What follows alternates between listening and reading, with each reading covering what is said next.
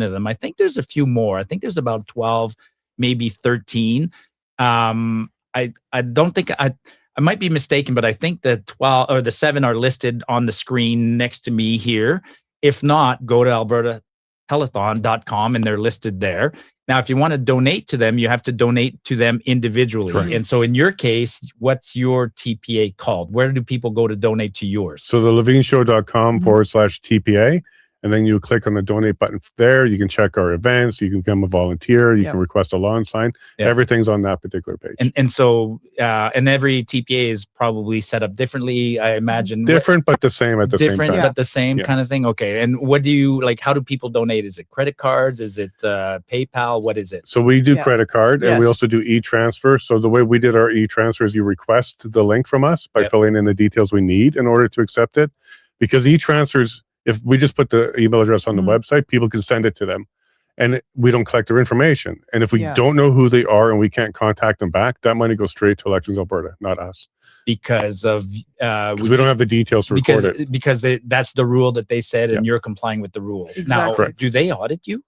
They will, Elections Alberta? They will at the end. At the end of it, we're going to be submitting all of the contributions that came in. We'll also be then accounting for each of our expenses. And yes, there will be an audit at the end. So we want to make sure as we go through each I is dotted and then each T is crossed, because again, if we receive something in and we cannot identify the contributor, we can't accept it, and we then subsequently have to submit it. And there's rules around identifying the contributor.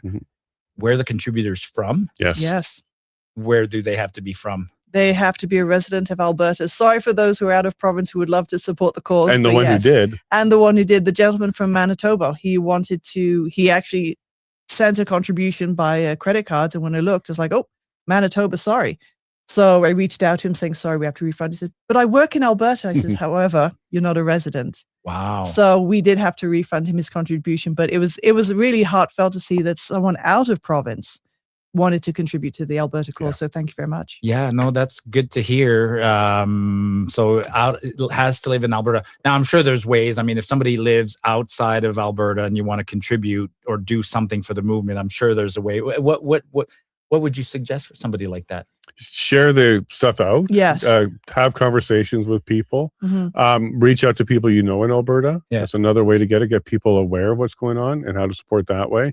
But when it comes to the financial contributions, unlike somebody else we'll talk about later, when it comes to the financial contributions, it has to be a resident of Alberta. Now, I'm not advocating, loopholes, but I think there are probably sort of unintentional loopholes. Like if you're having an event and you have a bucket there and you're collecting a few bucks from people at that event, are you verifying that they're from Alberta? So we contacted Elections Alberta about that on two different fronts. One, who are the people? And two, how do we control whether or not they put $50 or less in there?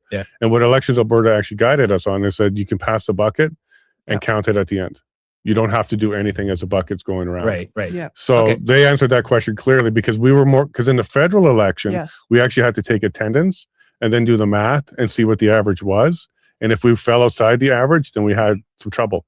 But I'm in favor of some of this. I mean, I am in favor, but at the same time, it's an example of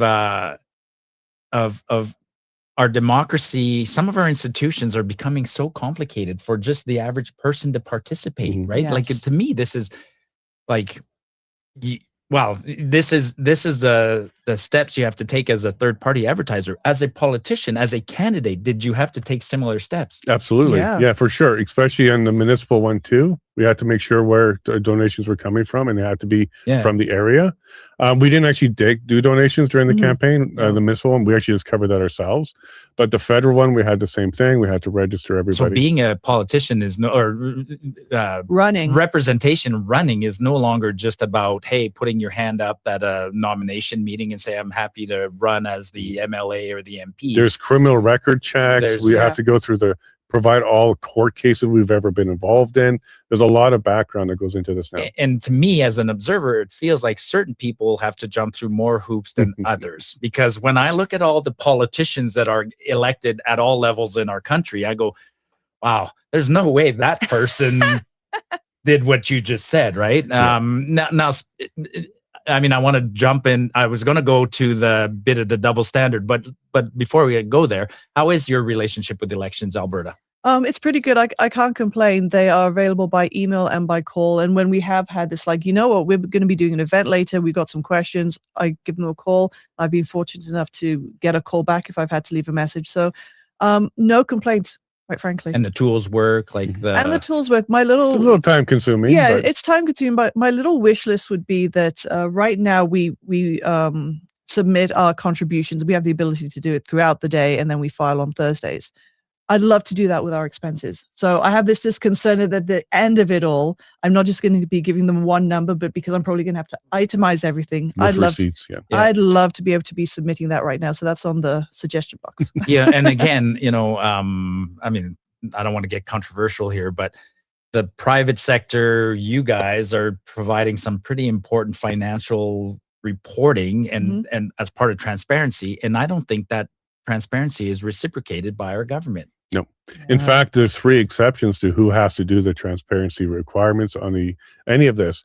If you're a political party, so NDP or UCP, if you're an MLA or constituency association, those are the 3 exceptions. They can go and advertise for this referendum all day long without disclosing anything, and they have none of the limits we have. And okay, so let's go there. So they're right now on the let's call it the stay side. Is that what we're calling it, the stay side, or the forever communist side? I don't know. So on the stay side, there are a couple of groups that are prominent. One is, of course, Thomas Lukasik's group. In your opinion, should he be following the same rules as you? Right. So I have some legal training, and there's 2 things I want to explain here. There's the letter of the law and then the spirit of the law. Okay. The letter of the law says you cannot go over 60 kilometers an hour. The spirit of the law is, well, in an emergency, you're running to the hospital, we will overlook it. Yeah. Under the letter of the law, he's on the safe side right now, because he's not even saying option 1. He's not mentioning the date. He's not telling them what to do on the referendum, which is the line. Yeah. However, on the spirit of the law, is he campaigning? By all metrics and measures, for sure. Right. So he's walking a very fine line. So his posters, for instance, don't say choose A or B. His posters are choose unity. Choose unity. Okay. So he gets away with that. And that was part of that was almost word for word in the bulletin that Elections Alberta put out yesterday or 2 days ago. It was last week, and I read that one. It was basically, here, Thomas, here are the rules, and you're okay. Yeah. It's basically the bulletin. Okay, because I made a comment on X. I thought, wow, they're making an interpretation based on him in particular. So, okay. So it felt that way, sure. It felt that way. And that's an example. Now, there's another, the For Alberta, no, is it the For Vote Alberta? To Stay? For the Nenshi group. What's his, For Alberta, for... Something like that. For Canada, FAFC, something like that. Yeah. Anyway, so that's Nenshi. Yeah. And there's probably a little NDP logo. There is at the very bottom of his webpage. It says So, NDP party. So he goes around. At that point, he's a political party with representation in Alberta, and he has almost unlimited budget. Yeah, using party funds, absolutely. And the same thing for the Alberta Referendum 2026 website from Danielle Smith and the UCP. Oh, that one also falls under that exception. I forget that one. Right. So she's okay. Right. Right. Yeah, I forget that one. Who else? Because she's got all the 10 questions on there, and she has her position. Now, I haven't gone to look. Do we still have a Liberal Party in Alberta? I think I'll have to go see where they stand on all of this. And then, but then the new up and coming party, what are they called? Oh, the Tory one? Yeah. The Alberta Tories or something? That's the Alberta Party rebranded. Yeah. Interesting. Awesome. Yeah. Okay. So where do we go from here? Let me give you some of the legal, not so much loopholes, but some of the things people don't understand that they can do. So not that you're advocating this. I'm just pointing out, providing the rules. You're providing. So the rules are cash donations or donations of $50 or less does not require a TPA to get your identity. There's no rule that says you can't make a subsequent and a subsequent and a subsequent. Yeah. FYI. 250 and up, you end up on, no, not 250 up, 250 and below, you do not end up on the Alberta Elections Alberta website with your name in the report. But that's per TPA. That's not accumulative over the TPAs. So if you gave us 250 and another one 250, it's not like suddenly you end up on the website. Right. Yes. Right. So that's cool. And the last one I want to let people know is there's no age limit. So every family member has the 5,000 limit. Right. Mm. Yeah. So a family of 4 would be 20,000. I'm a weirdo. I'm in the same category as you in this sense. I do follow politics closely. I do go to the Elections Alberta and I go pull the financial reports. And I always encourage people. I mean, that's one of the things I do on X, right? Is I'm showing people how to be good citizens. Yep. And these are the things you should do. You should, if you're not involved politically, maybe you're not running, but you should still know what's going on and go to the website and go check out Thomas Lukaszik's financial statements. And then you will see just what you said. It's like, oh, interesting that 6 people with the same last name are donating $5,000 each, right? Yep. Yeah. Now, let me ask you this. Well, just be clear, Thomas, he hasn't disclosed that for this period. He did for his petition period, but he also has on his website, anybody can donate and no limits. So he's doing something. He had money very left over from the 187,000 or something. That's a lot. That is a lot. Like for us, that would be everything. Yes. Yeah. And what's your limit? Your total limit? 607,000. 607,000. So between we're promoting 7 TPAs here. Like I said, there's perhaps a dozen, but if the 7 each do 600,000, that's only $3.5 million, or $4.5 million, ballpark, right? Yeah. Compared to the other side, compared to Nenshi, compared to others, that's not a lot, and that doesn't go very far, right? We learned this during the petition collection period, the signature collection period. Like people said, we should, Stay Free Alberta should have done more big events. Mm-hmm. A big event at most halls is what?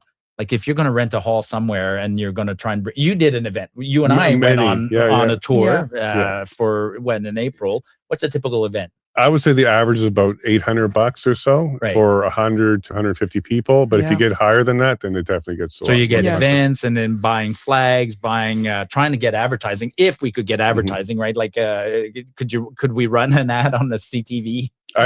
Technically in the CRCT, they can't deny you. Yeah. But in Canada, they don't have the equal opportunity rules like they do in the US.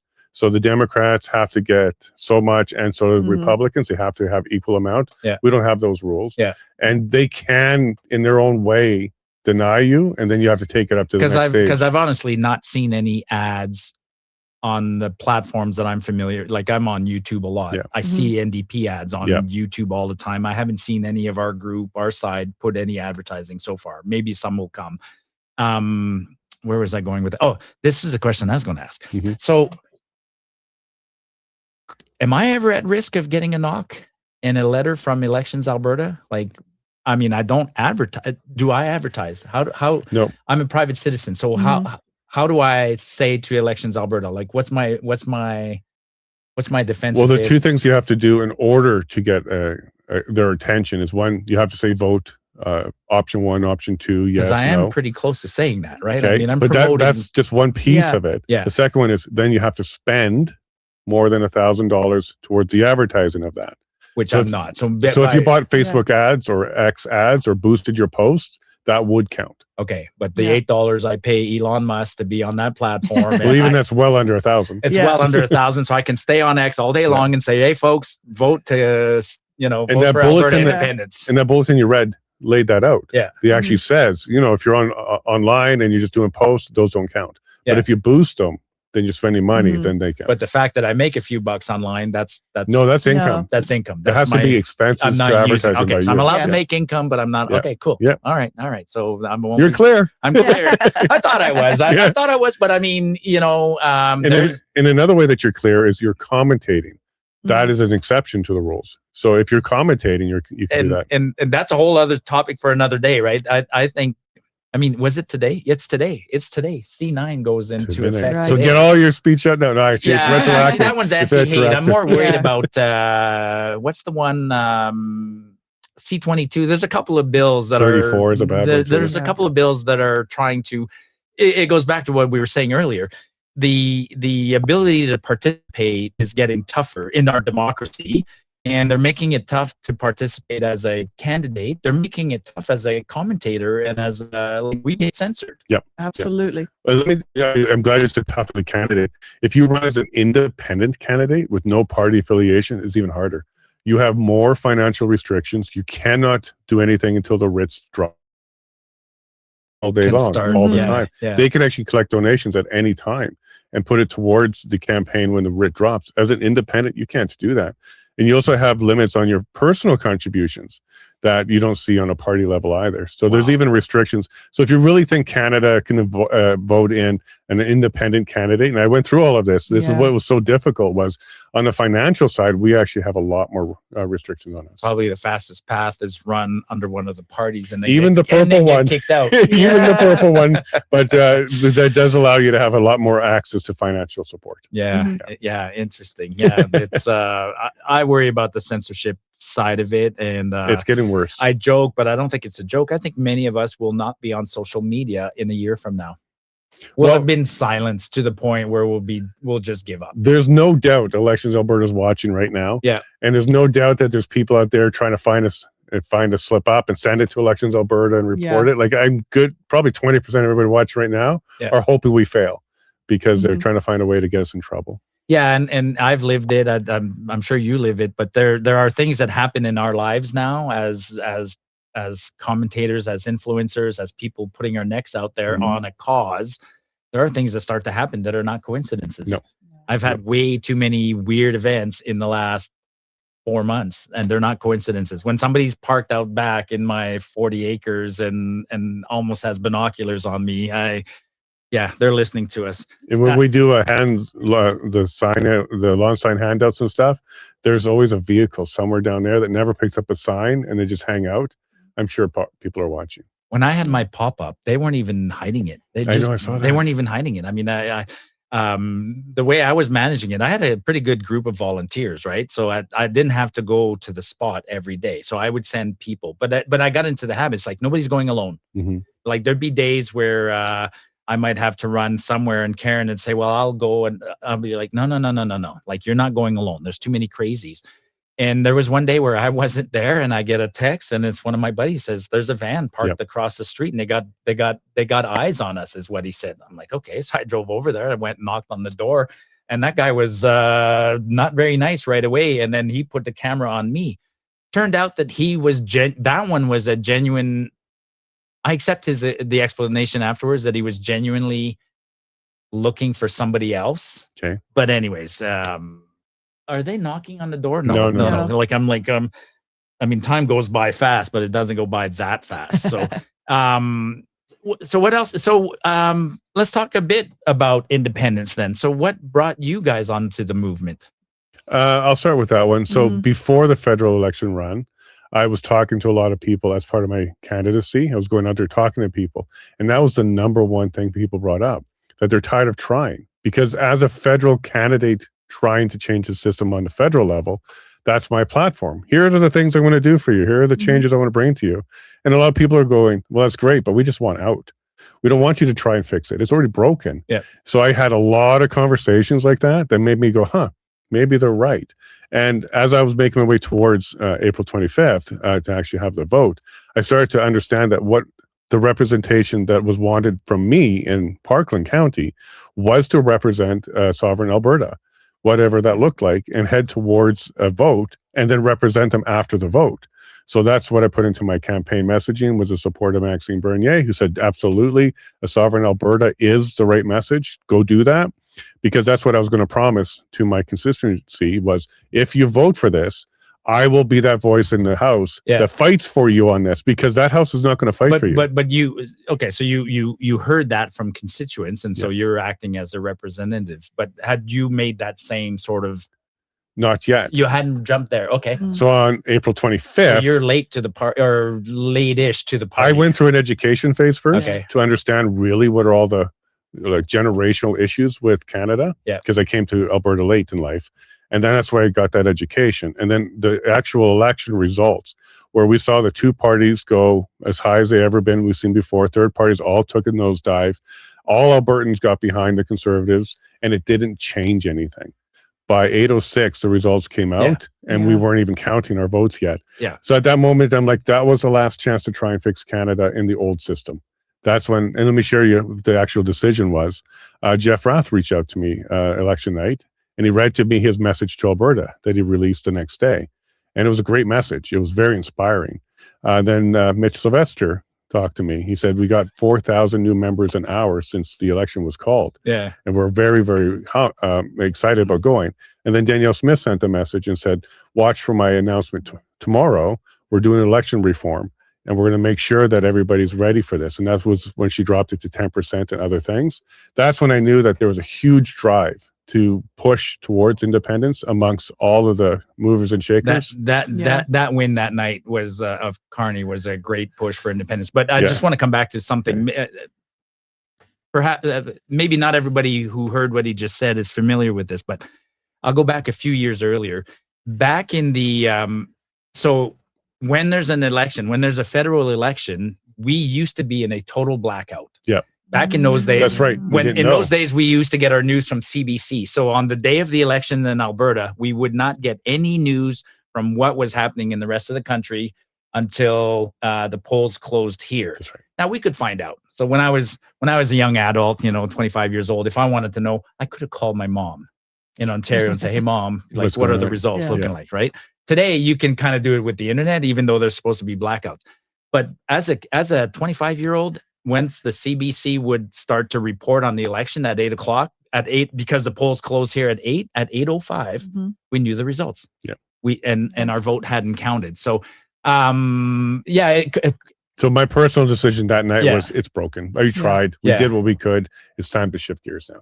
Yeah, and you heard my story because Jason and I did it, and Paula, we did a tour in April, and I told my story a bunch of times. I mean, like you, I'm from Ontario. I'm a transplanted Albertan. I came here in the late 80s, early 90s. I came here in 89. And I came here for work. That's it, for work. And when I showed up here, there was this thing called the Alberta Advantage, which was simply work hard and you'll get rewarded. And that helped me for decades. I mean, my life was good. Able to raise a family and afford a small house and whatnot. And something changed dramatically in the mid, in 2012, 13, 14. And so for me, it was a game changer, was my time working for TransCanada when we're trying to build East. Oh, no. Oh, we're good now. That's not the building. No, that's our phones. There's a child missing. Autistic child missing. Yeah. Uh-oh. So everybody pay attention to that one if you're in the area. It must be Calgary. As long as it's legit. That's legit. Yeah, I mean, again. Then again, no coincidences, right? There's no coincidences. Even with our door going back and forth and squeaking. Were you at the main event, the big event at the Big Four building? Big Four. I saw you there, and someone pulled the fire alarm. Somebody pulled the fire alarm, right? And then that was cool because people pulled the fire alarm, and I think was it Eva Chibyuk or somebody, maybe Mitch, whoever was on stage, didn't skip a beat, kept on talking. Raph. And nobody left, stage, right? Nobody left. I remember helping Andrew. What's Andrew's website? Andrew Bocage. What's his handle on X? Andrew's the guy who went and put the Alberta flag on Adams Island. The island. Yeah. Anyways, good job for doing that, Andrew. By the way, and the second time too, because someone tore it down. It's gone now. Again, it's gone. That's so. Well, maybe they wanted it on their property. Actually, we'll talk about that in a second. But that night, Andrew, we helped Andrew because while the fire alarm was going on, he lost one of his kids. He couldn't find a kid, and that's for any parent who has a young child. That's a moment of panic, right? Let's talk about that. Actually, let's talk about.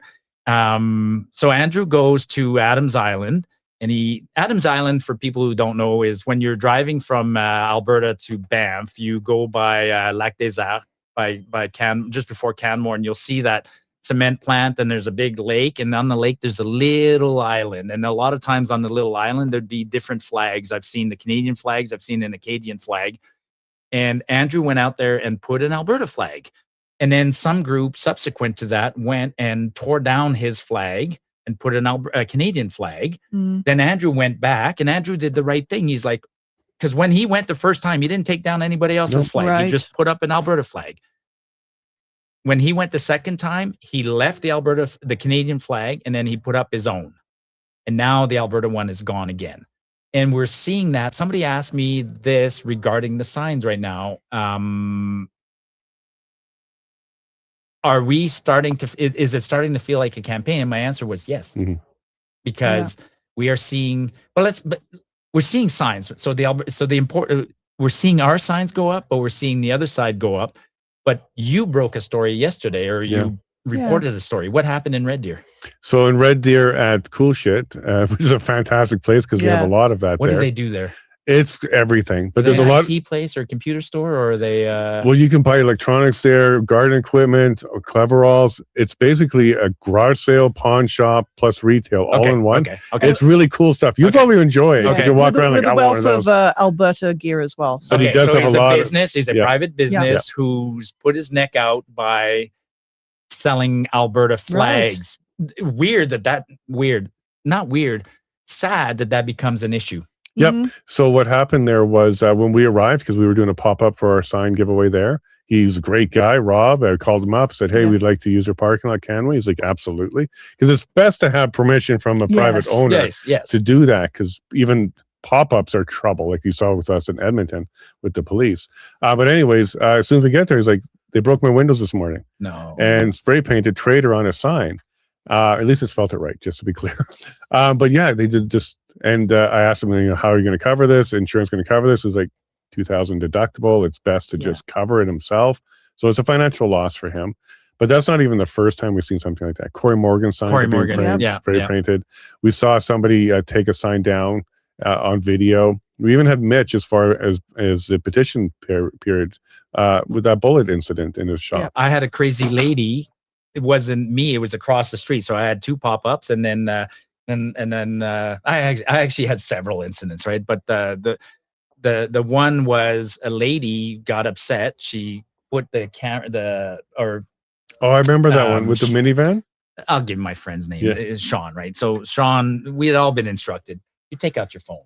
Once you take out your phone, a lot of crazies calm down, right? So Sean took out his phone. She grabbed his phone and she threw it in the ditch. Funny thing, kudos to iPhone. I don't know what he had, an iPhone 14 or whatever. It kept on recording. Even underwater, you could hear the muffled sound. Then he brought it up, and she went around and she knocked down all our flags. Yeah, that's crazy. And I'm like, and then she blocked her license plate at the end. Yeah, right? You're so upset that you're offended by the flag of this province. Yeah, and I'm not. I mean, yes, I've given up on Canada, but I'm not offended by the flag of Canada. Not at all. It's your not at all. And if we ever become our own country, it's still your flag. I'm not going to be offended.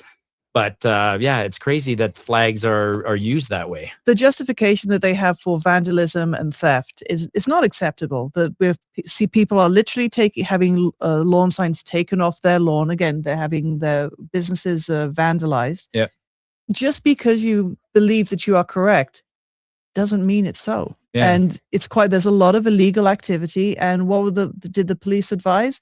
Well, it works both ways. However, we are not actually going out and stealing Canadian flags, Canadian lawn signs, or anything like that. And sorry to cut you off, but I was disappointed during the signature collection period that none of the political parties were coming out against that. I wanted Danielle to say, listen, this is like condemn it, right? Yeah. Menchie, you should condemn it. You should all condemn it. This is in fact, and you mentioned traitor. I got called a traitor so many times, and I'm like, there's no pure. First of all, it's not treasonous. No, it's in our laws. I'm allowed to do this. A province is allowed to separate, and I'm simply exercising a democratic right.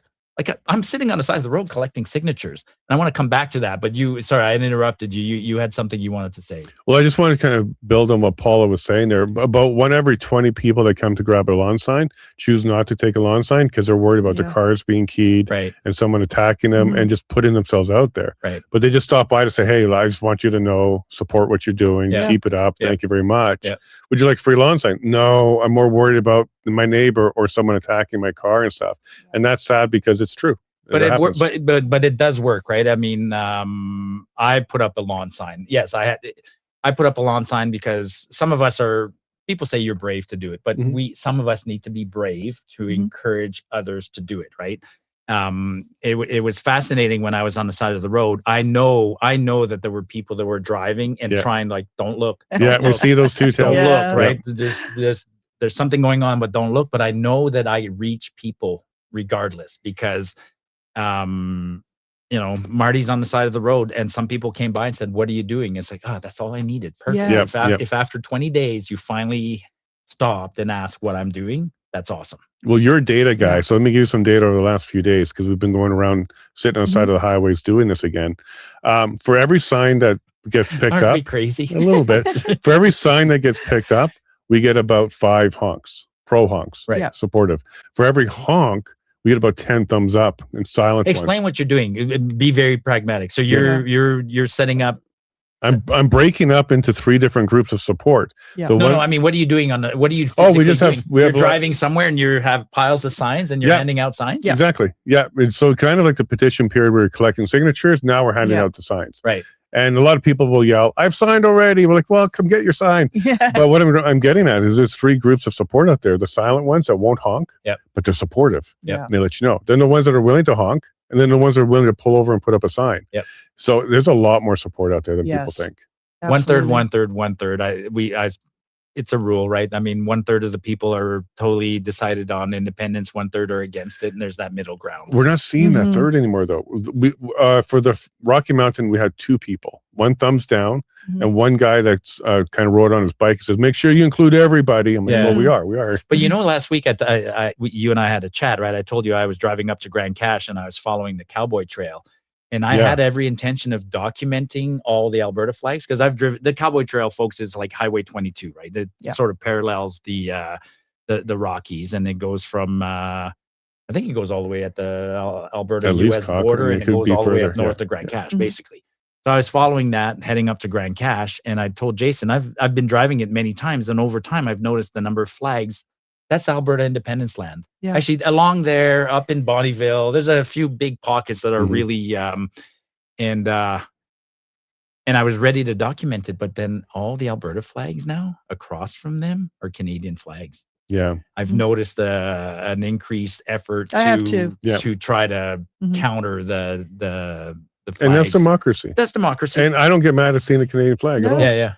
Now I got to give a shout out. I mean, there's some little towns. I drove through Tomahawk. I don't know. You're close to Tomahawk, right? Yep. I don't go through Drayton. A lot of times when I'm heading north, I purposely go through Tomahawk because gas is cheaper there, and it is one of the most. They had your signs all over, all over the place. Yes, they did. You know the guy who did that. You know who did that? Okay, so shout out to Tomahawk. Yeah. Our buddy Cliff up at Tomahawk. Shout out to Cliff directly. Then, and then he came in, saw us right away. He took a bunch, and then he came back same day. Said, "I'm already out, but keep going." We gave him a couple. Is he also a distributor kind of thing? Well, he knows everybody. Cliff is the unofficial mayor of Tomahawk and area. Okay. Yeah, he's definitely getting it out there. Got permission from the landowners that we could put the signs up, so that was great. Yeah. No, it's good to see. And I don't know why that Tempo gas station in Tomahawk's always cheaper, but it is what it is. So I get not taking a pause, but just a reminder: this is an Alberta telethon. We're trying to get you guys to. We're trying to raise money, is what we're doing. We need to raise money for this battle.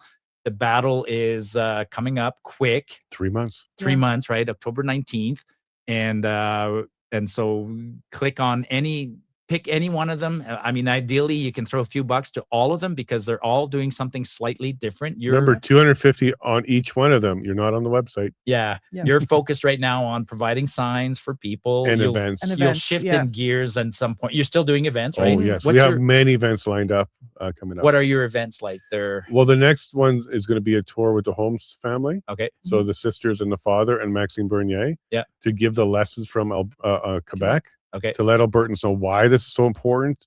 It's not a political thing. It's a referendum why it's so important thing. Yep. We're doing a one-day family event on April 5th or August 15th with Lindsay Butler for music.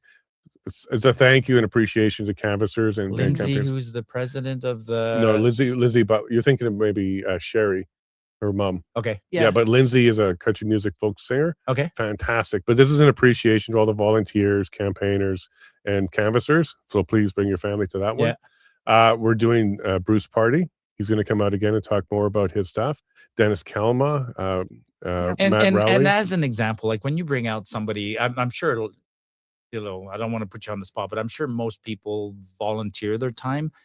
Bruce probably doesn't charge you a speaker's fee per se, but I'm sure you try and extend something. I mean, it's not cheap for Bruce to fly and this.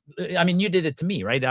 I'll speak personally. Yeah. I didn't charge a speaking fee to go speak. Nor do we pay anybody. But if you can throw a few bucks because I got to pay for gas, that's one of the things that the TPAs are for. The accommodations and hospitality and the venue, Yeah. all of that stuff is covered by the donations. Yeah. And when someone like Bruce comes into Alberta from Ontario, he gives a different perspective. Yeah. And he's like, well, here's why Alberta should do it. You're going to save Canada. Now, on that topic, I mean, some people volunteer an incredible amount of time. Incredible. Oh, my goodness. Well, let's do the math. At $25 an hour, 200 hours, $50,000. You donated in your time. No, it's not that much. Do it.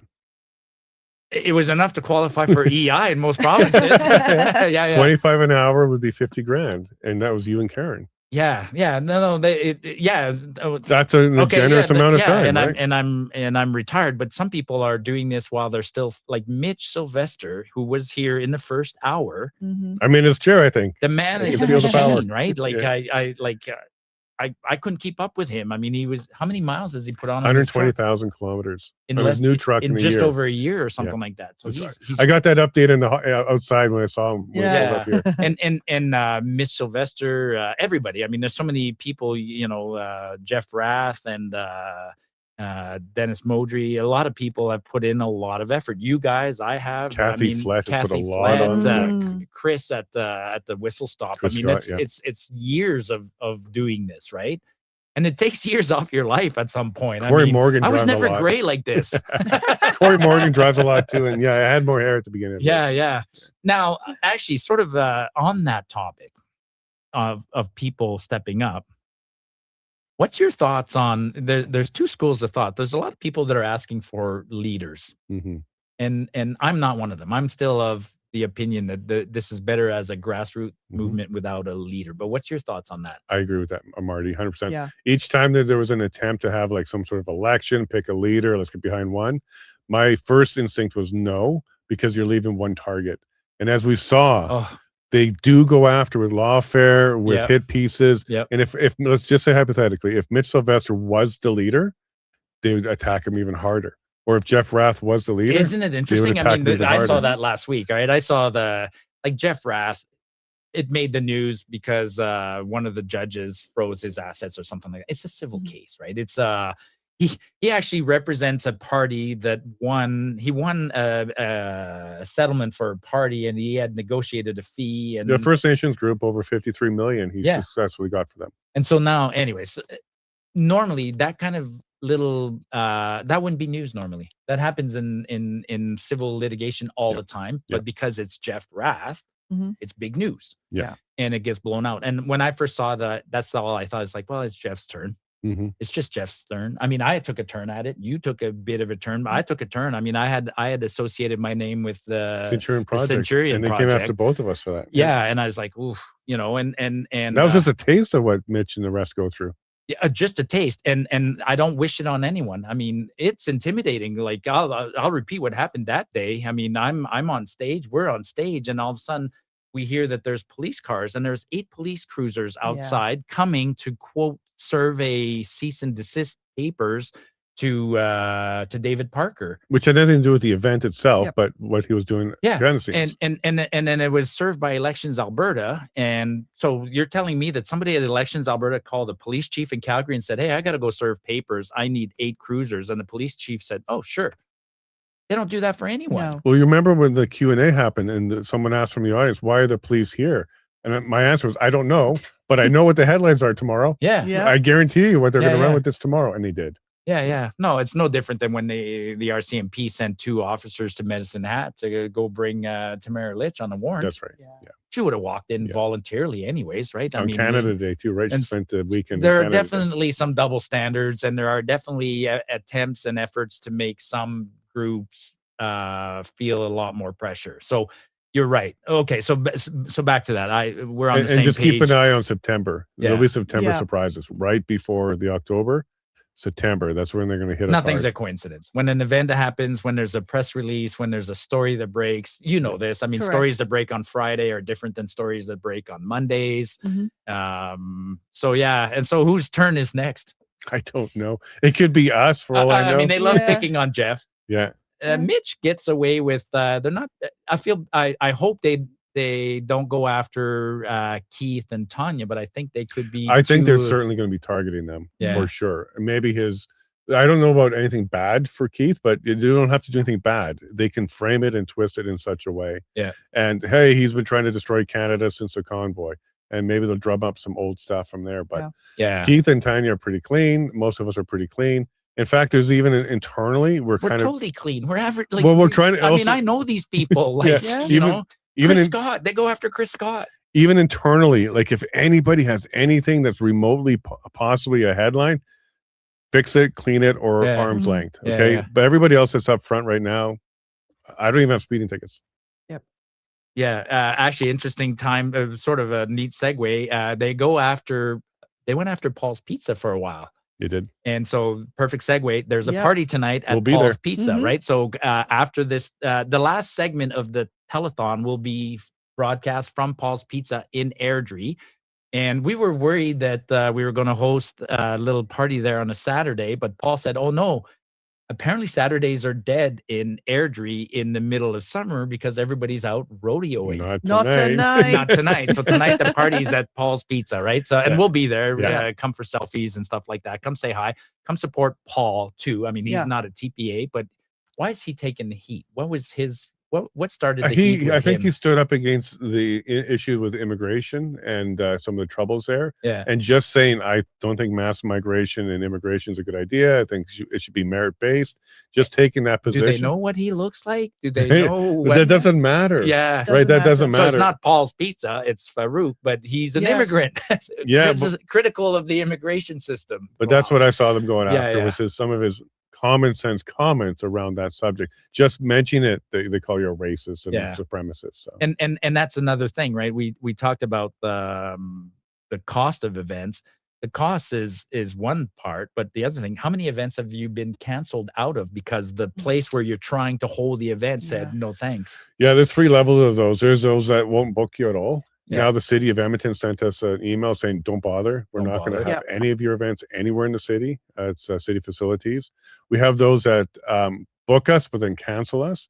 And then we have those that cancel like the day of. Which is really nasty. Which is tough. Which is tough.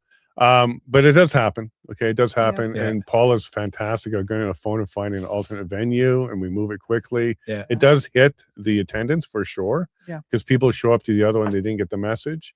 But it happens everywhere. People were doing that to Paul's, right? They're calling Paul's Pizza and ordering like 15 pizzas. He got wise to that pretty quick. I think every pizza shop's wise to that. Yeah.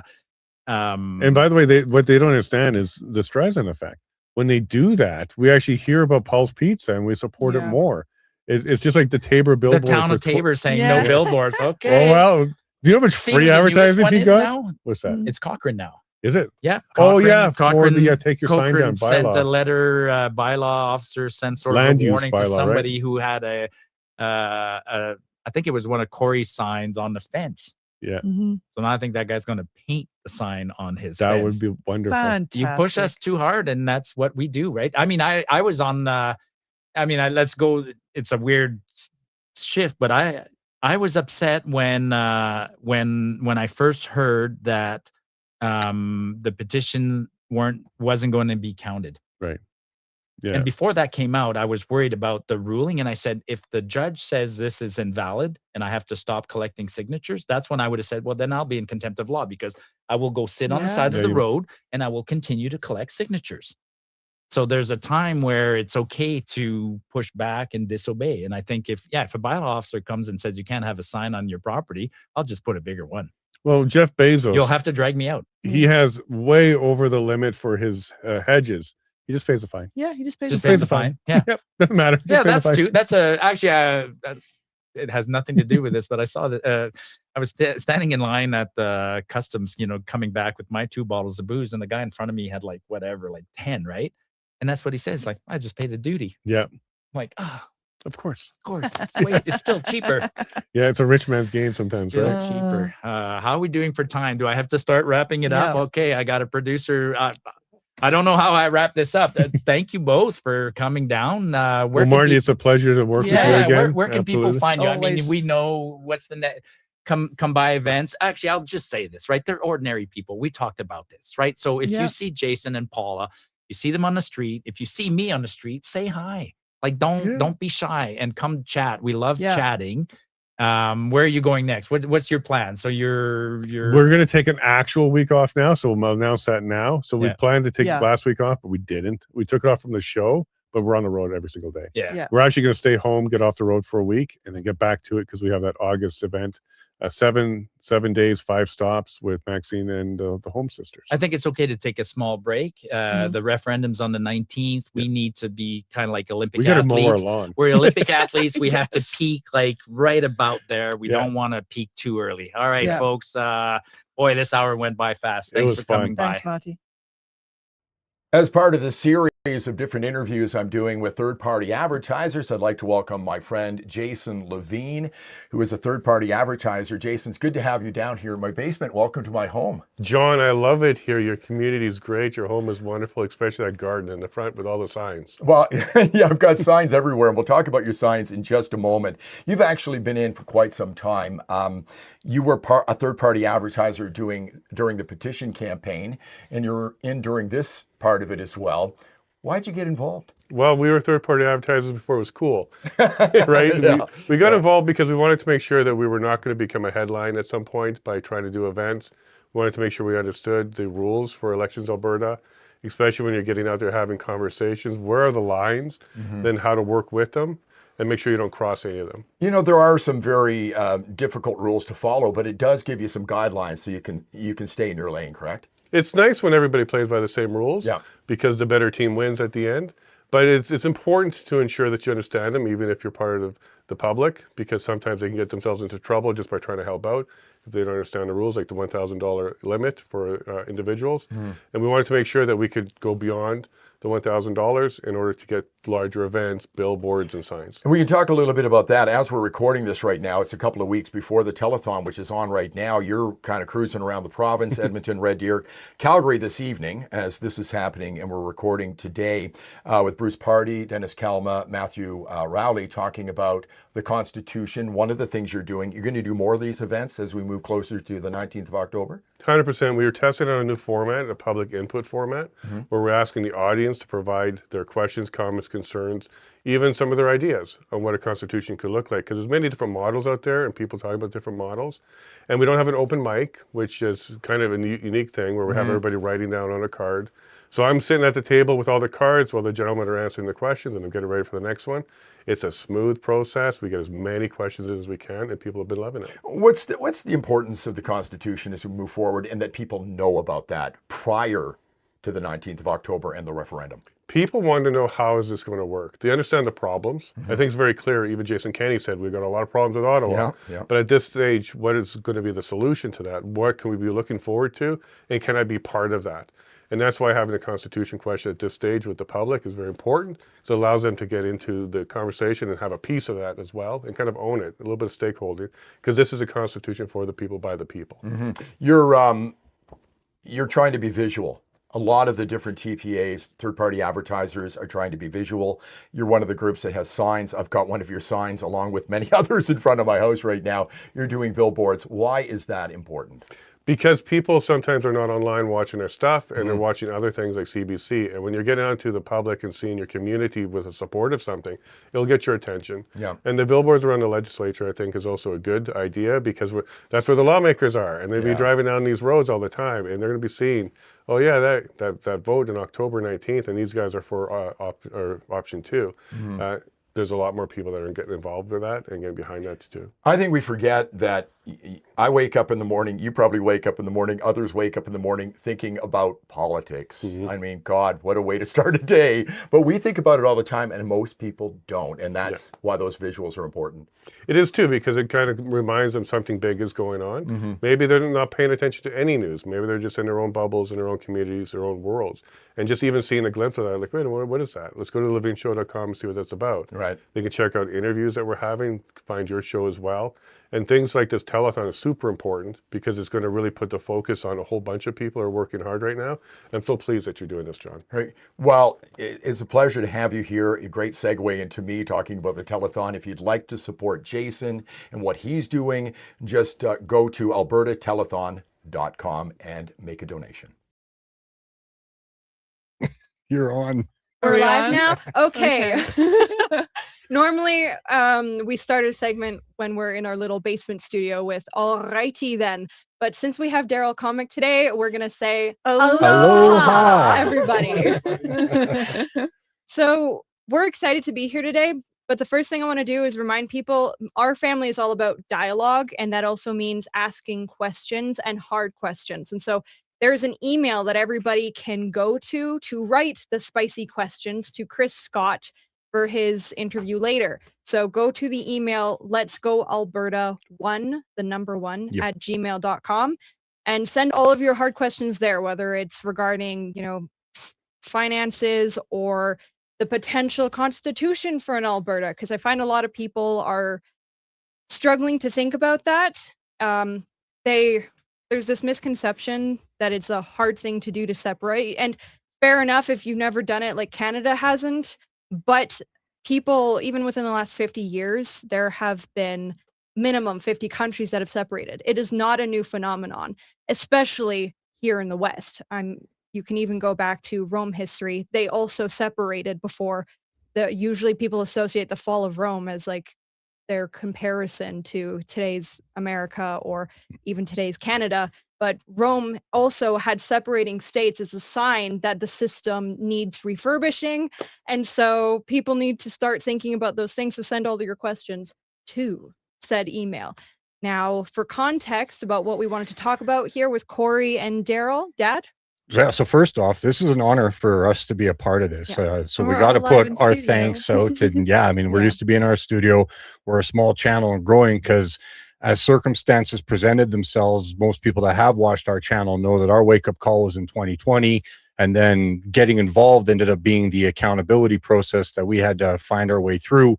And so here we are, just trying to help with the culture war because we believe wholeheartedly, there's nothing on record that attributes that this was a Mark Twain saying, but it's easier to fool someone than to convince someone they've been fooled. And one of the ways to dispel magic tricks that get played on the minds of individuals is by knowledge, there's a biblical verse, Hosea 4:6, I like quoting. It says, "For lack of knowledge, my people were destroyed. Because they rejected knowledge, I reject them as priests before my house." Mm-hmm. The meaning of all of these types of quotes and sayings is that that's on us. That's on us as individuals. So for us to be asked to participate in this is an honor because that's wholeheartedly where the motivation is for our family at this stage of, I guess you want to call it the collective battle, is to bring awareness because our citizens and our fellow Albertans, they mean a lot to us. We all went through things and we have this long context from 2020 to this point. And that is going to be one of the themes of where we would like our segment to be is how we got here, because there's this tension that's arising out there with, you got your Forever Canada camp and your Independence camp.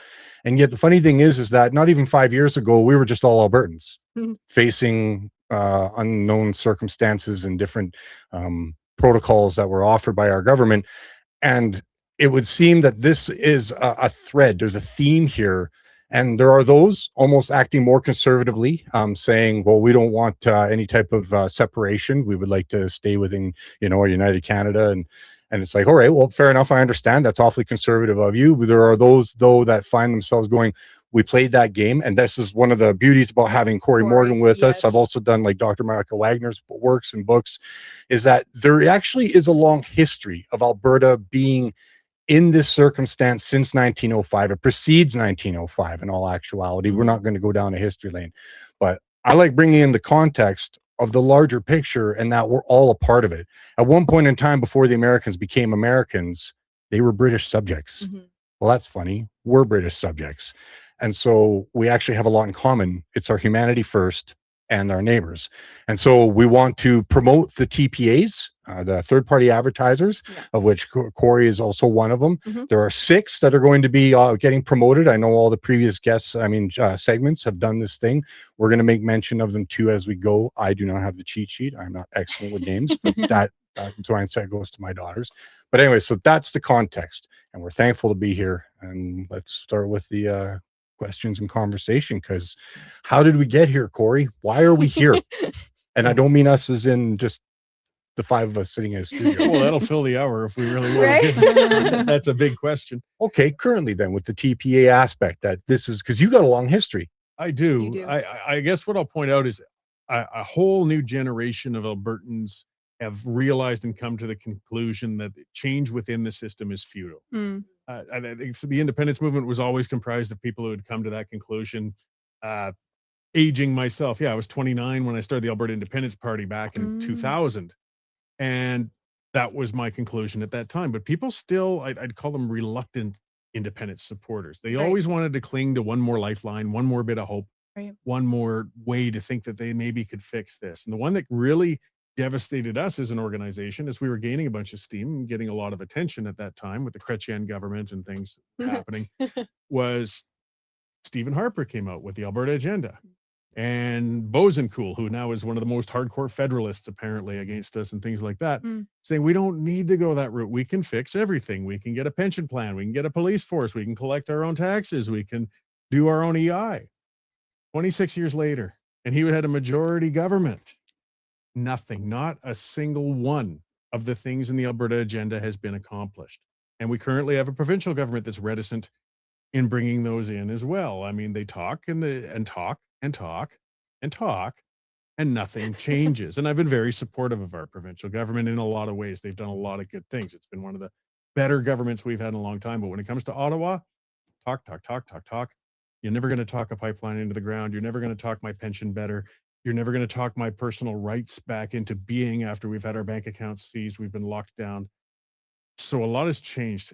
I believe COVID contributed to this as well. That was a big wake-up call for a lot of people who thought the government's benign. The government would never do such things to us. Our freedoms are protected. They're safe. Realize, no, actually, we're just one more sneeze away from being locked down again because nothing has changed. And it's come to a head with people that final hope they were hanging on to. Okay, Canada prefers Liberals. They'll give us Liberals for 8-10 years at a time, but they'll give us a breather with 4 years of a Conservative government now and then so we could have somebody who's less bad to us for a little while in office. And when it came that close, but all they had to do was slap a new coat of paint on another Liberal, throw them in the front, and not only were they put back in, but with a stronger mandate than they had before. That's when I think a tipping point of Albertans realized that's enough. It's enough. The system doesn't work. Or it's working exactly as it was designed. Well, it wasn't, though. I hear that all the time, and I don't believe it. I believe it's out of date. I believe it was built by a centralized government, again, 100 and some years ago, who were looking from the perspective that this is 4% of the population. Thus, you build a system to treat it as if it's 4%, but they didn't build in or think about the growth that would come later. I mean, the abuse of the system by those who control it, it's working exactly how they would like. I just don't feel it was ever designed necessarily. I do believe the founders thought they were building something good, but it's the problem with a system 100 and some years ago. How many things from 100 and some years ago were useful today? We have to change this thing. We have to adapt it. Meech Lake and Charlottetown were the last two big, these were prior to you guys' time, but these were the last two big pushes to try and change it. And they didn't even come close. And I was younger than they are now in that scenario. So it's realizing you've got two choices. Accept this status quo and realize that we're just going to have our rights degraded. We're going to be a second-class province within a larger federation, or pursue independence, which is really the only one and only way we can see now to shatter and break out of this thing. Looking at the amount of conversation, looking at this growing support, looking at this organization, more people have come to that conclusion than ever have before. So it's been an incredible year. I mean, a classic example is the telethon in and of itself. The fact that it's manifesting as it is now, with as many hosts that it's appearing, with the viewers that are watching and everybody that's in on it. All of the TPAs we have 7 on the list here, but there's even Albertans for Freedom. They're coming out, and those are good people. There's so many more that aren't on this list, which is, just a testament to the culture that Alberta's trying to continue for fostering, which is all what we're about. Well, and we did an interview recently because we were having a debate with people that are sharing the sentiments that you're talking about, which is the feeling like if we just hold on a little bit, right, then we could get somewhere. And it was with a lovely lady on our CA board named Judy, and then it was with one of the TPAs, Angela Tabak from the Alberta Women's Independence Network. Yeah, thank you, Alberta Women's Independence Network. I'm like, that's the longest TPA name. It's a fantastic group. It's a great group. Yeah. But when she was talking, Judy, she was mentioning that it's like, well, I mean, in the past, it was relatively like good enough to ignore, as in getting involved in government was just something that not a lot of people were paying attention to because they thought that life was okay, right? But it was more of, well, yeah, you're surviving, but you're not necessarily thriving. And then she made the comment that, what, like, are we really going to try and separate on the auspices of just bad 11 years of liberal government? Since And Pierre Trudeau, I think, was her timeline. It's only been bad since and Pierre. I instantly was thinking of you and all of your historical context going like, oh, honey, like, it's far more longer than just 11 years of liberal government. No, it's much deeper and it's cyclical. I mean, I think something that drove home to a lot of people, those of us old enough to remember the first Trudeau, like we had to go through another one. Like, does this country ever learn? Is it going to change? And no, it doesn't. Yeah, the bruised and battered wife syndrome. Yeah, I guess we keep going back, but it looks different this time. I'm just going to do a quick announcement. This was passed on to me. Keith Wilson just announced they've raised $25,000 today so far. Awesome. Let Alberta Decide is the name of their TPA. And I checked about 2 hours ago with ours. We'd raised $5,200 already a couple hours ago. This telethon, and people are really responding all over. I mean, Keith's obviously going to blow me out of the water, but it's great. We're all winning. Well, and if I'm not mistaken, each TPA has a max that they can receive. Is that correct? 607,000. Yes, and so we still got lots of room. So exactly, I know that Keith is very popular, and so is Tanya. I mean, what an attractive woman! Who wouldn't want to give her money? But I digress. I mean, definitely try and spread the love once you can. That way, people can divide and conquer. The more signs, if the more houses that look like John Bolton's with 7 signs, the better. Something I also just wanted to add to play to the context, because there's so many people that are still on the fence, and Deb was alluding to the fact that even if we went through past grievances before, like maybe with the COVID-19 situation, it doesn't mean that they're necessarily feeling like Alberta independence is the way to solve that problem, right? Like trying to figure out how to fix the system using kind of the battlefield that they set up for you, right? But when we were having that discussion on our podcast with Angela and Judy, it was one of the things mentioned was, okay, well, why can't we, plead to the other provinces? Because all of the bills that are coming forward, every single province is going to be facing these censorship laws, and it's not just going to be Alberta and et cetera. And I'm like, for sure, like there are laws that are going to make every single person in Canada a victim to a terrible, terrible system, tyranny, essentially. But coming at it from a young perspective, since Maddie and I are kind of a bit of the younger demographic in this movement, I was like, timeline though is the rate at which these bills are coming forward, and where we've see historically where Mark Carney and now his majority government have come from, and just all of the different third groups that he's intertwined with, Chatham House, Bilderberg Group, etc., right? And people not looking, either reading his material, like his book Values, or looking at the different historical policies that have come out of these groups, I think is just a huge ignorant bubble that they are not willing to explore, unfortunately. But I was like trying to convince like 50% of all provinces to try and change and open the Constitution in any way. I'm like, I don't know about you, but I'm going to be having to bear most of the brunt of what's coming down because I live longer. So I was like, I think time-wise, I'm like, can we speed things up, please? Just to correct, too, you would need to convince 70% of the provinces with 50% of the population. Right. Yeah. Right. And it's not going to happen. There's just no way. Quebec isn't going to agree, and you're already getting close in the population numbers. With Senate reform, when 80% of our Senate is on the other side of Manitoba, there's no way those provinces are going to agree to that change. The problem is the status quo serves them, and they don't have an incentive to change it constitutionally. We might get some legislative wins. Things you're talking about, these authoritarian type actions, bills coming out of the prime minister right now, but that doesn't change the system. And I mean, we aren't protected until the system changes. So Agreed. we should talk to the other provinces. I mean, there's no sense suffering, and we still want to be as pragmatic as possible and get as good a policy as we can in the meantime. But we have to realize that this is just going to be an unending cycle of battling against these authoritarians until we bring in a system that protects us. And Rand's right. Like, tell me the incentive, I'll tell you the outcome. Yeah. So, Right.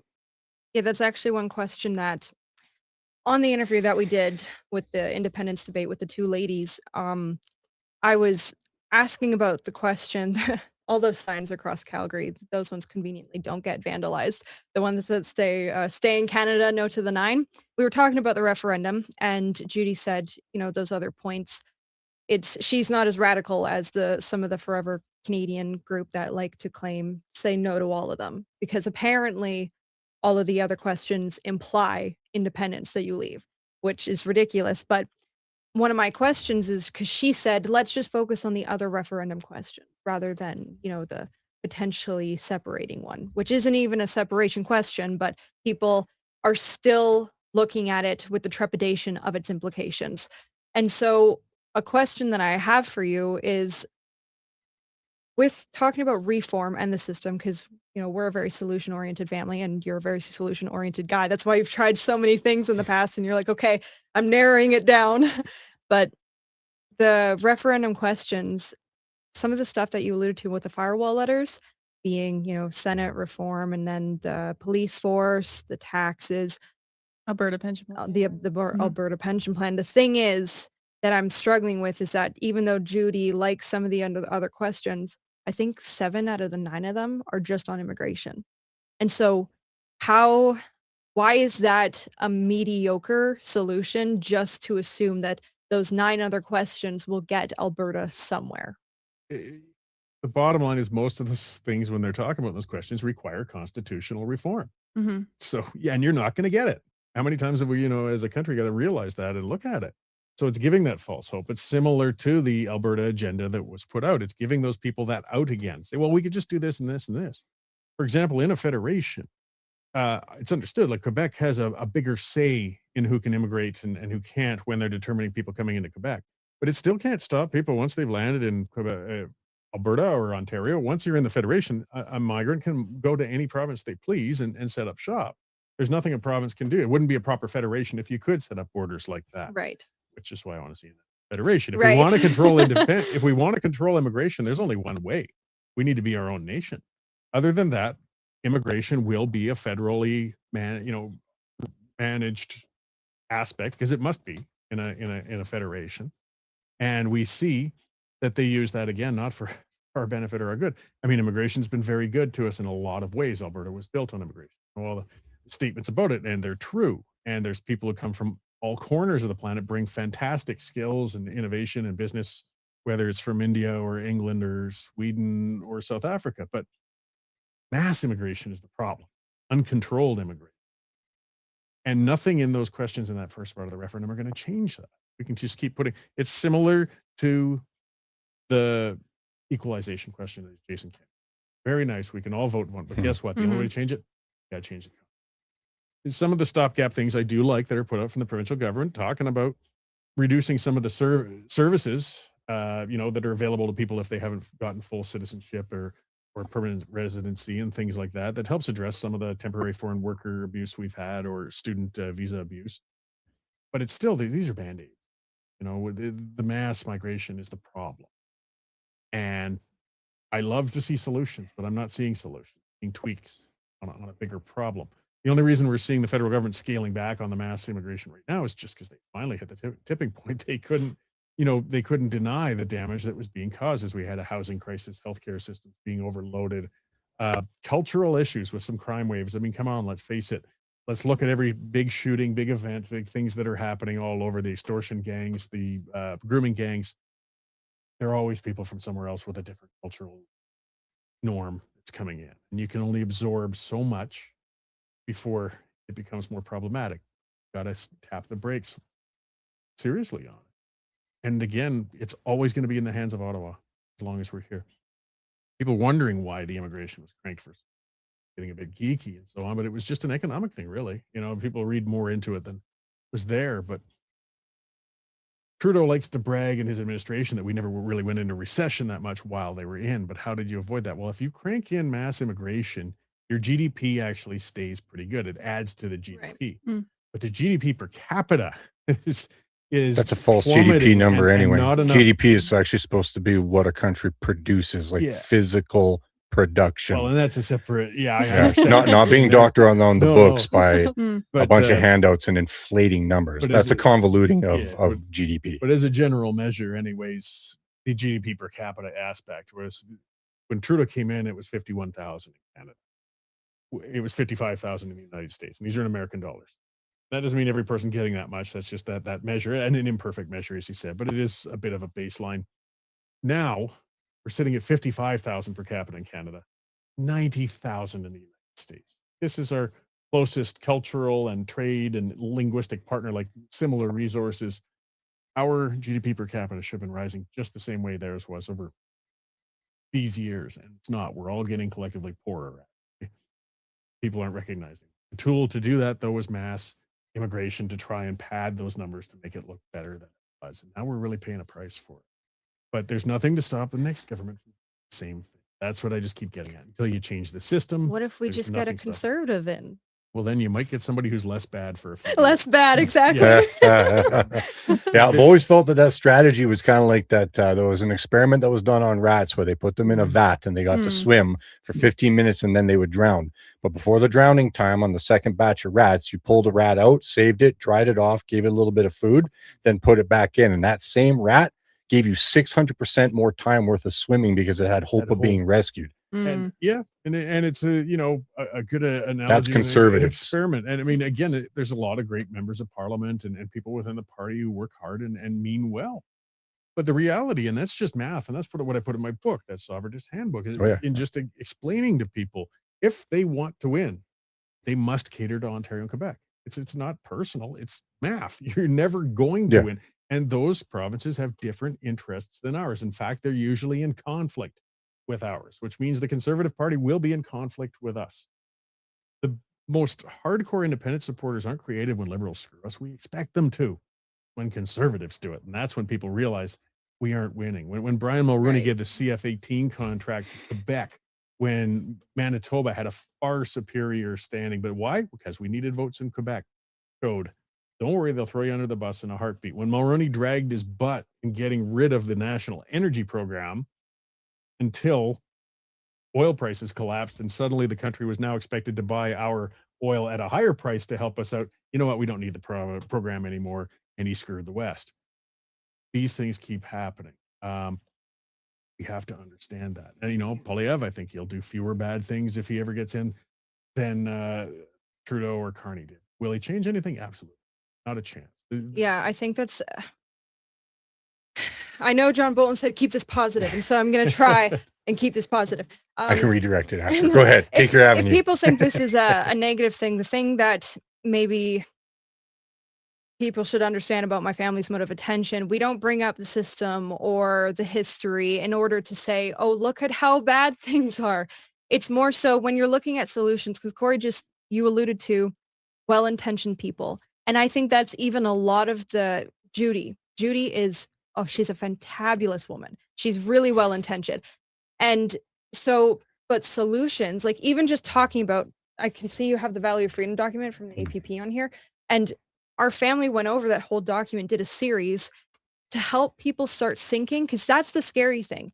For a lot of people right now is the solutions. You have all these good intentions and people that want Canada to succeed. And they see that there's not actually that big of a divide, like Macy alluded to.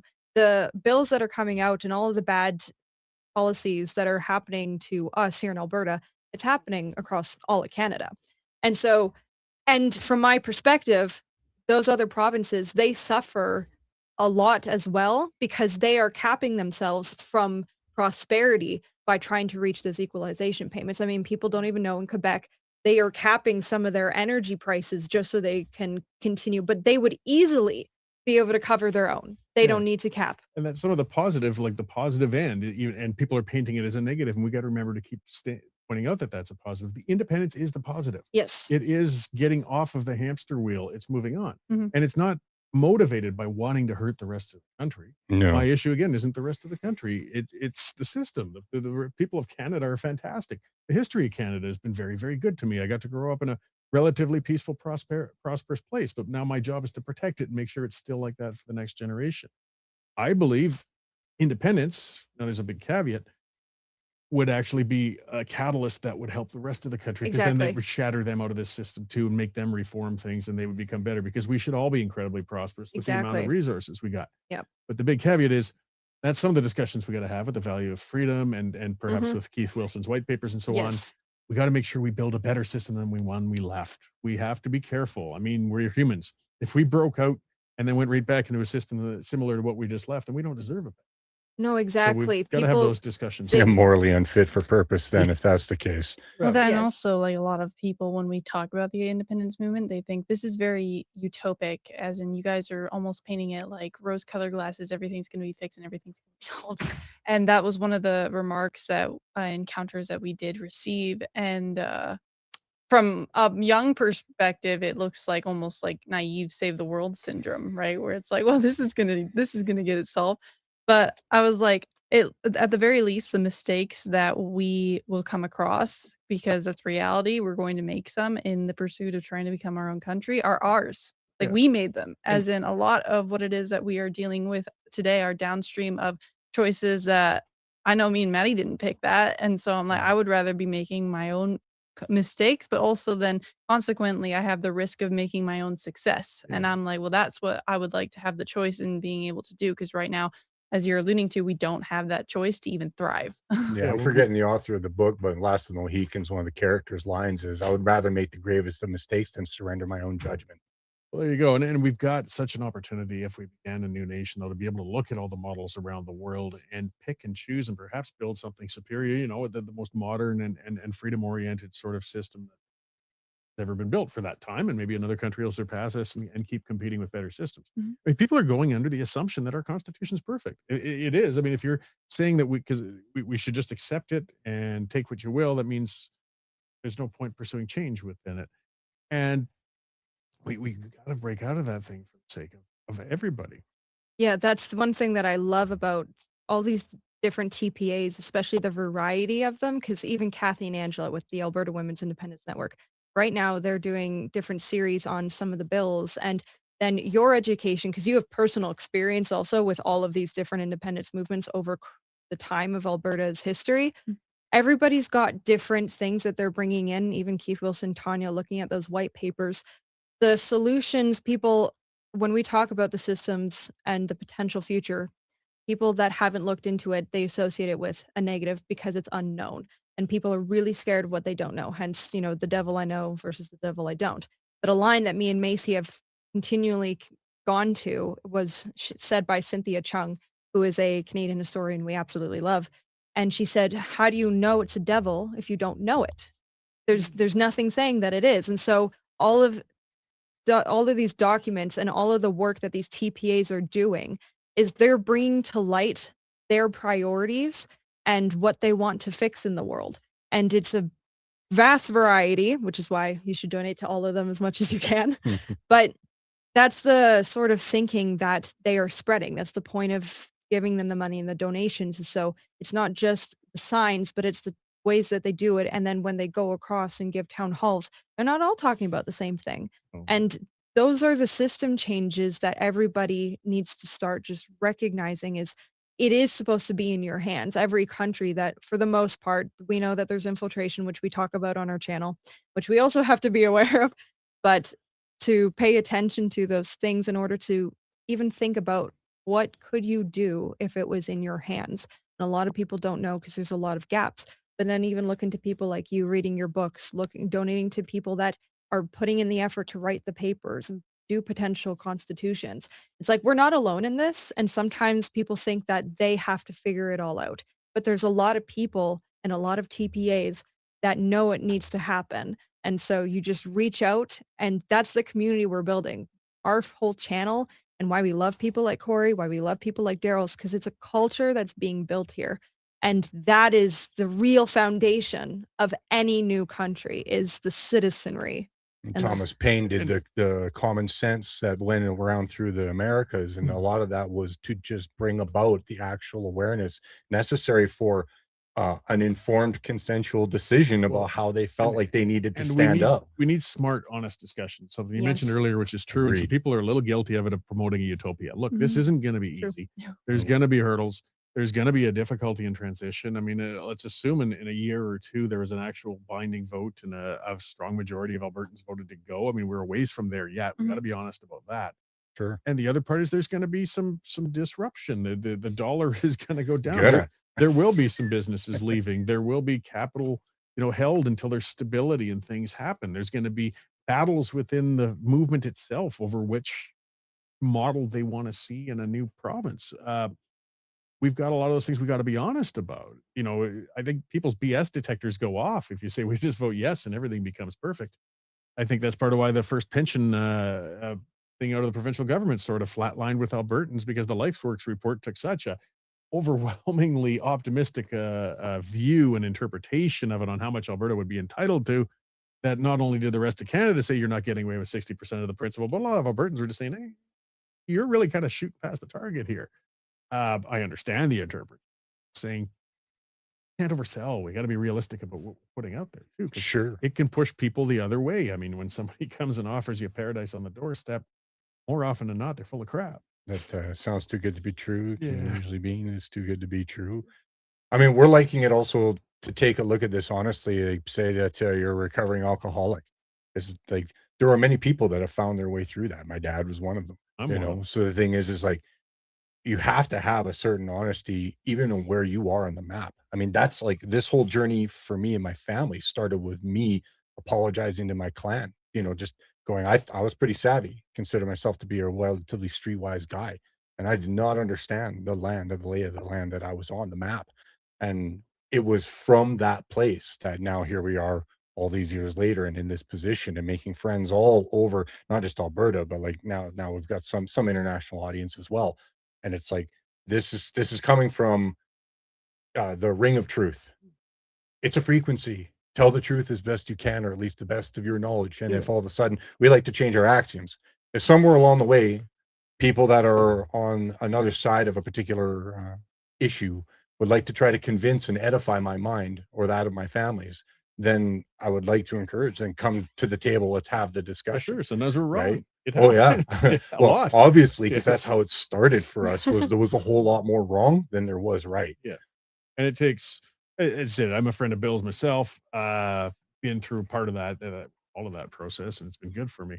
And a big part of that isn't just pointing out what's wrong with everybody else. It's that harsh self-evaluation of Mhm. Yeah. realizing the truth about yourself. And you can't prove until you've faced those truths and understood those things, like to shield yourself from. And those lessons can be applied in a broader way and in general, Yeah. Yeah, the Mhm. ask, seek, knock parable, and lots of people got to remind themselves that whole thing is 3 sets of action. Mm. So, Well, that's why Maddie and I we emphasize culture the most and education in terms of our fight. And so when people come and ask questions about what it is that the specific group is or organization and what it is that they need to be looking at, I'm like all of it, every single one, because when we were going down the cultural route and then we started getting into the history even of, as Dad alluded to, the beginning, are technically our old British subject brothers and sisters, the Americans, right? The people like the Benjamin Franklins, I read his autobiography, and they're the type of people where they had to form communities, and it took decades to actually get the populace like intellectually thinking about these concepts of like what does the freedom mean, even when you ask yourself that, like what does it mean to you exactly? And then they would have to figure out how to form almost like their own uh, groups that we've kind of seen starting to stir in the surface with the Bruce parties and the Matthew rallies, where it's like, okay, so what would a new documentation look like if we were trying to actually physically say what it is that we want, right?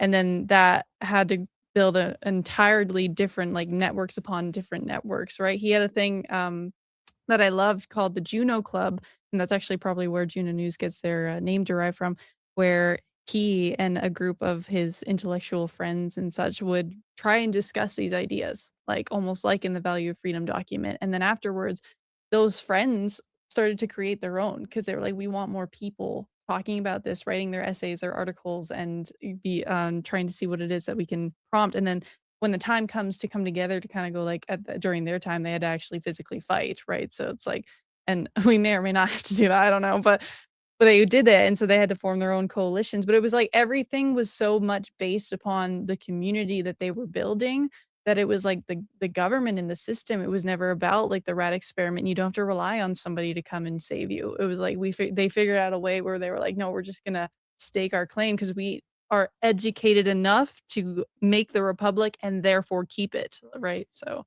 Yeah, like all the founding fathers that wrote the Declaration of Independence, some could argue as far as the minutiae, 27 to 32 grievances. They actually put in evidence. Most people think it's just the beginning. It's like when you actually read the whole thing, they list the grievances and crimes, if you will, that were perpetrated upon them.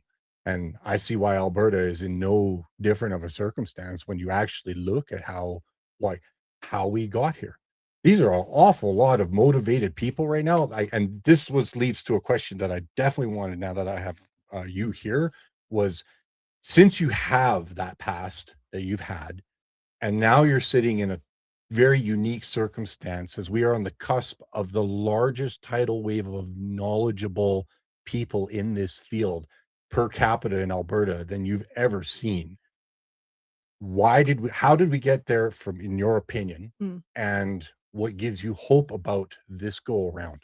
Sure. I mean, two things that were kind of in those two parts of the question. The first part is similar right off the bat. You know, when I talked about perhaps what led up through COVID, through repeated failures, things like that have led to this tipping point, and then finally, you know, hope for change being snatched with a federal election that woke people up.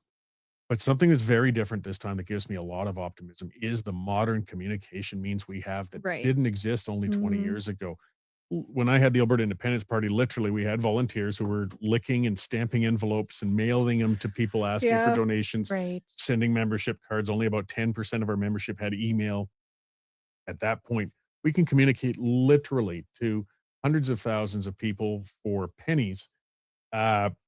Share information. We have these broadcasts. The legacy media aren't the gatekeepers of information anymore. Now, that comes with a risk. We've also got more exposure to BS than we ever have in our life. The personal responsibility and looking through and who is saying the right things or the wrong things or correct things, what their motivations are. How to think through those things. Yeah, but we have those opportunities like we never had before. Now I'm optimistic, but at the same time, I see a bit of a void. I don't know. This is uncharted territory, and it makes me excited, but also some trepidation. Part of the problem is mixed messaging. You know, when you have a smaller group with the founding fathers of the United States, but you're spreading that out, and that's with limited print and so on, you could actually control the message a lot more closely. Thankfully, the message for them was predominantly good. Right now, the message is barraging people from 100 directions at once, and it can get diluted. It can get confused. I think, though, we've been kind of watching an evolution of social media. Certain people have sort of just risen organically through. People responded and reacted to what they were offering more than others. And now it's coalescing. I mean, with an event like this, sort of shows a disparate bunch of people. I've never seen a campaign like worked on partisan campaigns all the time. Now with this variety of TPAs, it's a double-edged sword. I think it's great because they're coming from a bunch of different directions. Mine just specializes in signs, flags, visible displays. There's much more to the movement than that. But I'm kind of saying, well, I'm going to bite off this corner and take care of it. And Keith and Tanya are going to take care of a lot more of the policy oriented and press releases and leading that. Maybe other ones are going to move more on the organization of the ground game when it gets going, and it allows us to kind of diversify and get that out there as well. If any of these TPAs blows up, happen, sure, you're insulated. It's one of 12 or one of 16. But at the same time, there's disadvantages. You know, you're not necessarily moving in the same direction. You might have others giving different messages. I'm still, for the most part, optimistic with the way we've been working together. It's different than a party environment. In a party environment, you're naturally competitive with each other. You have to be. Eventually, even if you're parties that like each other, you have to be running for the same seat in the same spot at some time or another. That's the point of the party, and you will have to compete. These TPAs aren't competing at all. I mean, we're all, I guess, asking the same pool for people to contribute and help us out, volunteer-wise or monetarily, but still, it's not harming me if another TPA does better than what we're doing. It means that they're filling a void that we didn't fill. So it's good. It's moving towards the right end, and we cannot be at each other's throats. Instead, we're all moving in the same direction. So I'm really pumped about this. And again, I don't know what we're going to see because we've never seen anything quite like that. but it's turning into something all on its own that I never would have predicted 10 years ago. And I'm loving the direction. I don't know why, but I mean, the way he described it kind of reminded me of when Dad was first talking about becoming a dad. Some of those same like insane excitement, but also like crippling fear. Yeah. And I feel like this whole we're raised kind of trying to raise a nation, and you could talk about it. I haven't had kids, but it's comparable in my brain to the experience you mom did on raising a kid. It's scary because all of the books on parenting that are written like this is how to be a good parent, they're suggestions, and like there are universal certain things. My family learns a lot about the brain so we can help and manage everybody easier, though it doesn't guarantee success. And that's one thing I learned even reading the Socratic dialogues, was that he would talk about all of these great people. Even Socrates, he had kids, but why aren't they known in history? So just because you have, supposedly a good Canada or a good parent country, because Judy wanted to give credit to some of the systems, and you said earlier, some of the things in the system, they came from good roots.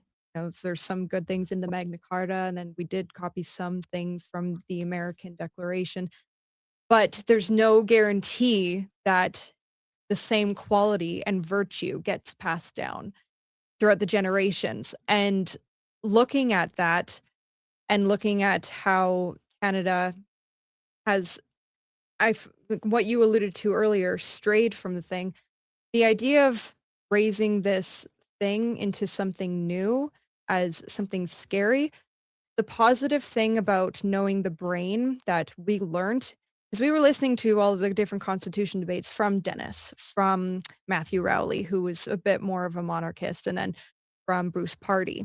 And it was a very overwhelming discussion if you've never thought about these things, because your brain goes, what if, but how? And because all of the problems that we see today, we want to figure out how to manage it. And some people say, well, the solution is not to manage it. And knowing history, we can find examples where not managing it caused problems, managing it caused problems.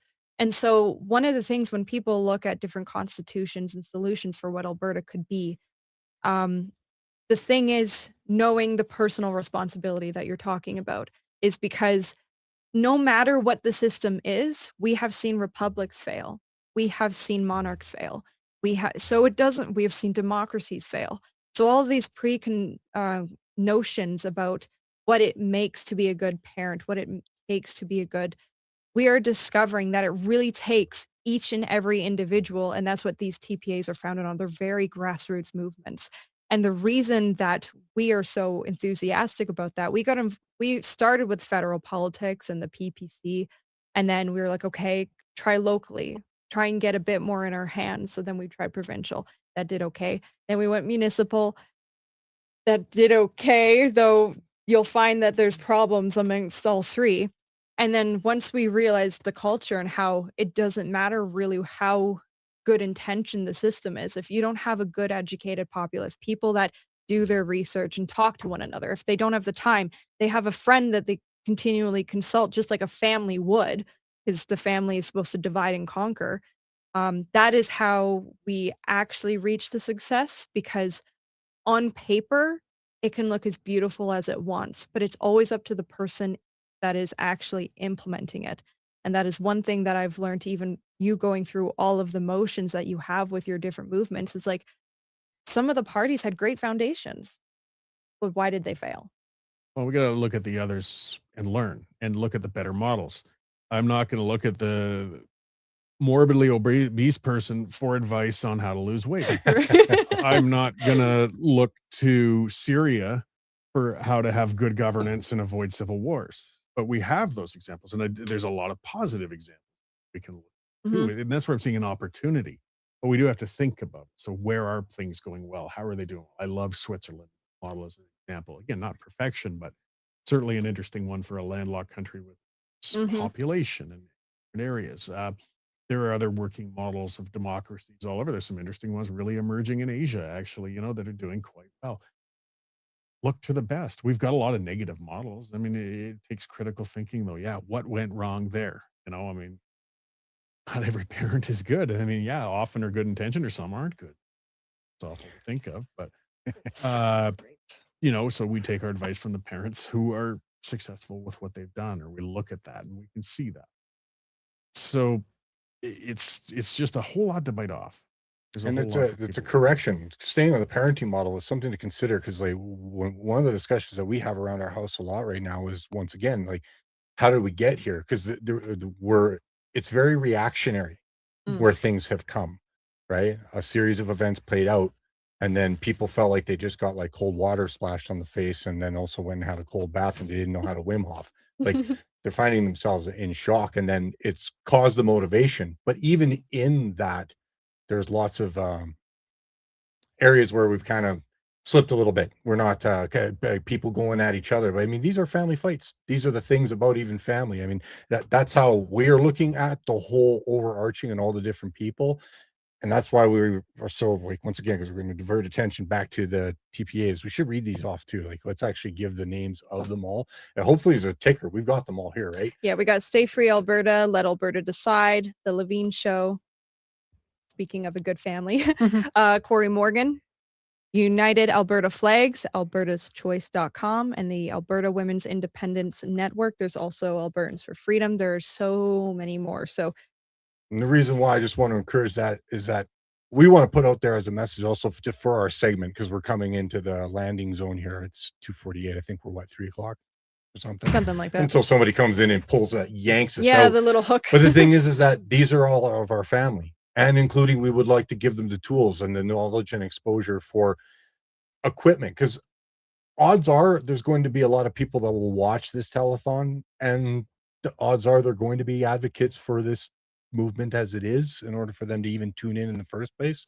What I'm hoping that is that somewhere along the way, we've given them some tools, some things to think about, some research to go and do, and books to go and read, because I thoroughly enjoyed your work. I did it twice, so and it was really, really early, is before you even revamped it a little Yeah. bit for where we were. Just same with like Michael Wagner's works and whatnot. It's because I honestly feel that as Albertans, in order to be able to not get bamboozled by a lot of the misdis and malinformation slogans that are out there, and there are people with fantastic intentions, but they're tripping over their feet in a lot of ways. So in order to be able to navigate through egos and icons, I'm hoping that the dialogue and these types of events can equip people. I saw Mike get slid in on on Daryl. About time. I was just waiting for poor Daryl. Either that or Corey's going to have to like swing it around. Right? The snowball's no good. No, that's all right. No, it's I mean, it's fascinating for me, because I've watched the evolution of the Holmes family. So for me to see where they've started, what they've overcome, where they're going, and the opportunity to build a community has been outstanding. And Corey, you've kind of been the godfather to everybody in independence for such a long time, that there's so much respect there. And I think that's when I'm watching 45 minutes of you guys engaging on the evolution of the idea, and gals are catching up. Mike's saying, "Hey, let's go," and you're going, "Hey, we've been there. Here's how the picture looks." And I think that's what's encouraging, right? I mean, for those of us who are always behind the scenes trying to make it happen, or you're out there in the front getting shot at the whole time. There's a lot of respect for those who have come before us, and I think as the group gets bigger, it's important for us to remember respectful to that history, because this hasn't happened in 1 hour, 1 day, or right. This has been going on since like 1904, and said, Mike, let's not go back to that start there, but subscribe to us, tune into us, and we'll talk about that. and it's there. And a couple of things that you talked about, and great that people are donating to the TPAs, because there's so much work there. And we're drawing from a small pool that's growing of people who donate. I think as the momentum goes, people should have hope. There's hope that the ideas are starting to generate, not just, hey, let's go, but where do we go? And I mean, there's Ben Trudeau has a great book out, Enough. I mean, that all kind of started because we did a town hall called The Courage to Listen, and what would Canada be? What would Alberta be within United Canada? Is that the place to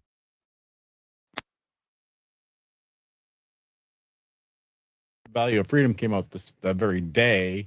And so, that was kind of the birth of this discussion that's going on. But what I think that people overlook is the fact that we have so many things we could do now to be independent and sovereign, but government chooses not to. And it's always the third question we have to ask. It's not the first one. It's not the second one. It's like having a conversation. When a third person comes in, you get a validation. And I think, why is government not doing more to promote prosperity? Why are we happy with the lid that's on the pot? And I think so many people in Alberta that are entrepreneurial minded, that's what we see. We see just like the sky's the limit, except there's a lot of dark clouds that get put over it by policy. So in Alberta alone, we could have repatriated a lot of money for the pension plan and had that money being generated in Alberta. I mean, Quebec did it with Shasta Po. They've had it with their own pension. I mean, we don't even deposit Alberta royalties in the Alberta banks, right? That goes to the CIBC. They skim off 800 million, something like that in fees.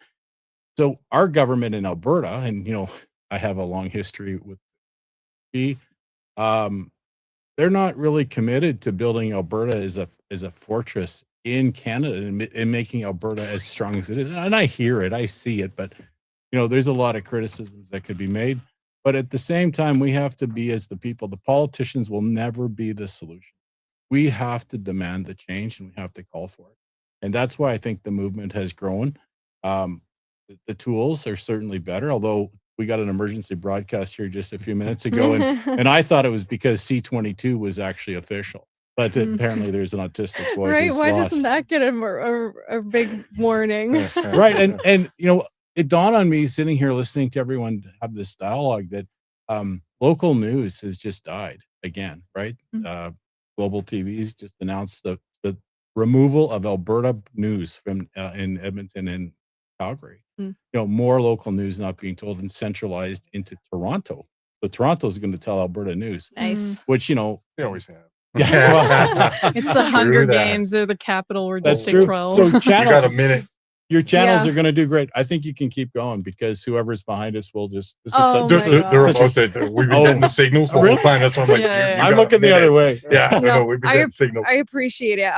One reminder for everybody: we've been talking about asking good questions in dialogue. Send your spicy questions Yes. because we already have. Trust us. To Let's Go Alberta number one at gmail.com. Because again, if you are one of those people thinking about it, or you have a friend that is starting to think about it, and they got questions. I got a question for a friend. Right. I got a question for a friend. It is literally your job to start the dialogue, because that is how, as Daryl's pointing out, this local conversation and your local dialogues, that's the news. It's Juno news, so like the little Juno groups. And so get together with your friends and start talking and asking those questions. So definitely do that. We are emphatically grateful for this opportunity, and thank you both for coming on. And we could do another whole hour, but Yeah, we don't of have course. that. Enough, Daryl. Oh no, I was fascinating listening to everybody. We'll have him on our podcast. Yeah. You guys matter. I'm assuming we're there. If We're in there's your anything hands. less, we're in your hands here for this studio. So. Here with Corey Morgan, another one of our third-party advertisers. The name of your TPA, Corey? Pathway to Independence. Pathway to Independence. And I've talked to you before. I interviewed you the day that you were in Calgary handing out some of your signs. It's been an incredible success for you, hasn't it? Oh, boy, has it ever. It's taken right off.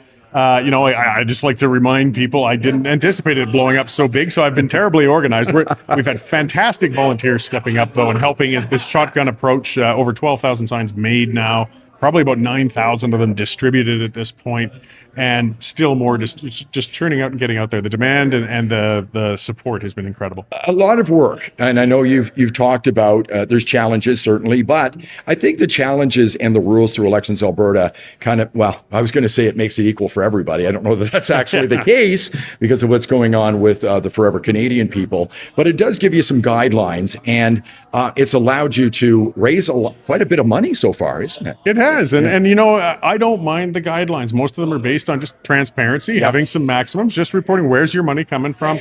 and making sure also the reporting on how you spend it later. So, people aren't getting ripped off and it goes rip along. So it's been good to keep up with it. And the amount raised now has been, just a bit over $100,000, which is far beyond what I ever anticipated. Right. And, there's been a little bit of controversy, some signs taken down or people trying to take down signs. We went to Tabor a few weeks back, which was a great success. People supporting your billboards around the province as well. And there's been a little bit of vandalism, but let's stay away from that. Mm-hmm. You have been in on this fight, I guess decades now.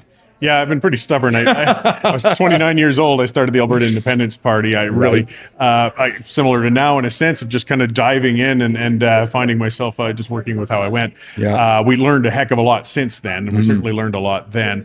I've concluded the Federation was broken a long time ago, and I'm still holding on to that conclusion. Yeah. I was going to say to you, nothing has come along to change your mind in all that time. No, nothing at all. There's been times where I certainly have worked on more pragmatic change because the movement wasn't moving or things are going. You don't stop everything else just because you've concluded, the Federation's broken. Right. But now seeing this finally with enough people realizing that this has to come to a question has been great. I've been waiting a long time.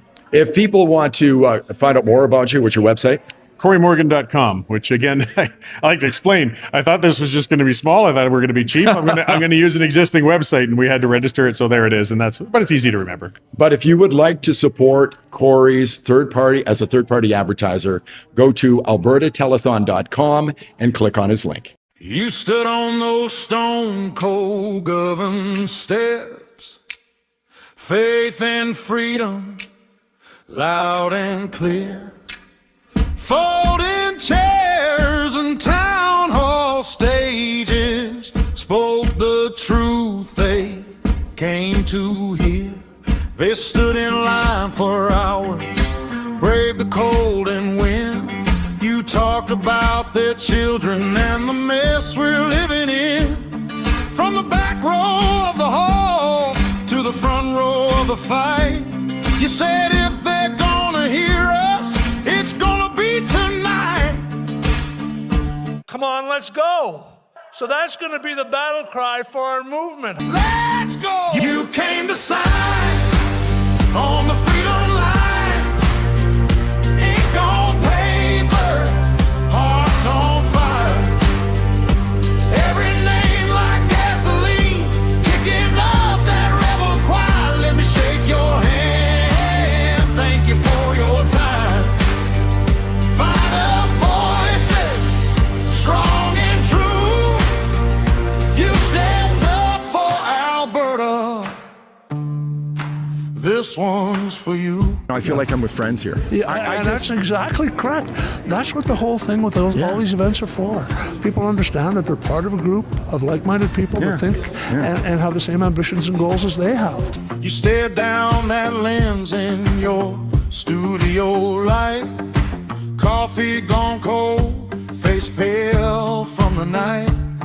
From the dark hours to the evening show, you hit go live and refused to let go. Slow roll down from Edmonton, high beams cutting through. Northbound up from Calgary, every small town waiting on you. Truck stop coffee cooling between petitions in the rain. Call tables and gravel out sharpening every name. You came to sign on the freedom line. Ink on paper, hearts on fire. Every name like gasoline, kicking up that rebel choir. Let me shake your hand. Thank you for your time. Fired up voices, strong and true. You stepped up for Alberta. This one's for you. Again.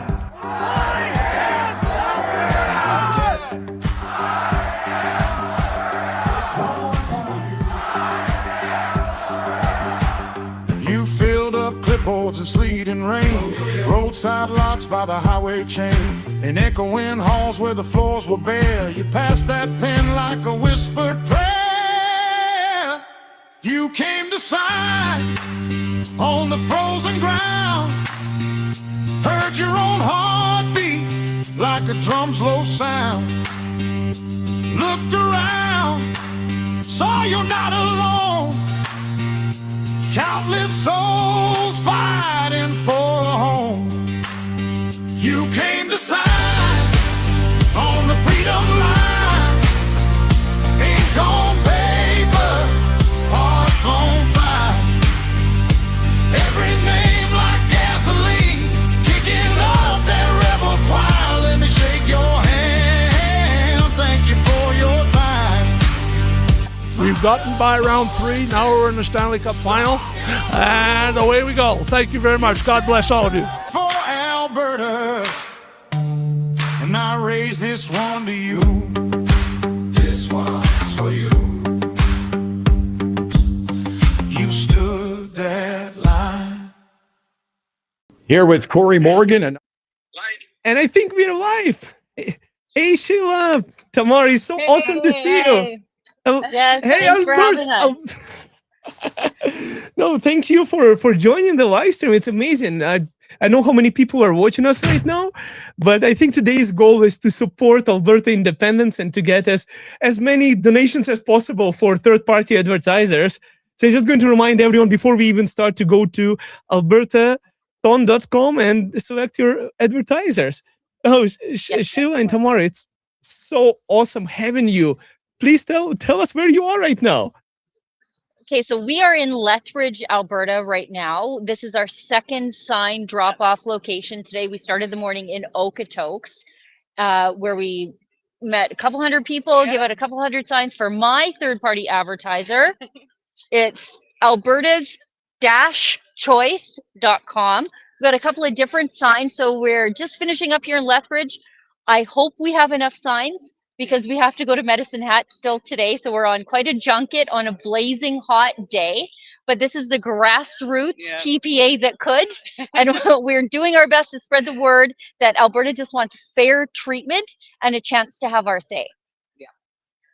Oh, that's amazing. You guys are so busy, I guess. It's thanks so much for doing that. Guys, what do you think for Alberta independence? Is there a lot of people coming up to pick up those signs?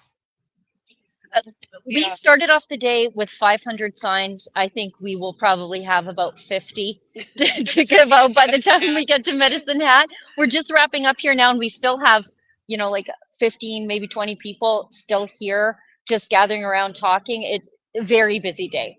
But when we got here to Lethbridge, there was a crowd of maybe 50 people here. And when we started the day in Okotoks, we weren't supposed to start till 9. But we know our people are eager, and they were already there at 8:30, just snatching up signs. So very busy. People like our signs because they speak to the inequity of the treatment of Alberta. One of our signs says, "Quebec got to vote, why can't we?" In fact, Quebec got 2 votes, and we have to jump through all these ridiculous hoops just to get a chance to ask the same question Quebec did, and that isn't fair. That's just another reason why Albertans deserve a chance to determine their own future. Exactly. And what are the people saying? Do you have anyone coming to you while picking up those signs and having a small chat? What is the biggest reason the people support it? Yeah, I'm gonna shut up and let Tamara take this one. We've been busy talking to people like crazy. I mean, the one thing about it is they're very happy, they're very hopeful, they're looking forward to the future of Alberta. They have a lot of concerns with how this government is being run and how Canadians are being treated, and but the vibe is positive. There's not a lot of Debbie Downers in this camp. They're really excited for what's coming. They're excited to talk about the possibilities of what a free and independent Alberta could look like. And it's just been an amazing day already. I'm not going to even have a voice tomorrow. We've been talking so much. Talking so much. Shaking so many hands. Lots of hugs. And I just want to reiterate what Tamara's saying. Unlike what is being offered on the other side of this, very little arguments outside of nostalgia and name calling from the Forever Canada and the Federalist side. The people on the independent side, they're full of facts. They can tell you the number when you talk to them about equalization. They can tell you the number when you talk to them about the inequitable distribution of Senate seats. They come armed with the facts, and the other side just comes with like I said, nostalgia and insults. It's well, we love Canada. Used to love it too, or I love what it used to be. And they call you names. They shut down the argument. In fact, we had, I should tell you, crazy thing. We didn't plan it this way. When we got here to our spot, well, the Forever Canada people were set up across the parking lot. And they kept to their side, we kept to ours. It's fine. I don't want to fight with them. I want to have our say at the ballot box. But they did have somebody from their side get a little frisky and come over here and get a little aggressive with a nice older lady. But he shut his mouth real fast when the young fellas got involved. If your argument comes down to pointing your fingers in the face of a little old lady, maybe you don't have an argument at all. Yeah, exactly. Yeah, that's and that's one of the things that I'm so proud about this side of the movement is that people, we are not the ones out there calling names or being disrespectful, stealing signs, for example. Exactly. Like I said, everyone's really happy, and they're hopeful. And they're respectful to others and what other people's points of view are. Yeah, and maybe we're monopolizing the show right now. No, it's all good. It's all good. Go ahead. We're very excited because this is it really fills your social battery up to meet with people all day. We're in journalism, so we get a lot of anger directed at us on social media, but it's good to touch grass quite literally and be in the real world with real people. And as Tamara said, these people are hopeful. They're not scared. There is a substantial portion of the Canadian population that is addicted to fear post-COVID. Yeah. And so now that the COVID fear has receded, the fear of separation is their new addiction. But, when you talk to these people, and I've sort of said it all day, they're not scared. They really believe in Albertans, that there's nothing that we can't do. When you look at the place that we were able to build, in spite of the federal government, in spite of the weather and the climate and all the challenges that faced this province since its inception, we have built a wonderful, beautiful place that we must protect as our own. And it's a pioneering spirit. Exactly. We were pioneers, and we're about to pioneer a new country. We're trailblazers. Yep. We got the people, we got the talent, we got the resources, we got the experience, we got the know-how. Enthusiasm. And we got the enthusiasm, that's right. And the positivity. Yes. Counts 50%. Exactly. No, Tamara, I wanted to ask you, I think you were a part of We Exit before people took, Western independence seriously. I mean, how does it feel any different from 2019? How does it feel right now? Oh man, well, there's definitely a lot more momentum, and I think maybe the Maverick Party was a little bit ahead of its time. Mm-hmm. I've often thought what it would be like to have something like that now, as opposed to 2019. But I would say that the sentiment now is much more increased. There's a lot more support behind Alberta independence now, for sure. And I think seeing those numbers on the petition normalized it for a lot of people. I think a lot of people believe in independence. Maybe they didn't put their name on the petition, but seeing that 301,000 of their fellow Albertans were willing to stick their name and address on a piece of paper to say, we deserve a chance.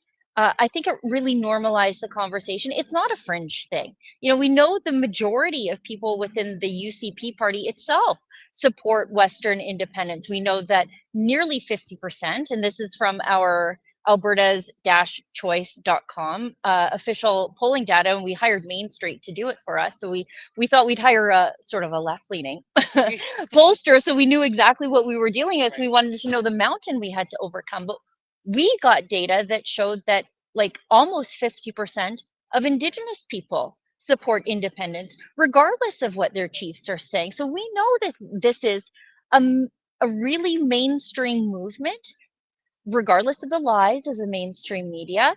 And there are a few people in the middle, and that's all it's going to take to get this over the finish line. And I think every time Prime Minister Carney opens his mouth, 10 new independent supporters. They're born. They're born. Keep talking, Mr. Carney. Oh yeah, and I actually wanted to ask you, Sheila, about your book, for that you wrote on the Blueprint. I wanted to ask you because there was a referendum in 1995 for Quebec, and they did the right kind of preparation. Do you think we are getting this preparation right for ourselves right now? When I wrote the book, we weren't. and that's the problem with writing books is they only show a snapshot of what's happening at that moment. And when I wrote the book, and what I did with the book, it's called Independence Blueprint: What Alberta Can Learn from Quebec. At that time, we weren't doing any of the groundwork that Quebec was doing. We have the enthusiasm, we have the grievances, for sure, but we hadn't done any of the public engagement, the sitting down and answering the questions. And in Quebec, they had this commission that went everywhere across the province, and they had separate commissions for young people and senior citizens because they faced different issues. And they really wanted to know what their objections would be, what their fears were, and they wanted to table a plan to address those because they knew Project Fear was coming for them. And it did work at the end. When the independence was surging in Quebec, that's when the Federalists just unleashed everything they had, and it really put a stop to that. The more groundwork we do in advance, which I think Keith Wilson and his group are doing right now, the more public engagement, the more facts and education are out there, the less that fear that we saw in Quebec will be effective on Albertans.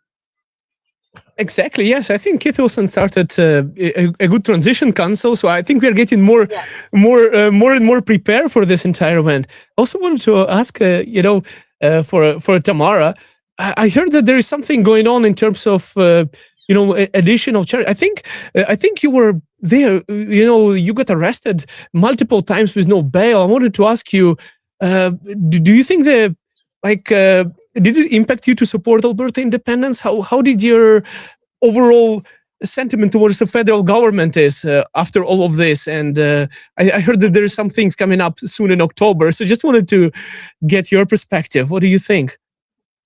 Well, I think that Canada does not have a justice system. I think that Canada has a legal system. And what you're referring to is we have an appeals process coming up, Chris Barber and myself.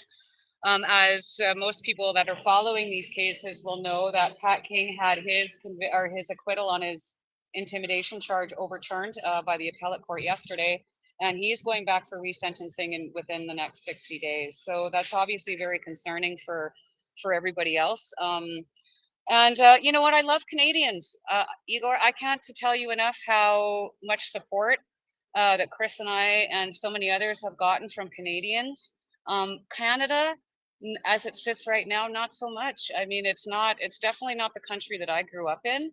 It's very concerning. It's very concerning to me that we have 3 judges that wrote in a decision that the Freedom Convoy was an organized attack on Ottawa citizens. Yeah, that's very concerning to me because that's liberal talking points.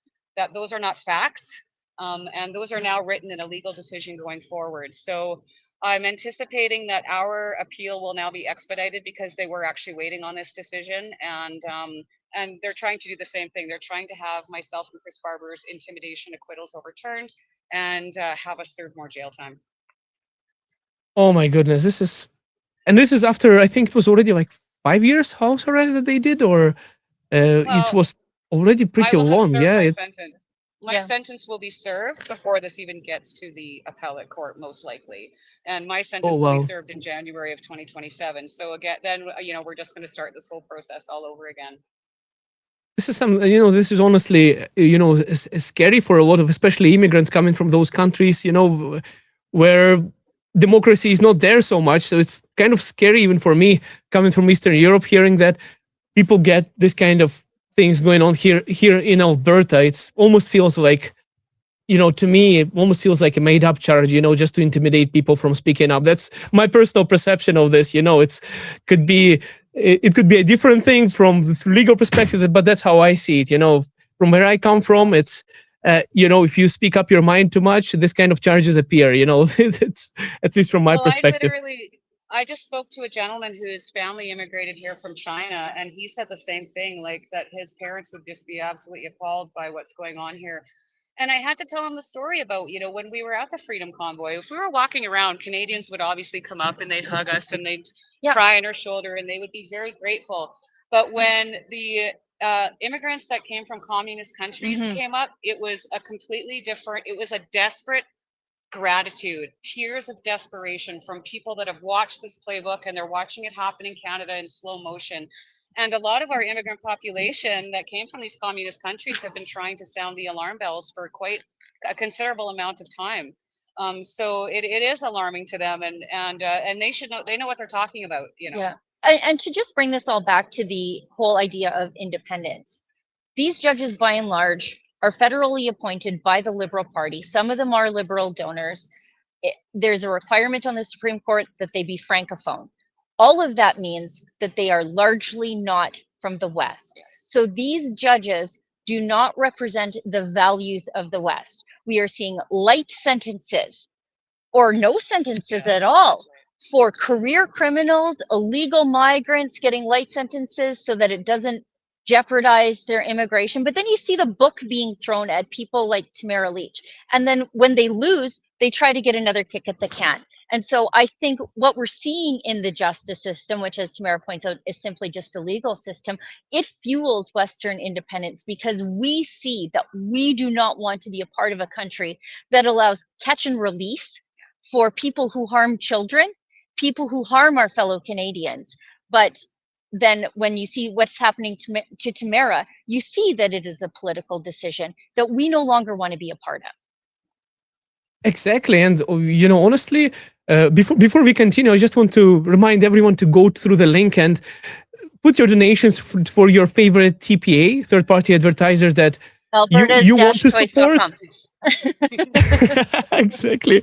Yes, please don't forget that too, because I think that's the only way to fight tyranny at this point, to get as many donations as possible to have the vote to get us out, because we have unlimited budget of traditional media. I think we have, was it you, Sheila, that you were saying about two-tier media system that we have, or that we have. And yeah, I think the social media, and that's what they're trying to close right now, is the only way, and we have to get out before it's too late. So make sure you donate. I also wanted to ask you, Tamara, how do you keep on going if you know that so much of stress is going to your family, potential another charges or another things that might come up we don't know? How do you keep on going despite of all of those things? Because a lot of people they would look around, they would just give up by now. They would say, you know what, I don't want to deal with this. I'm too scared. Yeah, Igor, I want to know that too. Yeah, well, honestly, you just answered your own question. I'm not afraid. These people don't scare me, and people just need to understand there is nothing to fear.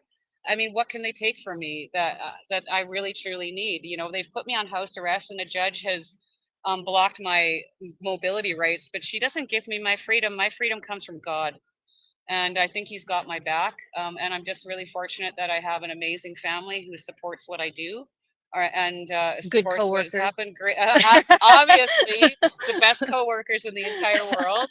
And so, Chris Barber and I talk at length about how truly blessed. I feel like the luckiest woman in the world. I've had support, and this goes back to what I was saying about Canadians. Canadians have really supported Chris and I and everybody from the Freedom Convoy, and we appreciate it and love them so much.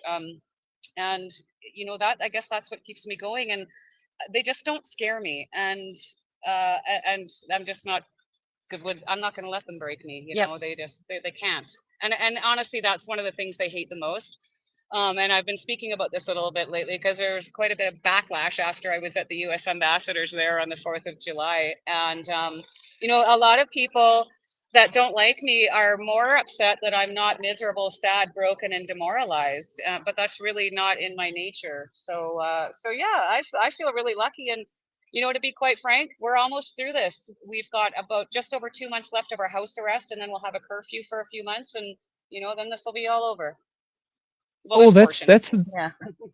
Oh, that's the good part. And I hope it's all going to be over. I hope I hope by October, once we have our referendum, we are going to move towards freedom, because I think it's getting a little bit more, heated up, because recently, I don't know if you've seen that news, an Edmonton person was walking around with the flag, Alberta flag, and was almost thrown under the car.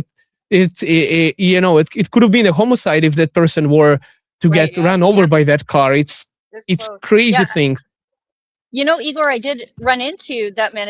His name is Don Bonner. I ran into him at Keith Wilson's pancake breakfast for let Alberta decide last weekend in Calgary. And he also amazed me with his positive attitude. He has very much the same positive attitude as Tamara, that yes, maybe he could have flung me into traffic, but thank God I didn't get run over. And he's grateful for the driver with their quick reaction.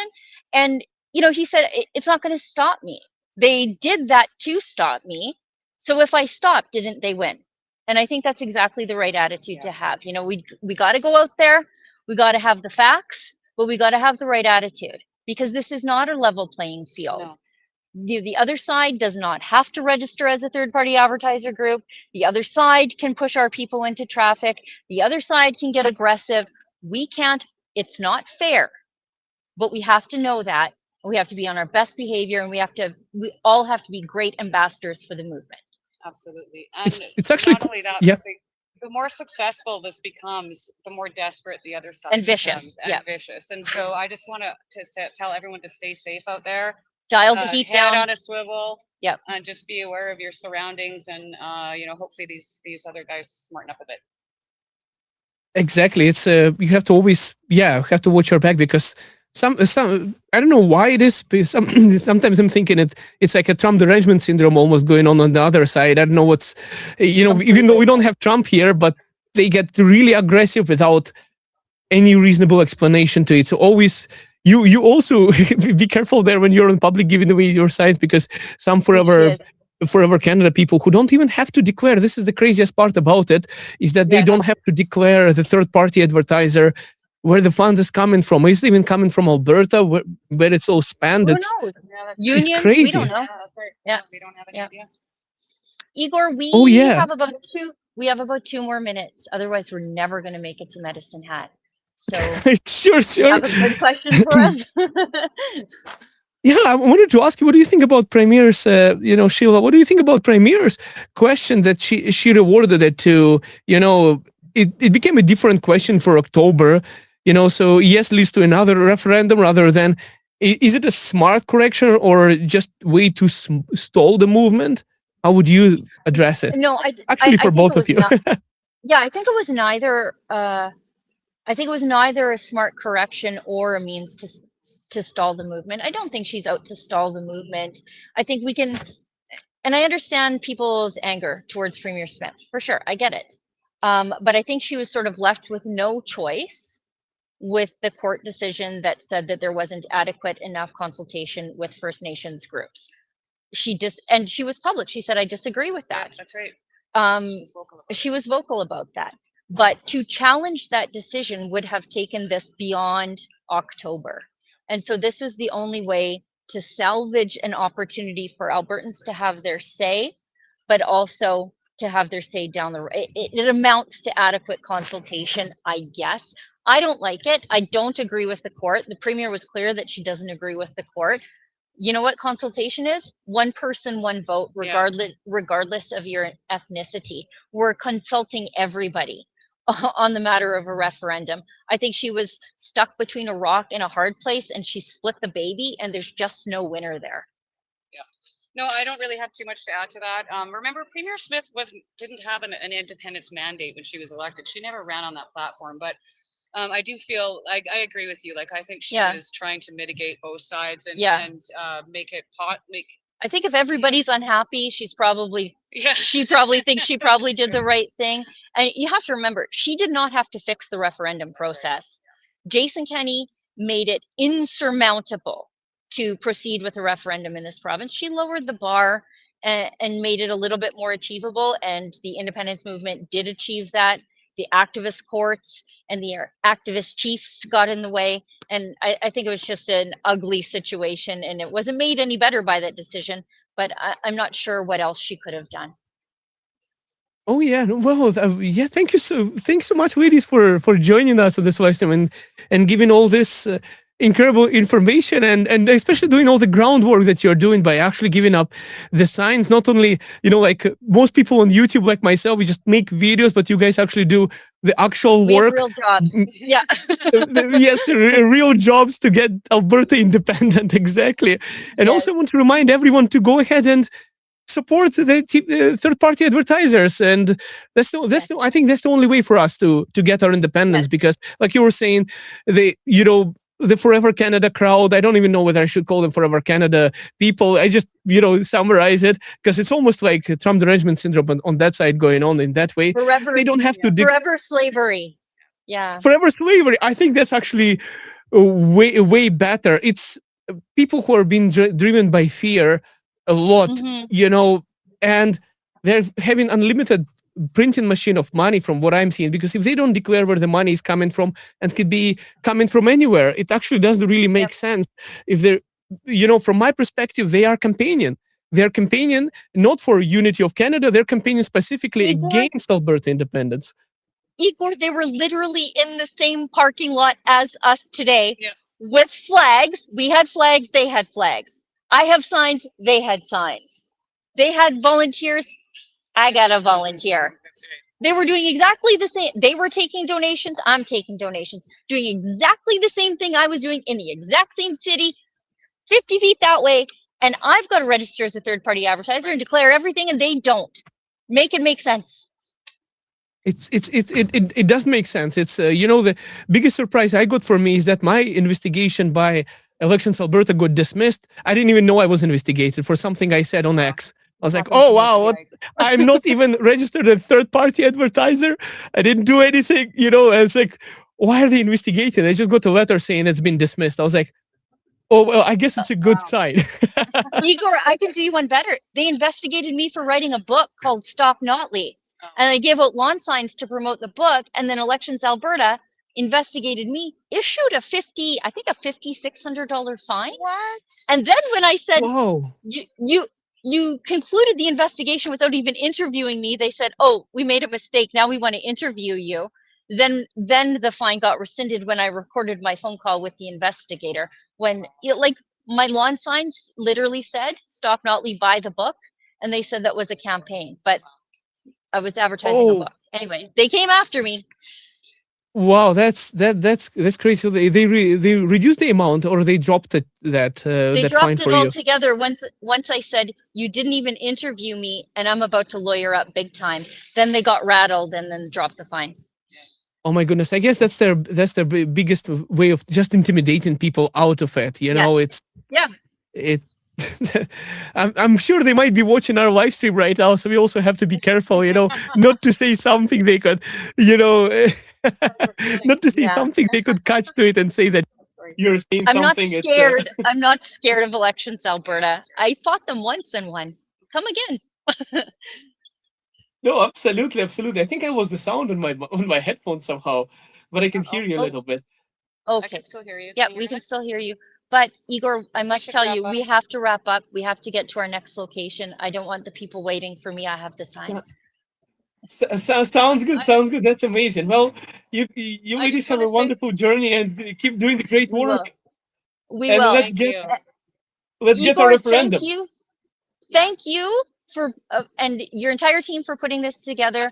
John, we're talking about you. Thank you too, and to everybody at home watching. Max also. Everybody at home watching, everybody who's putting their hard-earned money behind whatever TPA you choose, please choose mine. But whatever hard-earned money that you are giving, we know how hard you work for that. We know that there are other things that you could be spending your money on, but we promise we're out here working hard, giving up our weekends, our evenings after we have real jobs to fight for Western independence. And we just appreciate everybody who's doing that, who's supporting all of us, whether it's Corey, Keith, us, anybody. Thank you so much. We appreciate you. Oh, thank you, guys. Yes, thank you, especially for doing all of this. Yes, it's amazing. Thank you.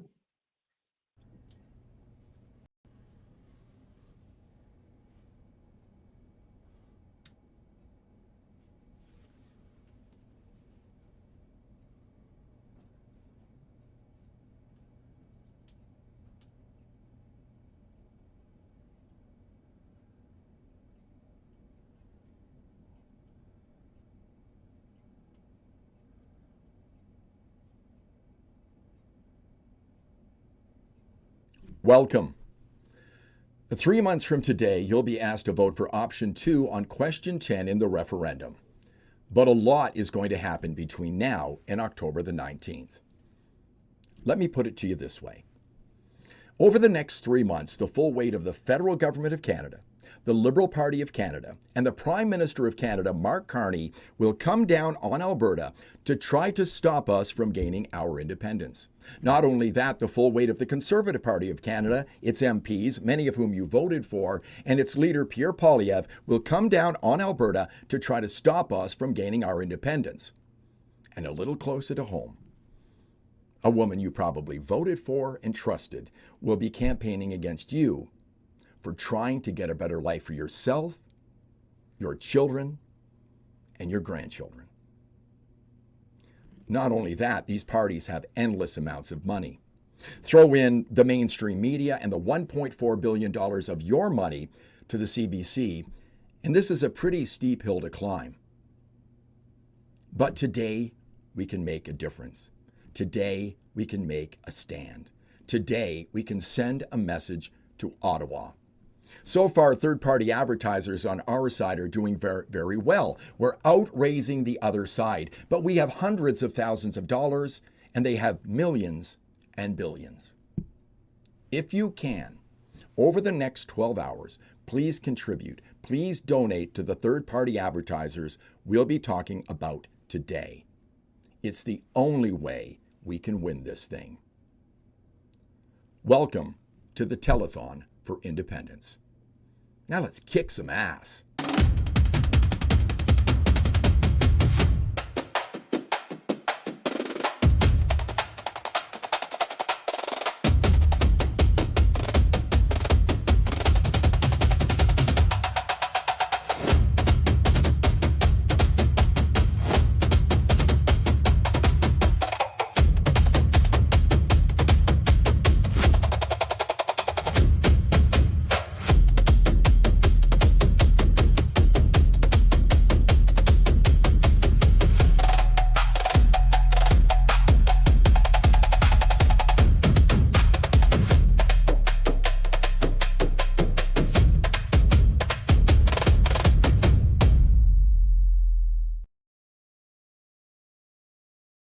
We are back live here. Now I also invited John Bolton to come back to our stage. I want to remind everyone to go and donate as much as possible to get us through the referendum question. Go to albertatelethon.com.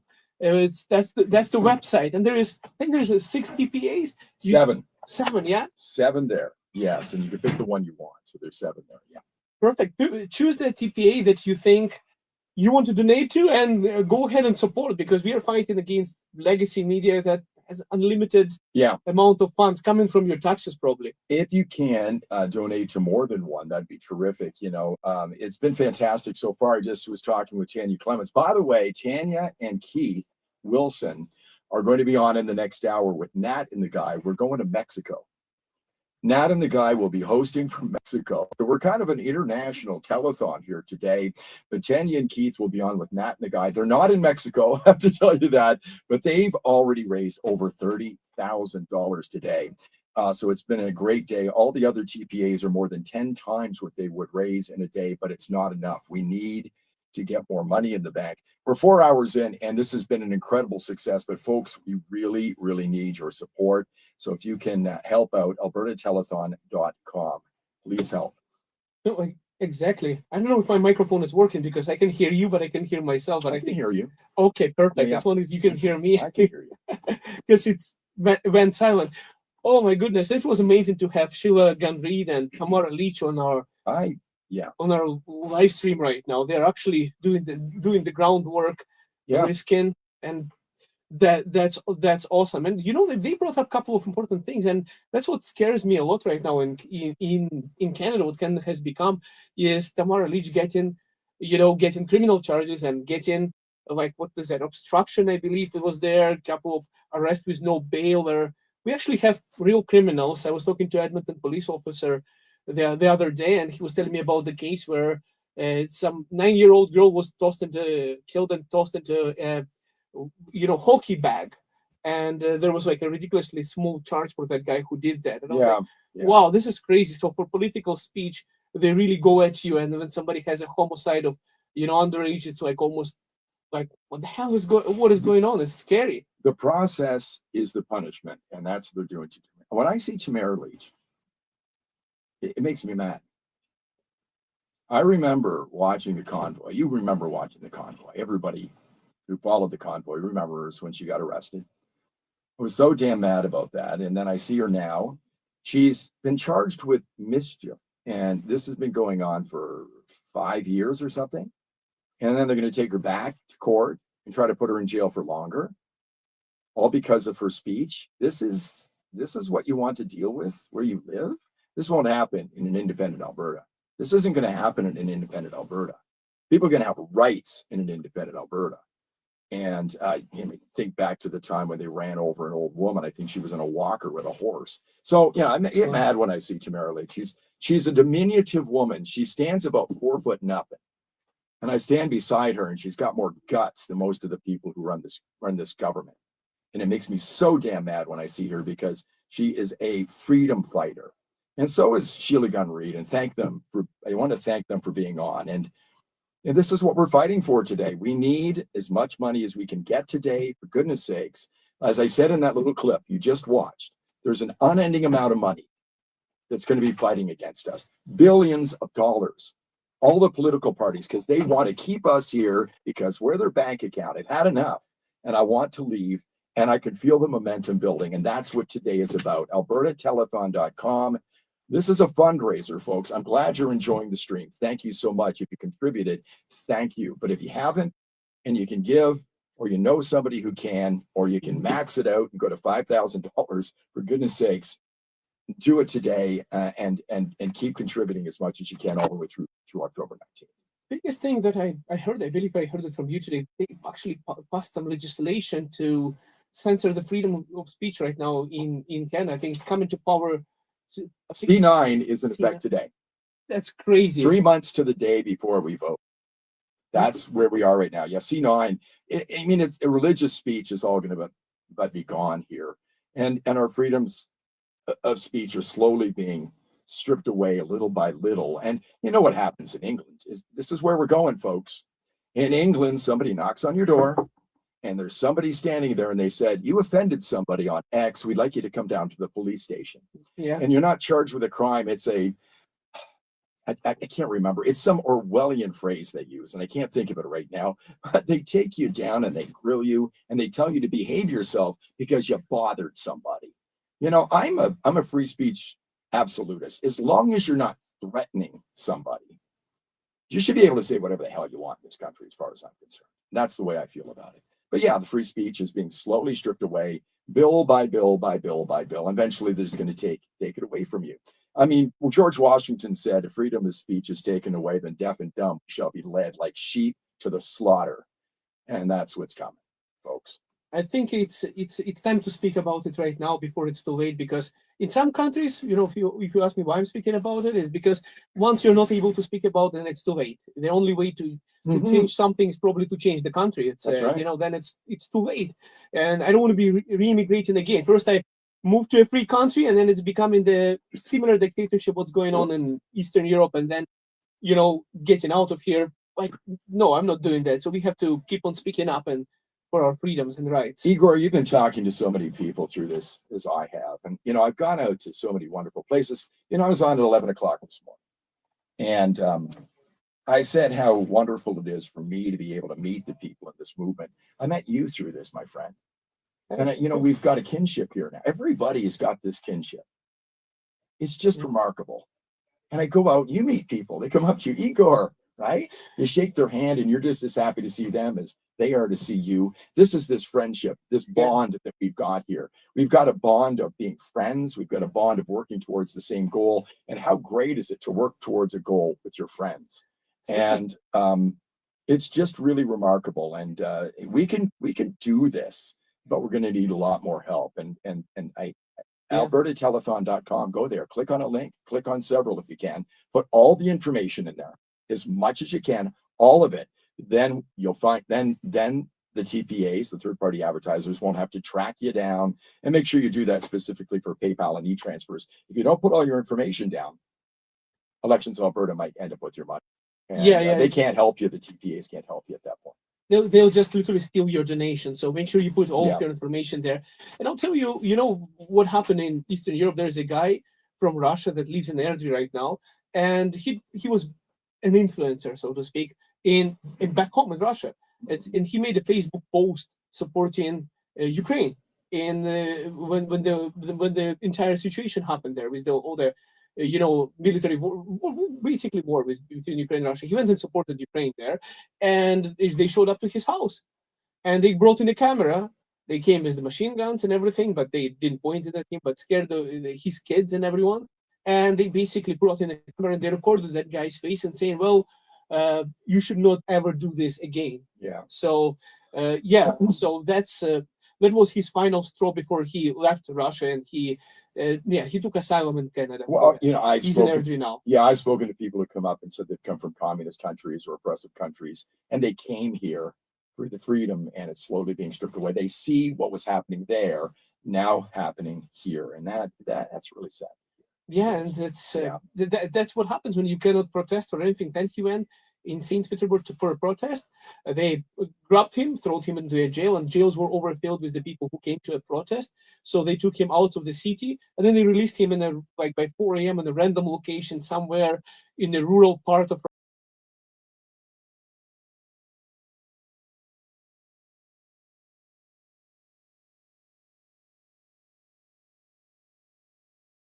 John Bolton here with a familiar face you probably know from Rebel News, Sheila Gunn Reid, and we're here talking to her about her third-party advertiser, which is Alberta's Choice, correct? Alberta's Choice at albertas-choice.com. And we're so glad to have you aboard for the telethon, and it's really nice to meet you. I think I've been in places where you've been before. We've crossed paths, yeah. But I don't think I've ever met you until today. You're here at Crossiron Mills today with your sign, so I'm glad I got another sign.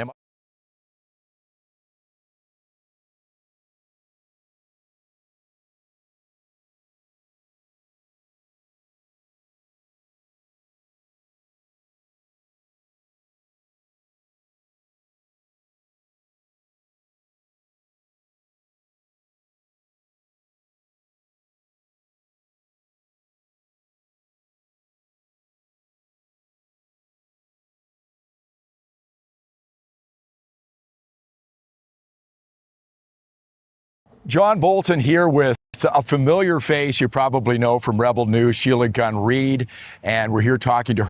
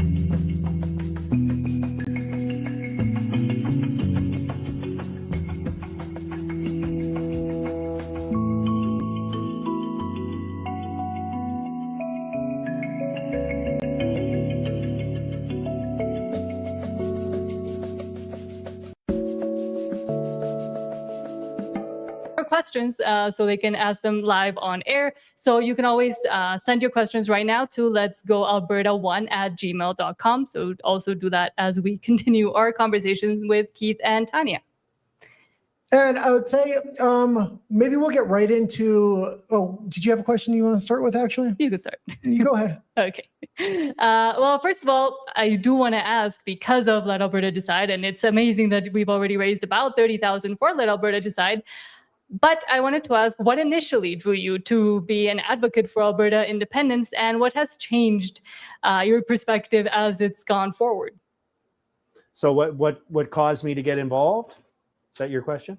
Yes. Well, I think like many of us, we've watched the trajectory of Canada, and we've watched, in my view, Alberta outgrow Canada. I mean, I didn't leave Canada. Canada left me. And I'm very concerned about the affordability crisis. I'm concerned about the erosion and, frankly, attacks by the federal government on our culture here in Alberta. And the biggest driver for me is looking out for the future of my children and grandchildren. And, you know, and I've looked at this many times, very analytically over the years. And by every measure, by every objective measure, Albertans, my children and grandchildren, will be better off in an independent Alberta. We can redefine our relationship with Canada, one that's one of respect instead of exploitation, where we can be grow up into the shoes that we've earned to wear, which is to be a nation state as opposed to being a colony. So that's sort of my origin story. I've been watching the decline of Canada manifest itself most acutely since 2015. The views of people in central Canada that will always elect our governments until Alberta leaves are never going to align with ours, and we're fooling ourselves if you think you can lead your way out of this. We lead our way out of this by leaving. And Tanya, what about you? I think that when I'm talking to people in Alberta, lots of their hesitation to support Alberta independence comes from either a place of fear because of the uncertainty or the unknown, and they like to stay in the status quo because that has less fear in their minds, or they have this like deep-seated patriotism to Canada and this ideals that we were brought up with. And I think I was largely one of those people for a very long time, up until the recent federal election. I campaigned very hard for our local federal MP to try to be successful in that election. But at the same time, I was also doing some research and learning about our place within Canada and what Alberta sovereignty could mean within or without Canada. And while I was kind of on that journey, I quickly discovered that there has been generations and generations of people advocating for sovereignty within Canada, and decades of work by thousands and thousands of volunteers. And where we are at right now, there is no way to achieve that sovereignty that we seek within Canada. And it's a little bit sad. We kind of crave that nostalgia and that connection that we have to the idealism of Canada. But if we are vested in the interest of future generations, as Keith said, in our children and our grandchildren's futures, then the path forward is to claim that sovereignty and pursue an independent Alberta. And with these two great motivations you have and this drive to see an independent Alberta, what made you jump to say, okay, let's actually create a TPA called Let Alberta Decide? And what are the plans also moving forward? Well, I'll take a first crack at that, Tanya, if that's okay. You know, one of the things that I've been involved in grassroots initiatives over my career. You know, the most dramatic one, I guess, was the Freedom Convoy protests in Ottawa in 2022, but others before that. And grassroots movements are essential, but grassroots movements also have a limitation. And this particular initiative for Alberta independence, the limitation we have is that we have tremendous support in rural Alberta, but we haven't been able to get our message yet into the cities. And so Tanya and I recognized sort of a need, a gap, and we created Let Alberta Decide. So not so much as to focus on those who've already concluded on their own that Alberta and our children will be better off in an independent Alberta, but to focus on those in the cities who are not yet persuaded or just not engaged. They're busy with their lives. They're busy trying to afford groceries. They're busy worrying about the needs of their children. Or they are engaged, but they haven't really had their mind open to the advantages. So the whole focus of Let Alberta Decide is to really target those voters in helping them understand why the smartest, best, most valuable thing they can do on October 19th is to vote for option 2 in support of independence. And I think it's also great that both Keith, yourself as a constitutional lawyer, but also Tanya as an educator and a farmer, know the importance of knowledge and how important it is to actually explain things thoroughly and through. And I do see that with Let Alberta Decide and all the incredible job and work you've both been doing on educating the public, because as Tanya was mentioning, I think a lot of that fear is coming from the unknown and then, well, what would happen? And we continue to see all these questions raised also even within our own streams. And sometimes it is hard to try to answer them, but as we build and as we are able to continue to tell people, well, no, this is what an independent Alberta would look like. In your opinion, what would in 20 years, what would an independent Alberta look like then? I think that an independent Alberta would bring back that ability of self-determination and that sovereignty as just human beings, that we have the ability to chart our own path in life. And we would not be dictated to by Ottawa and their punitive policies on our industries and our families and our communities, the overtaxation that we suffer from currently, that we actually would be able to navigate a path forward based on Alberta values and the values of our communities and our families. And that's what should be happening. We're a very large nation with a varying degrees of personalities and values and ways that we see things should be ran. And right now things are being ran from a place that is very far removed from the values of Albertans. And we've seen Danielle Smith kind of throw around some numbers and then be interviewed and then kind of walk those numbers back about, those were back of the napkin estimates and things like that. I know you're working on these white papers and a lot of people are really excited about them. How are they going along and when are you expecting to kind of release them? So about 3 or 4 months ago, I started a separate group called the Alberta Transition Council. And, it's a group of really smart, experienced people who have achieved a lot in their life and are subject matter experts. And the focus of the white paper is on detailing what if Albertans decide to exercise their constitutional right of self-determination and independence as laid out by the 1998 Supreme Court Canada succession reference case, then what happens next?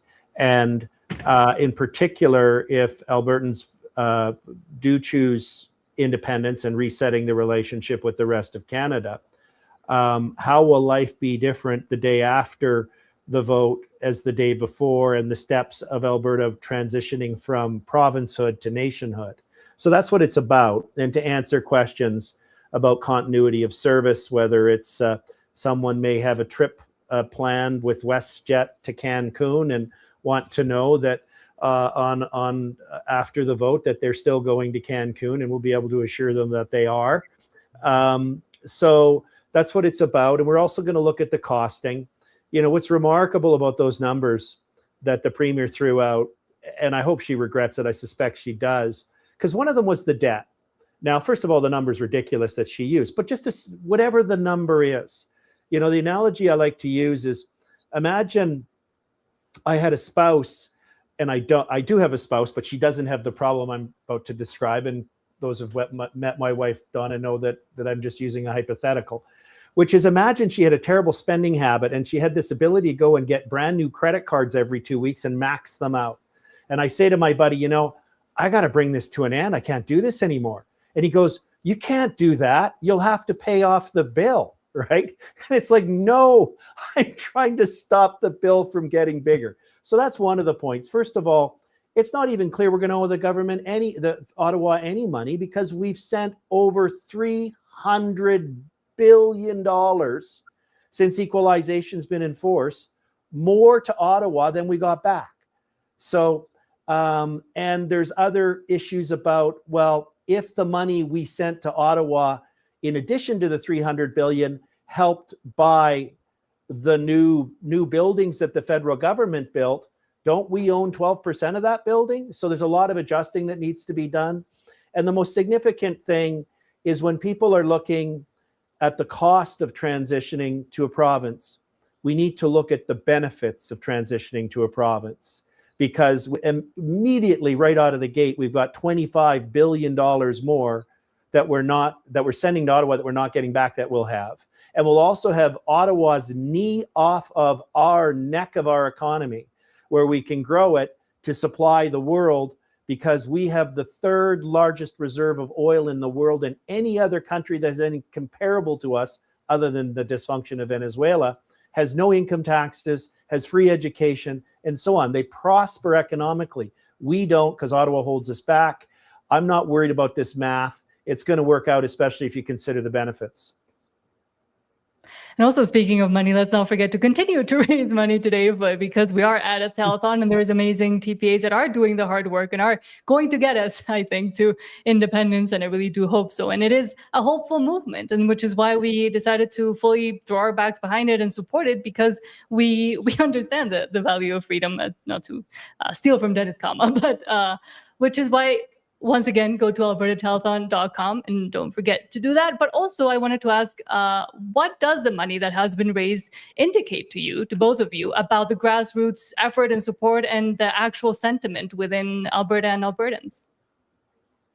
Well, the grassroots movement is strong, and we have a very solid base, and it's growing all the time. I did a little bit of looking back into traditional telethons, because I kind of grew up watching like the Country 105 Caring for Kids radiothon that benefited the Children's Hospital. And it said that since 2003, it raised $50 million. And that was by people donating $10, $25, or $100 at a time, and not thinking that their contribution was really going to make a huge difference. But by having many people making small contributions together, we've built hospitals, we've funded research, we've changed lives in many areas of our communities. And absolutely, those $10, $25, or $100 can help us build a future Alberta that we can be very proud of. So I'm very excited that this telethon is happening, that John Bolton took the initiative to do this, and everyone has joined in to do it. I'm very grateful, and every contribution helps us achieve our goals. And just on that note, if I could, I was on the ground in Ottawa during the most successful fundraiser in Canadian history, which was the Freedom Convoy that raised over $24 million in 3 weeks. And what was so significant about that, because I remember standing beside Tamara Leach on the ground in the war rooms there, and she's going, oh my God, we just went up by another million. And what it was an opportunity for Canadians at that time to lay down a marker.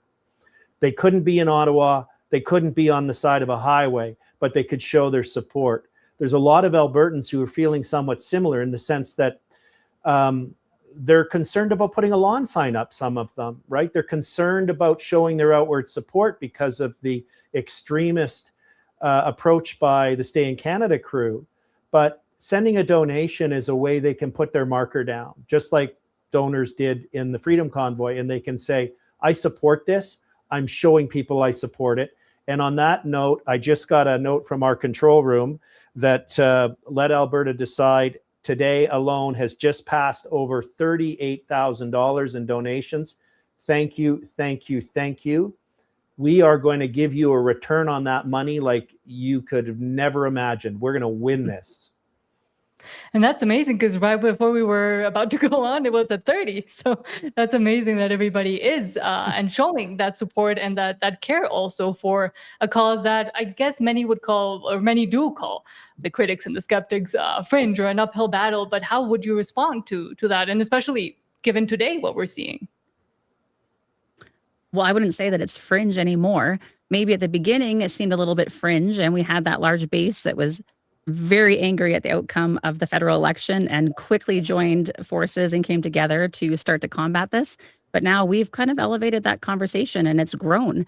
And I think that's what Keith and I are very proud of doing with Let Alberta Decide, is we're creating that space for the conversation to continue to grow and to reach into that undecided category where we know that Albertans share a very common sentiment of being frustrated with Ottawa and their punitive treatment of Alberta, but not necessarily everyone is ready to make that step to independence. And then I'd also want to add that this first referendum to have a referendum is not a binding referendum. So if you vote option 1 in that, you're voting for the status quo. You're voting for nothing to change and for us to continue as per usual with the increasing overreach by our federal government and the increasing punitive treatment of Ottawa to Alberta. But option 2 gives a pathway for people that feel just disenfranchised with how Ottawa has been treating us. And what a vote for option 2 does is it empowers our provincial government with all the negotiation strength to be able to negotiate with Ottawa with that leverage and position of strength that we've never had in the past. So if you want to pursue more sovereignty within or without Canada, you have to vote option 2. I would implore you to vote that vote, and then it will be up to us to convince you that, let's take it a step further and look at what the benefits are to Alberta standing on its own 2 feet and achieving independence. Well, it seems like there's 2 opportunities here to really send Ottawa a message today with raising a large amount of money to really push this thing over the finish line. And then on October 19th will be the second opportunity to really send Ottawa a message. And when we get to that binding referendum, I think there's going to be a big surprise of a lot of people that were pushed out of their own country, like us, like conservatives across Canada, wanting to move to Alberta to take a part of their country back and save Western values. Well, on that point, if I could, the rest of Canada needs some tough love. They've been living beyond the means. Alberta's been propping them up incredibly. I mean, which province has a growing economy in Canada right now versus how the rest of them are declining? Alberta. Which province has created the most amount of jobs? A report came out this week. 80,000 jobs were created in Alberta. Meta just announced a $13 billion investment in an AI center. Other companies have announced over the past year record investments in Alberta. But Ottawa behaves recklessly. The Prime Minister every week announces billions and billions more going onto your credit card, your kid's credit card, your grandkids' credit card, and your great-grandkids' credit card. Corey Morgan was talking earlier today about the trillions and trillions in debt. That causes inflation. That causes workers who go to work and work really hard. And each week, each month, that paycheck, even though the number stays the same, it buys less and less and less. Their money becomes worth less over time. And nothing the federal government's doing is changing that. And they're going deeper and deeper into this debt cycle. And Alberta has an opportunity to break free from that and start again, and start from a foundation of our young entrepreneurial population that Tanya talks about, our resource economy. We've got, we've got more agricultural, highly productive agricultural land than most countries in the world. We've got the 3rd largest reserve of oil in the world. We have a very high tech, a tech sector in our province. We have an aviation and aerospace industry. We've got everything going for us, but for Ottawa, holding us back and pursuing ideological agendas at the expense of our children's future. More and more Albertans are waking up to that. Our goal, what we're using these dollars for, is we're running a very sophisticated professional campaign, some of which won't become manifest for some time because of its nature. But we're covering every aspect of traditional campaigning and taking advantage of the latest technologies and tools, and recognizing the fact that just about everybody is on these all day, getting their information from this thing. Exactly. And I also think you raised excellent points there, but also previously you raised that people might be skeptical or scared to show support, for example. And I think that within itself, supporting something like Alberta independence and being afraid to do so should tell us something about the state of well, Canada at least, but Alberta as well, inside Alberta. But Albertans also have really strong values that we see every day: the hard work, the resilience, the responsibility. So how can those be leveraged to actually achieve independence? Sorry, did you want to go, Keith, or do you want me to? Go for it, Tanya. Well, I think that we have to just realize that we're not some group that doesn't have identity, and that's what is often being labeled on us, that we don't have common values or something that's easily identifiable. But Albertans absolutely do, and we all want to pursue better for our communities, our families. We want to achieve prosperity. We want to have increased sovereignty and self-determination over our own lives. And I think to do that, we have to get behind a process that is actually enabling us to do that. And the conversation in the past has been very limited in how we can actually achieve that. And now we're trying to bring that conversation to the forefront, that it is normal to talk about Alberta's future and Alberta's path and what we want to achieve for Alberta. And we might disagree on some of the steps that we take on it, but we absolutely are united in the things that we want for Alberta. And that's what I think, that this path to independence is actually a unifying concept. And some of the media or different characters might try to make you think otherwise of it, but it is unifying to pursue self-determination and prosperity for your family, your communities, and your province. So if we bring that conversation and make it more normal to talk about it and engage people in that conversation, I think that we can achieve that. And after October 19th, once we do send to Ottawa a message and it's clear that Alberta does want its independence, what do you think is an acceptable or appropriate timeline for the binding referendum to take place in? I think a completely achievable timeline for the binding referendum is in February or March of 2027. I think that'll provide ample time for campaigning, but also too, we may have a ruling from the Alberta Court of Appeal about this strange ruling from Justice Davidson that we had about our petition launched by Stay Free Alberta. And it relates specifically to the concept that prior to the Alberta government making a policy or legislative decision, it's supposed to consult with First Nations. That just turns the whole concept of our democracy absolutely on its head.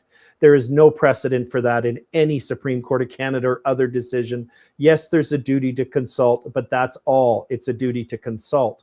So what's remarkable too is that as Sheila Gunn-Reid pointed out today, the ultimate form of consultation is giving every one of your First Nation members the right to vote. And they can exercise it by an X and choose where they put it. But more to the point of your question, I would say this. We're either going to have a court ruling saying that the obstacle for the Alberta government holding an up-down vote on stay leave is resolved, or if it's not, it'll be open to the government of Alberta to hold its nose and consult and go and meet with each of the First Nations and rent a town hall and say, okay, hey guys, in February or March, there's going to be a vote and each of you get to decide, okay, check mark. So I think we can get around the politics of the legalities, because it really is a political stunt wrapped in the pretext of law, this most recent decision from the Court of King's Bench. And even if we don't have closure from the courts, it's open for the Alberta government to hold its nose, do a consultation, even though it doesn't think it's required to clear the way for true democracy, for the most direct form of democracy, to allow Albertans to choose their future through an up-down vote on independence in February or March of 2027. And just quickly, as we wrap up, because we do have to be out by 5, I have a quick question for both of you, but it might be a long answer. What gives you hope in Alberta right now? What specific thing gives you hope today, maybe? Go ahead, Tanya. What gives me hope, I guess, is that we are actually being asked the most important question in Alberta's history. And there have been, like I said before, decades and decades of efforts by thousands and thousands of people to lead us to this referendum for a referendum question on October 19th.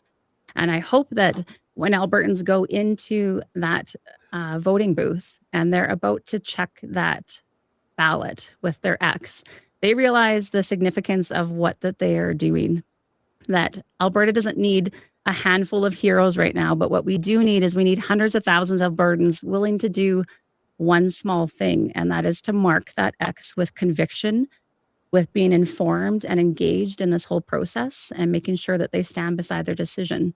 So knowing Albertans and knowing their grit and tenacity, I feel very confident that they will look into this and will engage in this conversation with us and will mark that X on that ballot on referendum day with great conviction, and we will be very successful in the outcome. And we usually ask one last question, and maybe I'll ask it to Keith. And it's a question I hope a lot of people start asking themselves in Alberta, because I think when they ask them that question, that it will lead them to independence. And that is, what does freedom mean to you? Well, freedom means to me being able to wake up in the morning and choose what I can do to lead the best life and to help those around me achieve their potential and be happy. And to continue to do so, we do have to continue to go to albertatelethon.com. Thank you so much, Keith and Tanya, for allowing us to have a shorter interview, but hopefully we can repeat it. And it's an honor to be able to speak to you as well, because I think what Let Alberta Decide is doing and all the other amazing third-party advertisers are doing is incredibly important. And again, not just for maybe even people in Alberta, but to show also the world, not just Canada, what is possible and what freedom does mean. Yeah, absolutely. And I will say, if you can afford to donate today, now is the time to really help push this thing over the line on October 19th. As well as if people are maybe outside of the country and can't donate, because it's only for people with inside of Alberta, there is a list of content creators from the Unacceptable Fringe and others. We really need to build up our media presence, not only for this October 19th, but to go into the binding referendum as well. And if I just add that I just got an update from our control room, we just topped $40,000. Oh, thank fantastic. you, everyone. Look at this momentum. Thank you. I think we're going to win. I know we're going to win. We have all of our stars are aligned. We've got a legal pathway. We have the resources of people and spirit. We have the momentum. In politics, momentum is everything. And we're going to keep that momentum building thanks to you. Thank you, guys. Thank you. And thank you. And for now, I guess I will continue to read. Hi, I'm John Bolton, and we're here with Angela Tabak, Kathy Flett. Let Alberta Decide, which again, 40,000, which is amazing. Pathway to Independence, The Levine Show, Alberta Women for Independence, Alberta's Choice, United Alberta Flags, and Stay Free Alberta. And again, you can always go right now to donate to albertatelethon.com. And I believe we have coming up Chris Scott with Dennis Kama. And again, you are able, I don't know if still, but go to, you can send an email with a question to letsgoalberta1@gmail.com. Yeah, absolutely. And they are looking for more questions. So if you have any questions, the spicier, the better. I think they're going to answer them all. So yes. And I will say there are a lot of people outside of Alberta that are supporting Alberta independence as well. Mm-hmm. They've felt like they were pushed outside of their own country, and there was not anything like Alberta independence going at the time. So I know we have a lot of people watching from the Philippines, the United States, yes, Mexico on a daily basis. Exactly. I'm waiting to know if we're on or off. But again, it's amazing that also people have stayed on for the telethon as well and are watching it again. It's not just from Alberta, but I think a lot of people, even within our own channel and within people that talk to us, are interested in what's going on in Alberta, because once again, it does show what grassroots movements can also do and what actual democracy can also do. Well, absolutely. It was kind of funny that I don't know if the government shut it off, but the stream suddenly ended on the same day Bill 9 is coming into effect. Yeah. Thank God for Elon Musk and Starlink, I guess. Hopefully we were able to connect again. Hopefully they're not going to figure that's foreign interference there. True. I'm waiting to know we're on or off, but as we continue, I guess, well, we still have Tanya and Keith on. I can continue to ask questions if you don't mind. Yeah, continue to ask until they just cut us off, I guess. Yes, I will then. I wanted to ask for younger people that are looking towards Alberta independence, but are maybe also still skeptical or are unsure which way they should go or what it would mean for them in their future. What would you tell younger skeptical people? Because I think we are missing a bit of the younger crowd as well, or at least for them to show up. Well, I think that a lot of the younger crowd is actually more engaged than you realize, but lots of activities we've done in the past have been town halls, and that traditionally happens with an older age group because that is part of their culture, right? Before telephones and cell phones, like we used to have to go to our town hall, to our local community hall to engage and find out the local news. So lots of people attending those are an older crowd, but the younger crowd is very engaged on social media, and you can see that through politics and TikTok and different places. They're engaged, but I guess that they need to look forward to their futures and be very realistic with what their timelines are of things and what the monetary policies are going to look like and what that can allow them to afford. I believe the average age in Canada now is over 40 years old for being able to purchase your first home, whereas 20 years ago, that age was 24. So right there, that's a huge deterrent from the path that Canada is on. When you take home your paycheck and you look at how much comes off with taxes, when you look at your buying power for the money that you do take home and what it's able to purchase at the grocery store or the gas station because of all the hidden layers of taxation in there, it's pretty disturbing. And I don't want that for my children. And as Keith has said too, he doesn't want that for his children. We want better for all the future generations of Albertans. So there's quite a few things that they can look at going forwards and maybe start to question, is there a better pathway out of this? And maybe we should engage in the conversation and hear some of the merits of a sovereign Alberta. Well, and I will say on October 19th, I hope young people really come out and realize this is an opportunity to send Ottawa a message, because I know when the binding referendum comes out, that's one vote that changes the rest of your life. So I think you're going to have a groundswell of young people come out from that binding referendum. I really hope they realize now that October 19th is an opportunity to really send Ottawa a message for the direction they're kind of going right now. Exactly. Do you have another question there? Yes. And the way I always put it is trying to also incentivize younger people to say this is a literally historic moment where you get to be able to have your voice heard, but then also once Alberta becomes independent, being able to almost look at how to do governance, inform governance, and continue to be engaged, which at least as a young person myself, when I was living in Canada, I didn't feel like I had that opportunity. Well, this is a really easy thing for them to act on, right? Like we're not calling on young people to join a political party. We're not asking them to come to weekly meetings. We're asking them to vote once. Well, twice, I guess. The first vote in October and then the one that follows. And, you know, I was interviewed by a lot of the legacy media after the pipeline announcements and all the fanfare about the announcements of announcements, because that's all they are, is announcements. They're nothing more than real things. They're not real things. I said to the reporter, I said, one of them, I said, so now with the announcement about the announcement of a pipeline, is a 21-year-old's rent going to go down? Is a 21-year-old who goes to a grocery store and looks at a jar of pickles and goes, someday I'm going to be able to afford that? Is that going to change?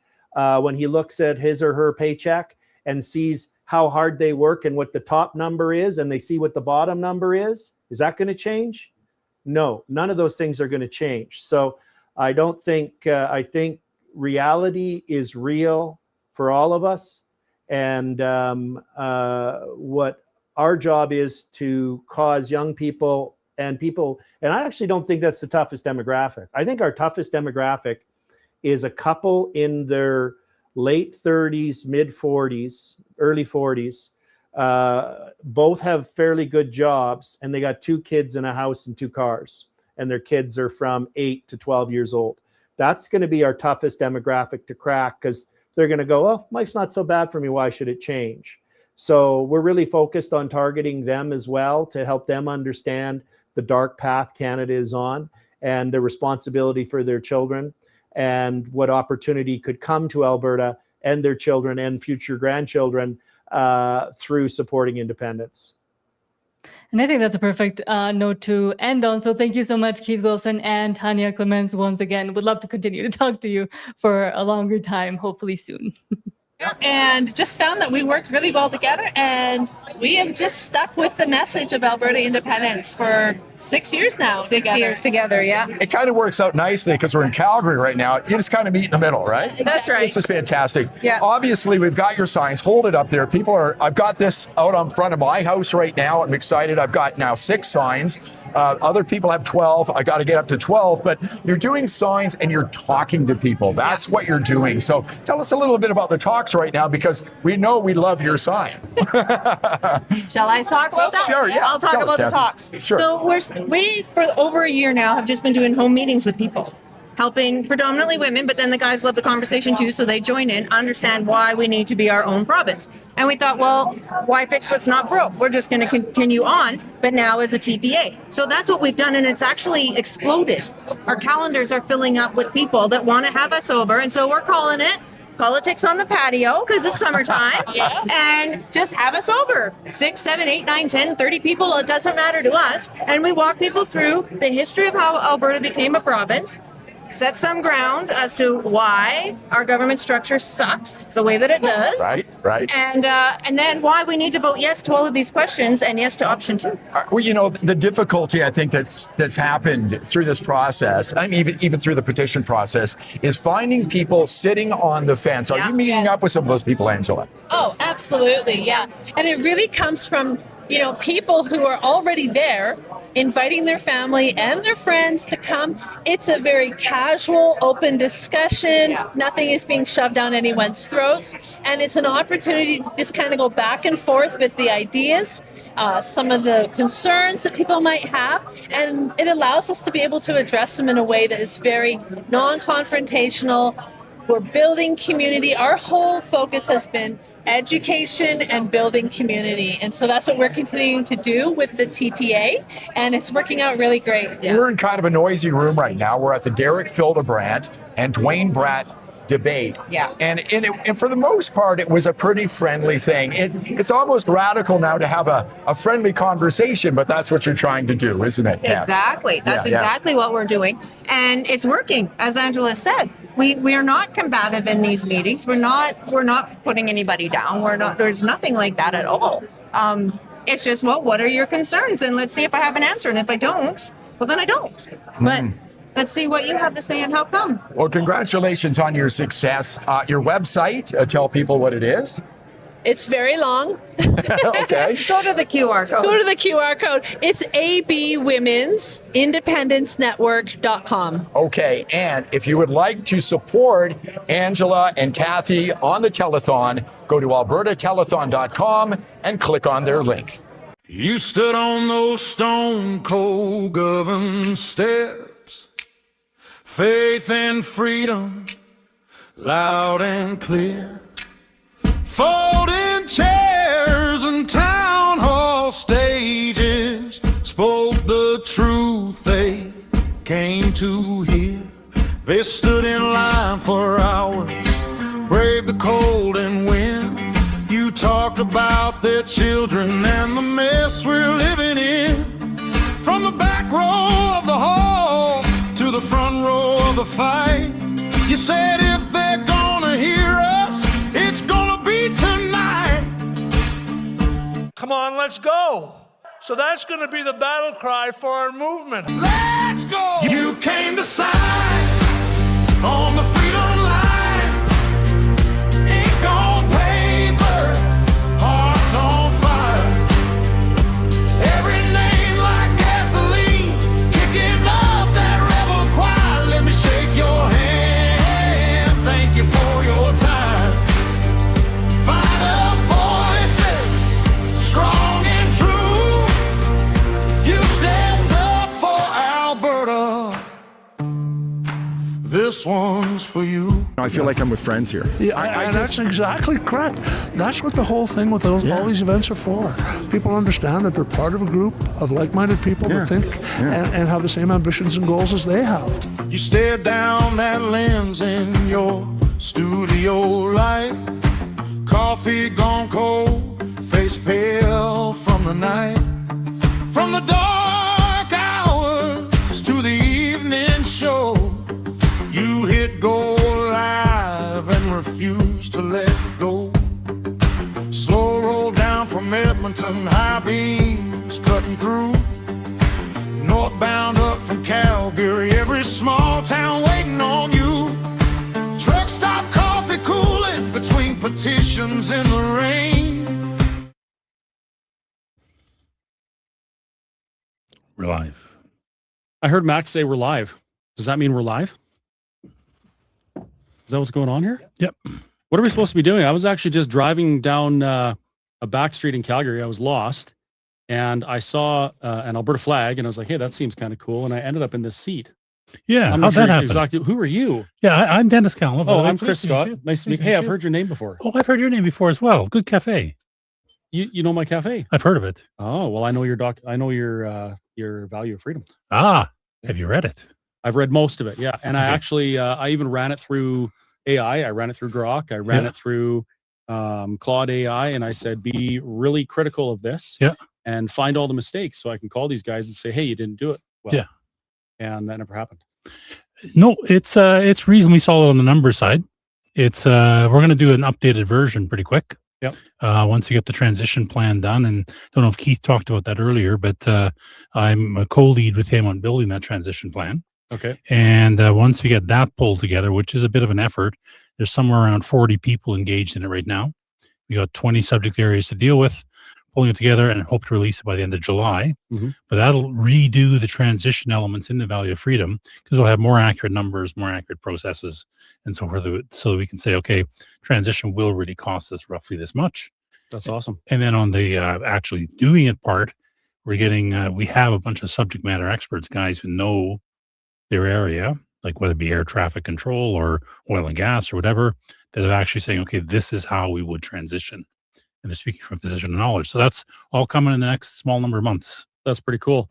So before we get more into that, I should do an introduction. And I'm sorry, folks, for the people that are watching my stream. It seems as though there's always technical issues, and the camera shows up that it's totally fine. And when I try and put it on the stream, it's not there. So if you're watching my stream and you can't see me or you can't hear me, head over to freedomcalendar.net or John Bolton's page. I think it's back up. Or I noticed the young ladies, Madison Macy Holmes, they have it streaming on their YouTube as well. So you can find it elsewhere. So my name is Christopher Scott. I'm the owner of the Whistle Stop Cafe in Mirror, Alberta. And I'm also, I just happened to accidentally find myself as the leader of another, I don't want to say freedom-minded, although we are freedom-minded, another organization that's dedicated to having conversations with Albertans. So the most important thing that I've realized over the last 6 years is that people aren't talking to each other, and we're making decisions on our governance, on legislation, those types of things, and we don't have all the facts. Right. Most of the time, I think it's most of the time, people are making decisions and voting based on what somebody else said, and they fail to actually dig into it and listen, especially to the other side. So Let's Talk Alberta exists specifically to facilitate the conversation between conversation amongst Albertans about Alberta's future. Mm-hmm. And that's extremely important. It's critical right now because we're going to be asked a question on self-determination. Yep. Right. And it's not a constitutionally binding toothed question. It's a question that kind of opens the broader conversation, but it's a question nonetheless. Yes, indeed. And I believe that we have a responsibility to learn as much as we can. So we go into that, when we go into that referendum, we make the best decision possible for Alberta. So that's who I am and why I'm here. And where did you come from, Dennis? You just kind of popped up, and then I saw the Value of Freedom, and I'd never heard your name before. So I have been following politics my whole life. I've actually been seeing how Canada is failing for, I'm going to say, at least 15 years. And my personal plan was to say, okay, this country is not working. Let me go elsewhere.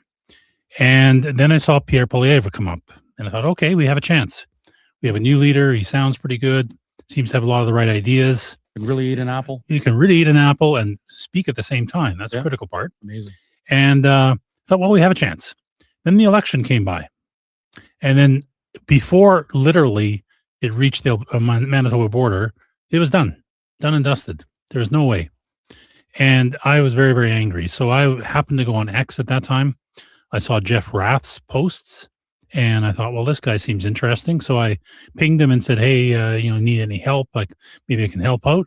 He and I got on the phone, and he said, well, can you write a business plan? Well, heavens, I spent 47 years in business, probably written 100 of the wretched things of various sizes. So I said, sure, I'll give it a shot. So we worked on that for about 6 weeks. And I did a lot of the analytics. Jeff did a fair chunk of the policy elements, and we pulled it together and published it. And that's where it came from. And then one thing led to another. Then people said, oh, would you mind coming and talk about it? Oh, by the way, would you help with the Constitution? Oh, by the way. And next thing you know, I'm sitting here in this studio talking to you.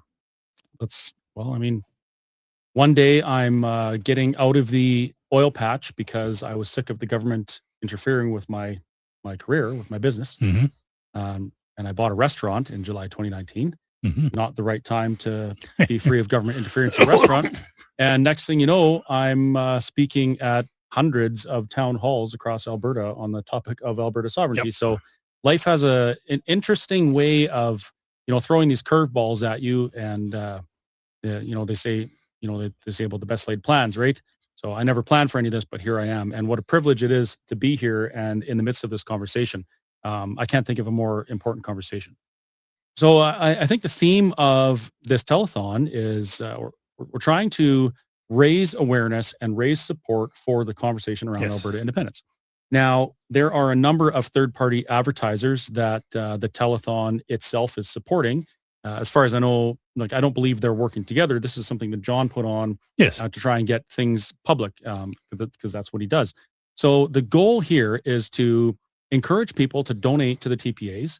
And I'm sure you've already heard it, folks, but if you haven't, there is a contribution limit. There's a $5,000 contribution limit for everybody donating to a TPA. I believe your corporation can also donate up to $5,000. So you should be spreading it around as best you can.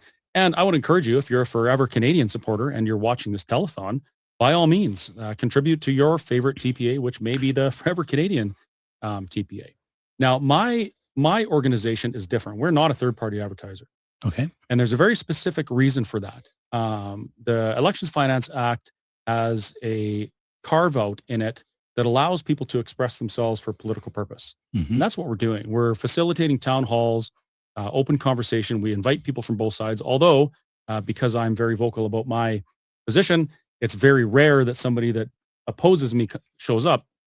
But I wish they would, because if we're going to be asked this question, I want to make the best decision. And if they can tell me why their position is better than mine, I need to hear that. Yes. Because I want to make the best decision. So I would love for the front row to be filled with people who oppose my position. So what we're going to do, and I'm not exactly sure how the logistics of this are going to work. I guess we're going to have to rely on some of the folks in the back end. But I have a little bit of a contribution limit left for my personal TPA contributions. I donated $1,000 to Corey Morgan's TPA. And so that means I have $4,000 left that I can donate. What I'm going to do is during this portion of the telethon, the top 3 TPAs that people donate to, I'm going to match that up to my contribution limit. So it's like $1,600 or something like that to the top 3. So folks, now's the time. You're going to maximize the impact and the input to those people that you want to support by leveraging mine as well. And if you want to support the work Let's Talk Alberta is doing, you can be from anywhere. You have no contribution limits. You can donate as much as you want. As a matter of fact, we had a donor fund us with a nest egg of $95,000 a few days ago, which allows us to go and book town halls and do all sorts of things. And people are going to see a rolling billboard within the next few weeks. And it's going to be a lot awesomer than the Forever Canadian Unity Mobile. So you can look forward to that. So a nicer motorhome. Yeah, a nicer motorhome. Yeah, it's big. It's 40 feet. It's a diesel pusher. It's an Albertan Mobile rolling coal, and it's going to be an absolutely fantastic expression of I love Alberta and I want to have this conversation. So donate and donate often, but don't exceed your limits. And if you're from outside of Alberta, don't donate to a TPA. You're not allowed. But you can donate to Let's Talk Alberta, and we will be good stewards of your donation and maximize its impact. Now that that's out of the way, Is there anything in particular you wanted to talk about, Dennis? Because all I really wanted to do is I wanted to come on and just answer questions. We've been doing that for months, and I have fun doing it. So we can talk about whatever you want, and then we'll do that. Well, there's a couple of things I wouldn't mind talking about. And first of all is I've been co-leading with Keith Wilson the development of the transition plan. And I want to make clear a couple of things about it. Is people think the transition plan is setting long-term policy for the country of Alberta and deciding how we will run things and how taxes will work and form a government and so forth. And that is not true. All those things are in the hands of the future legislature. Deciding how taxes are done, deciding what constitution we should use, deciding, what kind of military do we need, are all things to be done by the people of Alberta through their elected legislature once we are an independent country. So all the transition plan is doing is covering that period of time from when we win the referendum until such time as that legislature is in place.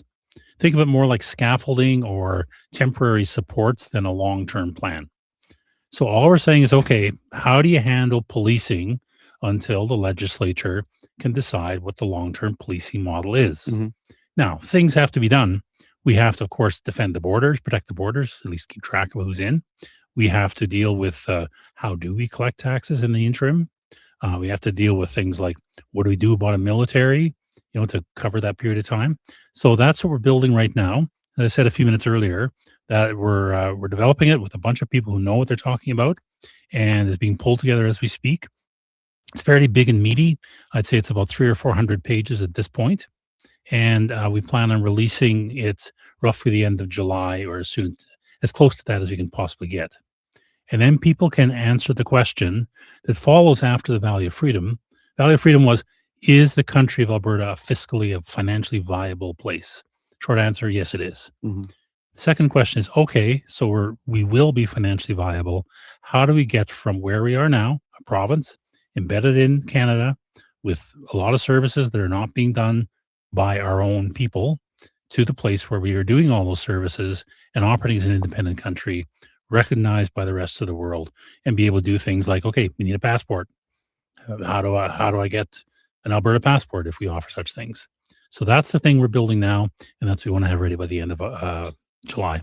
I'm glad you brought that up, because there is a lot of confusion around that. I've heard a comment from some people saying, hey, how come we're not involved in these conversations? And the answer to that is because we have no idea about any of those things. Like, I have no idea how to transfer the logistics of operating an international airport from one jurisdiction to the next. I have no idea how to manage moving corporate tax liability from one structure into another other, and making sure all those things are smooth. But there are a lot of experts that can do those things. And I will point out, and I don't know if this was included in some of your stuff, but this isn't new. No. There's a province that's been doing this for 60 years, and that's Quebec, and they have a ton of research and information on these things. Is that correct? Well, every service we want to take over is currently operated by Canada. Right. Now, they're not filled full of rocket scientists and brain surgeons. What? They're filled with normal human beings. That can't be. Yeah, well, it's hard to believe, but some of them actually maybe even don't reach that level. But anyway, so none of these are new to world. None of these are new to country. And what we're doing is just replicating them in the best possible way. So it's not hard to do. I'm going to pick an example. So someone said to me, well, passports are so hard to produce. They're fancy little booklet, digital chips in them and so on and so forth. So I got online, did some searching. Turns out the government of Nepal just signed a deal with a company in Germany to produce passports for $7 a booklet. Oh. You give them picture, address, the relevant information, which we have to do. Police have to check you. Send it to this company. $7 later, they give you a passport. And turn around, I guess, is about a week or two. So we can literally do that for $7 a passport. Now, Government of Canada does it much more expensively, but I think we can grab services like that and do it quite quickly. That problem gets solved. So there are ways you can optimize and streamline without doing crazy stuff, without taking many years and millions and billions of dollars. We can just grab stuff that's available to us, find the best practice in the world, adopt it as far as we can, and that'll cover us till the legislature takes over. And we have some hindsight, and we have some historical examples to look at. I mean, I was I was doing some Googling a few weeks back, and I found that since 1990, there's 38 new nations that have formed. Yes. That's 38 new nations that have had to do all these Yes. things. It's not rocket science. It's not impossible. It's not even really that much of an obstacle. Like, this is just it's an administrative task. Yes. We do administrative tasks all the time. Well, and I spent my career working in large scale projects where you've got a million things to do and you got a bunch of people working on them. The problem is not usually that any task is rocket science. The problem is you just have so many tasks to track and try and get done in a short period of time in a coordinated fashion. Well, that problem's known. Like, I've done it, been there, done that. And it's no fun sometimes, but you can get it done and it's pretty straightforward. And countries, I just was talking with John Bolton a minute ago, a question on that came up on the email was, how long will it take? So I looked up the Czechoslovakian split. They took 6 months. I think there's no reason why our separation from Canada towards independence will take longer than a year. Well, I mean, there's lots of evidence to support that claim. Exactly. It hasn't taken other countries, decades to do it. Why would it take us that? Speaking of questions, if John's watching, you're gonna have to come in and unlock your laptop because I didn't move the cursor around. No, I can't see all the questions. The second part of that, you mentioned that these things have to be done kind of before our legislature does its thing and outlines Yes. things. I want to point out kind of the flow. So it's not like all of these things get done at once, right? No. So we have a referendum on independence, it's successful. Well, now we begin negotiations with Canada. Yes. Right. The negotiations will inevitably fail, I would assume. And there's a declaration of independence somewhere in there. After that, Albertans get to decide what their future looks like. Yes. And this is the opportunity that gives me so much hope and is so amazing to me. An opportunity that other countries have like they've sacrificed millions of lives to get the opportunity to answer a question of self-determination, and we're going to get that. So we would get to decide through constitutional convention what our government's going to look like, what our legislature is going to look like, how our executive is going to work, all of these things. And we can look to other countries, to other constitutions all around the world for the things that have worked well and the things that haven't. For example, the United States just celebrated their 250th anniversary. Yep. Greatest experiment in freedom the world has ever seen. Not perfect, but it's a great example, a great constitution to look at to say, hey, how did they maintain their freedom and how did they maintain, their cohesiveness through that amount of time? Because a lot of countries don't. No, and I just came off a road trip that Jason Levine organized with Matt Rowley and with Bruce Party. And we went to Edmonton, Red Deer, and Calgary, and to answer questions and listen to people about what they thought about constitutions. And in that case, the three of us have different points of view. Matt Rowley's in favor of an improved Westminster system. Bruce Party is a very libertarian-minded guy, and I tend to be roughly in the middle with a republic, much like the Americans have. So we discussed those. We took a lot of input from people. We answered a lot of questions. And key to all of this, and actually the number one paper on the transition plan, is the development of the Constitutional Conference. Mm-hmm. And that's been mapped out. That paper is actually pretty well done. And it's a process by which we can get multiple groups, not just government, not just lawyers, not just, a bunch of academics, but a public open forum made up of a wide representation of people to work through the process of picking our system of government. And from that, you actually then structure your elections, you structure your houses of government, the legislature, your judicial system, and so forth. And like you said, there's nothing new under the sun in many ways. I think we can improve whatever model gets chosen. I think we make serious improvements over what's there. I've seen the weaknesses in the American system. They have some challenges that I think we can fix. And even if we went down the Westminster system, we know the holes. Heavens, we're experiencing the holes today. Every day. And we can plug those. Bruce's system is a brand new to world approach, but it's got some really good thoughts in there and some real lessons to learn no matter what. So we have approaches.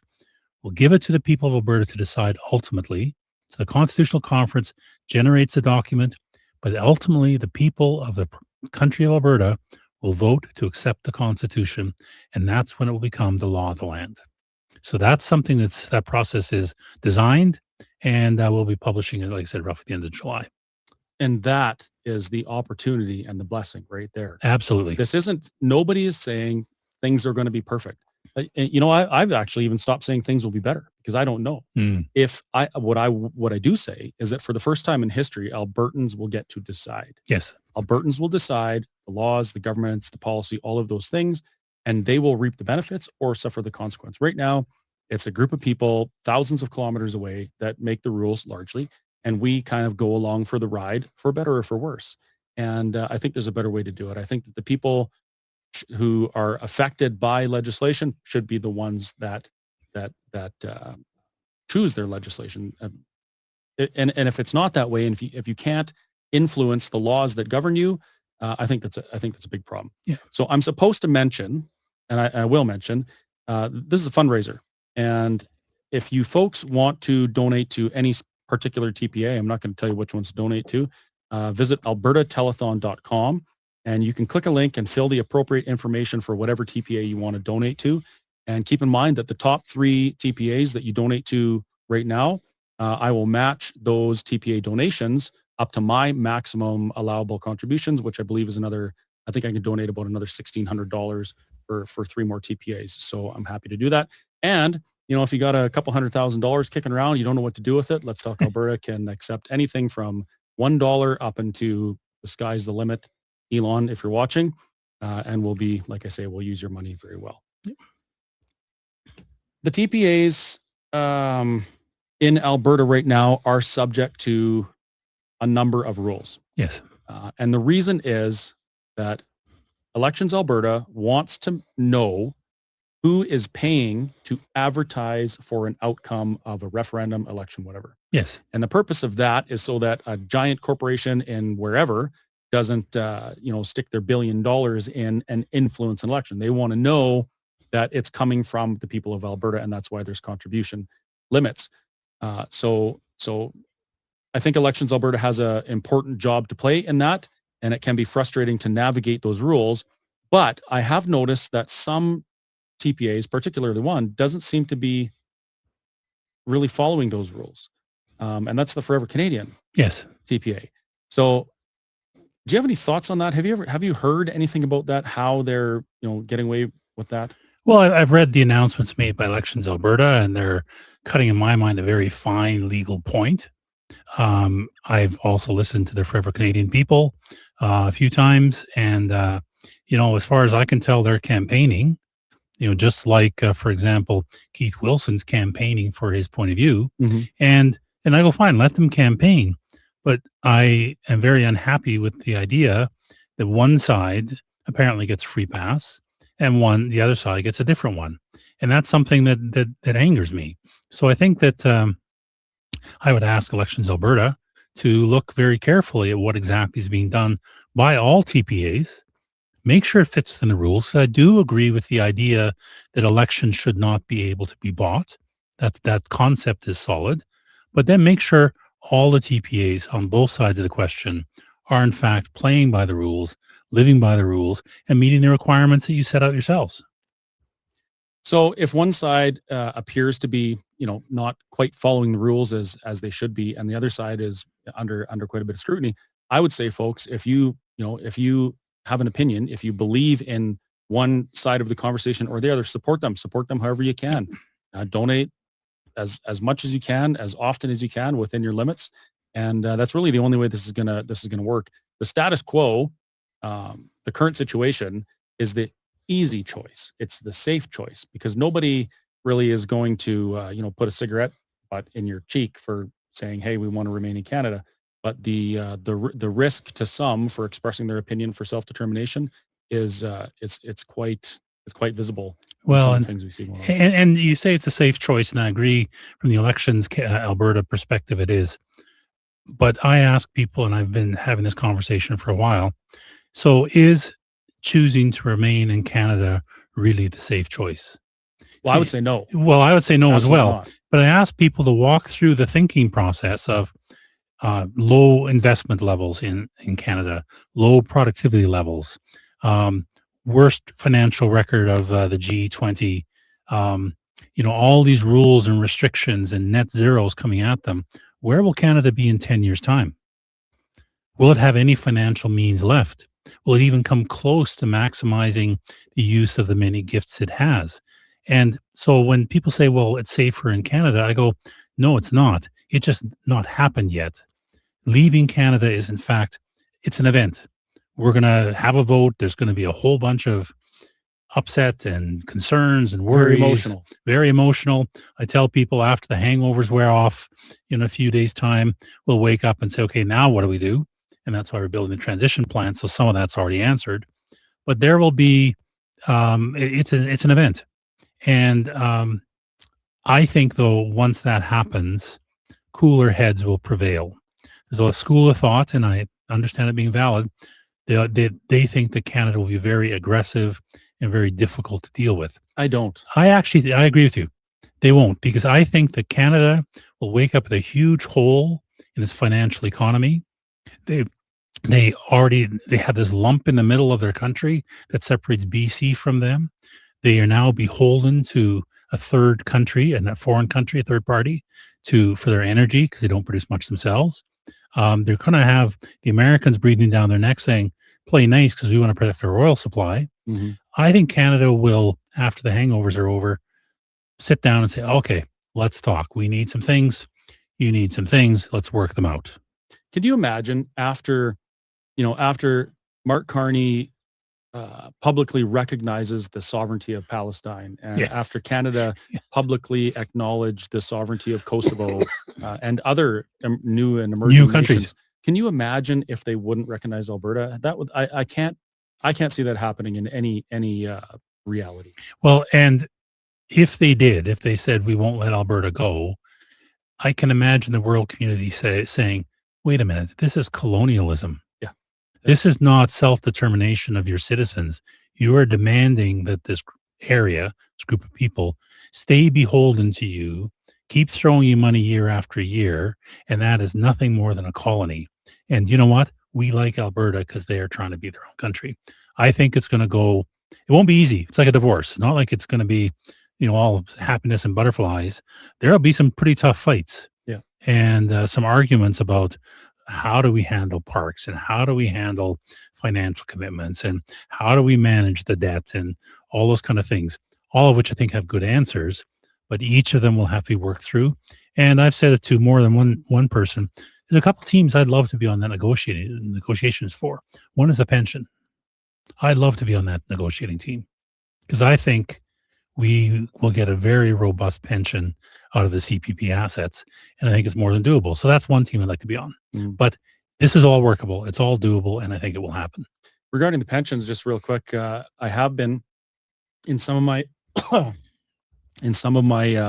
media. People have asked me, well, why does Alberta, pardon me, why does Alberta think that they deserve all of this pension fund? And you look at the math, and the math it speaks plainly. It does. So it says you get what you put in plus interest minus what you take out. Exactly. Period. It's easy. My question would be, well, if we're entitled to 50% of the fund, where's the rest of the money? Where did it go, and why is it not there? Yeah. That should be the question people are asking, not why does Alberta get it? Well, and I mean, I think it'll be a broader negotiation, but you're quite right. And that's why in the Value of Freedom, though, we said, okay, the real number is the 344 from the Lightworks report. And there's people say, yeah, but, I said, even at half, if we just get half of that number, I've done the math, I've done it recently, we can cover all of our pension obligations, CPP, OIS, GIS, and so forth, within that 184 comfortably. It turns out our expenditures every year for current payouts to pensioners is actually less than the net contributions from people working. Mm-hmm. The rest of it is in the fund. So there's a $3 billion overpayment every year. Exactly. Yeah. So you take that money, you invest it wisely, you cover all of your pension obligations and from that funding, and then you say, okay, that's now a stable pension fund, and it will grow.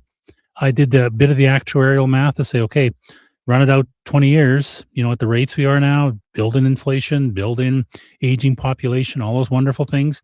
It's still a perfectly viable fund for Alberta. Yeah, if it is for Canada, why wouldn't it be for Alberta? Why would it not be for Alberta? Well, I'm going to get to some questions here. This one I think is really interesting. The question is from Danielle, and she asks, she says... Is her last name Smith, by the way? Well, she said not to use her last name, so we'll let people stew on that one. She says, hello, I am not a separatist, but I'm listening to the telethon in good faith to better understand the situation, the issue, and the separatist perspective. Well, thank you, Danielle, for watching. I appreciate that. That shows you're a responsible, civically engaged citizen. My question is, what provisions are there for religious organizations in a separate Alberta? Will there be continued provisions for charitable exemption in an Alberta tax structure?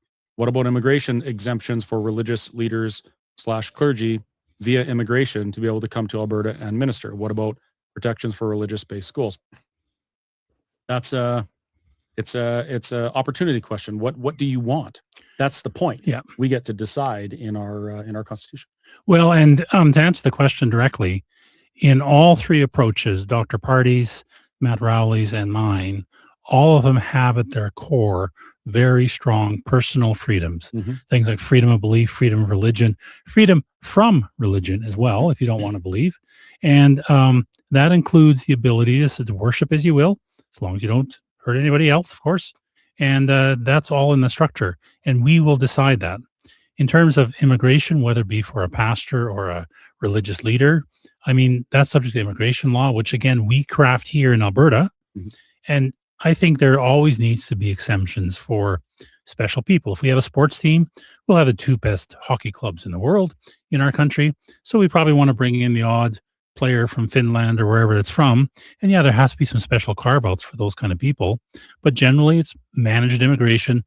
Only immigration for the good of the nation is what happens, not just bring in what we used to do. Yeah, what we used to do. I mean, we actually went back in the Valley of Freedom. We went back to the old Canadian point system. I think it was 2003, which was held up roundly around the world as being the best, most productive immigration system in the world. It was a points-based system. You had points for certain attributes and subject to quota. There's a limit on the number of people that could come in. And so what you did is you made sure that people that came in fit the needs of the nation, were going to fit culturally and language-wise, and going to actually belong and make themselves Canadian. Quebec does that now to some extent. Exactly. And I think that is the thing we always have to ask when immigration is, what does the country need? Well, wait a minute though, Dennis, isn't that racist? I did not mention what color you were. I just said, what does the country need in terms of skill set and talent? My wife is mainland Chinese. I really don't care. This is the argument we get, though, and why I brought it up. People, every time you mention immigration, they say you're a racist. Well, no, I believe in preserving the values that made the country the place that people want to immigrate to, period. Right? And it doesn't matter what color you are, where you come from. If you want to acknowledge freedom, you want to be prosperous through hard work and opportunity, come here. Exactly. Build with us, right? Yeah. Well, and I talked to some folks from India, my friend Prakash, and anyway, he is grumpy and angry at the current state of immigration in Canada because he came in the early 2000s, went through the point system, brought capital, worked his ass off, set up a company, is successful, done very, very well. And he's angry because why are we letting these people in with no requirements and no desire to build the country? And, you know, Prakash, I'm sorry, he's from India. He doesn't look at all like me. I'm a very pale-faced guy. I thought you're from India. Well, you know, don't go out in the sun much. Oh yeah, well I'm good. You know, I have a part of the whistle stop is a convenience store, and most of my suppliers, all but 2, I guess now, are either from India or Lebanon. And I've had this conversation about Alberta independence with them, and some of them they're not even citizens. They're just here on temporary PRs. Yeah. They're completely choked at what's going on with immigration, and the common comment is, if I could vote, I would be voting for independence, because this is not, you know, we should be protecting what we have here. And well, and as I said, my wife is mainland Chinese, and if you want to get a rise out of her, just say, hey, immigration's fine the way it is in Canada right now. She will go absolutely ballistic. I think I maybe will skip that one. Okay, next question. This one's from Dale. Dale says, lots have been said about, and by the way, folks, these aren't screened or censored or anything. I'm just reading them as they come. Lots has been said about transfer of assets and control over resources and the Constitution. When or how are the laws like C-22, C-9, and others subject to change and not hang over the heads of Albertans? Well, that's an easy one. That's immediately. Yeah. Immediately. What happens if the Clarity Act is not negotiated in good faith and is vetoed or stymied by Ottawa or provincial challenges. 3 words. We're not asking. Exactly. It blows my mind that the Clarity Act is the legal pathway that Canada would prefer Alberta use or any province use to secede from Confederation. That's a preference. It is not a requirement. Under no circumstance in any time in history has a nation that has split from their parent nation been subject to do it only by the laws of the parent nation. Exactly. Right? It does not work like that. And certainly not the courts thereof. Certainly not the courts. The entire premise of an independent Alberta, for me, would be this in a nutshell. I completely reject the Canadian Constitution and the Canadian system of governance, and I want Albertans to create their own. Yes. Period. That means that the Clarity Act to me is almost irrelevant. Yep. And as a matter of fact, it's irrelevant to Quebec as well. Quebec, when the Clarity Act came out, they passed a law that said they will never use it. Exactly. They reject it on its face. Done. Over and done with, because they live their sovereignty and they would never ask permission. And I don't believe Alberta would either. However, it is nice to believe that we could use this legal pathway to achieve our self-determination. Yeah, but it may not work that way. But having said that, I mean, I am quite content to try and work within the rules. Exactly. Laid out as best we can, as long as everybody understands this is not we're asking for permission, pretty please, and if you say no, well, we're done. We are going to leave if we win the referendum. We are going to set up our own country. We would like it to be civil and reasonable and based upon good conversation and good negotiation. But if the other party refuses to hold to that standard, we will pursue things unilaterally. Mm-hmm. And we have every right. The international community recognizes the right to self-determination. Yes. And it's, internationally, not every nation agrees on everything, but that's one thing that most civilized nations agree on. Yes. Self-determination. What happens to the joint provincial federal pipelines and other deals that are being made in the MOU presented by Carney? Well, this is assuming that those happen, and they happened before, but let's just pretend that it happens tomorrow. What about things like that? Any joint provincial federal business deal? Well, I mean, this is what negotiation's about. The feds are going to say, take the Trans Mountain pipeline. We invested a ridiculous sum to do way too much money. Different topic, but let's pretend it's 34 billion. I think it is. We'll say, okay, you invested that amount. We're going to use that pipeline to ship our product to the sea. There's a tolling arrangement. We're going to pay for the use of that pipe. We owned part of it, so we get something back for that. Let's work out the deal that says, okay, you get to recover your part of the investment. We get our part of the investment. It's like any other country. It's just like when we ship stuff to the southern states right now through the American system, we pay tolls. Right. Yep. Why would it be any different? Yep. And the other thing people forget is that a federal asset, Alberta owns 15% of federal assets as well, right? So it's not like we only own what's in our border. We own 15% of that, and we own 15% of that. So that's a negotiation. Well, and I've made the case more than once. People say, well, yeah, what about the parks? What about military bases? I go, well, I'm willing to exchange my 15% of the military bases, parks, and federal facilities in the rest of Canada for a 100% ownership of those equivalent facilities within the borders of Alberta. Let's call that a deal. And by the way, my advice to Canada, take it fast because it's really in your favor.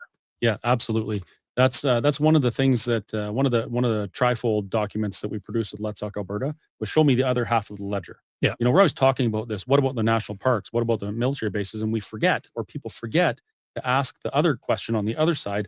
What about the assets that we own in other provinces? And this stuff all has to be considered, not just the one side. Well, same with the national debt. I mean, that question comes up a lot as well. And you go, okay, but back to your other side of the ledger, what proportion of that debt incurred had benefits that accrued to Alberta? Mm-hmm. If you put all that money or a bunch of that money into stuff in Newfoundland or stuff in Quebec, well, that's very nice. But by the way, we're not going to take on the debt related to that. Right. So I think the debt will not be the 15%, 12%, whatever the per capita percentage is. It's going to be something less. And yeah, we'll take that on. That's our obligation. We'll take it on. Yeah. It's like, you're moving out of your parents' house. They've racked up a ridiculous amount of debt without you being able to do anything about it, without it really benefiting you. And then when you move out, they say, hey, you got to pay part of this debt back. Right. It doesn't work that way. And considering that Alberta has contributed, something like $600 billion before inflation adjustment to Confederation, I think we're starting off in a pretty good negotiating position. Yep. if you consider both sides of the ledger. Unfortunately, some don't, including our premier. Our premier went public and said, "Hey, it's going to cost us $400 billion. It's going to cost $60 billion a year." She talked about that one side of the ledger, not the other, and that's actually what motivated me to write that document and get it. Well, and she mixed all sorts of things up. She mixed up initial capital cost with increased operating cost of the actual units, and then the actual money dispersed as part of those programs. And I like to think, because I do like Danielle, I like to think if she could say that over again, she'd say something different. But now it's out there in the wild, and I think it's a ridiculous statement. Well, it worked out good because it motivated me to do something. So I spent a couple of days doing some research and producing a document. And now it's in Red Deer alone, there's a group there. They distributed 20,000 of these things in the city of Red Deer. And we've got them going all over Alberta. It's absolutely amazing. So folks, if you want to support that, please do. But remember, this particular telethon is purpose-built to support the work that the TPAs are doing. You can find the list of TPAs at albertatelethon.com. Go to the website. You can click on the link of the TPA that you wish to donate to. And when you do, remember that the top 3 of those TPAs, the top 3 amounts of donation for 3 of those, I'm going to match that dollar for dollar up to my remainder of my maximum allowable under the elections finance rules. What else have we got here? There's quite a few questions in this one email, so let's try and get through them really quickly before we run out of time. How would an independent or move towards independence defend itself from a Canadian army that is now becoming a greater percentage of foreign nationals without Canadian culture or tradition? Well, let me put this. We are going from the assumption that Canada will follow the law. They are not going to take military action against us, neither the Americans for that matter. First of all, I mean, play this scenario out. Let's say Canada was so foolish as to do such a thing. Do you think the Americans would stand by idly? Absolutely. I told them we have oil. Yeah, we've got their oil. Remember, they want to buy our oil and they want to have it protected because it's a big part of their supply. They are not going to let the Canadian Army come in and try and impose a police state. So the option makes no sense. And, so I think you have to stand back and say, no, Canada will not invade. They will not try and do such things. And we're going to end up with, just like the Czech separation, it will be the velvet separation, where I think we go probably with a few bruised feelings and so forth, but generally in a peaceable fashion. Yeah. One thing I like to do, and we have to do, when people ask me a question about what, for instance, military, what if the Canadian military, and how are you going to defend yourself? I say, how do we defend ourselves now? Yes. As a Canadian, are you comfortable with our ability to defend ourselves? I'm not. No. We rely on other nations to defend ourselves. I have a friend whose son is, he's on a submarine out of Esquimalt in British Columbia. And that sub spent 2 years in dry dock. Yes. 2 years. They finally get it out to sea. It lit on fire. They brought it back. Had to do a bunch more repairs. They brought it out to sea again. Something happened. They had to tow it back and fix it. Like, if you're concerned about your nation defending you, you should be pursuing an independent Alberta, where you could actually have some input on what our military looks like and how it functions. Right now, we can't.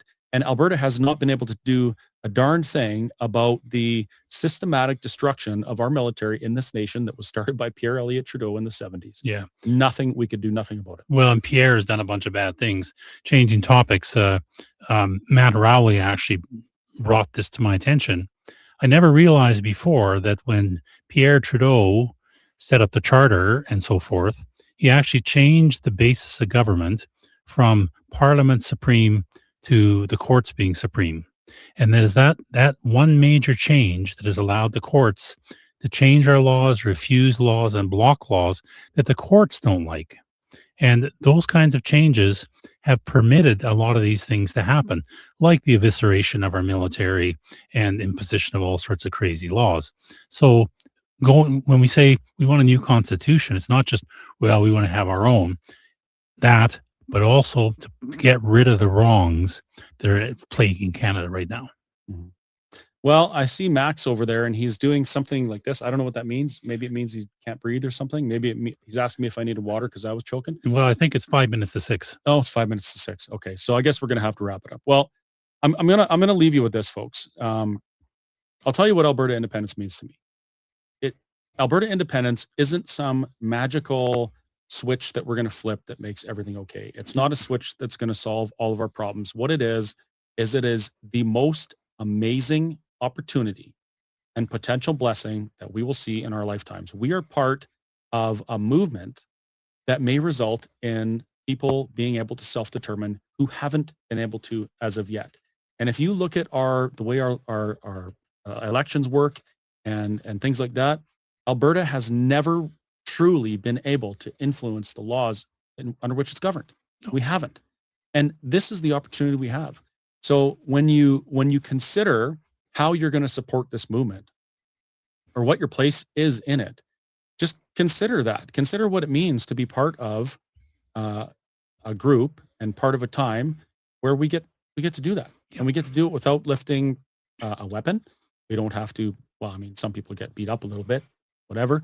But we don't have to go fight a war, and it's right there in front of us. So this is, it's worth making small sacrifices of your time, attending events, talking to people, trying to chip away at the stigma of the independence conversation, and also financially. If people aren't willing to open their wallets and financially support the independence movement, it just won't happen. No, right? That's the sad state of things. So please consider supporting.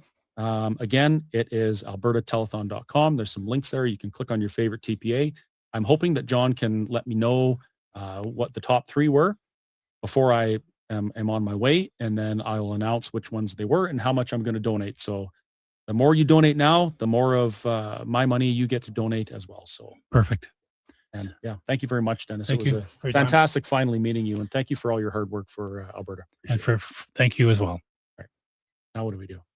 I'm with Tanya Clemens, Keith Wilson, Let Alberta Decide, and we're at the amazing Stampede breakfast just the Sunday before the telethon. And congratulations, this was a remarkable event. I think you had 1,000 people out here today. Yeah, we sold out real fast, and just shows the level of momentum and support in the movement. It's real.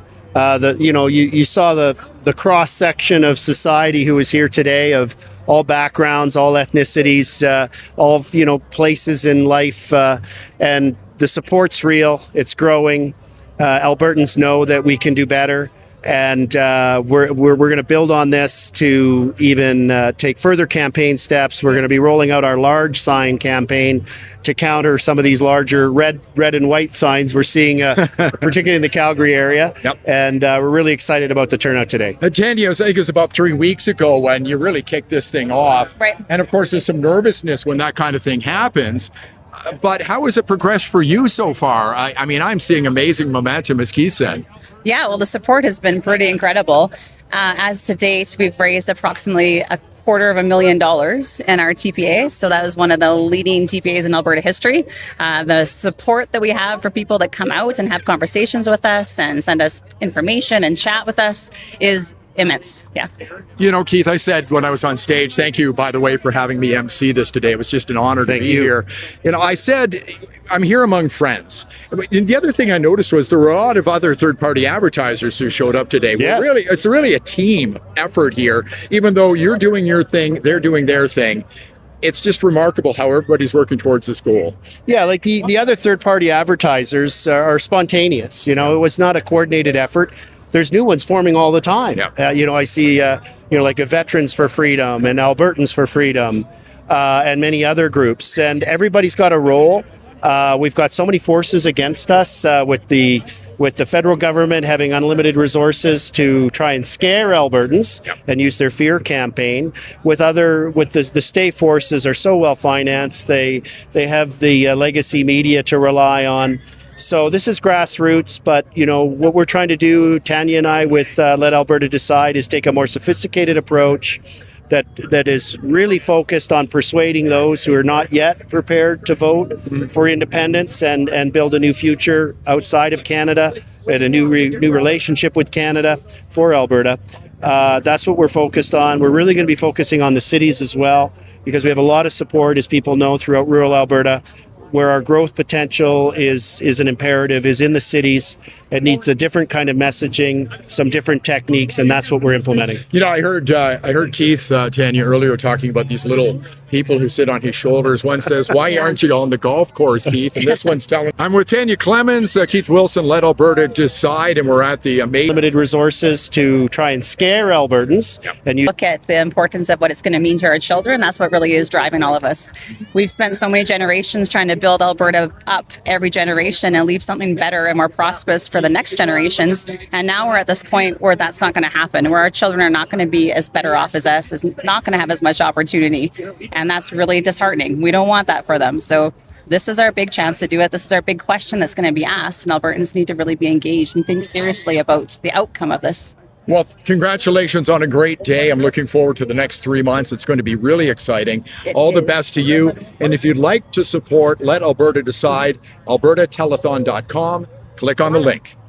You stood on those stone cold. Hi guys, Mike from the Critical Compass here. We are live from the Edmonton studio. Thank you for joining us. It's been a pretty amazing day so far.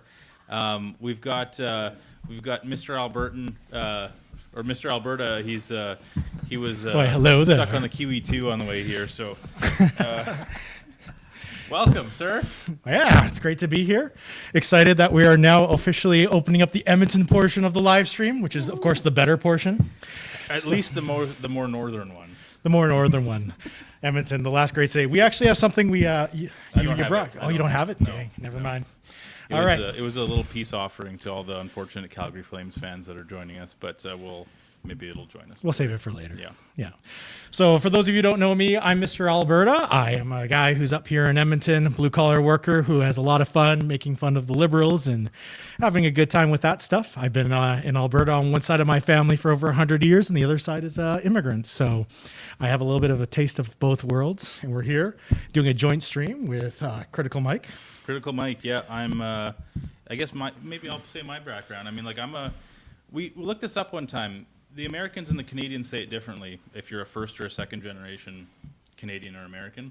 In the US, you'd be a first generation if your parents emigrated and then you were born, you would be considered a first generation. In Canada, some people say that the parents emigrating are first generation and then the children are second generation. So I'm either a first or a second generation Canadian. So my family comes from the Middle East and from South America. And so, yeah, I've, until, not too long ago was a very proud Canadian. And I've, unfortunately we've seen nothing but Canadiana kind of die. So it's, I'm happy to identify as an Albertan, and yeah, this is very cool. So I'm glad that we have such cool guests with us today. Yeah. And maybe we'll zip it on over to Mr. Wilkinson beside you.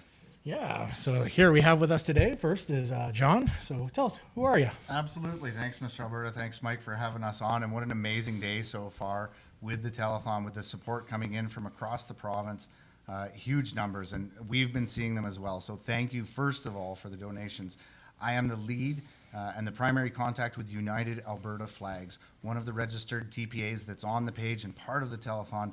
We thank you for your support so far today at all of the different activities, and we thank you for helping us paint the province blue. Our team has been out in parades. We have been out handing out flags, little ones, and I've got a couple here for you guys, just for setting up all the work that it took just to get going. Thank you. And some Alberta Independent custom stickers that we had 10,000 Nice. printed. These are going out all over the place, but this isn't even what it's about. This is about getting people ready to paint the province blue so that everybody remembers to vote for option 2. It's a nice little thing. It works really well. Rhymes. Very nice. There might have been some thought behind this. So yeah, United Alberta Flags, we are actively involved in community events, in helping get people not afraid to fly the Alberta flag anymore. Because, of course, as we have these discussions about independence, we have people that have obviously made up their minds. We've had other people that have obviously made up their minds against it. And what we're actually trying to do is engage in the conversation with the hearts and the minds of the undecided voters in the province.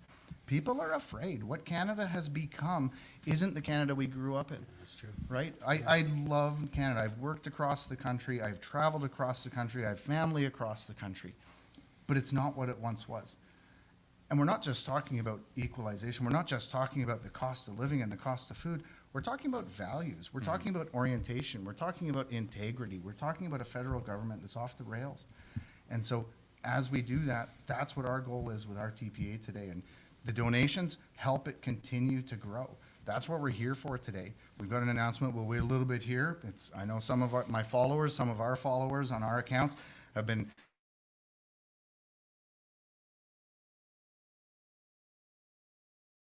teased a little bit today that we've got really thrilled to be able to be here and be part of advancing a cause that's going to make a difference in our future generations, in our kids, in our grandkids, in what Alberta can be. People don't need to be afraid to fly the flag. Well said. Well said. Yeah.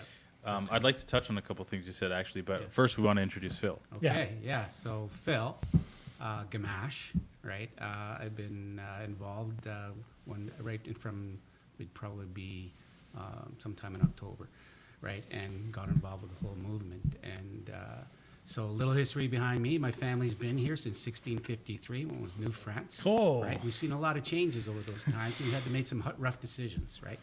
And in those rough decisions, feelings will get hurt, loyalties will be bent, but the whole thing is you got to come back to, okay, what's best for our family and our future?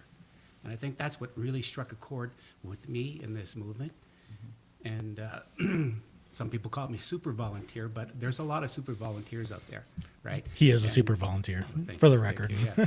But yeah, so I'm proud to be about, helping in this whole cause, and very excited for our future, and the education that behind it is what I think will make the difference. Absolutely. Awesome. So having you here has been pretty cool, and it's really funny for me because I remember last year, up until like last summer, yeah, the Alberta independence movement was always fighting over the flags. We come up with new flags, then everyone would argue about it. No, we can't have a North Star in it. No blue. Yeah.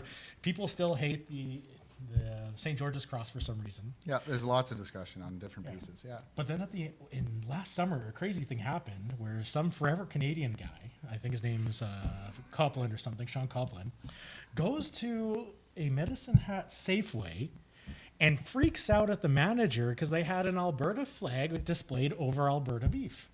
And he went so far as to make the manager take it down. And like what we didn't know is that as soon as he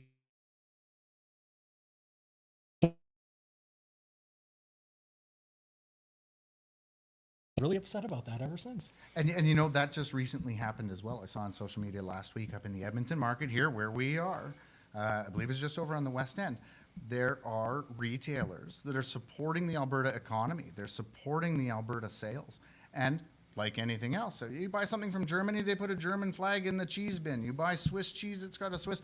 There's Alberta products and Alberta producers that we should all be supporting, that somehow a certain segment of our population won't support because they themselves are politicizing the flag. The flag that we have that's behind us, we hand out parade flags, we hand out household flags, we hand out 3x5s, bigger ones like this, and we're going to go even bigger very shortly. They are universal. Every Albertan, it doesn't matter. 10 years ago, it doesn't matter if you supported NDP or Conservative, Alberta was your flag. It didn't matter if you lived on a reservation in a First Nations community up in Fort Chippewa or downtown Calgary, Alberta was your flag. You're Albertan, your flag is Alberta. It doesn't matter. And when we're talking about a jurisdictional issue, like independence for the province of Alberta, there is only one flag, and that is the Alberta flag. It's the flag that you fly, that I fly, that everybody all around us flies. There shouldn't be an issue at Safeway, and there shouldn't be an issue in somebody's front yard. Yeah. It's funny how people, it depends on the political winds of the day, doesn't it? It does. How people view flags. Because I don't know about you guys, but I'm old enough to remember all the way back in 2020 and 2021 when the Canadian flag was a hate symbol, right? Yeah. And now it's a symbol of a whole, it's unity again. So isn't that funny how just in a matter of a few years the winds can blow? It's only a subset of the community that that likes to play games with our symbols, but they're also playing games with our futures. And Albertans right now, I think, not only are fed up, but have also realized what those games are, right? Right now, we're talking about BC putting royalties on our pipelines, on our oil. Well, that's never happened before. That's not a unified country. We chose the name as a third-party advertiser, and we are engaged in this campaign, and we chose United Alberta, to directly contradict, not to contradict, but to come up against what at that time Danielle Smith and the Prime Minister and others were saying, well, we're going to have a strong Alberta in a united Canada. There's no such thing as a united Canada anymore, and there hasn't been in a generation or more. So if you're going to play on the games here, I can tell you, I think on October 19th, we'll have a united Alberta that's voting for option 2. We're going to help make that possible by strengthening people's resolve, helping to educate them, and helping them to fall in love with their provincial symbols again. That's why we're getting flags out. In the last 2 weeks, we've got out over 4,000 flags at different events of different sizes. Yesterday, we picked up another order of 5,000 flags that are coming out. And we've got the little parade flags that go on out. We've got 3x5s that go up on houses. We've got these big ones. And I guess I'll throw it out now on the way down here. I had a long meeting. We've been announced on Rebel News a couple of weeks ago that we want to do big ones. But here's part of the problem. We couldn't find a manufacturer for the flagpoles here without going to the States or going to Nova Scotia. Now, in a normal environment, yeah, we could look at those things, but I really want to support local. Yeah. We met with and started the conversation and started the deal today with a manufacturer here in the province that's going to manufacture us 100-foot flagpoles that we're going to put up 20 by 30 foot Alberta flags on around the province. Beautiful. Your donations can help make a difference to fund these up and down Highway 2, up and down Highway 1, and up and down Highway 3. They're not the same price category as these, so feel free to donate up to $5,000. We are tracking absolutely Which everything. You can and do, folks. Yeah, you you can do. You can go to unitedalbertaflags.com today, right now. We can take e-transfer, we can take credit card, it's all set up and it's rolling. We've seen so far today that we've already brought in 5,000 or more, and we're greatly, we really appreciate it. We're so thankful for that because it helps make this possible and it helps strengthen Alberta all the way across. So $5,000, how many Alberta flags does that get? Well, we buy them in bulk, so it's not really a retail price right now. Depending on the size and depending on what we're using them for, the big ones here, these are going to be $2,500, $3,000 a piece. These we're getting for cheaper than probably most people want to know because there's other people that are still buying them for different events. So we make very good use of wholesalers and bulk agreements in the province to help make the biggest impact that we can. So that we can distribute at an efficient level and make sure that we're getting out to all of the requests. When I came into town today, I stopped at a house and a volunteer. Somebody had asked for them here in Sherwood Park, all across the province. We've been to Calgary, we've been to Ponoka, we've been to Edmonton. We're traveling all over and distributing them.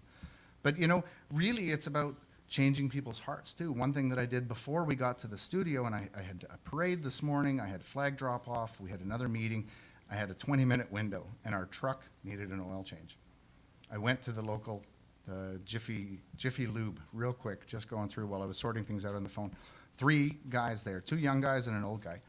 And they saw the truck come in with United Alberta flags on it. First thing that happened, somebody followed me off the highway because of the logo and pulled in behind, not for an oil change, but they had seen the logo and they asked for a flag. It was unbelievable. The guys were laughing. And then I had to be on the phone because I was actually talking to James, sorting some different things out.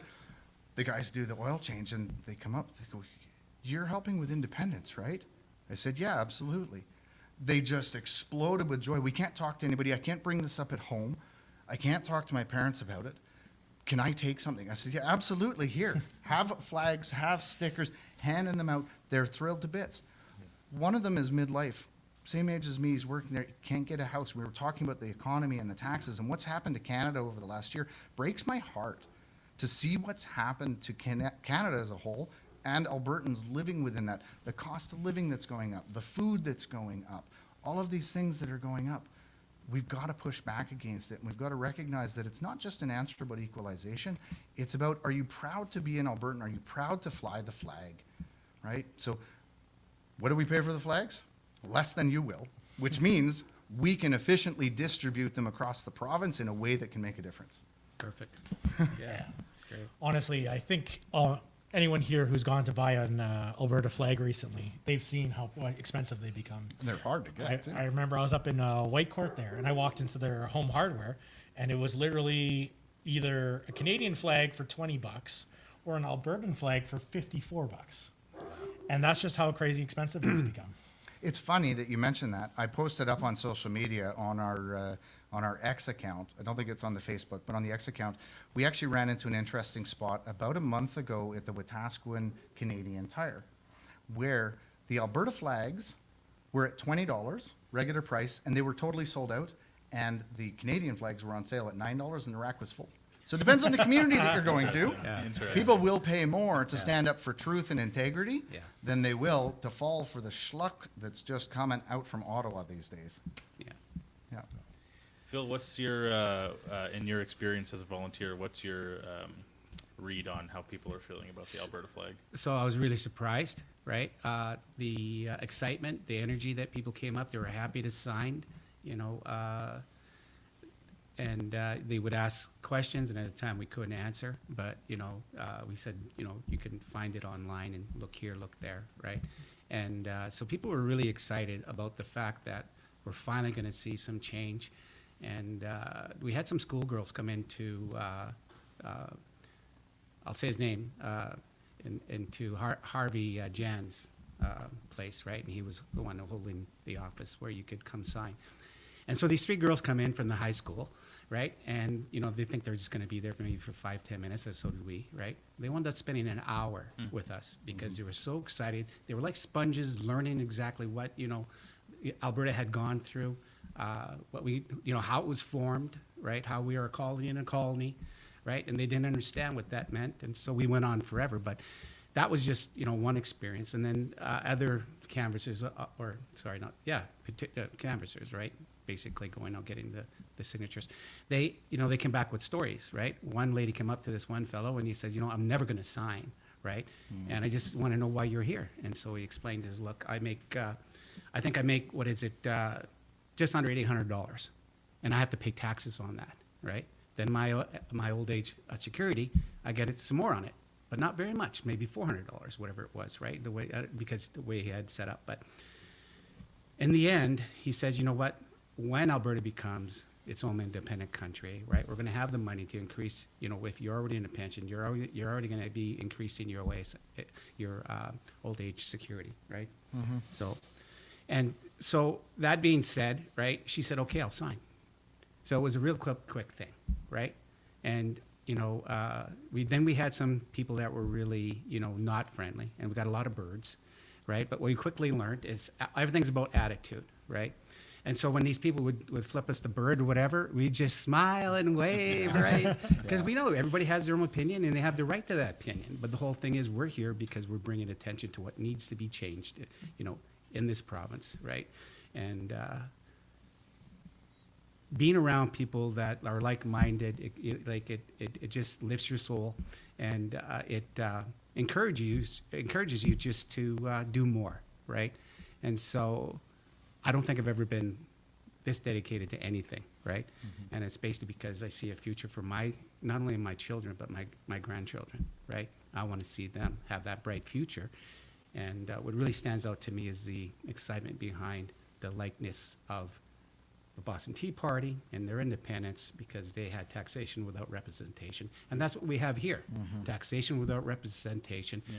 And I think it was MacDonald and Laurier, our premiers at the time, or prime ministers at the time. Laurier actually came out and said that Alberta is Canada's first colony, right? And so once you learn all this stuff, you realize, okay, yeah, maybe it's time we, you know, say, I'm glad you have your views over there, but our views are different, and it's time to take care of ourselves, right? Yeah. And speaking about change isn't only a means of adjusting and growing over time, but it's also a synonym for money, isn't it? And that brings us to why we're here. So if we head to Alberta, plug your site again? Yeah, absolutely. UnitedAlbertaFlags.com. Yes. And on there we can take Interact, we can take Visa, credit card, MasterCard, whatever works for you, honestly, because at this point, it's a matter of, there are a lot of people that are volunteering. There are a lot of people that are putting in the time and the effort, but it takes money to also make that happen. It takes money to get the signs for the lawn signs, for Jason's, for Corey, for Keith, for Tara, for the different TPAs that are working. It takes money to get the flags out there. We are all pouring our hearts and our souls into this because as you just said, we're absolutely committed. This is about not just us. This is about the next generation. This is about the future of Albertans, and honestly, the future of Canadians too, because I think it'll be a good thing for Canada. We've gotten ourselves into a pretty awkward spot where that's the spot. But so for our third-party advertiser to help make a difference, UnitedAlbertaFlags.com. Otherwise, if you go to AlbertaTelethon.com as well, all of the different TPAs that are being supported, there's a drop-down menu. They made a fantastic little website over the last couple of days. We've been part of the behind-the-scenes conversations and know how much work some of these people have put in. It's remarkable. So remember, though, when you do fill out on ours or any of the TPA sites or on the Alberta Telethon, all of your personal information is required. You have to be a resident of Alberta. We do know of some TPAs that are going out of province, but the rest of us, we love Alberta and we love Albertans. So we're going to stick with Albertans and we're going to stick with the Alberta law. I'll leave that for others to interpret. And when you go to, sorry to interrupt, when you go to albertatelethon.com and you see your list, I think there's 6 TPAs on there. Just as a little update, if anyone's interested, we've got at the latest numbers, Keith Wilson and Tanya's Let Alberta Decide is damn near $50,000 raised today. We've got the Alberta Independent, the Women's Network. They've got nearly 10,000 raised, and Corey Morgan's group has a little over 11,000 raised. Like it's been a big day so far. That's pretty awesome to see. Yeah. And you know what, guys? I know, like many of you, some people are a little hesitant to donate because you don't really see a lot of the impact from the donations that you make right away. With John's TPA here, that flag that's going to be given to that family who wants to fly it in their front yard or on their pole, that's going to be there for years. That's going to be there until the sun finally makes it wear out. So if you want to see an impact that not only is something physical, but something right away that will last a long after this is all said and done, donate to John. United Alberta Flags. Thank you. Amazing. Yeah. All right. Well, I think we have a few more minutes before we got to kick you out here. Yeah, absolutely. Unfortunately, John's got another appointment, so It'll be the fifth campaign stop of the day. We were at a parade already. We were at events handing out flags. We've been up and down. And in fact, I'll put a shout out as well. My partner and our chief financial officer, we're the ones that came up with the Alberta Independence float based on what happened in Sundre. They shut down the pro rodeo parade because somebody was trying to fly the Alberta flag. It was just egregious. And that's when we said, no, we're going to go all in, and this is the way we're going to go all in. So we built the Alberta Independence float. It's got an 8-foot grain elevator, a working oil jack animals, and 20-foot flagpoles with Alberta flags on it. And it gets its way around the province. It's been to Ponoka, Calgary, Edmonton, all over the place. But she's taking it down to Paul's Pizza for later in the evening. So we're dividing and conquering tonight. So Kimberly will be down there, so look out for her. Same shirt, because we stick together throughout this entire challenging ordeal. So she'll be down there with the Alberta Independence float and with some of our flags as well for the event. wasn't there a city councillor stealing your flags or something? There was. I wasn't sure if you guys would bring this up or not. Of course we would. That not just was there, there were 2. And our social media and our press releases cover off the details and the facts of that. There were denials, then there was video evidence that came forward as well. So Forever Canadian participants and representatives were stealing Alberta flags that were part of our campaign and registered third-party advertiser material. At this point, the last update, we did have a meeting with the detachment commander. They reviewed the facts and talked to us about it. They looked at it, and especially with the politicization of not just elections rules being broken, but with city councillors, the local detachment has elevated it. It's now under investigation at the Central Alberta RCMP Investigations Division. And so with that said, I won't say anything more because it's obviously pretty deep right now. Yeah, that's like what a gift in disguise. What a blessing in disguise. No, I don't think it is, and I'll tell you why. I've been involved in politics myself, and I absolutely respect other people having different opinions. And we'd seen some of the banter that I thought was too far on both sides earlier in the campaign. On that day on July 1st, we were at the beginning of the parade and we were ahead of them, but at the beginning marshalling area, the floats are beside each other. We set ours up, and I said to my kids, just stay here, because there has been some stuff. I went over there with Kimberly, and we went over to say hello, we went over to shake hands, we went over to take the high road and to be friendly and to show the community, our MLA was there, others were there, to show the community you can be an independent supporter and a Forever Canada and still have a respectful conversation. So we took the high road to go and do that. And we did do that. And people in the community were talking about it on social media. And we saw that. Look at the United Alberta flags and the independent supporters going and talking to Forever Canada. This can happen in communities. We had 3 more stops that day. I was a speaker down at Mirror, spoke after Tamara, and then we went down to Calgary for a pancake breakfast, kicking open the Stampede. And that's when we started getting phone calls back from the community. People were coming and saying, we witnessed this. And I said, there's no way. I said, it's too much. So we brought it back. And at this point, I'm going to say it's in the hands of the RCMP and it's in process. We did talk to Elections Alberta too. So, yeah. John, you've got about a minute before you got to run. So Yeah. We'll plug you again, UnitedAlbertaFlags.com. Thank you for what you're doing, sir. Where can people find you on the road next? Do you have a schedule for the next few days? Like, do you know where you'll be? There's so many things going on. So yesterday we were with Jason Levine in Red Deer. We were in Rimbey. This morning we were at Pigeon Lake, Wetaskiwin, Leduc. We've been down on Calgary for the last couple of weeks. We are going to try and focus on the capital region and Edmonton over the next couple of days. Klondike Days is going on. There's all kinds of different events. Sometimes our schedule changes dynamically and pretty quickly. Listen, if you see a parade float coming down the road with 20-foot Alberta flags on it and people handing out stickers, handing out flags, and we can take donations and we can get you big flags for your house as well, you're going to see us all over the place. Follow us on social media. Follow us on X, United_AB_flags. And on Facebook, you can find us as well. And from our website, you can make a donation. And if I wanted a flag, how do I get a hold of you? You want to text me? Because I know you have my number. I got some in the truck right now. Well, No, or if you're yeah, around. absolutely. Yeah. You could email us at unitedalbertaflags.com. But on our website, there's a form to donate. There's also a form to get a free flag. So it's in there. It comes right into our phone. We've got a database of them. We're hitting communities as quick as we can. We dropped some off in Sherwood Park today, in Leduc, in Wetaskiwin, at Pigeon Lake. There's some going down to Calgary for somebody else to pick up and distribute as well. Awesome. Awesome. Thank you, sir. You're welcome. Thank you, guys. Right on.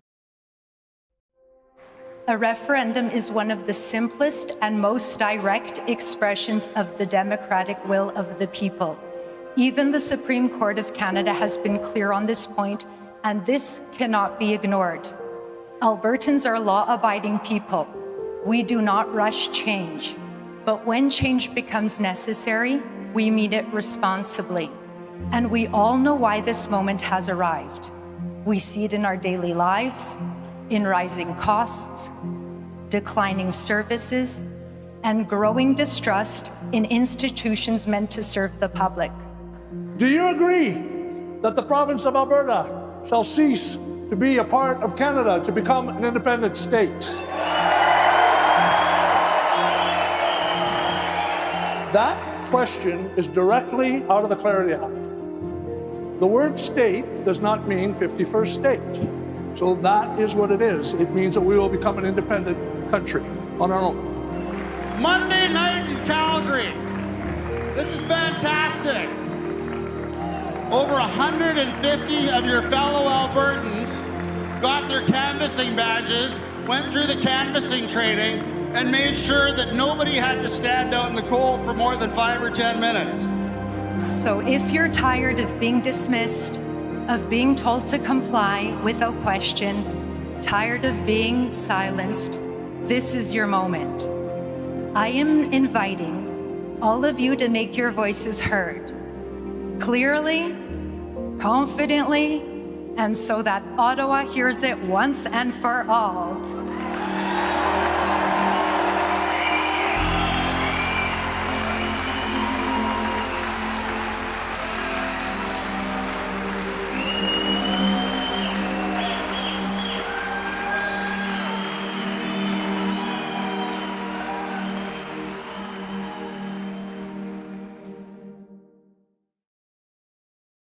So that was awesome. And just for the record, we'd like to get everyone else's opinion right now. Who has a better backdrop? Was it the Calgary boys or was it us? Because you guys know who got the better backdrop. Just super chat Unacceptable Fringe and tell him that it's us, and he'll donate all your super chats to TPAs. So Amazing. Wow. What a gentleman. Exactly. A scholar. So we are very, very pleased to be joined by Miss Kathy Flett, friend of the channels. Yep. Returning guest. Hasn't gotten sick of us yet. Never. And I can't even remember what your title is actually for the the Women's Independence Network? Well, the TPA Yeah. is the Alberta Women for Independence. But your title within, are you the The- president? I'm the Queen? CFO, so I CFO, want okay. everybody to keep me as busy as possible. That's the deal, okay? I want to be going nonstop here for the next few days. Well, it feels like you've been going nonstop for years, actually. Maybe you can give our viewers a little bit of a background of your history within the movement. Yeah, so I started about 7 years ago in 2019 when the whole Wexit thing exploded and came on the stage, and I was part of that, and that's where I got to meet Michael Wagner, who you guys are going to talk to after, and made some other really great friends along the way. And then that exploded as quick as it went up, it came down, and then through a series of events, I was with the Wild Rose Independence Party of Alberta, and that exploded. And so then I sat down and went, well, now what am I going to do? And we were right on the cusp of having a provincial election in 2023. So I thought, well, what if I run as an independent candidate? I'm not going to win, but I'll never learn anything quite this quickly any other way. So I ran, my friend Angela ran as well. She ran down in Cardston, where she lives. And we worked our asses off and, of course, lost. Never worked so hard to lose in all my life. But I learned so much. And what I learned by doing that is that the independence movement was alive and well. As I was door knocking, that's what people were talking about. I went, oh, okay, we've got to figure this out. We've got to sort something out. So after we slept for about a week, we got back together, and Angela came to me and said, you know what, I have an idea. And I said, that's frightening, okay. What is your idea? Because they're always really good ideas when Angela's talking. And she says, who's missing all the time in this movement? Like every meeting that we go to, who's missing? And I said, I don't know. Like, I don't know. And she said, the women. We are always outnumbered by the men, easy 2-1, every single time. There's something wrong. The message is not getting through to the women in a way that they can understand it. I think we need to reach out to the women. And I was like, I think you're nuts. Like, I don't know about this. But anyways, long story short, we came up with a message specific for women. And out we went. And we started doing home parties because a lot of the women, they didn't want to go to the rallies. The rallies are fun, but they didn't want to go to the rallies. And if you looked at who would come up to the mic, very few women would go to the mic. There are some exceptions to the norm, but they weren't the norm. It was always the guys. And so we started having these home meetings all around the province, and then it worked. It just exploded. And the message was so good, I guess, that the guys crashed our parties. They kept wanting to come in and go, well, what are you guys talking about? And Well, that's where all the ladies are. right, I guess, yeah, and the food, and the food. And so then it went from there, and then that message got out, and the next thing I know, I'm sharing the stage with all the folks from APP, saying, well, we want to hear what you're talking about. So I put together a slideshow and said, all right, so now I'm in front of hundreds of people. And then it was supposed to be stay free as well, but then that went kind of crazy with the whole signature thing because some rules, we didn't know what they were and what they weren't. But it still continued. And then Let's Talk said, hey, we want you to come with us. Like, okay, let's go. And so we just kept going. And then we kept doing these home meetings. And then this happened. And Angela and I had a decision to make because we're simply just two women who won't shut up. And if we chose to keep talking the way that we were, we could be kind of violating some boundaries as to what's allowed and what's not allowed as far as advertising goes, because we're also very opinionated in what we're saying. So we decided, you know what, let's just jump in. Let's start our own TPA. Let's let everybody know the women are here. We do make up 50% of the population, despite what the progressives might like to think otherwise. And this is as important to us as it is to you guys. And we're having way too much fun, but it's good. Well, we're thrilled to have you here. Now, who's this gentleman beside you? Well, he's amazing. Go ahead and introduce yourself. I'm Mark from the Alberta PIN. I'm here representing my son, actually. He's the one who's come up with a lot of this stuff. I've been just kind of, helping him out in the background with a lot of this stuff. And I have to say, though, and sorry to all the other people, but your sign is one of my favorites, and I think we spoke about that Yeah, before. you did, yeah. I like how you laid it out with all the questions and everything on there, and that's one of the things. And also, like, I've come to some of your handout locations, and you guys are picking some very prime locations and red in people's faces, and everyone gets to see that, and that's really wonderful. Thank you. I really, really like what you guys are doing with that, for sure. And I've gotten to meet you a few times, I think, here and there in passing, maybe, You gave me a pin. We give you, okay, good. That's been my son's thing. You know, we've been trying to go around Alberta and just pin as many Albertans as we can. And that was our initial like, you know, we tried to put Alberta flags in stores that support independence. And now we're going to be moving towards putting buckets of pins in stores that support Alberta independence as well. So if you're a store out there that supports Alberta independence, hit us up and we'll send you a bucket of pins. Where can they find you? AlbertaPin.ca is where we are. Unacceptable Fringe was the one that usually talked to us about us a lot and kind of got our name out there a bit, and we kind of just ran with it. My son has been trying to start the youngest TPA in history, which we were hoping to have set up by today, but we've come across a few you know, speed bumps, I guess you could say, and not surprising. But it's okay. I mean, I'm happy he's coming across these speed bumps. He needs to see that this is what we're trying to navigate. And how old is he, your son? He's 18 right now, so Right on. this is going to be the youngest TPA in history. So what does an 18-year-old think about Alberta independence? Because we're all old men. So what? I'm not. and one very young woman. Three old men and a young woman at this table. I mean, right now. I think I'm pretty young. Someone once said to me, "Hey, are you the son?" I said, "Yeah, I'm the son. I think Dad's somewhere over there." So I mean, I feel pretty young. You don't look like you have an 18-year-old son. I will say that. But what does he think? Like, what is he unique in his friend group, or is this like? Are 18-year-old boys like 18-year-old young men? I guess. What do they have to say about independence? So, and again, I really admire everything he's accomplished to this point, and I see where he's going with it. There's a lot of great people in this movement that are doing a lot of good work. And some of that work he's not going to try to touch because it's already being done. Like you had Keith today talking about some of the stuff he's doing. You got Jeff, he's killing it in court for us. So there's three main points that he's going to be trying to focus on a youth program. And initially it's going to be, you know, jobs and opportunities.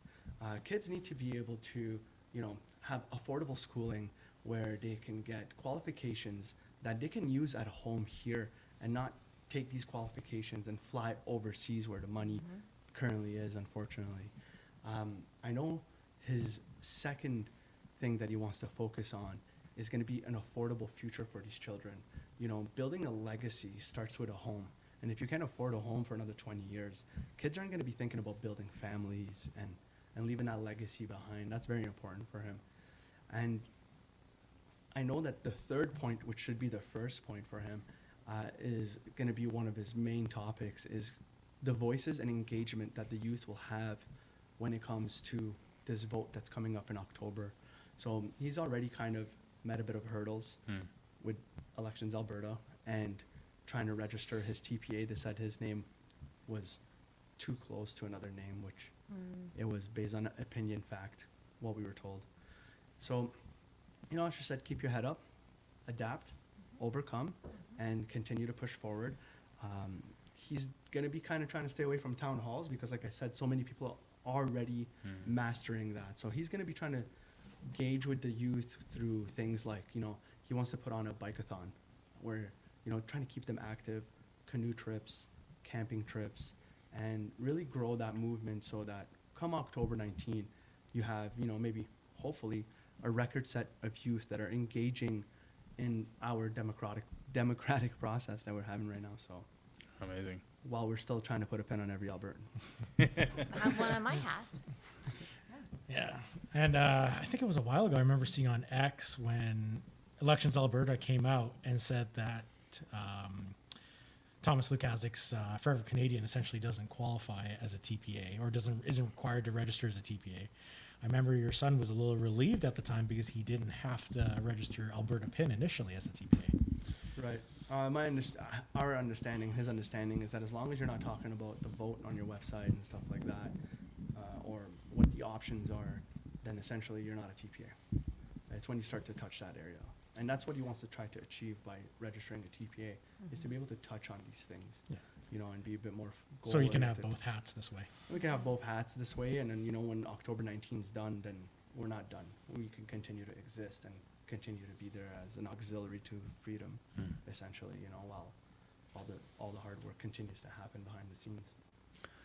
case. Kathy, what is your, I'm just switching gears from the youth maybe to women in Alberta. What are some of the main hurdles that you are having to overcome with women when you're talking about independence? Women tend to be very risk averse. And this is, in their minds, pretty risky. And it kind of is, right? We don't know what's on the other side of it. And so the biggest hurdle is, well, what does this look like for my kids, right? The youth. What does this look like for my kids? What does this look like for my grandkids? What am I signing them up for? And am I ready to do that? Does that make sense?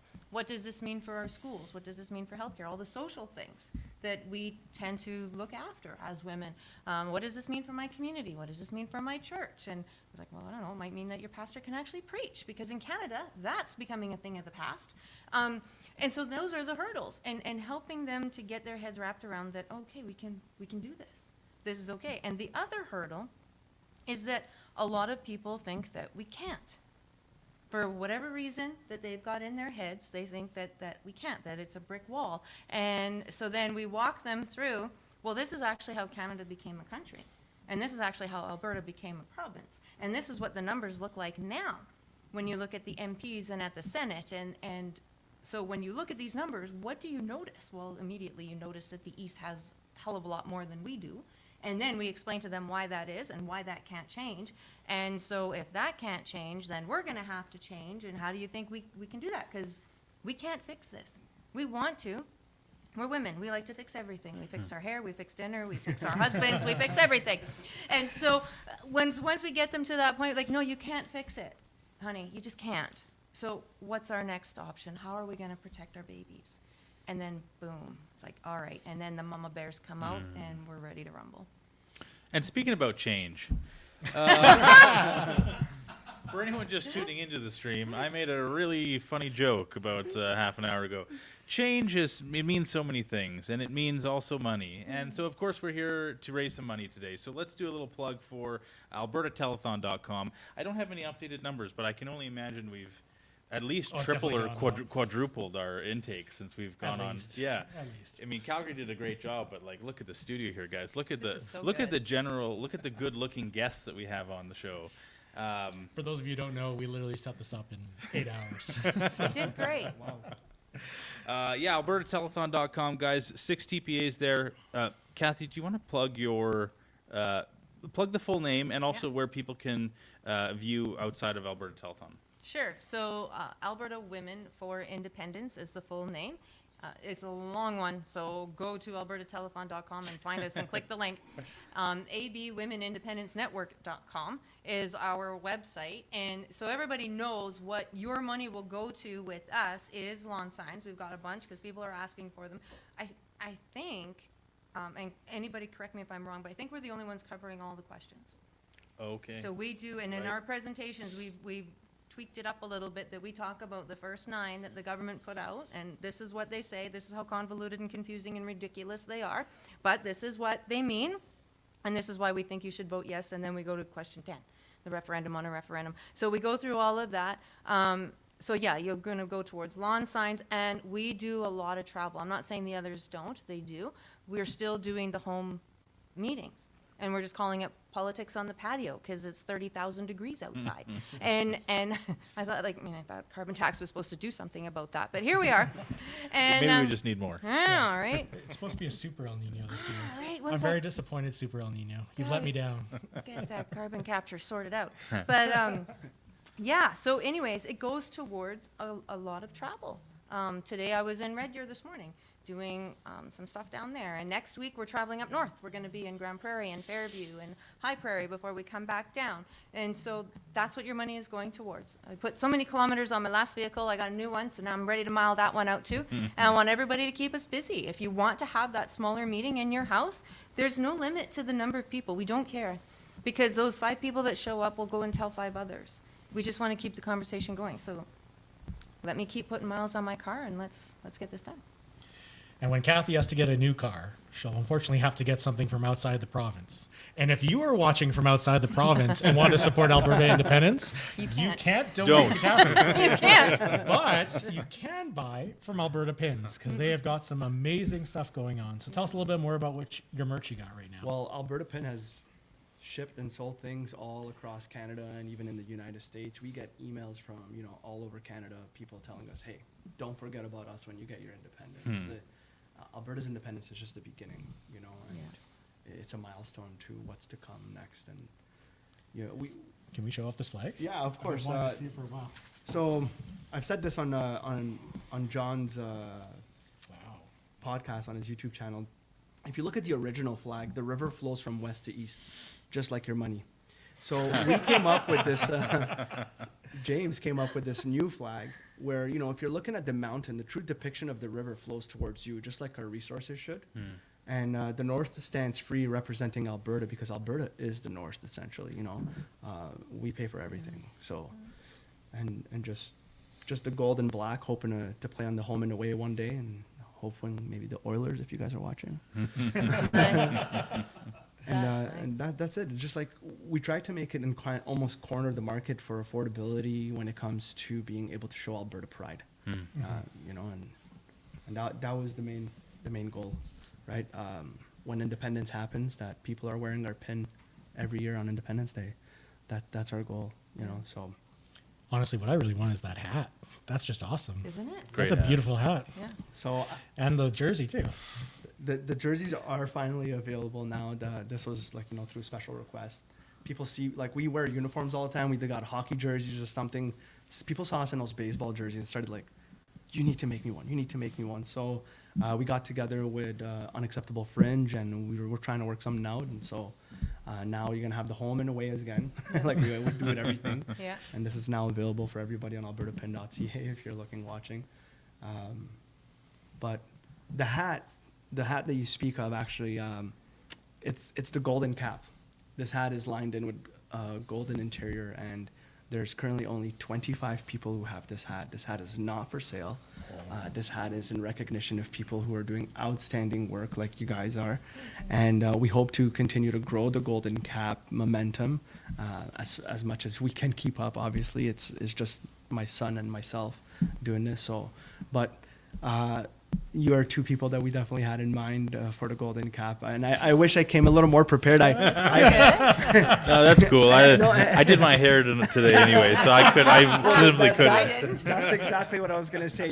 We'd golden cap you, but I don't think you want to that's a nice flow, right? I wear the hat because there's not much under there, so. But I'll hit you up when it starts going. to go back on what you guys are talking about in Elections Alberta and Thomas Lukaszak and his TPA, one of the questions my son asked when he called Elections Alberta is hey, is it difficult to report? They're like, no, absolutely not, and we'll help you through it. And as a matter of fact, just to kind of give you a heads up, if you don't report, we're going to fine you $500 a week. So, if you add up the amount of money that's already been spent with the kilometers that's been put on that bus, with the signs that have been printed, with the buttons that they're giving away, the magnets that they're doing, and you times with how many weeks are left over, it'd be very easy for him to afford $500 a week to not be compliant. And, I'm not saying that that's what's happening, but it's... Well, it's interesting because I remember hearing them saying that Thomas Lukaszak kept all the lists that he was supposed to destroy because the fine was only $50,000. And that's why they bumped it up to $500,000 after that. So for those of you who might have been involved in Forever Canada, your information might be in a private server somewhere, potentially being shared with others.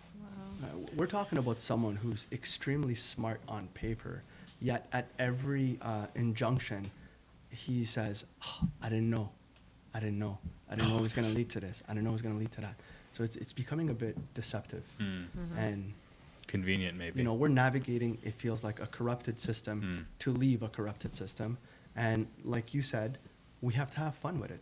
We have to have fun with it and just keep our heads up, keep smiling like Jeff's smiling, and we're going to get to where we're going to get to. What do they say? If you don't laugh, you'll cry, right? Yeah. Kathy, what's your experience been with working with Elections Alberta to the extent that you have? Has it been Has it been a pain? Wait, Has it been? Wait, time out for a second. Elections Alberta, we love you and support you here. And you can head to Alberta Telethon. No. Elections Alberta, you're great. We have no complaints at all. And I can actually say that. I can actually say that. Okay. Because when I was also working with political parties, like real registered political parties, I got to know Elections Alberta because I had inherited a bit of a mess that required some cleaning. So I literally had them on speed dial. Okay. And they were fantastic.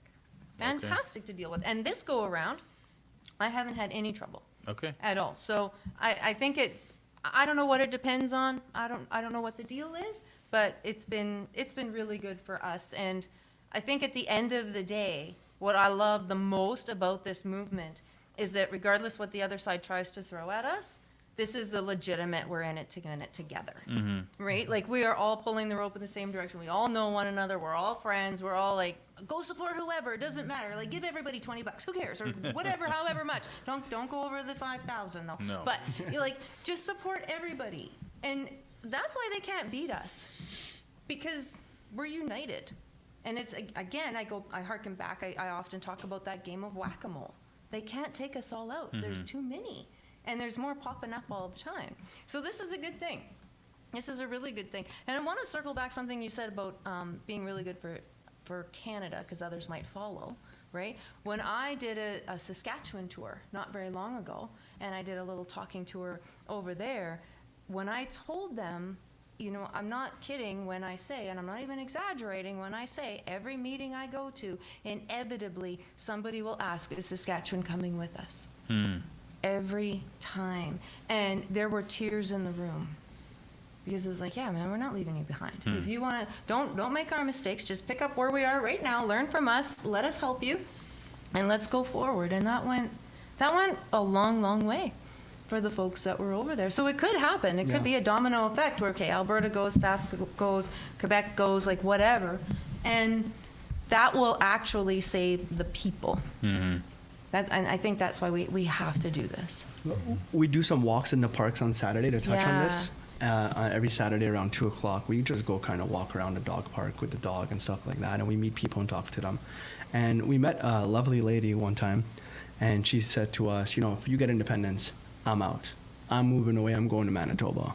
And me and my son were talking, and I think the reality is, you know, if people were to move away from Alberta because they're unhappy with independence, do you know how many people would be like, well, I'm fed up and I'm moving to Alberta? Or how do you feel right now where you're like, man, I'm done with this place. I want to leave, but you got nowhere to go. Alberta's going to be the place to go. And so for whatever we lose, we're going to gain. That's happening now. I met someone today when I was at the Red Deer Farmers Market. I met a couple who just moved here from BC because of this. They said, we can't vote in October because we didn't get here fast enough, but we can vote in the next one. We'll be here long enough for that. And I was like, great on. Do you want a lawn sign? Because you can still do that. Right? No kidding. It's fascinating because I think when Czechoslovakia separated from one country to two, they ended up having only about 3% of people move. Well, if 3% of NDPers leave Alberta, that's going to be like about maybe 50,000 people-ish, give or take. Maybe. If 3% of Canadians who are more conservative decide to come to Alberta, that's going to be in the hundreds of thousands. So there's definitely going to be way more people coming in than will ever leave. And it's going to be the right people coming in, the people who want the values that we have. And I mean, like, if you have liberal values, like, that's fine. You can go live in a liberal country, and that's your choice. But Alberta, we want to choose to be free because we want to choose our own values. We want to choose the values that have provided us prosperity up until this point, and we know would provide us prosperity going well into the future. And if you are Albertan, reminder that only Albertans can go to albertatelethon.com and donate to one of our amazing TPAs. Keep in mind, please fill out the forms with as much detail as it asks, because as much as Elections Alberta has been maybe relatively pleasant to deal with for some people, you don't want your donation going to them. You want it going to the TPA of your choice. So fill the information out properly. I believe it's anything under $50 doesn't need information. Correct. If it's between 50 and 500 or something. 5,000. 5,000. It needs the info. It needs your info. So yeah, let's not give any money away unnecessarily. I wanted to actually just make a quick comment too. I learned this fact from Adam from, I can't remember his last name, from Army of Good Men. Yeah. He was saying, you know how liberal California is? Maybe you guys know this stat. And California is nowhere near ever, in recent history, electing a Republican. If you subtract Alberta and Saskatchewan from Canada, from our last federal election, the rest of Canada voted 64% Liberal. Yeah. Left-leaning, Liberal or NDP. California only voted 57% Democrat. So the rest of Canada minus Alberta and Saskatchewan is many points higher than even California is liberal. Like, that's so liberal. And like you said, I mean, fundamentally at a personal level, I got no problem with anyone. I have liberal family members. We all have liberal family members that, we love them. Maybe we think them as maybe a little gullible or naive or whatever. But the fact is they're here. They exist.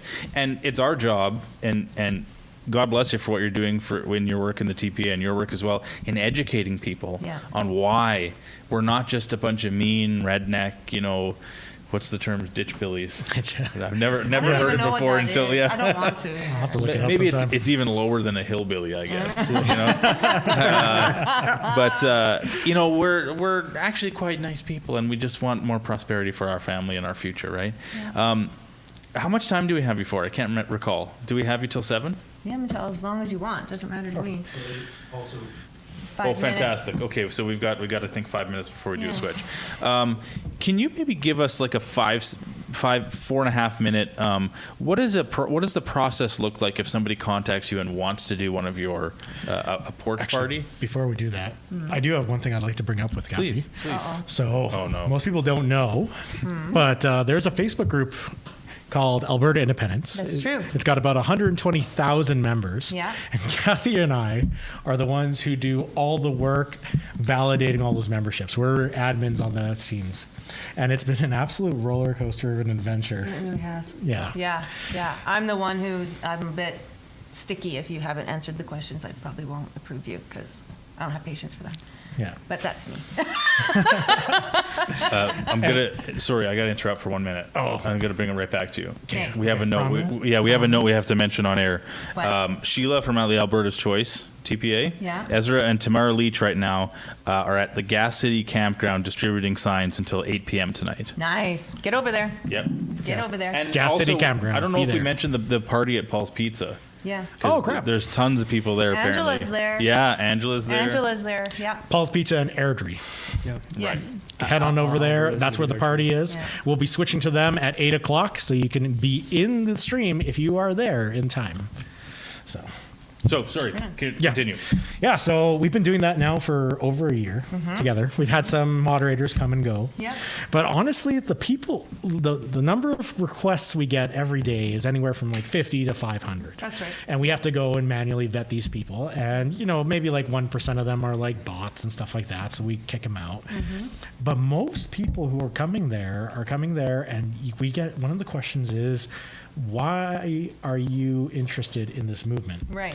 And the answers we get sometimes are so touching. People talking about, wanting their future for their kids, their grandkids, being tired of Ottawa's choices and stuff like that. Yeah. And so many people are coming and say, hey, I used to be a staunch, supporter of staying in Canada. But what Mark Carney has done for the last 6 months has made me realize we're on a sinking ship. Yeah. Yeah. How's it been for you? Same. And I love the ones where it's, my wife told me to. Good wife, keep her. Yeah, it has been that. It has been that. There's been a lot of emotion in those answers that I wanted it to work. It's not going to. I see it now. I just want to be around like-minded where I work. I can't talk to anybody about this, that kind of a thing. And so they're coming now to this online community on Facebook to participate in the conversation with others. There's some who go down there and say, I haven't decided yet, but I want to find some answers. And so, yeah, come on in. Let's get you some answers. Let's see what let's keep that conversation going. And it's been really good. Yeah. Oh, really good. Yeah. And honestly, we let anybody in who answers the questions, is obviously from Canada, or especially if they're from Alberta, Yeah. regardless of what side you're on. I mean, but when people come in, sometimes they'll just make it like, you guys are a bunch of idiot hillbillies, ditch That's billies, the nice ditch one. billies. That's the nice one. Yeah, they go and do that. Well, that's going to get you banned. Yeah. Yeah. Yeah. You're out. You're Yeah. out. And it's been great because in those groups we get such a variety of discussion. Yeah. And that's the biggest thing, is like we have such a variety of people who are supporting Alberta for various reasons. Yeah. I remember one time we did a poll on there, and we had said, what's your primary reason for wanting Alberta independence? And we put in taxation with our representation, equalization payments, the culture war with Ottawa, all these different reasons. And we got the list, and the number one complaint was equalization. That was the number one thing that most Albertans had an issue with. And you were only allowed to select one answer, is one thing that we did. So I brought that to Mitch Sylvester, and he was surprised because he thought it would be the cultural stuff. Because for him, that's what is the biggest issue that he's currently facing. Oh. He wasn't expecting equalization to be the number one thing that bothers Albertans about Right. the system, which to me is interesting because that's something that could be fixed by the federal government, but they never will. No. Well, yeah, and that's the symptom, right? Equalization is a perfect symptom. of the bigger James problem. had started a golden hotline on TikTok, asking people to call in with their reasons and leave a voicemail on a voicemail that he had set up. And one of the main reasons that he was getting was young people are saying, "I'm scared that they're going to offer my parents maid." You know, and that was one of the for us one of the Oh leading my one of the gosh. leading exactly, and some people that were leaving the messages were almost in tears when they were saying that stuff. You know, it was like something I hadn't even thought of. Like, you know, we're upset with maid, but these young kids are scared that their parents are going to get offered maid, and they're going to be too proud to, you know, try to leave their kids with their disability or something like that, right? Wow. Mark, we're gonna sub Mr. Wagner in shortly here. Do you want to do another plug for your son's Okay, absolutely. future TPA? Well, and then we'll do a transition. His current TPA was called Forever Free, which we were told the name resembles too much of another TPA. Okay. The other TPA that it resembled too much was Stay Free Alberta. I know you wouldn't have guessed that. I will say Okay. that when I jumped on today to donate, I saw that Stay Free Alberta's website, they've gotten so much donations that it's actually, they're asking you to just, you know, leave your information if you still want to donate to them, as long as you're in Alberta. That's correct. Right? I do have one question before I give my plug. If we get freedom, will you take the mask off? Oh, heck yeah, if we get freedom. And can then I won't have to worry. Okay, then I'll give you the hat. Perfect. Well, there's 25 of those. There's only one of these. But if you see us at any event, we're usually walking around with the yellow bucket. We're giving out free pins. If you can't get to us and you want to have a pin, just head over to albertapin.ca Awesome. and pick yourself up some pins for yourself and your friends. Help us put a pin on every Albertan. Nice. Thank you guys for having us here, and good work. Thank you. Thank you, Ditto. man. Appreciate it. Awesome. I'll take my blue flag. Hi, I'm John Bolton, and we're here with Angela Tabak, Kathy Flett, Alberta Women for Independence, one of the third-party advertisers. Great to have you here. Now, what I want to do right off the bat is I want to say you are the unlikeliest couple to have a third-party advertiser. Angela lives about as far south in Alberta as you can get, in the Waterton area, and Kathy's in Edmonton. How the heck did this happen? Please tell me. Oh, we became friends when we were working in the Wild Rose Independence Party of Alberta. A number of years back. And just found that we worked really well together, and we have just stuck with the message of Alberta independence for 6 years now. 6 years together, yeah. It kind of works out nicely because we're in Calgary right now. You just kind of meet in the middle, right? That's right. This is fantastic. Yeah. Obviously, we've got your signs. Hold it up there. I've got this out on front of my house right now. I'm excited. I've got now 6 signs. Other people have 12. I got to get up to 12, but you're doing signs and you're talking to people. That's what you're doing. So tell us a little bit about the talks right now, because we know we love your sign. Shall I talk about that? Sure, yeah. I'll talk Tell us, about the Kathy. talks. Sure. So we, for over a year now, have just been doing home meetings with people, helping predominantly women, but then the guys love the conversation too, so they join in, understand why we need to be our own province. And we thought, well, why fix what's not broke? We're just going to continue on, but now as a TPA. So that's what we've done, and it's actually exploded. Our calendars are filling up with people that want to have us over, and so we're calling it politics on the patio because it's summertime, and just have us over 6, 7, 8, 9, 10, 30 people. It doesn't matter to us. And we walk people through the history of how Alberta became a province, set some ground as to why our government structure sucks the way that it does. Right. And then why we need to vote yes to all of these questions and yes to option 2. Well, you know, the difficulty I think that's happened through this process, I mean, even through the petition process, is finding people sitting on the fence. Are you meeting up with some of those people, Angela? Oh, absolutely, yeah. And it really comes from, people who are already there, inviting their family and their friends to come. It's a very casual, open discussion. Nothing is being shoved down anyone's throats. And it's an opportunity to just kind of go back and forth with the ideas, some of the concerns that people might have. And it allows us to be able to address them in a way that is very non-confrontational. We're building community. Our whole focus has been education and building community. And so that's what we're continuing to do with the TPA, and it's working out really great. We're in kind of a noisy room right now. We're at the Derek Fildebrandt and Dwayne Bratt debate. And for the most part, it was a pretty friendly thing. It's almost radical now to have a friendly conversation, but that's what you're trying to do, isn't it, Kat? Exactly. That's exactly what we're doing. And it's working, as Angela said. We are not combative in these meetings. We're not putting anybody down. There's nothing like that at all. It's just, well, what are your concerns? And let's see if I have an answer. And if I don't, well, then I don't. But let's see what you have to say and how come. Well, congratulations on your success. Your website, tell people what it is. It's very long. Okay. Go to the QR code. Go to the QR code. It's abwomensindependencenetwork.com. Okay, and if you would like to support Angela and Kathy on the telethon, go to albertatelethon.com and click on their link.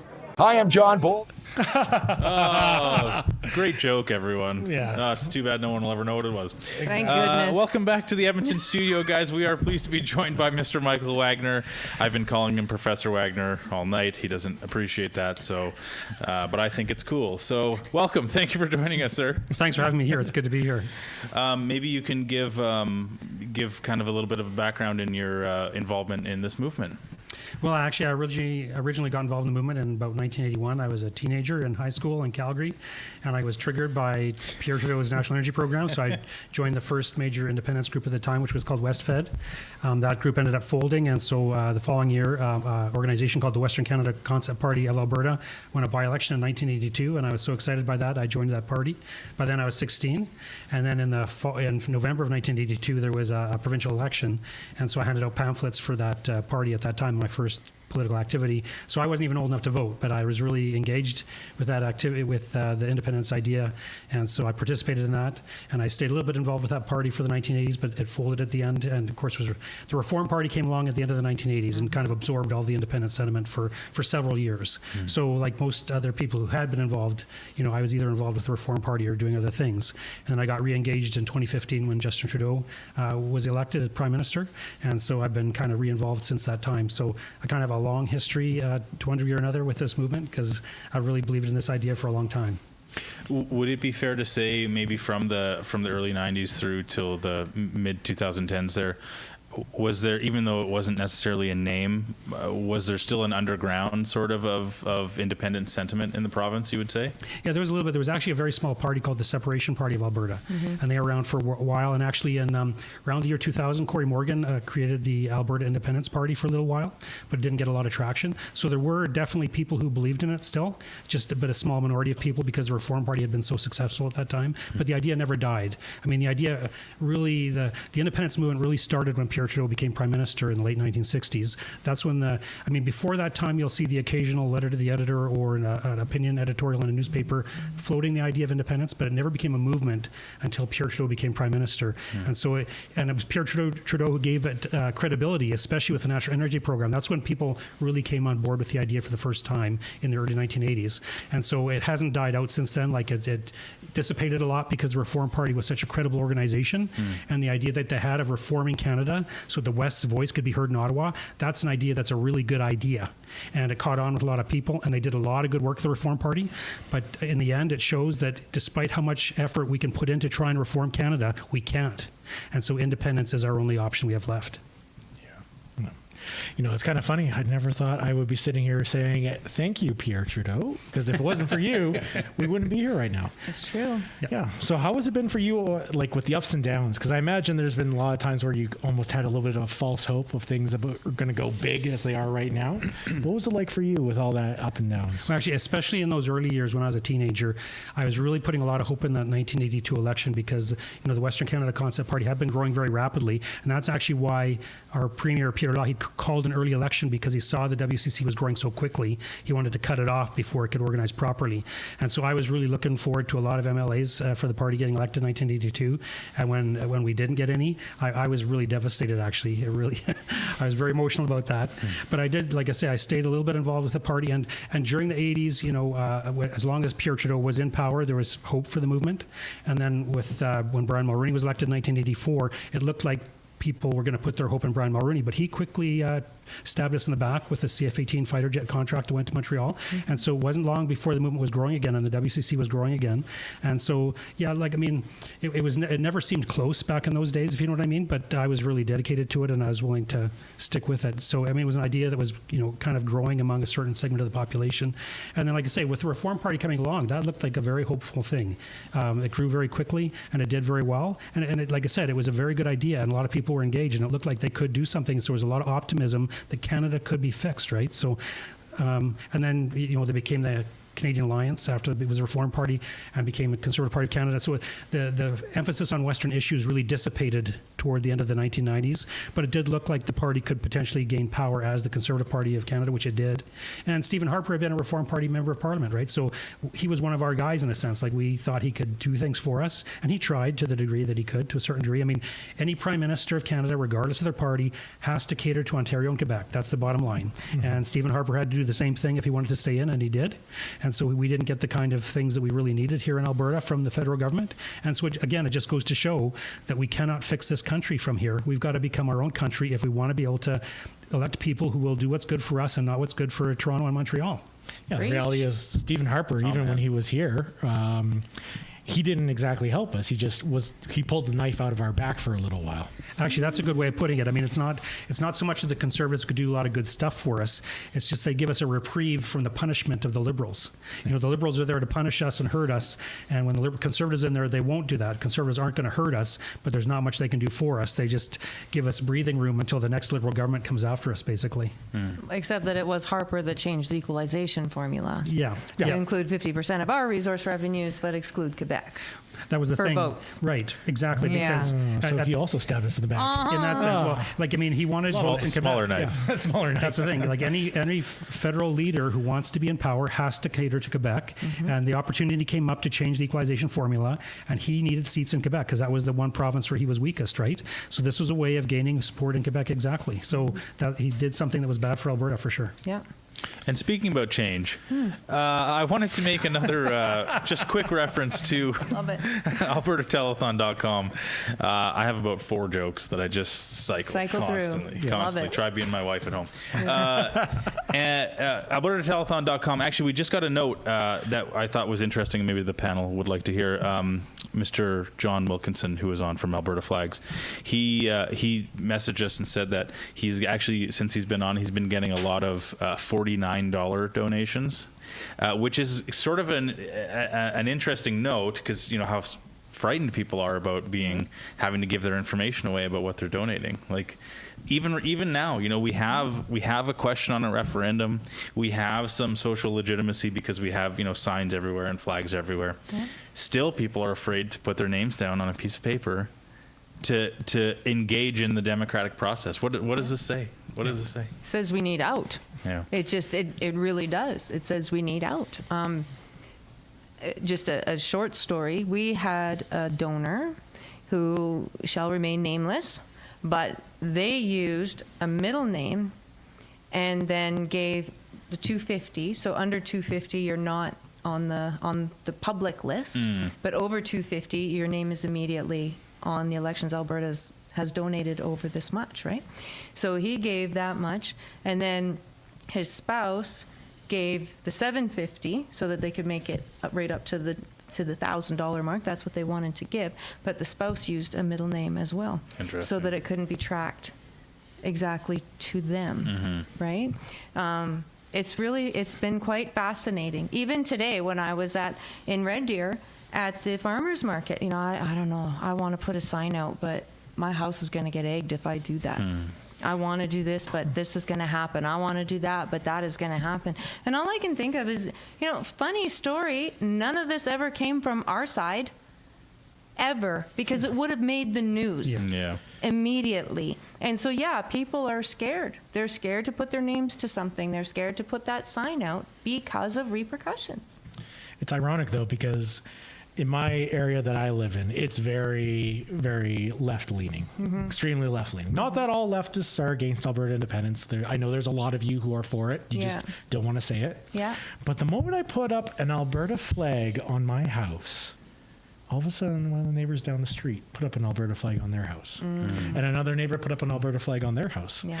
And then I found out later that it actually helped build up our street credit with our neighbors, because they're like, okay, we know you're not crazy like the Forever Canadians are these days. Nice. And so, like, all of a sudden, we actually made more friends. And I've never had my car get keyed. I've never had my house get egged. And I'm in the heart of the crazy place. Yeah. So. Yeah.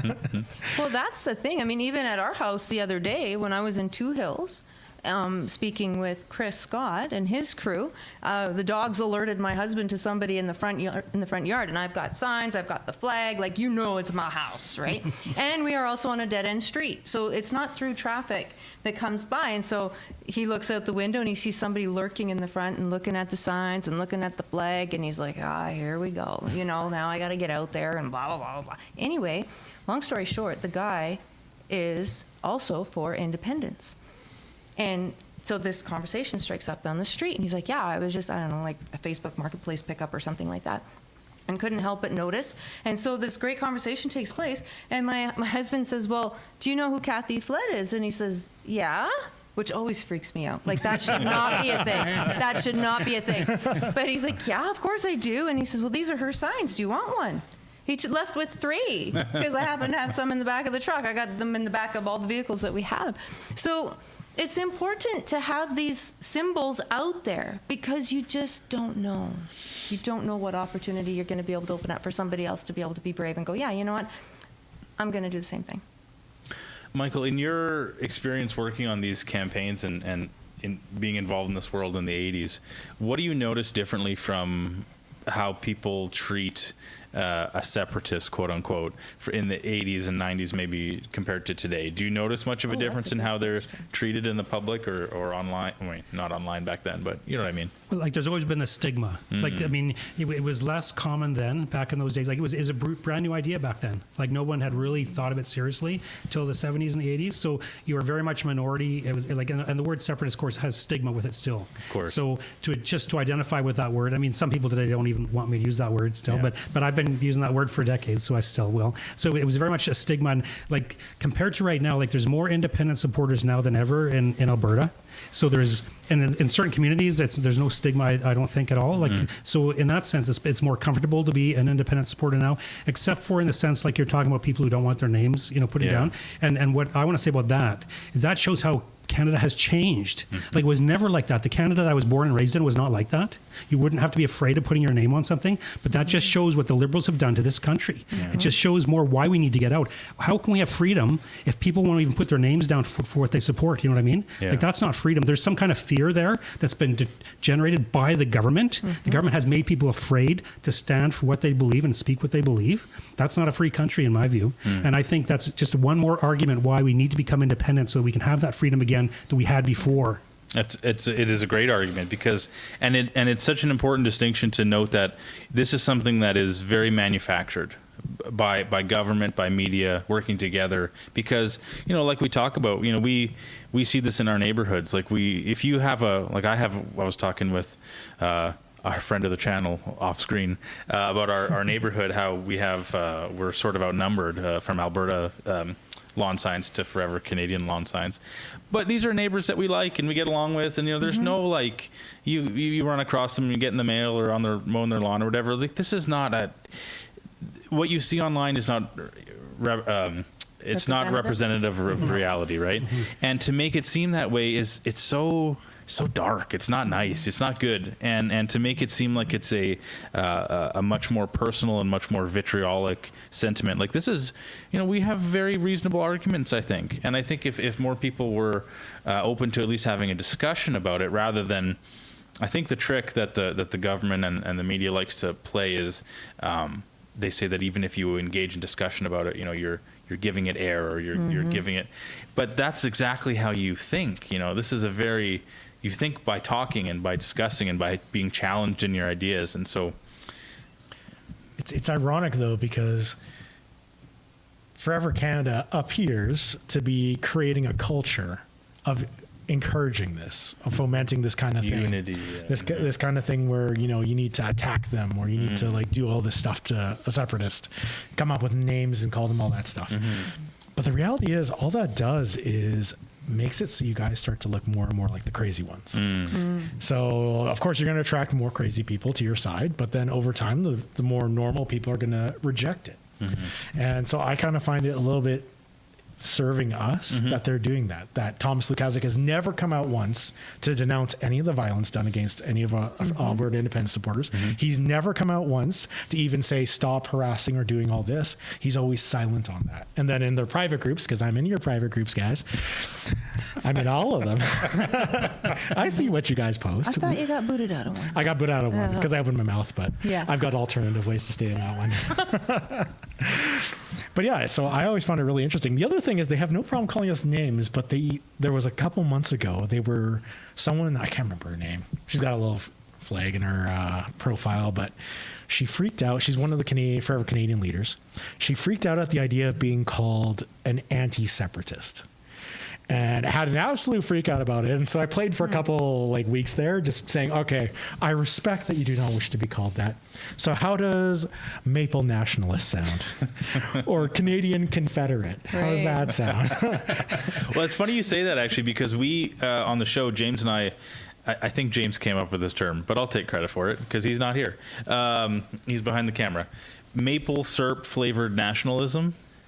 Which is what a lot of this boils down to. It's like people are nostalgic for and you know what, I try to give them the benefit of the doubt that what they are, Forever Canadians, is nostalgic for a Canada that they remember, but that no longer exists. That's what it is. Yeah. Maybe you guys can speak on that. That's what it is. Well, I can speak to that. I can give you 3 stories in 2. The last 2 home meetings we've had, the smaller meetings that we've had, unbeknownst to me, there were some people there who were not, I wasn't preaching to the choir. They came, and when one came kicking and screaming and said, fine, if you will shut up and stop talking to me about this, I will go and hear what Kathy has to say. And then I don't want to hear a word about it, right? Left going, oh my gosh, I had no idea. Right? And then the second meeting, same thing happened, not kicking and screaming, but just really curious, like, what is it? And, it's going to be after 8 o'clock. Is she actually going to grow 6 heads? Like, what's going to happen here? Because they told all sorts of things about us. So there's that happens. And then there's the everyday conversations that we have the opportunity to do this with. And there was one that was about a month ago now, and it was somebody that I don't know very well, but somebody that I know. And it came out, the cat was out of the bag, that I was a separatist, and she was horrified by that. And she said, you know what, my kids, my whole family is all for this, but I'm just not. And so we had this back and forth conversation, and she admitted, like, my kids and my grandkids are never going to buy a house. I know that, but I just can't give up this Canada and my sovereignty and on and on and on. I said, so you admit that the Canada that you lived in and were successful in and had every opportunity to achieve everything, every goal you ever set for yourself doesn't exist anymore? And she said, oh no, I know that it doesn't. I said, then why would you vote for your next generations to stay in that? And she went, oh my gosh, I never thought of it that way. Never thought of it that way, right? She was holding on to this nostalgia. And it's those one-on-one conversations. That's why rallies are great. They have their place, but it's that one-on-one that's going to get this done. I think a big thing as well is that Alberta itself didn't really transition from that old Canada until COVID. Yeah. We were still living in old Canada when the rest of Canada had long since gone and departed. I lived in Ontario for a few years in the early 2000s, or 2010s, I mean, and I could, like, it was hardcore shifting back then. I came back home to Alberta. I'm like, oh, good, everything's still normal here. And then COVID hit, and it's been on fast forward trying to keep up now. Yeah. So we still have that remnant of Canada and Alberta, and we're trying to preserve that and keep that because it's very hard to get it back once you give it away. Oh, yeah. And Michael, you have some books here. And I'm sure you've talked about this in one of your books, but kind of chronicling the shift as Alberta has maybe not shifted away from Canada, but as how Canada has shifted away from Alberta. Maybe you talk about how Alberta is a throwback to what Canada used to be, or reminiscent of that in some way. Like, can you speak to that a little bit from what you've written? Yeah, like not quite exactly what you're saying, but related to the previous discussion is in this particular book here, Alberta Separatism and Then and Now. Like, I wrote this book, it came out in 2009, so it's a history of the origins and the early years of the Alberta independence movement up until 2008. But one of the key people who I quote in here is Ted Byfield with Alberta Report magazine. And for those who are younger, you might not remember Alberta Report magazine, but it went from 1973 to 2003. It was a very, very influential magazine in Alberta and in Western Canada generally. I mean, it was part of the effort to create the Reform Party. I mean, the influence of Alberta Report magazine was key in the creation of the Reform Party. But in here, I talk about it was Ted Byfield who in 1980 already was writing about the difference between Old Canada and New Canada, because it was Pierre Trudeau who brought in the New Canada. Pierre Trudeau brought in a different constitution. Now, the Constitution is the foundational document of a country. When you change the Constitution, you change the country. People need to understand that. So in 1982, Pierre Trudeau was fundamentally changing Canada, and he knew it, and that's what he wanted to do. And Ted Byfield would go into details about how Canada was different. Like, he was originally from Toronto, and he came out to Alberta and became an Alberta patriot. I mean, a lot of people from Alberta move here and become Alberta patriots. And like, when he was growing up, we had a different flag, and that was changed by the Liberals in the 1960s. And actually, the change in the flag was representative of the kind of change they were introducing to the country in general, right? So anyway, in that book, I'm quoting from Ted Byfield, how he talks about and describes the change from Old Canada to New Canada.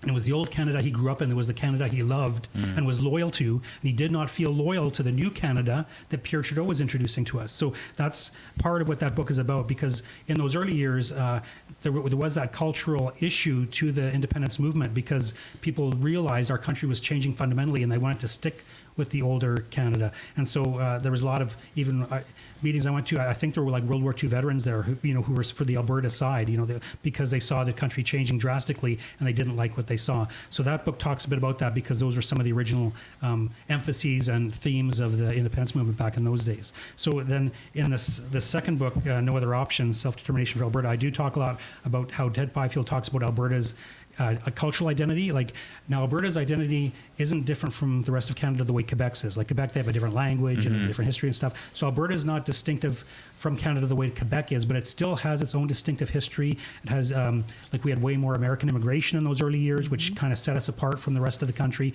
And there were other factors too. And so Ted Byfield talked about those things about Alberta's cultural identity. And that's an important part if we're going to become our own country. So we have to think of ourselves as Albertans, as that would be our cultural identity and our political identity. And so that's kind of one of the themes that's in there. But those are the kinds of things, though, like that Ted Byfield talked about, that were so important for Albertans today to understand about how we're different and how we are more like the old Canada than the Canada in the rest of the country. Yeah, but even in terms of our history, we don't exactly have the same history that we're getting painted with all the time. Like, Alberta was not essentially set up initially by Canada. It was Rupert's Land. We were a completely different colony that had nothing to do with Canada. And it wasn't until finally the British Crown forced the sale of it to Canada that we even became a part of it. And then we were treated like a colony for the first 40 years, a colony of another country, essentially. So we were settled by a very different group of people. And even when we became part of Canada, for a long time, only the rejects were sent out here. If you were a dirty Eastern European, or like a lot of our ancestors were, you weren't allowed to settle in Upper Canada, in Ontario or Quebec. No, you had to go out to the prairies because Ukrainians are a lot of farmers. And that's why, like, we've got a giant Easter egg in Vegreville. We have a huge, Estonian. We have sausages in Mundare. We have all the rejects that were sent out here. So we weren't even settled by the same people who were settled in Ontario. Honestly, when I look at our history, we are a very different people than Ontarians.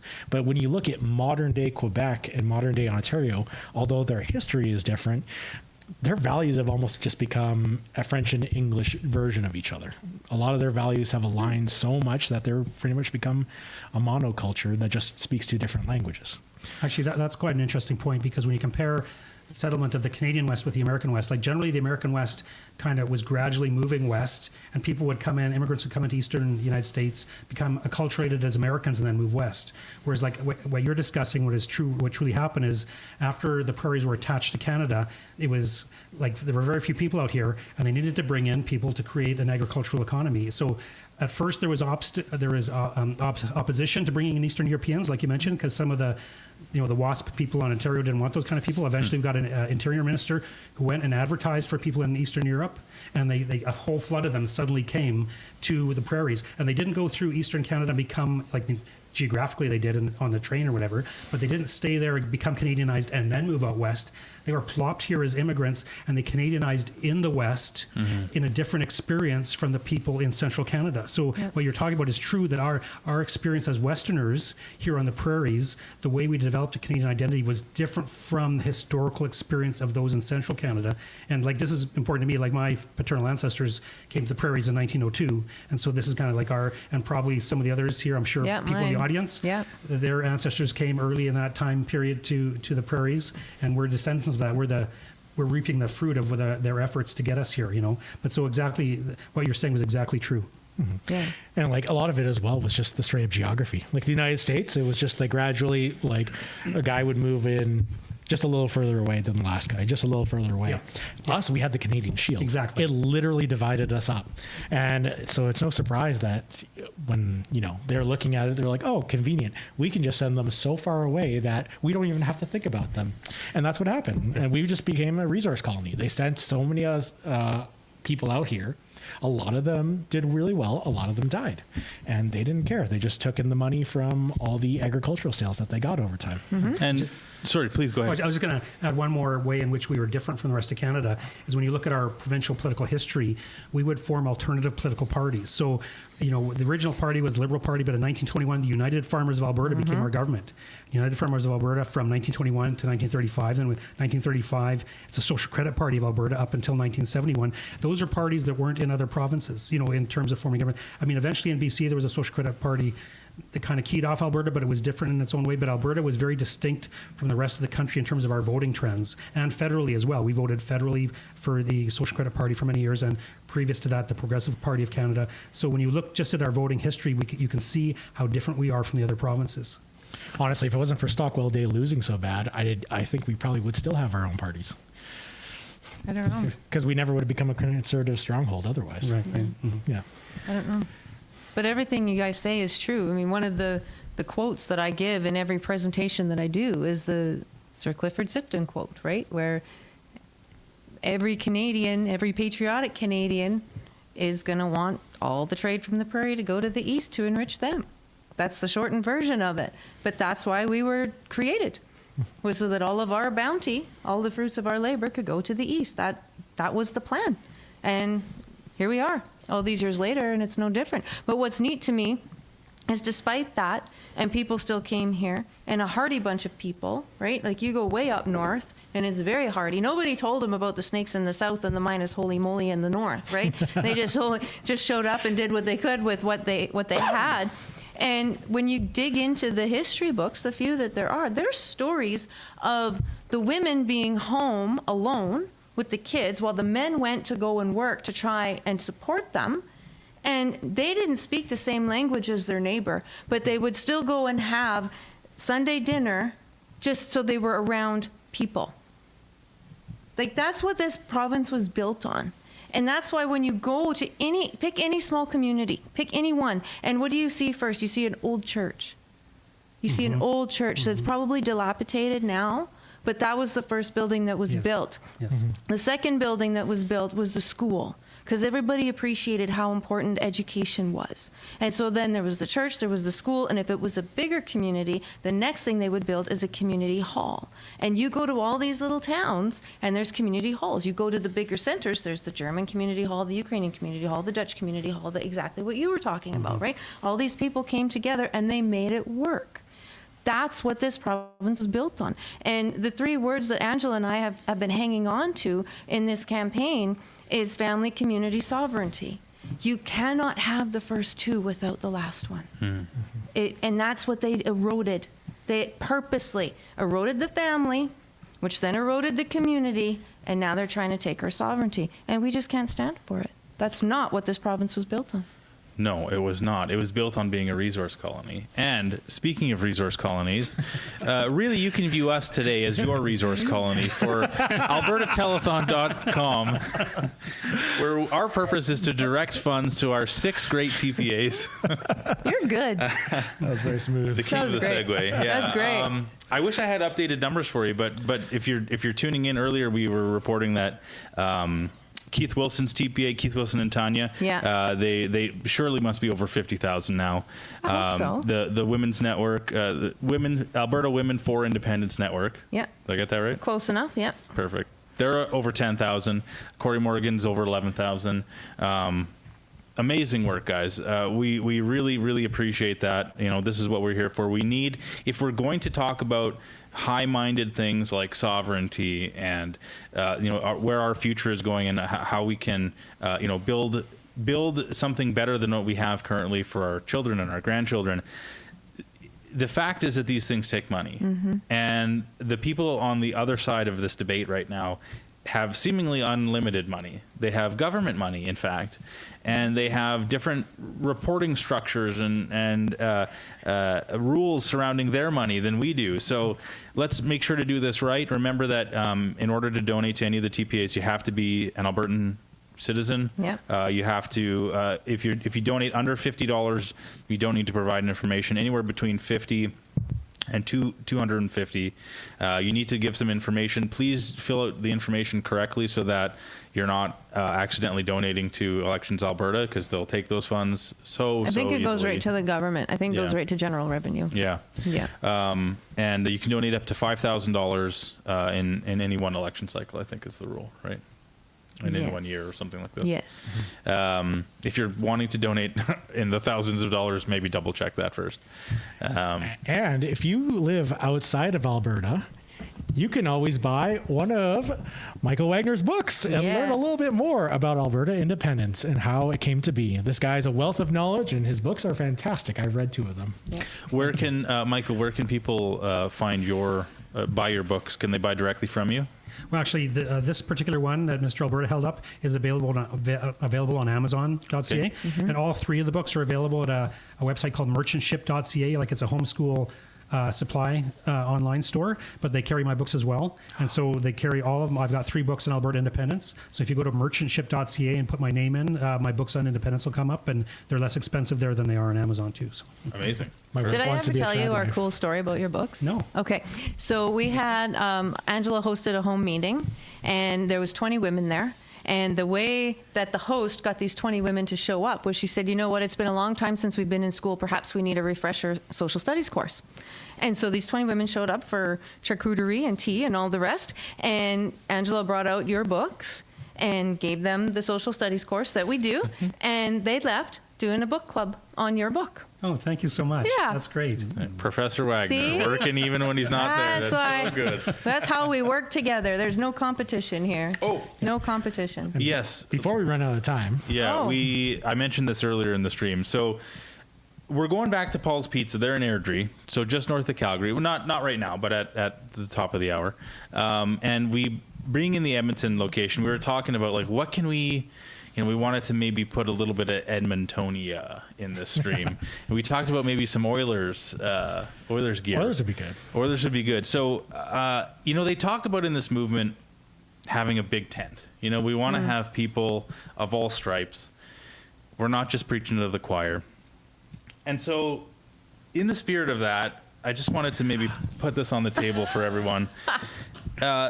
All you Calgary independent supporters, you are welcome, in fact, to join us in supporting the Edmonton Oilers. It is not a good time to be a Calgary Flames fan. We all know this. Your arena is garbage. Your team is almost as bad. And so we want to invite you to be a fan instead of the Edmonton Oilers, because we have the greatest player to ever play hockey playing for us currently. I'll die on that hill. So we just wanted to just have this is a little gift from us, just a little visual gift for the next 20 minutes on the stream. So thank you for reminding me. Tent. Yeah, you can fit in our big tent anytime. Anyway, go Flames. That's it. So it's been great having Michael Wagner on the show. I was in high school in Calgary when the Flames came from Atlanta.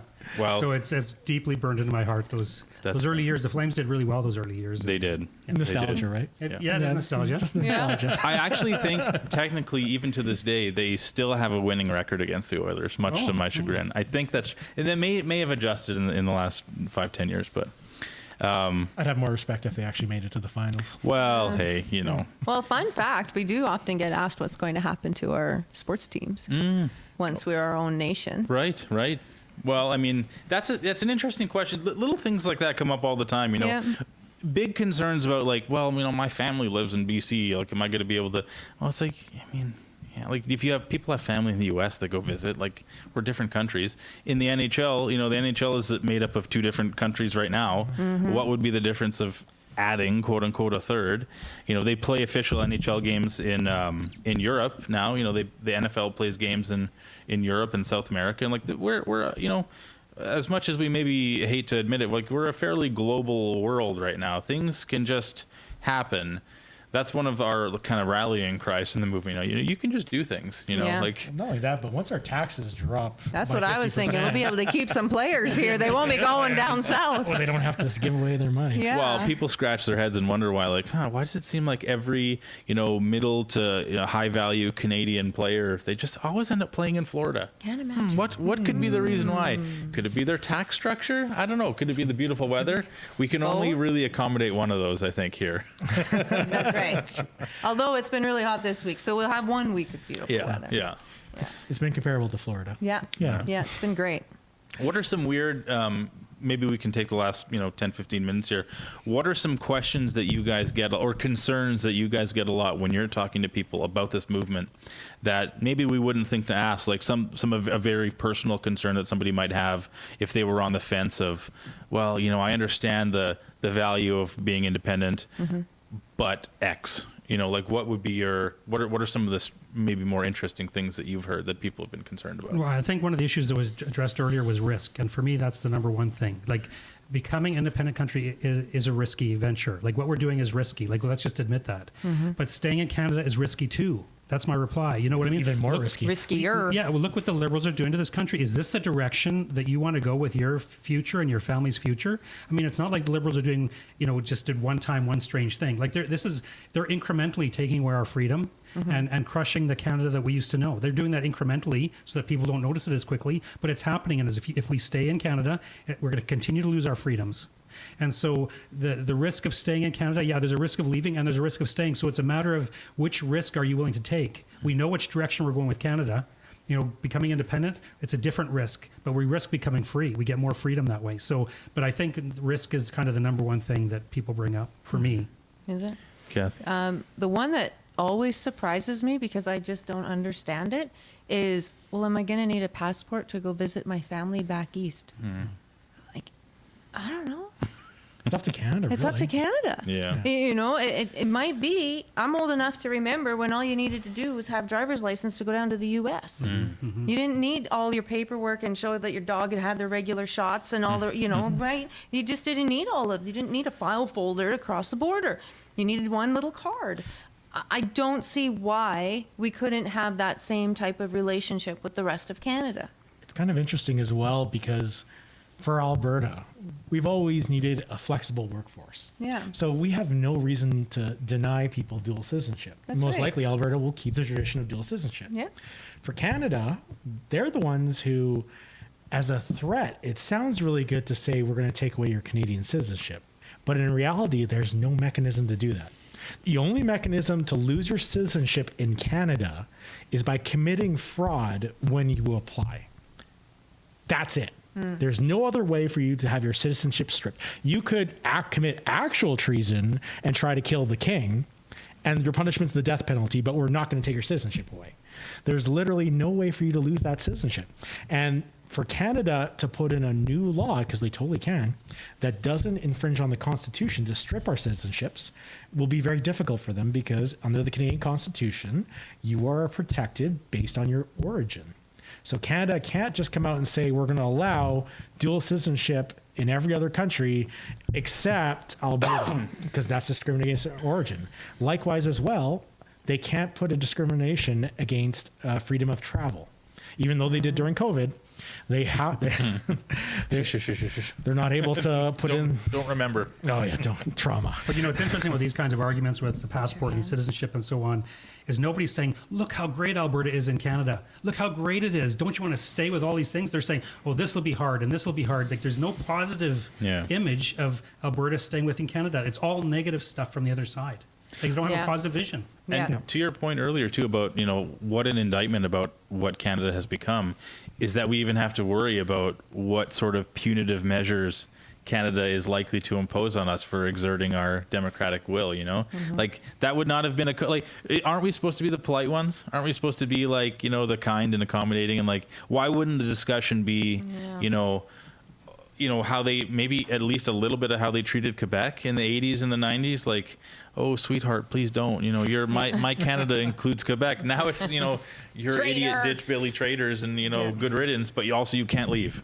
So what's important about that too is like Canada's constitutional law allows provinces to leave if they follow the proper process. And that's what we're trying to do. Like, this is the law. Like, how can you be a traitor if you're following the law? I've never heard a definition of traitor where if you obey the law, you become a traitor. You know what I mean? That's right. It's completely off base, totally. This is Canada's law. Why are we being threatened for doing something that the country allows, that the law allows? It's completely constitutional. It's completely in line with the legislation. We're doing nothing wrong, and yet they're making all these threats against us. Like, it's like I say, it just shows what a bad country Canada has become. The funny thing is they'll throw out the argument saying, you're never going to get that constitutional amendment, which number one is a burn on themselves because they think they're so horrible that you'll never get the amendment. But also, Keith Wilson can correct me if I'm wrong on this. And he will. They can't do the constitutional amendment until after we leave, because otherwise they're stripping Canadians of their rights. So we need to go have the negotiations. We need to go form our own government. We need to do everything, cut ties, become our own country. Then they can remove us. But if they don't remove us, then they technically have a foreign country that's completely autonomous and gone, having voting rights in their leftover of Canada.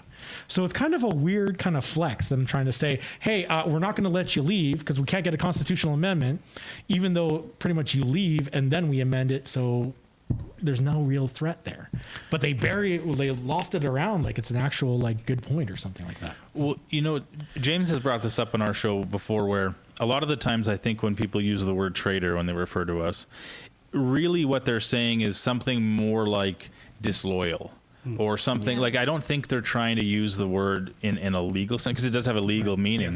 It's more of an emotional sense, right? Because this is a very emotional topic for a lot of people, and they view it as it's hard for some people to view it from a cold, logical, like, listen, these are why objectively this makes sense, because they view it as an emotional, like, we're Canadian. We're Canadian, it's nice and it's kind, and igloos and whatever, and maple syrup on a stick. Like, so it's, I have some sympathy for that, because I get the patriotism aspect of it, but it's just, you got to use the right words. I got a small update, by the way. Yes. We've got about, 12, 13 minutes here. Do you want to know what the Women's Independence Network? You guys are over 12,000 now. Come on. Yes. Nice. Yes. Thanks, everybody. Let Alberta decide. Keith Wilson and Tanya. Why can't I think of Tanya's last name? Clemens. Tanya Clemens. Yes, of course. Sorry, Tanya. You guys are over 50K. Nice. Yeah. Broke the mark. And there's also a note that they wanted to let us know, let you guys know, for people who are going to Paul's Pizza tonight in Airdrie. If you are maybe hesitant or you don't want to or don't have the ability to donate online, they have donation bins there. So you can donate cash. Nice. They have 6 different jars, I guess, for the TPA. So nice option to have. Nice, cold, hard cash. Yeah. Cash never runs out of batteries. Cash never runs out of batteries. It's always going to get used for the good cause. What I love too about all the different TPAs, and I think I said it in the first segment, is we all have kind of our lane. Like almost all of us have signs, but we all each have something specific that we are talking about. So it's not like, oh, well, my money's going to go to 6 of the same things. It is not. Right. It's absolutely not. It's going to go to 6 different things. And that just completely helps build up that message, build up the movement, and get all the message out there in a way that all the different people can hear it and understand it. And so there's no bad dollar spent on anything. Well, I think that's a really good point, because there are some people who say, well, look, there's so many groups, it's divided. No, it's just the different groups appeal to different segments of the population. Like not everybody's the same. Not everybody's convinced by the same argument or the same appeal or whatever. So you need different groups that have different arguments and different appeals to different segments of the population. Yeah. So the more TPAs there are, the better, because they can reach more people. Yeah. Not only that, but it's been fascinating just watching like how everything changed over the last 2 years. Like before it was Alberta Prosperity Project. They were the ones leading the charge. Yeah. They're rallying everybody. And then it became Stay Free Alberta. And that's when things took off because we had one job. You get the signatures and that's it. Just go get the signatures, done. And then once it was done, it went from one job to literally like 30, 40 different kinds of jobs we have to do. Yeah. Alberta Prosperity Project's focusing on the political angle because we're going to need that. We're going to need to be able to pressure our government. Yeah. And then all these other different TPAs that popped up to be able to focus on different things. Like we just had John, for those of you who just turned in, who's literally his entire TPA is getting Alberta flags across the country. And or stickers. the province. And stickers. Yeah. And the TPAs are really important. And that's one thing I want to emphasize really quick. The reason why we have TPAs is so that way it's Albertans talking to Albertans in this campaign. It's very critical. Despite what Forever Canadian and other groups might be doing, we are able to look and say this is just an Albertan movement with Albertans, with Albertan money, and we like it that way. It's perfect, and we're happy to continue doing that. Eventually, the referendum's going to be over and things are going to move into the next phase. But right now, that's the reason why these TPAs are so important. And that's why we ask you to donate to as many as you can, as much as you can afford. Don't, because this is for our future. But that being said, putting food on your table is also very important. And something, if I can jump in. Please.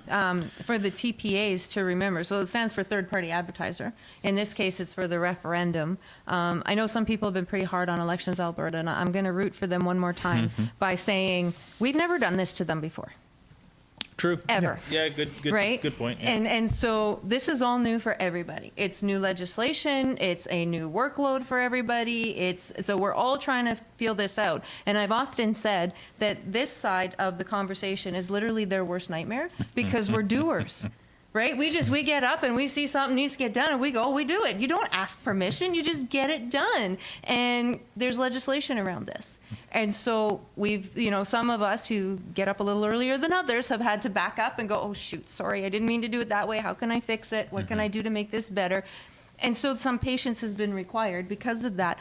And the reason that we have kind of these fences, if you will, around what we do as TPAs is because, I don't know if y'all know this or not, but in Canada, there's a small problem with foreign interference.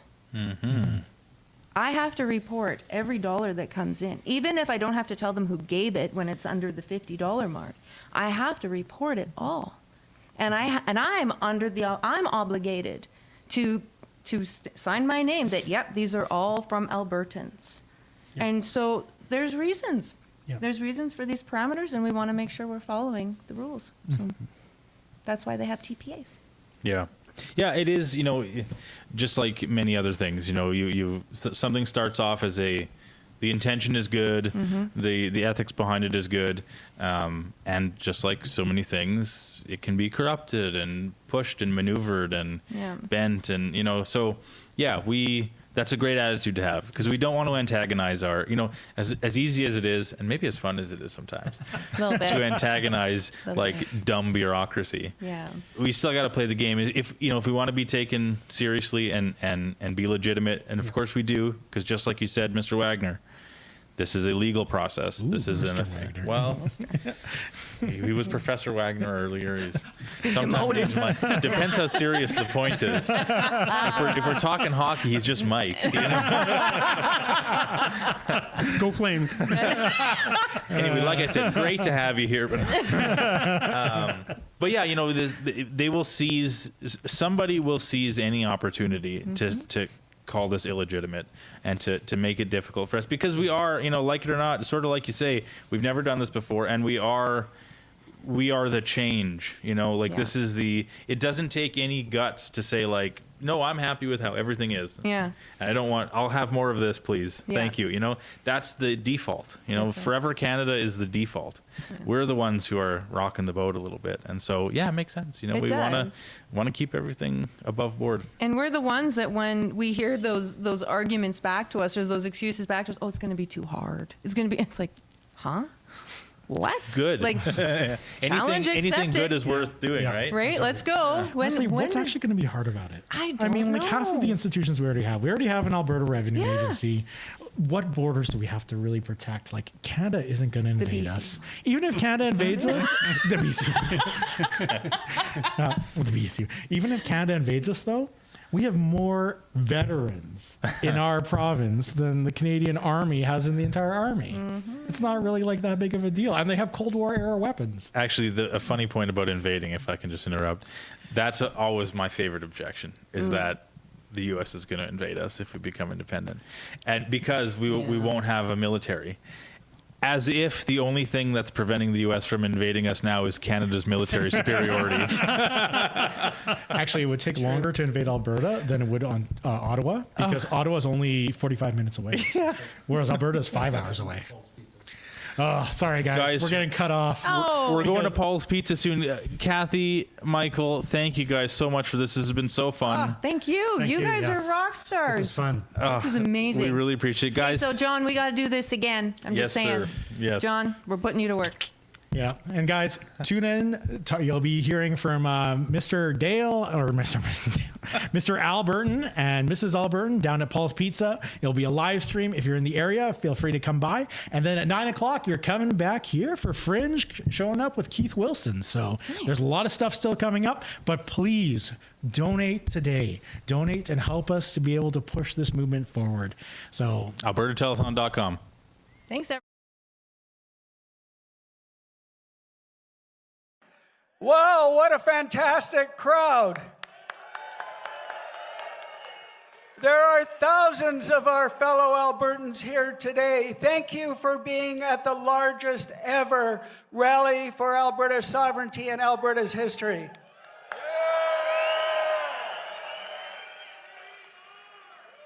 We are at an inflection point, ladies and gentlemen, a time in history where we have a choice. And that choice is, do we continue to be subservient to Ottawa and the enslavement by our federal government? Or do we chart a new path forward to freedom and prosperity through independence? We have the leverage. We have the power. We have the ability to empower our provincial government to be able to, for the first time in history, negotiate a new sovereign Alberta from a position of strength. And that position of strength comes from a successful referendum on Alberta sovereignty. Albertans, it's time we face the truth. Ottawa's system cannot be fixed from within. Every path to fairness is blocked by design. Every single year, we lose between $20 and $28 billion in equalization payments. That's about $6,000 per Albertan. Or for an average family of 4, that's $24,000 your family gives away to Ottawa for no services in return.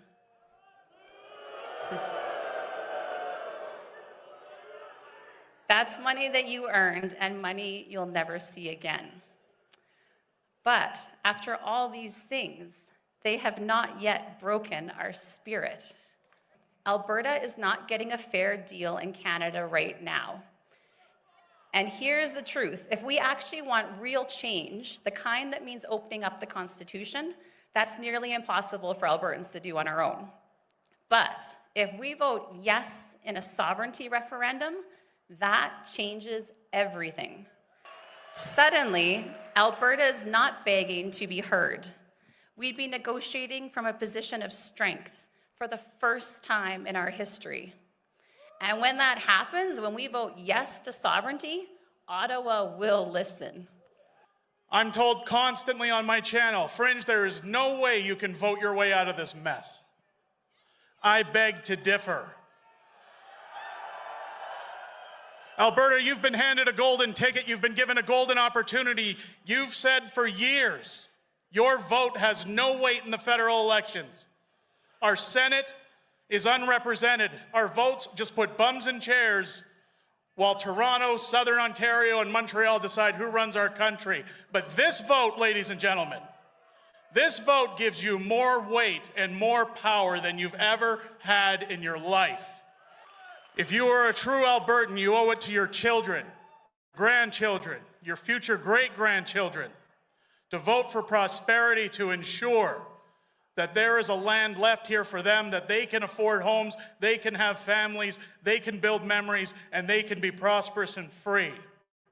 But I'm confident that no matter what happens in that process, and this is critically important, that next year, whether it's in the spring or the fall, there will be a province-wide referendum.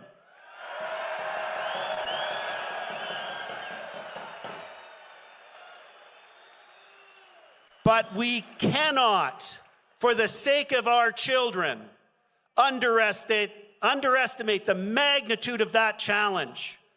We have to get like 1.8 million Albertans to vote yes. That means every single one of you is now charged with a mission. And that mission is to talk to your friends, talk to your colleagues at work, the guys on your shift, the people in your baseball team or your hockey league, everybody that you encounter, to have the awkward discussions, to get them to understand the opportunity that's before us, the opportunity that how they will benefit, how their family will benefit, how their community will benefit, how their kids will benefit by voting yes. That is the imperative that we all have. We can do it. You must do it. Are we going to fight for our kids? There's a lot of people here today, but it's not enough. We need more people, which means that each and every one of you, you need to ask yourself, are you willing to make the sacrifices necessary, specifically with your time, to make this happen? Are you willing to actually go and have the difficult conversations with those who may scoff at you so that you can make these changes? Are you willing to give up your Friday night or your Saturday night, like most of these people have been doing for the last 3-4 years, to make this happen? And if you're willing to answer yes, which I'm sure most of you are, then you need to walk the walk. When you leave here, you need to start doing these things. You need to educate yourselves on what the situation we're in and what the solution looks like. You need to know the details so that when you have these conversations, you're an effective ambassador for independence. Every one of you is an ambassador for Alberta independence. Did you know that? So just in saying, I've got a little thing, Carney's got the elbows up thing going. It's kind of a hockey thing, right? I'm a hockey player. I'm going to tell you a little thing about hockey players. There's a challenge that goes on. I don't know if you're aware of it, but I'm aware of it. Sometimes guys will sidle up to you and say, come on, let's go. Do you want to go? So at that moment, you either do or you don't. And if you don't, that guy probably owns you, and you're a little intimidated, And then once you get intimidated, it stops everything from working. So here's what I'm going to ask you. Let's change that up. Because the answer to, come on, let's go, is let's go. Right? So I'm going to ask you as a group, you know, there's a double meaning there. Come on, let's go. So that's going to be the battle cry for our movement. How about that? So I'm going to ask you a question, and then you can tell me if you want to go or not. Is the federal government stealing from us? Are they sabotaging our industry? Are they taking us down the path to communism? Are they censoring us? Are they stealing our guns from us? Come on, let's go. Thank you very much.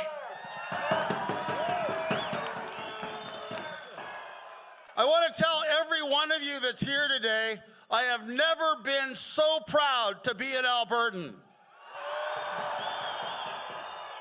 I look out across that sea of blue flags, and I see that today, going forward, should be known October 25th as Alberta Independence Day.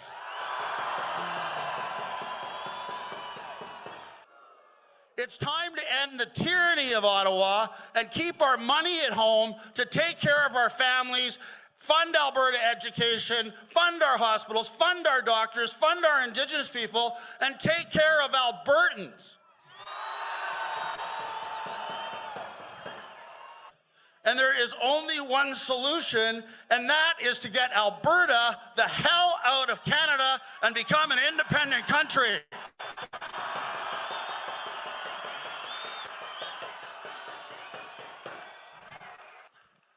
I want to thank all of you for coming out today.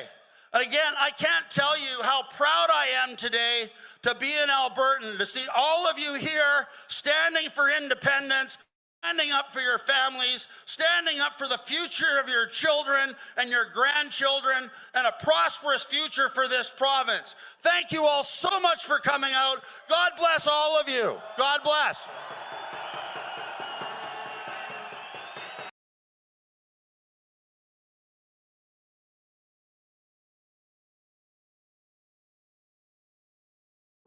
When you go outside, the problem is this mic is going to pick up both of us. Oh. You know what I mean? Yeah. So if you're walking around, it's actually not good to have that. I probably don't need a mic. No. But I'll hold this. What I'll do then when people come up, I'll just do this. Yeah, good idea. And then when you're here, I'll do that. And then, yeah. Oh, we're on. Hey, guys. Oh, hey. Hey, everybody. We're live.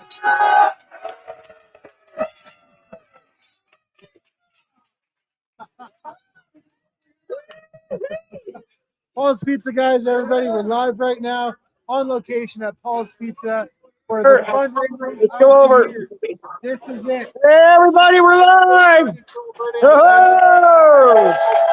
Hey. We need to raise money. Welcome to Paul's Restaurant, guys. We got everybody, both sides. Fill her up. Set up, guys. You just click wherever you want to There we go. Just make sure you fill out all the information, because if you don't, then legally you have to give some information. Make sure you fill it all out. Even the ones that aren't. Tonight, so we're going to be interviewing them, and then you can decide which one you want to support, or if you want to support all of them. The maximum you can donate in total is $5,000. So that's albertatelethon.com. And we are here at a wonderful party. Look at all these people here. Hey, everybody. There's Tanya. Come on up with Tanya.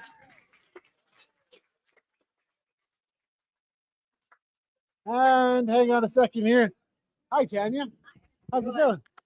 I'm going to use just one microphone. Sure, sounds good. So this is Tanya Clements. Hi. Famous. Or infamous. What's your TPA called? And give us your plug. Well, I have a TPA with Keith Wilson. It's called Let Alberta Decide. And our goal is try to reach the undecideds and anyone that's just disgruntled with the way that Ottawa has been treating Alberta historically, and reach out to them and be able to engage them in conversation. Yeah, thank you so much for all the work you're doing. Oh, thank you. Thank you too. And It I takes was- a whole army of us. I was following the X post today that you're making. 35,000 you've raised so far. I think actually we're over 45,000 today. 45,000? So John Yeah. Bolton's telethon is incredible. Yeah, This is it's amazing incredible. for Alberta. It's incredible. Yeah, so well, thank you so much. And I hope the other TPAs are making money too. And Yeah. so, sure they okay, are. what do you plan to do with the money exactly? People want to know where their money's going. Well, some of our money is going towards our sign campaign right now. And we're doing like a hybrid of traditional campaign strategies, all the successful ones that you would typically see. Okay. But then we also have a very sophisticated behind the scenes digital strategy that is marketing and targeting that undecided group and trying to bring them into the conversation. Yeah. Well, something I've been thinking about a lot is like, how do we get through to the conservative who agrees with everything that we're saying, except they won't take it to the next step where independence is the rational thing? How do we communicate to those people? I think that's actually where this referendum for a referendum is a little bit of like a blessing in disguise. Yeah. Because if you vote option 1 in this referendum, you are voting for the status quo and you take away all power that Alberta has in Confederation. Yeah. But if you vote for option 2, you're going to enable our provincial government with all the strength to negotiate from a position of power with our federal government. Yeah. So whether you are fully independent or you just want Alberta to have strength, that's what option 2 is going to give you. Yeah. It's like, okay, now that if we get a successful win on this, then we're sending Ottawa a message. And then I suspect they're going to come back with like their best possible offer to us. You That's know? what I would expect. And That's what I and hope. maybe it'll be really enticing. I doubt that they're going to open up the Constitution to make the constitutional change we require, but they might come back with something really strong. Yeah. I don't know. Yeah. At least we have some power then to force them to come back with an offer. Yeah. Well, and I think that assuages a lot of people in the middle on this. We're like, okay, we don't know what we're going to, if we're really ready to leave out of Canada yet, but send a message and see what we can get. And then at least in the real referendum, they know what they're voting for. Because then it's like Canada's giving us the best offer. And they're like, wait a minute, that's still not good enough. So then, you know, hopefully then they I want independence. I want freedom. Yeah, and those of us that do support independence, we definitely will take that opportunity to try to bring them in to the independence side of the movement and speak to the merits of sovereignty. Yeah. But the first referendum question is just, if you're aggrieved and you feel it's unjust how we've been treated, you have to vote option 2. Yeah. And then it's our job to try to convince you that, you know what, pursuing independence is going to give us all the things that we've been asking for. Yeah. Wow. Yeah. So on the campaign trail, what are some of the big questions that people have been asking you? They ask a lot about the uncertainty of the future. They're worried about that. And actually, when I talk to people, it usually comes from 2 places. It comes from fear of change, of uncertainty, and then a position of just really having a patriotism towards Canada and a love for Canada, as we all do. Like, we grew up with these ideals of what Canada was and is supposed to be to us. So that's where the hesitancy comes from. And then people are just concerned about how it's going to affect their personal and their family life going forward. So whether it's pensions or their paychecks or their job security. Yeah. All So questions. So fear and patriotism. That's what I've been finding with my YouTube videos as well. Yeah. Because I go around making videos and talking to people, right? Great job. And like, thank you. The patriotism argument confuses me, but when I think about the risk argument, like the uncertainty, it's like there's 2 ways to look at risk, right? There's the risk of changing, which is uncertain. There's going to be big changes and there's going to be unforeseen things, if we're being honest, right? With independence. But then there's risks of staying. And we know what those are. Tell us what the risks of staying are in your mind. And that's how I phrase it too, that the certainty of where Canada is headed is far scarier than any uncertainty of giving us a new nation and being able to carve our own path. Yeah. So we know how taxation is going to go. We know that our property rights are going to be continued to be chipped away at. Yeah. We know that our children and the next generations are going to have an increased affordability issue. So not going to be able to afford homes till well into their 40s likely. We know where it's headed for Canada. So do we want to vote for the status quo, or do we want to empower our government for some change and some leverage? Yeah, like 20 years ago when I was 20, I bought my first house. The average age to buy a house was like 22, and now it's like 45. You know, there's no hope for young people.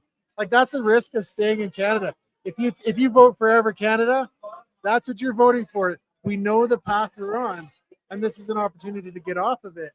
Yeah, think about if we could end the equalization payments and keep that money that we send out east that does nothing and comes back to us at all. Yeah. If we kept that where we are, and we also released the resource potential that our province has, what kind of future we could build for Albertans, what kind of services we could provide, classroom sizes, our healthcare, like the amount we could invest in our communities is astronomical, like it's limitless. Yeah, I got a confession to make. So during the referendum on equalization, I voted to keep it. Oh, really? I did. And my rationale was I actually wanted to share with Canada. I'm like, I want to share. I'm like, that's fair. I love people in Canada and I want to share with them. But then what changed my mind on this now is like, they want us to pay, but then they won't let us develop our industry and our economy and our resources. And they make policies that hold us back and they spite us and they hate us. I feel like they hate us with all the policies that they put in place. Like that changed my mind. Yeah, I feel like that's the common sentiment of how Ottawa treats us. And it's not a grievance with Canada. We obviously love Canada and we want to be good neighbors in the future. But the way that we've been treated by Ottawa is what compels us to pursue independence. And yeah, we have paid a lot into this confederation and we've taken very good care of other nations, like monetarily. So why punish us? Why pass all these bills that hurt our industries? Yeah, like that's the question. Why? Like I don't see it. And that changed my mind. The reason I'm telling you this is because I think I was one of the people in the middle. I changed my mind on some things. I used to be much more centrist in my politics, but now I see our freedoms being eroded.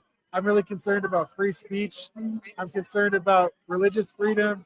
I'm concerned about the gun ban. And I see that independence is the only way to get our freedoms guaranteed. Right. And I think this actually it should be nonpartisan because it should be about Alberta's future and not which side of the political spectrum you sit on. It becomes partisan just by people's nature, I believe. But it's not. It should be unifying to pursue self-determination and prosperity for us and for future generations. That should be a unifying principle.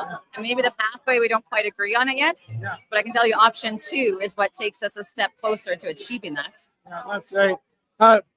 Because this is a live stream, repeat everything you said about your TPA because people might just be logging in. So what's your TPA? Where can they go to support it? So Keith Wilson and I have the TPA called Let Alberta Decide. You can go to letalbertadecide.com. It's on pretty much all the socials. Today, because of this telethon and all the support from Albertans and John Bolton taking the initiative to put this on, we've raised over $45,000 today, which is amazing. And I promise we will put that to very good use. And this is absolutely something that we can win. Yeah. And so then you can go to albertatelethon.com and then you can click on the link for Let Alberta Decide, or you can click on the link for all the different TPAs. Like you can donate to all the different TPAs up to a maximum of $5,000 per person, per corporation. So, yeah. Oh, per person, per corporation. Yeah, so a corporation counts as a single entity. So if you have a business, it can also donate $5,000 towards the referendum through TPAs. So I could donate $5,000 personally, $5,000 with my company. You can. If you're in the position to do that, you certainly can. Yeah. And you can donate $5 and that helps too. Yeah. Well, and that's what I was just saying. Like I'm looking at some of these Corey Morgan signs that are right here. And it's like they cost about $5 a pop, you know, and they're all working towards the same message, right? Yeah. So, you know, you donate $10, then you kind of paid for your sign and you paid one for a free person for someone else. So this, if you feel you can't give, you know, all that money, hey, every little bit counts, right? So if everybody gives a little bit, we can win this. Well, it's just like the traditional telethons they used to have, like the ones for the Children's Hospital. And I remember growing up watching the Country 105 ones. Yeah. And people would donate $25 or $100, not thinking that they were actually going to make any change. But when enough people do that, you make substantial change. Yeah. It's pretty amazing. Yeah, exactly. Awesome. Well, thank you so much, Tanya. Thanks for all the work. Thank you for all that you do too. Appreciate it so much. Yes, all right. thank you. Have a great day. Okay, see you. Okay, guys. So here's the next. I just want to check my sound quality first of all. Sound is still good. I think everybody can hear me. Come on over, Jason. Somebody wants to see you. Hey, John, how are you? Good. We meet again. Absolutely. It's nice and lively in here tonight, isn't it? Yeah. Awesome. Okay, so give us the plug for your TPA. Okay, so the Levine Show TPA, what we're doing is we're putting up billboards and lawn signs everywhere, large events with debates. We actually could just announce that we've got Stockwell Day and Bruce Party agreeing to do a debate. Stockwell for the Federalist side, Bruce for the Independent side. We'll be releasing that one in September. And we got a few more in the works. We're even trying to get one of the other TPAs on the other side to agree to sit down. Yeah. We've already had some communication, so I'm excited that we actually might be able to make that one work. Yeah. Oh, so you agreed to get Stockwell Day. So, because people always want to know what is where's the money going if I donate to you? So you're answering that question. Continue answering that question. About 80% of the money goes to lawn signs that we hand out all over Alberta. We were just up in Grand Prairie, Lethbridge, Medicine Hat. We're going all over Alberta to handle lawn signs. We have some here tonight as well. And about 10% of the budget has gone towards the billboards, the digital billboards in Edmonton. And the other 10% is about producing the events, booking the venue, getting the hotels, getting everybody involved. Yeah. So roughly 80-10-10 is where we put the budget right now. Yeah. So like as far as political things like this go, that's a really effective way to give their money. Like you're using it effectively. And so I appreciate all the work you're doing here. So where can people go to donate? They can go to levineshow.com/TPA. They also go to the albertatelethon.com. You'll find our donate button there as well. You can mail it to us. We take checks through the mail. Yeah. We do credit card. We do e-transfer. And then in-person events, we can take cash as well. Yeah. Well, and there's a cash bucket floating around here. It was getting pretty heavy. Well, that's good because we're up against a billion-dollar machine. Yeah. And that's just a meeting here in Canada. It's a trillion-dollar machine. When you look at the globalist level of things, they don't want people to have this kind of independence because it's contagious. Yeah. When other countries and other places see what we're doing here, they're going to start doing that too. Yeah. So we talk about the CBC and the Canadian media being like 1.4 or 1.6 billion. Yeah. We're against a trillion-dollar machine that wants to keep the globalists all together. Yeah. Yeah, well, and that's a really insightful point, is they don't want this to spread. But okay, the other side, they're not reporting their expenses, and Elections Alberta says they don't have to, and that's a big pile of BS. But here's the thing: we're raising money from small little groups like this, right? And events like this is truly grassroots. That's what gives me hope for independence. Like, it's the people supporting this, and look at how big this is. $20 from thousands and thousands of people is how a lot of the grassroots movements happen. Yeah. This is what elected Trump. It was $20 at a time. It wasn't $20 million at a time. When it came to Brexit as well, that was a grassroots effort funded by 20 pounds at a time. And look what they were able to accomplish. When people get together and they feel the support from each other, they step up. And this is definitely one of our best days when it comes to the TPA fundraising. Yeah. We've seen lots of generosity. Keith Wilson donated to us today. Yeah. We're very pleased that even amongst the TPAs, people are working together to get things done. Because at the end of the day, it's going to take a large army to get this done. Oh, yeah. Not one general, not one soldier. It's going to take a large army. We're seeing that even here today. Yeah, that's why I encourage people to donate a little bit to each TPA, actually, because it would be terrible, actually, if we piled it all into one TPA and they got way over. And then where does that money go if it goes over? Well, I'm sure someone like Keith Wilson's team, they'll make sure they don't go over because that can get you into a little bit of trouble. But at $607,000, that's a pretty sizable war chest. Yeah. And they're going to probably be there in the next couple of weeks at the rate they're going. Yeah. But I like the idea of giving to a whole bunch of TPAs. Yeah. I just want people to remember that at $250 or below, your name doesn't pop up on the Elections Alberta website. That's right. But it also means you can go $250 per TPA. Yeah. And you still won't be on the website because it's by TPA. It's each individual TPA. And then if you're under $50, then it's completely anonymous. Yeah. Yeah, 50 below could be a cash anonymous donation or even online. At $50, some people do $49.99. You can give us that last penny because it's at $50 or below. Yeah. You're good to go. Yeah. And so what I've been telling people is these signs, they cost about what, $5 a piece? 5 to 7, depending on the quantity. Yeah. When you get into the thousands, it's closer to the 5, and that's where we're at now. Okay. We distributed about 3,000 now. Just in the last 3 days, Grand Prairie, and I came all over Alberta. We gave away about 800 signs. Wow. So we're doing good. And I just want to let the viewers know, we had some fantastic support on the highway in Rocky Mountain and in Rimbey. There were so many people that would give the thumbs up or support. They didn't honk because they may be a little bit too embarrassed or don't want anybody to know, but lots of support. In Rocky Mountain, we even had a bus from the First Nations go by, and the driver gave us a honk and a thumbs up. So there's a lot more support than the media will ever tell anybody right now. I tell you that. Yeah. Well, you think about, hey, Todd, come on over and say hi. Every time I see him, I say hi. Yeah, Todd's a great volunteer of ours as well. He helps out when we're in Drumheller and Stettler and other areas. He's a good man right there. But like that's a good example. Like all of these people here, they came out to show their support, you know. And a lot of the people that I talk to, they actually say that they've never been engaged before. They've never donated or volunteered before until now. Yeah. And you know, myself, I was kind of involved in politics more than the average person was before this, but I was really disillusioned. Alberta independence gives me hope. It gives us a lot of hope too. And people are worried that their name's going to be on a list, their bank accounts will be frozen. Keep in mind, unlike the convoy for the truckers, this is a sanctioned Alberta independence campaign run through Elections Alberta, which means it's not something that the government can step on. This is the regular campaign that any other election in Alberta would have. And we also don't have to submit your name if it's $50 or less. So if you're worried about your name being on a list, donate 50.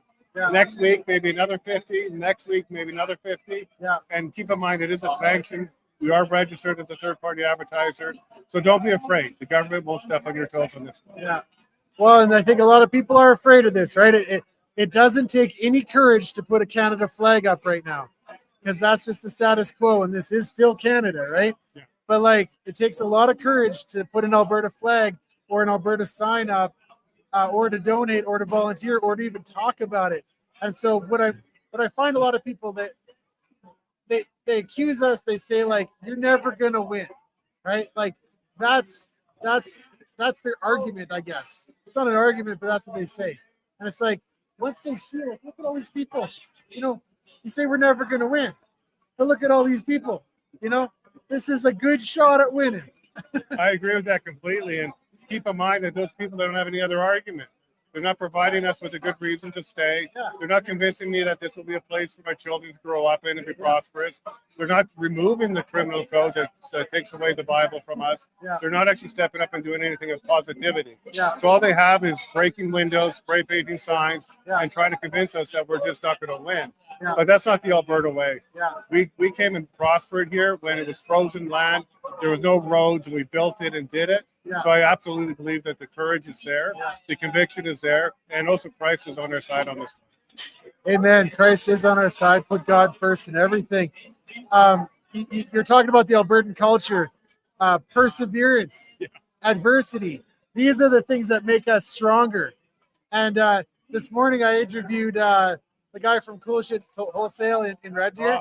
They smashed his windows, you know? And it's like they want to discourage us.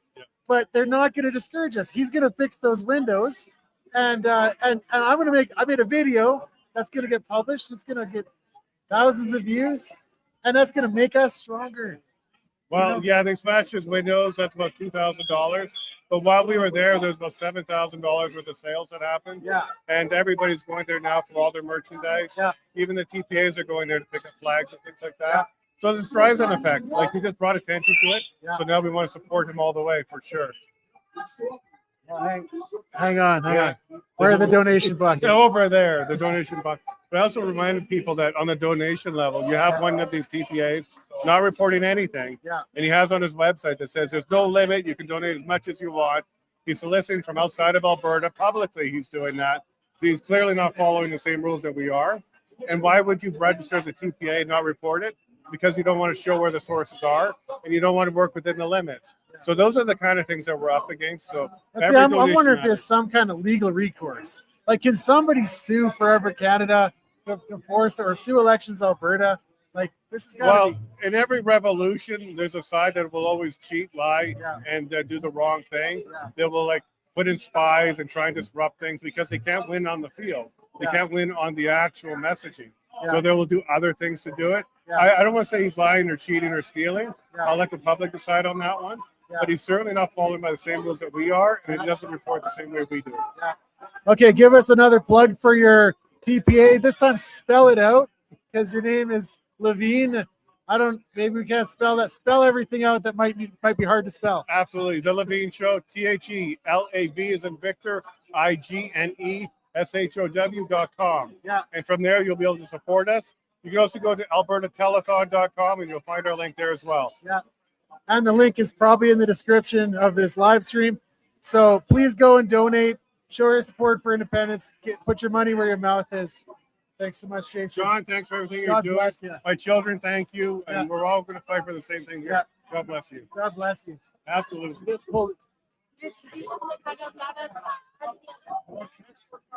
Okay. Hey, we got somebody else coming in. All right, come on over. Chris Scott. Hey, how's it going? Hey, how's it going? What's that? This is my microphone. Is that a recording device? It's a recording device. The government puts chips in there. Are you a fan? And then they can they can download the data from your phone, and they send it to the Chinese in the Communist Party. Well, I don't know about the Chinese, but I want the government to know what I'm doing. Okay, tell us more. Well, I mean, I want them to know that we're advocating for self-determination. Yeah.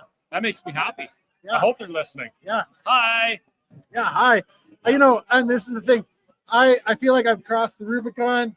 I watched from the sidelines when all that COVID stuff went down, the Freedom Convoy. I watched from the sidelines. Fun times. And I said afterwards I was ashamed that I didn't do anything.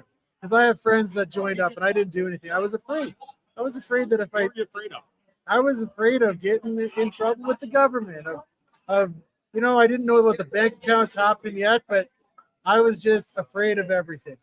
And now I'm like, I will never do that again. I'm going to stand up. This is the time to shine. I'm going to hold my shoulders up, and I encourage other people to do that as well. You know, we're all afraid of something. Yeah. And I got to say, in January 2021, I was terrified of the government. Yeah. Like people think that I just was brave. It wasn't that I was brave. I was less scared of the government, what they might do, than what I knew was going to happen if I didn't stand up. Yeah. So I was, I thought about that, and then I had to make a decision.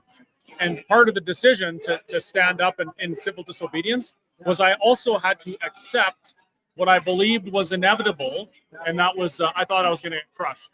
I thought the government was going to destroy me, bankrupt me, fine me, put me in jail. And so I thought about these things, and I made peace with it, and I accepted it because I knew that I had to do something, right? Yeah. And I find like we're in another situation. Like the trucker convoy gave me so much hope for Canada. I wanted in, I wanted unity, but now I want out, and this gives me hope. Right? Independence is the thing that's giving me hope. But plug your TPA. I don't have a TPA. You don't have a TPA? No, I'm not a TPA. Oh. So I lead an organization called Let's Talk Alberta. Okay. We're not a third-party advertiser. We're not subject to contribution limits. We can take contributions from anybody, anywhere, at any time, and there's no maximum. Oh, but you're not allowed to say like go and vote this way or that way. Is that true? No, I share my opinion and my political leanings and beliefs with people, and I invite them to have a conversation with me about it. Specifically, I invite people. Here's my message. I believe that Alberta independence is necessary and inevitable. Yeah. That's my opinion. In October, we're going to be asked a question of self-determination. Yeah. And that question, one way or another, is we're gonna pursue it or not, right? So if we know we're gonna be asked the question, I think we need to talk about these things. I want to make the best decision too. Yeah. So if somebody on the Forever Canadian side, the status quo side, if they believe that the current structure and situation within Confederation is the best for me and my family, I want them to tell me. Tell me that. Explain why. Change my mind, right? Because if they don't do that and they really believe it, I'm going to go into October and I'll make a decision based on the information I have now. That's why we need to talk. So in your travels, what are some of the best arguments for Canada that you've heard? Or what are the angles that they seem to always take? The best argument for Canada? Yeah. The most difficult one to challenge or debate is the emotional arguments oh, I'm Canadian, I'll always be Canadian, this is my country, I'm patriotic. Patriotism, I've realized patriotism, it often blinds people to the failings of their nation, and it prevents them from doing something better. So the emotional one is difficult. The other one is fear of the unknown. Well, you don't know exactly what independence is going to be for Alberta. You're right, I don't know if it's going to be better even, but I do know that we get to decide, and whatever we decide, we get to reap the benefits or suffer the consequence. And if there's a consequence we don't like, we can decide to change things and make it better. That's what it is for me. Well, and you that whole risk argument, right? The uncertainty, the fear of the unknown. I think if we're honest, there are a lot of unknowns with independence, and that's like intellectually honest. But there's an uncertainty of staying, and so what are the risks of staying in Canada? Well, what do we know? In the last 20 years, Canada has experienced, or Alberta has experienced, a net loss of approximately $150 billion in investment capital. In that time, we lost the flagship Canadian energy company, Encana. They left, and it wasn't because of independence. What company was that? Encana. It wasn't because of independent sentiment. It was because of federal policy that Alberta couldn't affect that caused them to abandon their business in Canada. Like, these are things we know. If you look at where our dollar is, our buying power has been plummeting. Inflation is going up. Social cohesion is disintegrating. These are things that we know, right? I know that if we don't do anything and we continue on that trajectory, 10 years from now, I'll be thinking back, and I'll be thinking we should have done something. Like, if you put yourself in your own shoes 20 years ago, and I know that's a tough thing to do, but just pretend you're 20 years younger, and someone came to you and said, in Canada, in your Canada, you're going to have to attend church secretly, illegally, because if the government finds you, they're going to throw you in jail. Or in your Canada, if you offend somebody, you're going to be fined or potentially jailed. Would you believe that? No, I wouldn't believe that. I can't even believe we got to that point. I know. Now you think, what's it going to be like in 10 more years or 20 more years if we don't stop what's going on right now? These are things we know. The unknowns about what is our currency going to be, what's the military going to be, all of those things, I don't know, but we get to decide, and that's the opportunity. We get to decide. We Albertans have nothing but good ideas. Every Albertan I talk to, it's like good idea after good idea, but they fall upon deaf ears. We have no power at this point. That, like, as a province of Canada, we are always outvoted. We're always at the behest of Ottawa. We have no power. And so independence is about asserting ourselves and deciding our future.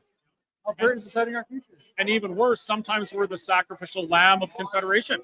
I mean, look at when Carney was campaigning, they were ready to sacrifice Alberta. Oh, we're going to turn off your oil, United States. And Alberta's like, pardon me, that's like 100,000 jobs.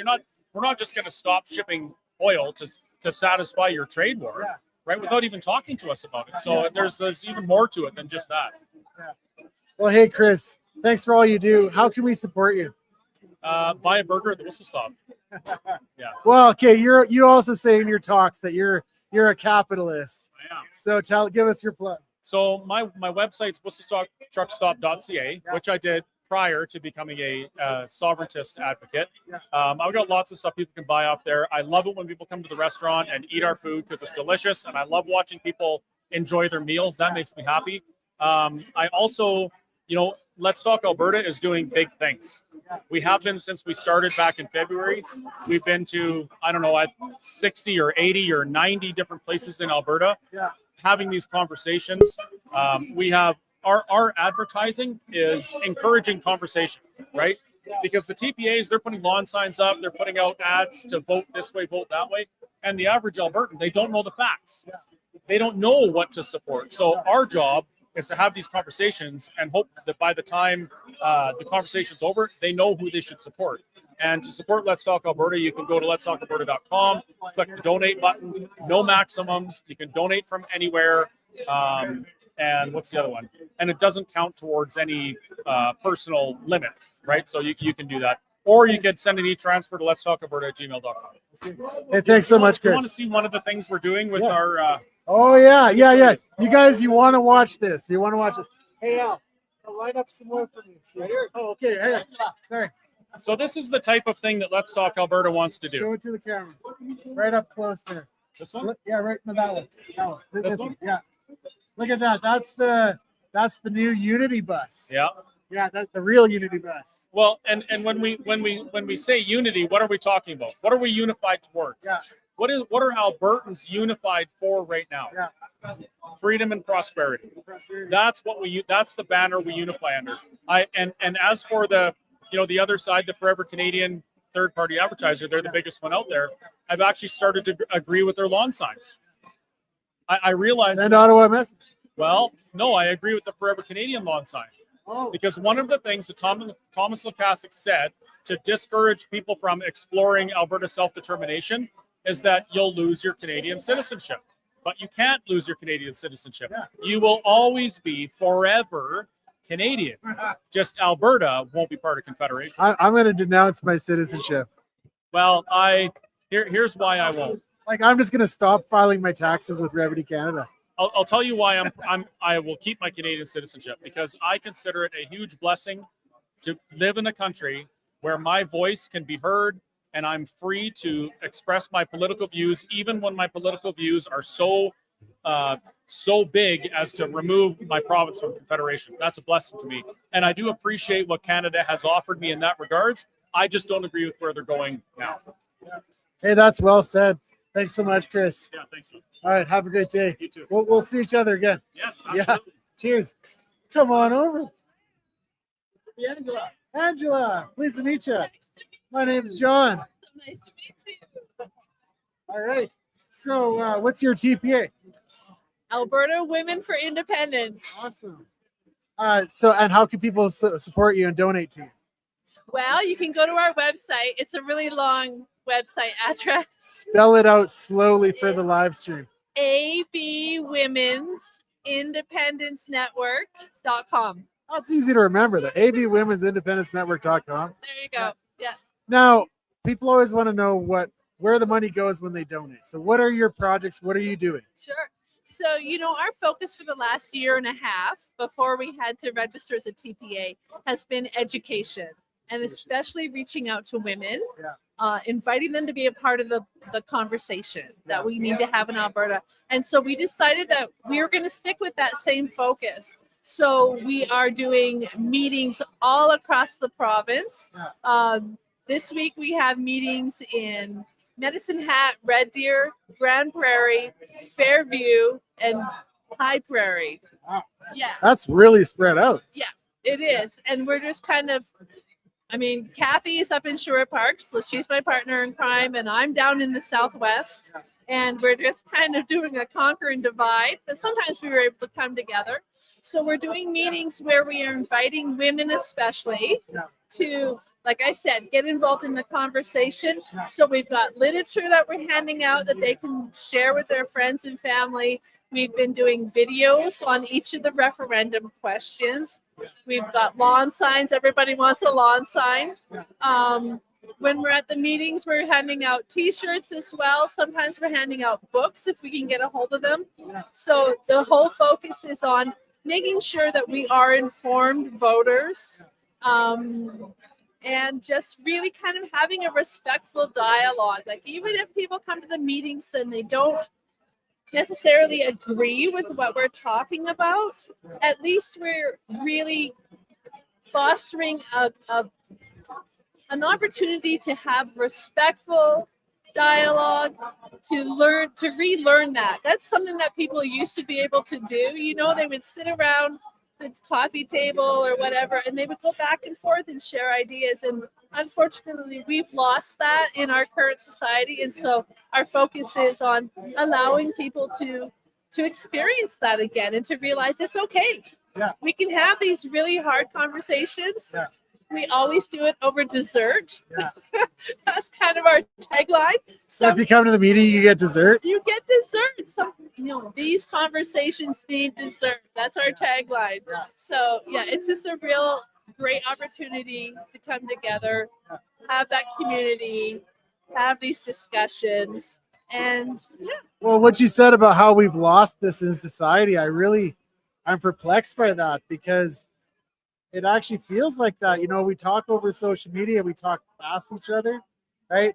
And I feel like it's just shouting past each other. And when can you sit down with people and just have a reasonable conversation, you know? And that's what I try to do with my channel as well. You know, I have a channel, I talk to people, but I do find that most of the people who want to talk to me are men. And it's like, maybe it's because I'm a man, you know, but so what are women, what's the perspective like? What do women say about this? Because it's a group focused on women for independence. well, you know, like politics can be kind of an ugly game. You know, it can be there's a lot of blustering, a lot of ego, some aggression. For a lot of women, that's a turnoff. You know, we're busy moms, we're busy grandmothers. Maybe we're the ones putting the bread on the table. And so we just don't have a lot of time for that. But we do have time to get together and to have these conversations. While the facts are really important and the facts support the idea of Alberta independence, that we could do this on our own, there is also an emotional aspect to this. What we are asking people to do is actually very difficult for some. A lot of our personal identity is tied up in our nationality. And so we're asking people to kind of step away from maybe how they've been for 30, 40, 50, 60 years and consider the possibilities of something new. And that takes time. You can't just throw facts at somebody who's struggling with that and say, well, what's wrong with you? No, it takes time and you need to be able to process those feelings. And when you're sitting in a warm environment, as we try to foster, and you're sharing food and you're having that discussion, it's a lot easier to get past that than if you're just being bombarded by facts. And that's just the way women are. We're wired differently. And so it's okay. That's such a profound thing you say. It's like you're sitting around in a small group sharing food, and that just is the context for how you're going to have these deep political conversations. What a brilliant idea. Like, I'm so happy that you're doing that. Yeah, and you know what? It is so fun. Like, we're just having an absolute blast with this. And it's like every time I leave a meeting, I'm just like, thank you, Lord. Like, I just feel like my community has just grown even more. And I know who my peeps are. And it's just this wonderful feeling. We have lost community. We have lost the sense of unity that we used to have, the sense of patriotism that we used to have. And so that is all part of this as well, right? That we are finding our people and surrounding ourselves with people who support us. Well, I like how you said that we're finding our people, right? And if like we're building a nation, these are our people here. And when you're finding our people, you're bringing them together, you're welcoming them into the community, and that's how we build our nation of Alberta. Yeah. Wow. Yeah, it's absolutely amazing, and it just feels like there's this real vacuum, just because of the way things are in our society right now. I mean, social media, I'm sure, has a large effect on that, but also I believe that the idea of unity has been intentionally destroyed within Canada. Well, diversity is the opposite of unity, kind of, isn't it? It is, and it's supposed to be our strength. Yeah. Unity is our strength. Unity is our strength. I was going to say that. Diversity is our weakness. I mean, you can be diverse in different ways in that we don't have to be carbon copies of each other. And we can have, different life experiences or whatever, but you have to have something to unify yourself around. If you don't have that, you are not a nation. Yeah. Like a shared dream for the future, shared values, right? Shared culture. Alberta has a unique culture, 100%. Yes. We did a series, and I would recommend if people want something good to watch, we did a 7-part series based on a paper that Colonel David Redmond put together back in 2024, where he talks about the 6 national interests And the first one is unity. And he says, if you are not surrounded or you are not unified by shared values, ethics, and beliefs, that's not shared culture and that's not shared religion. It's shared values, ethics, and beliefs. So you have to find that commonality. Then you are a nation. He says, if you do not have those shared values, ethics, and beliefs, you are not a nation that will last. And I think our parents had that, and we kind of had it, our generation, and like our kids, they don't have that. And so independence is about our kids and having what we know brought us together. But hey, Angela, give us one more good plug for your TPA, and then I'll keep moving on here. Well, I just want to say thank you for all the support that we've received today. It is overwhelming. Yeah. And I mean, Kathy and I have been doing this for a year and a half out of our own bank accounts. We have never asked for donations. So it's really odd to us to ask for donations.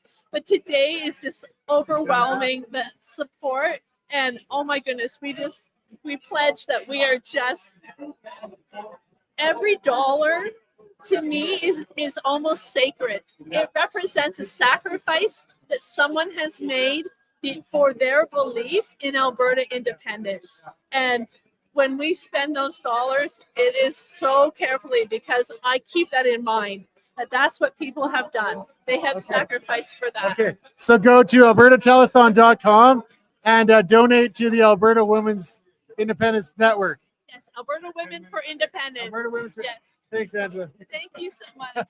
Thank you. Hey, so guess what's up? What's up? We got a gentleman here that wants to make a challenge. So, hey, everybody, can we have a second of your time, please? We got a gentleman here that would like to pose a challenge to the bar, if he could. Go ahead, John. John, this is the bar. Bar, this is John. Within the first 10 minutes of this telethon, Wade from Sylvan Lake put out a challenge. $200 is what he donated in cash. I was going to put out a challenge, but Wade beat me to it. So I came here today to put a challenge out to everybody in this bar. The donation jars are right over there. Okay, and one over there. I've got a $50 bill that I am going to put in the jar over there. Wade's got his up as well. So everybody in here, take a $50 bill, whatever you can, and let's fill those donation jars. Thank you very much, guys. Thank you. Thank you. Awesome. Thank you. All right, Al. So it's been a great night. You should take over an interview here. Take over an interview. I'd Yeah. like to interview you. Well, okay. I'm not that interested. Come on. Have you shown the magnitude? Oh, Scott. Oh, I can't show it with this. How you doing? I'm good. How are you? Excellent. I'm Adam. Hi, Adam. How are you doing? Doing good. Good. What brings you here tonight? Yeah, you know, Alberta is a very financially attractive location. Yes, it is. And one of the big things that people are speculating and investing in is AI data centers. Yeah. Now, AI data centers has a lot of heat exhaustion. Yes, it does. And one purpose for that can be utilizing that to connect it to greenhouses. Where is that? Alberta can utilize this to grow tropical plants, vegetables, and fruits to boost the food economy. Yes. So that way we can diversify our economic output by not only being oil and gas, but also being an incentivized hub for tech data centers, and also for food, creating an availability for it, lowering the cost of living around food. And even that heat output could be utilized to also heat houses. Yeah. So it could be a very cool political campaign to push something like that. Well, it could be. We're going to have to keep up with the rest of the world, because the AI data centers are coming whether we like them or not. So we got to make sure we use them to our advantage, right? Yeah. Well, that's something that we can't really decide as far as an independent Alberta goes. but that once we become an independent Alberta, then we can decide how we utilize it and what we do with it, right? Yeah, right you now know, we have to become an independent Alberta before we can even get the choices to do that. that's right, because Yeah. we have a lot of policies in Canada that prevent this kind of thing. Yep. But we can incentivize that politically if we were independent. Absolutely. And I think we have a lot of time to go. That's Hey right. guys, Thank sorry, you. sorry to cut you off. Hey guys, we got 3 minutes left. Can we get a Yahoo? We are heading out. I can't really take this off, but there is a bunch of people over on the other side of the room as well that you've seen. And apparently, Vicky has to go. You want to talk? Vicky would like to say something.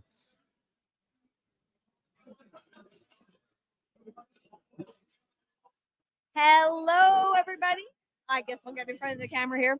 So I just wanted to give a quick shout out. There's been so much support today. I've loved watching all the speakers today, and I hope you are, putting out your donations and helping everybody out. But there are a few TPAs that have just formed recently, and I want you guys all to be aware, especially about the regional one. So we have a brand new TPA that's just started up in the Grand Prairie Peace River area. And I'm going to read it just so that I don't screw anything up. It's called North Alberta Strong.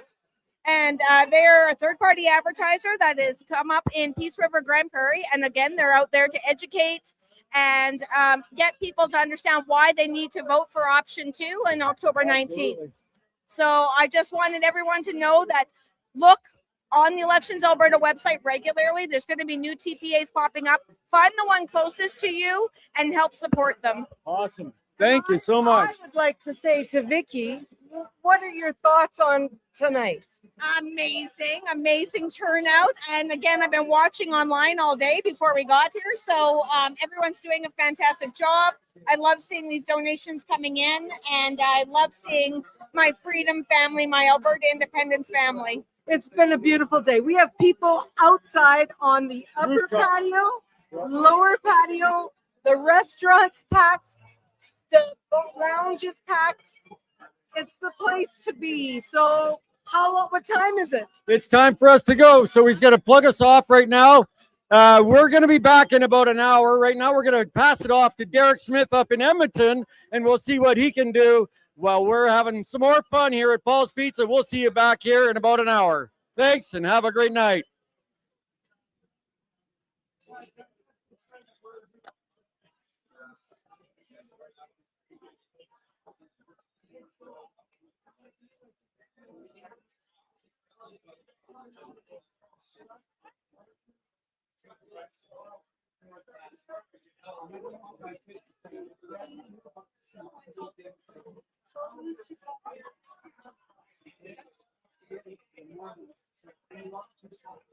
So that's why I asked you. What do you think? Because he wanted to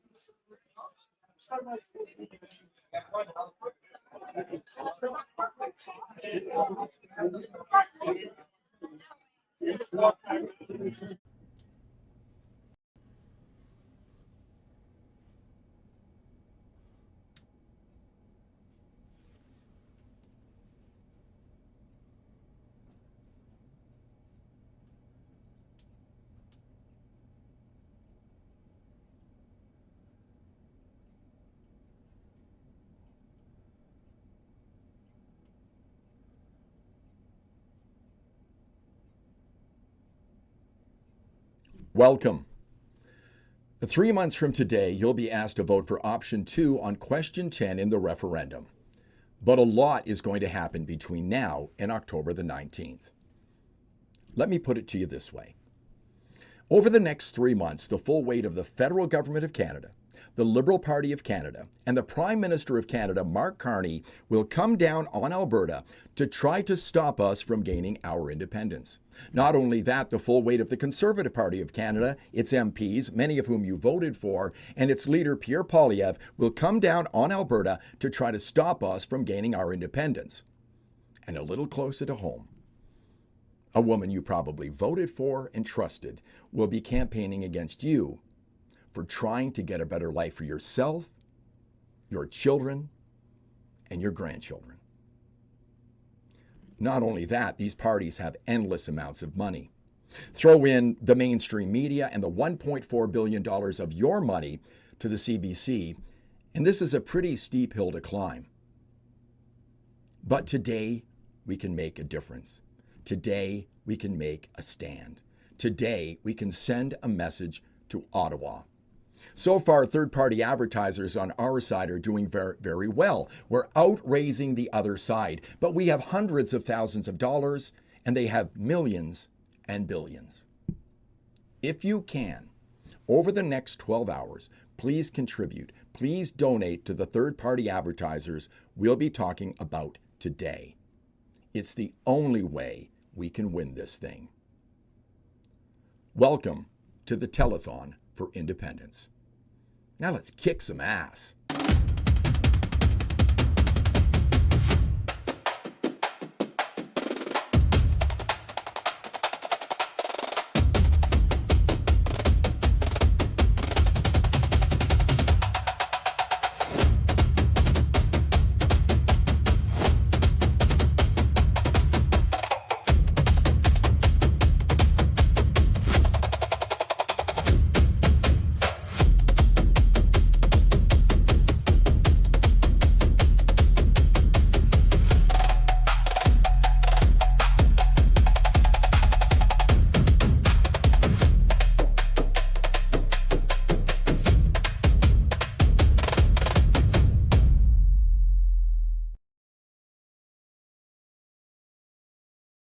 Ladies and gentlemen, welcome back to the Alberta Telethon. What a day it's been. The donations have been pouring in, absolutely flooding in. You guys have been doing a top job, but we need to step it up a bit tonight.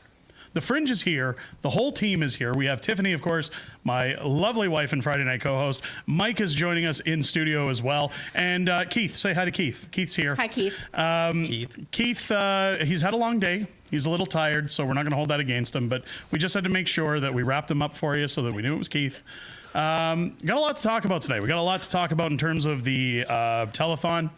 First, Mrs. Fringe, would you like to update us on the numbers? Yes, I would love some to. updates on the TPAs. What do we got? Give us So we've got Keith and Tanya are sitting at $60,000. Wow. We've got Corey is at $16,000, and Levine is at 11.5. Unbelievable. Mhm. The donations have been coming pouring in, and now the other TPAs are still doing what they're doing. Yeah. These are the updates we have for you. But folks, we can do better, okay? Of course we can. I'm not going to be happy until we see at least Keith's astronomical $60,000 break six figures. We have to get that done tonight. This is the time to donate. And without that, let's not have fake Keith anymore. Let's bring in real Keith. It's bring in real Keith. There he is. There he is. Better late than never. We can't have a telethon Excited without to real show. Keith. You guys didn't really think we were going to do this without him, did you? Keith, welcome into the show. Well, thanks for having me. It's good to have you. Now, I want to get something clear as we talk to all Albertans right now. You must be in Alberta to donate. You can see at the bottom of your screen, AlbertaTelethon.com coming in. The Fringe has a donation to make. Yes. And it's time we talk about that, because let's be honest, folks. I'm going to talk to you about Alberta. See, what Albertans do, what Albertans like to do, is Albertans like to dig into their pockets, and Albertans like to make sure that everybody gets their fair share when it comes to independence. Trying to count it as you go. When it comes to making sure that we look after our province, we look after our future republic. Now's the time to dig in, folks. If you really want to support Alberta, if you really want to support your kids' futures, as you can see, I'm flushing my children's college fund out the window right now because I want a new republic, and I think Keith Keith Wilson is the man to do that. So without further ado, I'm going to stop throwing money at Keith like a cheap stripper. There's $1,000 from Unacceptable Fringe for Keith Wilson and his TPA. Thank you so much to everybody in our amazing community who's helping contribute to this. Get into your wallets, folks. Now's the time to dig deep and show the world Alberta means business and that we're ready to get out of Canada. We're moving forward. Keith, we have to talk about this white paper. Sure. Racist term, by the way. Yes. It should have been a black paper or something, but let's talk about the white paper. Sure. Coming out at the end of the month. Yeah. Now, the white paper is going to be different, I understand, from the value of freedom. Correct. Because we were talking about that earlier in the telethon. What can people expect out of this white paper when it comes out? Well, what the white paper is about is to answer people's questions about what happens after the vote for independence. Okay. What does life look like? How do we have continuity? How is it that when people are planning a vacation or a business trip, that the airlines still run? What happens with your mortgage? What happens with the ordinary things that you do every day in your lives? How will the continuity of business services, of contracting, of trade? So we've got some incredibly smart people that have come forward and helping with the Alberta Transition Council, the white paper, and it covers every aspect of continuity. It addresses those areas where the federal government currently has a role. And, you know, at a certain level, it sounds like a daunting task, but it's really not, because I've joked in some of my interviews that old Secretary of Defense Rumsfeld had an expression where he gave a press conference when he said there's known knowns, known unknowns, and unknown unknowns. Right. We know each of the services and roles that the federal government currently provides. We know that they run a passport office, very poorly, I might add. We know that they have customs and borders agents at the airports and the border crossings. I could keep going. So we've identified all of the functions of the federal government. They set policy regarding currency. They regulate the banks. So the transition plan is to detail continuity after we vote to become independent. It's a transition plan to transition Alberta from a province into the newest, freest, most prosperous country in the world. Yeah, I like that. I like that. Awesome. I got some questions for you too, and these are very important questions. These are probably some of the most important ones that don't look at them. Okay. Don't be copying the homework. No, this is honestly, I sat down, I spent time, I went really serious and very important questions. Number one, pineapple pizza, yay or nay? Yay. Oh. Agreed. All right, we're going to break the chat. Yeah, okay. Well, right off the bat. Okay, you fail that one. Number two, is there any time where your TPA will be interested in purchasing a 1990 Winnebago, driving around creepily throughout Alberta, doing 4 a.m. purring videos? No. Okay, that's a good one. That's a good one. That checks the box. Okay, that's a good one. How's your TPA reports going? Excellent. It's a huge task, especially given the number of donors that we have, and because the Elections Alberta went to the Smithsonian Institute and hired the computer coders from the 1990s to design their interface. So for every single box, you have to do a click, drop down, select, click down. So it takes a tremendous amount of time. But we've filed early every week, and we're going to continue to do that because we're not going to let these guys discourage us. All right, I like that. You know, the old punch cards. Okay. Okay. What kind of pancakes do you like? I don't like pancakes. I'm more of a waffle person myself. Yeah. There you go. There it is. We're not into fascist pancakes. We don't do fascist pancakes here. And I got a last one for you. Do you, like I do, believe that John Bolton is a vampire? I hadn't given that any thought. I hadn't heard that before. I think I need to do some research. Dude never sleeps. Never sleeps. Doesn't sleep. Hi, it's 2:45 a.m. and it's John here, and I've been up for the last 45 minutes. Got my big blue mug of coffee. Sometimes a person can overanalyze things. I think you've just identified the obvious. I think it's clear. I think there's no other explanation. I think it's easier than that. The facts are there. I think what happens is it's more like, hi, it's John. It's 3 a.m. and I just said something offensive to my wife, so I'm in my studio filming a video for tomorrow. I think that's the way it goes. But hey, we're all doing our part for Alberta. I think that's great. Mrs. Fringe? I do have some questions as well. More serious. Not as good as mine. I wrote them down. Critics raise fears about national debt share, currency, or military. How does the white paper address Alberta's leverage in negotiations, drawing on precedents like Norway, Sweden, or the Velvet Divorce? Sorry. I got it. So there's a couple of questions in there. Yes. The first one is, how would Alberta address the debt in the negotiations, for example? Well, that's an open question, and it's still being worked on. And but what we have to keep in mind is a number of factors. First of all, in terms of how do you calculate what Alberta's share of the debt is? Do you take into consideration the fact that Albertans to date have sent over $300 billion more in tax and other contributions to Ottawa than we've received back because of the equalization program?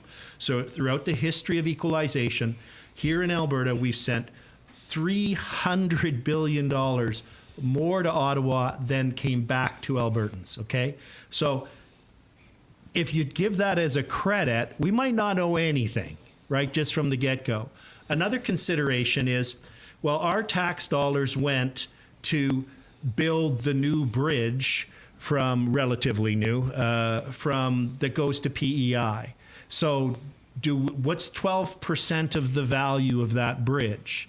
Look at all of the different things. They built a garage at Rideau for the Governor General, and it was like $3 million or $30 million. Well, we get 12% of that. So in other words, it's not those are calculations.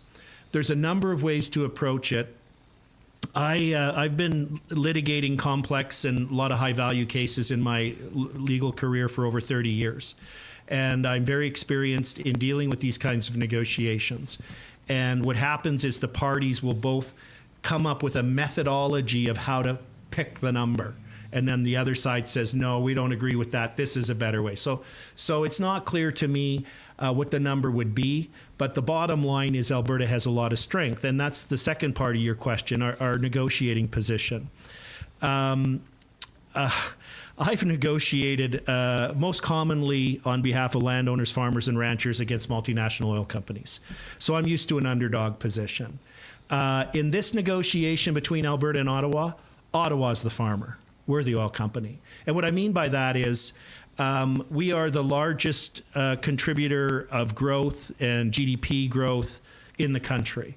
Our economy is super strong and is growing. We keep seeing these announcements like Meta, $13 billion for a data center and all these other things. That's the power of our economy when it's restrained, with Ottawa with its knee on our neck. Imagine what we can do when we get that knee off our neck and we can pursue our potential. But more importantly, for those of you who saw my debate, the second public debate with former Premier Kenney, he said something during the debate that just shocked me and made no sense. He said that if Alberta separates, the federal government might stop the flow of oil through the TMX pipeline to Vancouver, as well as through Line 5 and 9 to Ontario and Quebec.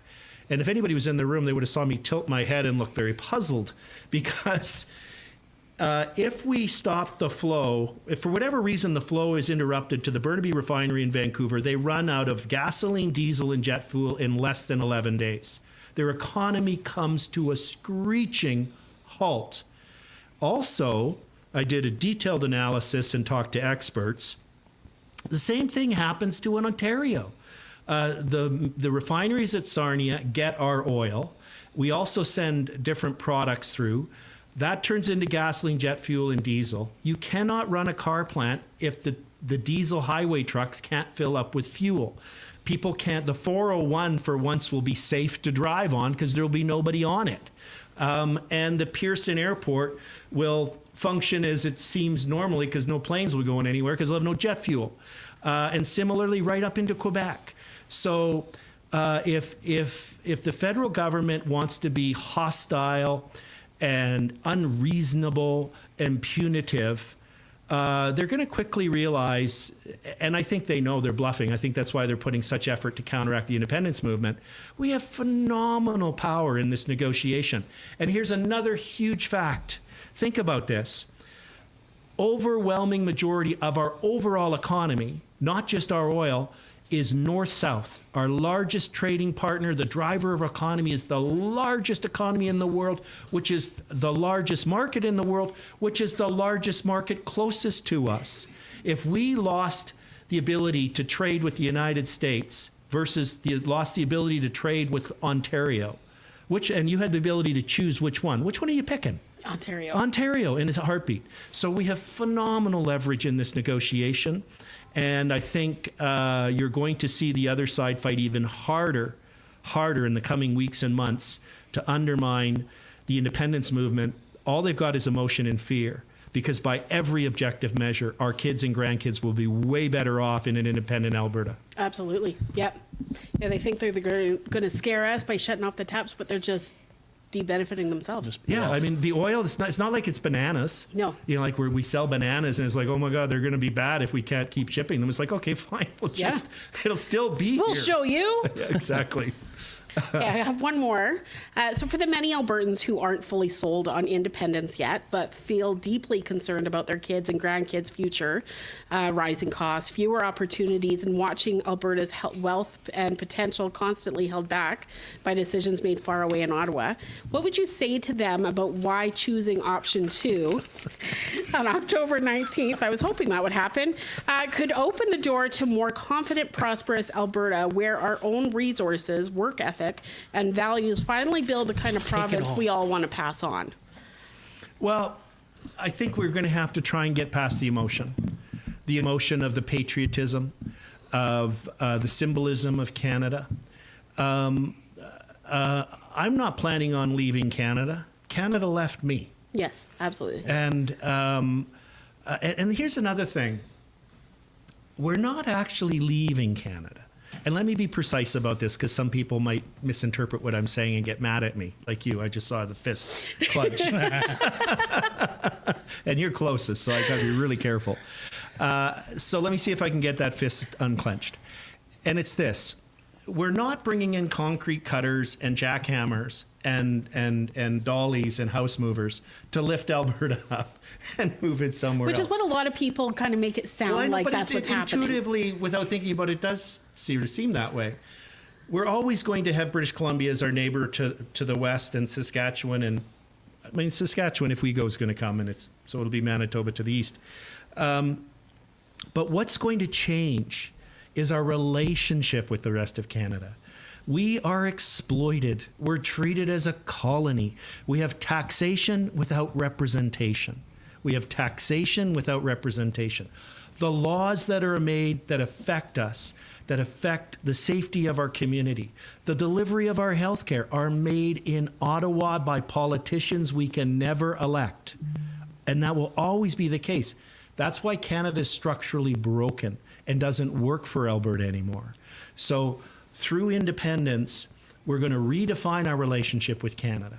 We're going to have one where our respect will be respect for us will be automatic, because we are the ones, the wealth creators. We're the hard workers. We're the entrepreneurs. We're the risk takers. And we have the third largest reserve of oil in the world. And we have one of the smallest populations relative to our oil reserves. So if you look at countries in the Middle East, where the government there also owns the oil, like the government here in Alberta owns the oil, even though they have a far higher population and not as much oil reserves as us, they have no income tax. They have free health care. They have free education. It is inevitable that in time, if our economy is freed and we can supply the oil and gas to the world that so desperately wants it, because we can get rid of these ideologues in Ontario and Quebec and who keep voting in the guys in Ottawa who are pursuing net zero, we'll be able to create the most prosperous country in the world. It's a fact. Yep. So how do we change these people's minds who are still on the fence about moving forward with independence? Well, you know, you have different problems in politics. The biggest problem is actually getting people to even pay attention to you, right? It's the, you know, we could do a little survey here and go walk down the street and bump into people, and a whole bunch of them wouldn't even, if you said, what's the name of the premier of Alberta, they'd go, Joe Biden? Yep. You know, like, I don't know. Yep. What's a premier? Is that soccer team? Yeah. You know? So, and of course, there's gradients of that. So we've, at one of the key important aspects of our campaign, the campaign that Tanya and I are leading with Let Alberta Decide, letalbertadecide.com. Derek, is that where they can go to donate? That is where they can go to donate. Yeah, that's right. Okay. Just That is checking. exactly where they can go to donate. Yeah. So just to wrap up on this is that our campaign has so many different aspects to it. They're all targeted to those different groups. So we have a particular method of campaigning that we're unleashing to target that 21-year-old who's suddenly realizing how expensive it is to rent his or her apartment and going into a grocery store and looking with envy at that jar of pickles saying, someday I'm going to be able to afford that, baby, right? And leaving with so few groceries compared to what they thought they would be able to afford. Yeah. Looking at their paycheck and seeing how much the gross amount was, like what their work was really worth, and how much they get and how much the government takes. I've said to some of my nephews who are in their 20s, I said, could you imagine working and that top number you keep?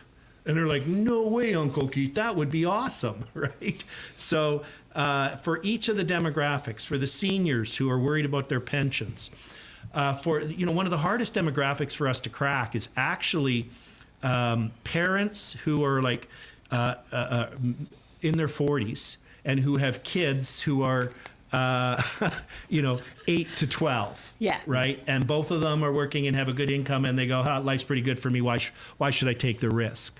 So our campaign is multi-layered, is very dynamic, and it's very professional. And we're targeting each one of those groups through different methods. Yes, agreed. Okay. You know, and that brings us to a very important point, and it's one that I want to address with the audience, because this is literally what we're discussing is the old phrase that I've been hearing for about the last year. You can't vote your way out of this. Alberta has been given a golden ticket in the sense that we finally have the opportunity to show that votes actually matter, at least in this province, and we have the ability to do so. The problem we're facing and what we're seeing today, and the reason for this telethon, folks, this is our only shot.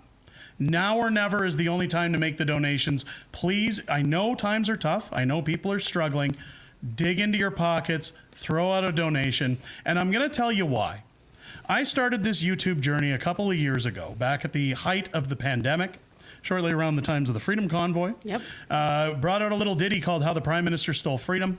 And during the Emergency Act hearing, I went down to Ottawa. I met Keith Wilson for the first time in Ottawa, which is funny given that we live, very close to each other now. But when I sat down in this rental that they were staying in, and I talked to Keith, and we sat down, and he asked what got me involved in writing these books or taking a shot at Prime Minister Justin Trudeau.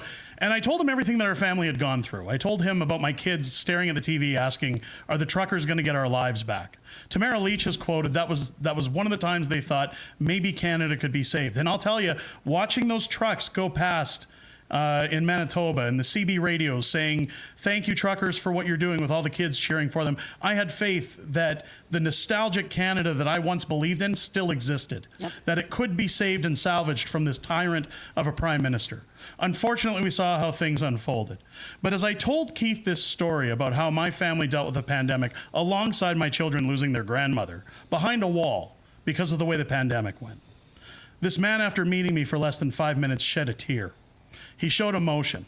And it was at that moment I knew that this man, despite what people say about lawyers, was the most trustworthy lawyer on the face of the planet.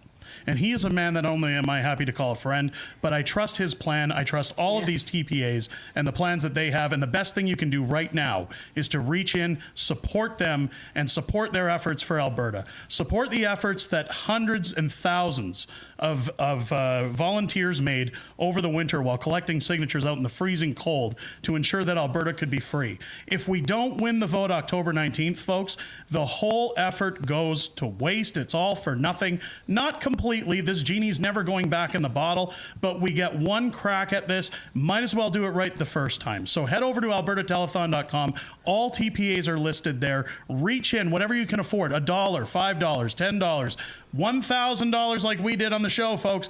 Get in there, support your local TPAs wherever you feel your money is going to be best used, and help them out. Let's get Alberta over the finish line. It's our only option right now. Let's vote our way away from this. Mike, you had a few things you wanted to talk about as well. Yeah, a few more questions. Oh, I definitely have a Very few more important questions. Batman or Superman? Why? There you go. Both. There you go. Why? Why? Because they're both awesome and they're superheroes. There you go. There you go. Both their mother's names was Martha. Whoa. Okay. Okay, that's good. Okay. All right, we talked about the pipeline stuff. Why no signs? What's going on with the signs for your TPA?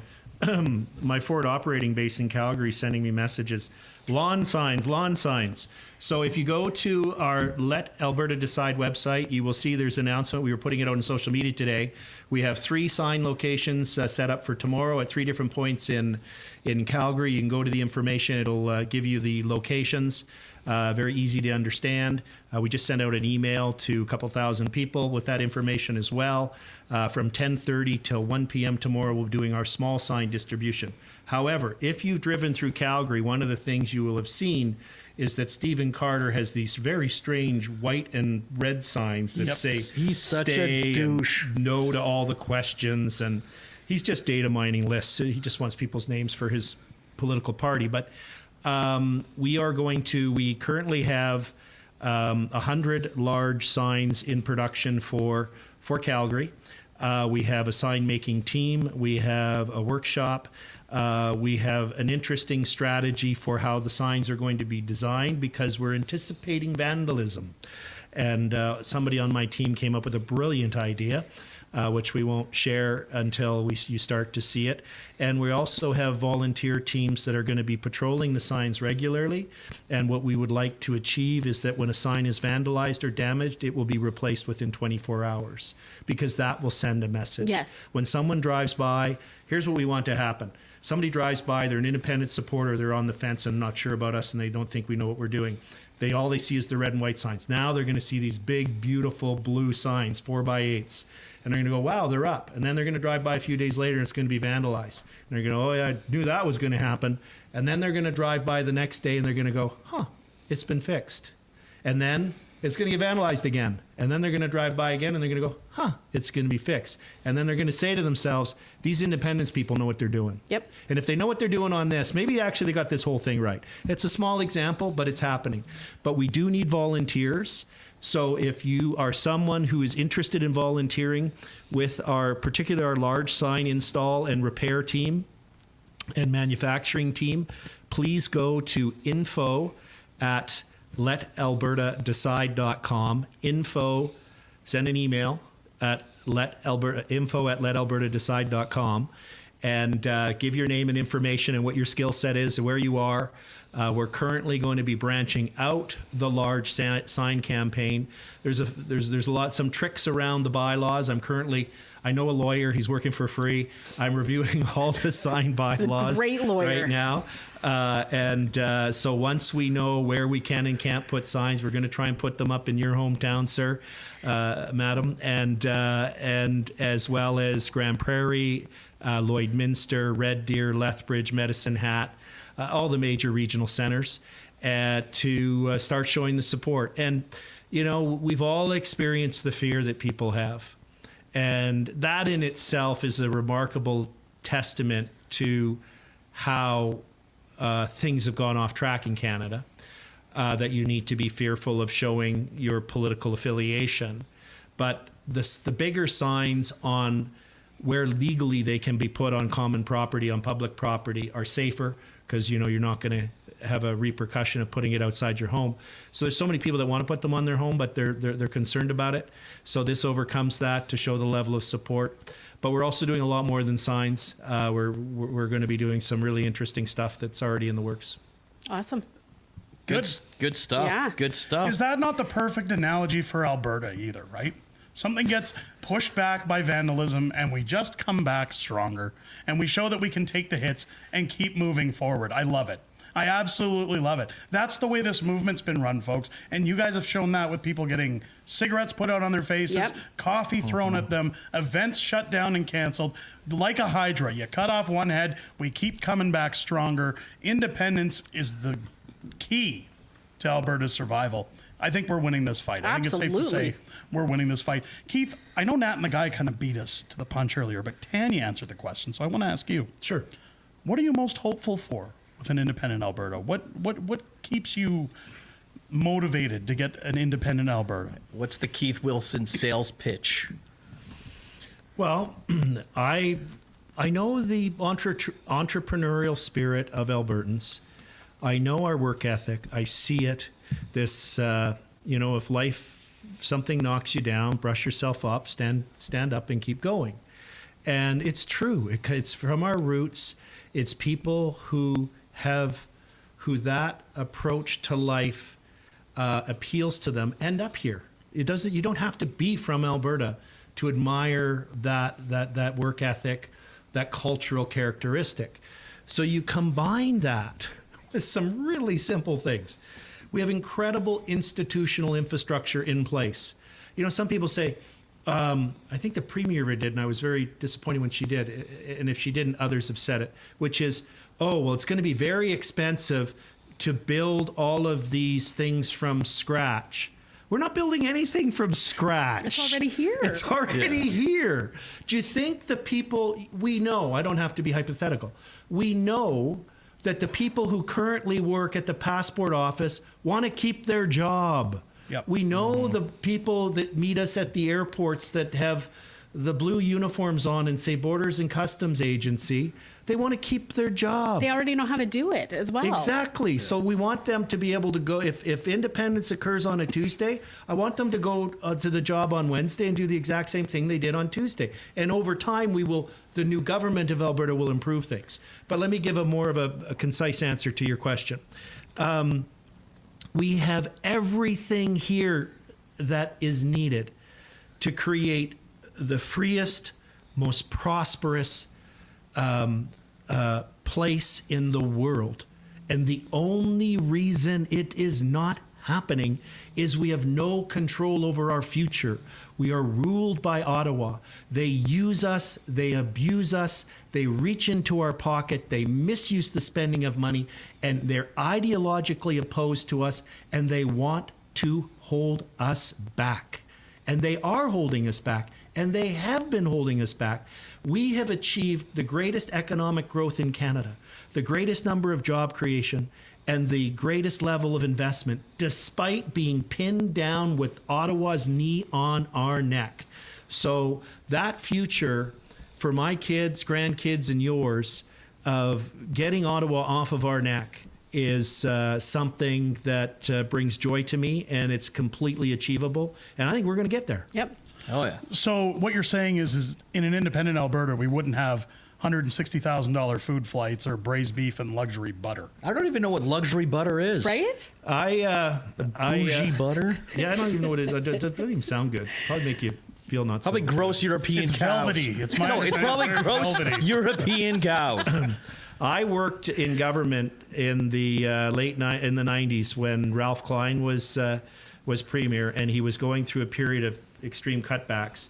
And we went from having lunch meetings where catered food was coming in with fresh fruit shish kebabs and chocolate dipped strawberries, I kid you not, to lunch meeting, no food, bring a bagged lunch. Yep. And we all literally showed up with a brown bag. And nobody complained. We didn't complain. Yeah. And the waste that occurs in government is off the scale. Absolutely. Because it's not their money. They don't care. They're spending your money. Yep. You know, it was one thing my father always said, because we moved to Alberta in 1995. We lived in Alberta. My father was transferred out to Manitoba, moved back in 95, 10 years later. And when we came out, I was a teenager, and I asked him, why are we uprooting our lives and going out to Alberta, of all places? To meet me. And well, that was one of them. But you know what he told me at the time was Alberta was booming. It was the mid-90s. The oil boom was huge. Entrepreneurs were coming in. Home business startups were at a highly successful rate. And he said, Alberta's the one province in the country that you can make a name for yourself and that you can get ahead no matter how high you want to go, as long as you're willing to get your hands dirty and put in an honest day's work.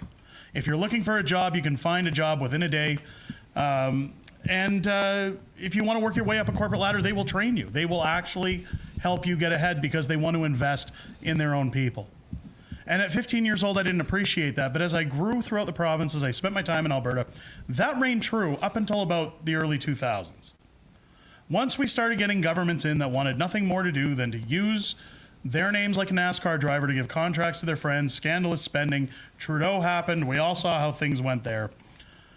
I think it's very adherent at this point that Alberta understand those days can come back. When I talked earlier about the sentiment of what Canada used to be, if you were in Alberta anytime before the year 2000, following the National Energy Program, seeing those booming years, that can return tenfold in Alberta under a new republic. When you think about the teachers who are protesting right now saying, we need a raise, we need more money, we need smaller classrooms. How many schools could we build without the bureaucracy of the federal government and red tape? With the billions we're not sending in transfer payments, how fast could we build those schools?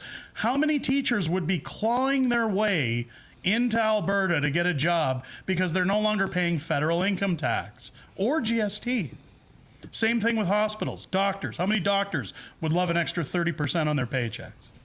I see Mike's note there. AISH benefit would benefit us. AISH as well. You look at AISH and ADAP. Those on disabilities could finally start getting real funding. And those who are taking advantage of the system, folks, they would be removed. Yep. We would have a brand new program. The prosperous nation of Alberta would be a true marvel to behold. I think people from all over the world, let alone Canada, would be flowing in at an alarming rate. We would have to vet who's coming in. But nonetheless, as nice as that sounds. That would be nice to just vet people who are coming in. The idea of an independent pro-vetting. Alberta for the last year, ever since I watched Pierre Poilievre lose the federal election, I was pro-Pierre. I thought finally we got a chance. Things can change. I was shown very quickly that the government can kind of set the system how they want it to in order to win their elections. There is no hope when it comes to being on that carousel. Now, if the definition of insanity is doing the same thing over and over and hoping for different results, now's the time we do something different. Again, now's the time to donate. Head over to albertatelethon.com. Yes. Make your donations. Support a free and independent Alberta. One of the things I do worry about, Throw Keith, you a 20 every time you say donate. donate. Now, one of the things I do worry about, Keith, that we hear a lot being discussed, not only in the House of Commons, on the media, on the news, is we know Bruce Party's been talking about a lot, the Clarity Act. Now, we've seen the dust getting kicked up in the House of Commons when they talked about 50+1. We saw, and it's unbelievable, folks, it wasn't on my bingo card that Quebec would come to Alberta's defense. Absolutely. But when they start talking about the Clarity Act, when they start talking about can Alberta actually leave, I've heard many people saying, I think it's going to come down to a unilateral declaration of independence. We don't feel that Ottawa would honor the Clarity Act. No. We feel that this would get drawn out. Where do you see things going with the Clarity Act? And do you think it's going to take a unilateral declaration in order for us to get out? So what we need to understand is that it was in 1998 that the Supreme Court of Canada released its decision. And by that, I mean the succession reference case that laid out the pathway for a province to vote on a clear question with a clear majority, and then that triggers a duty of good faith negotiation, and the province can become an independent country. 1998. In the year 2000, the Liberal government brought in the Clarity Act.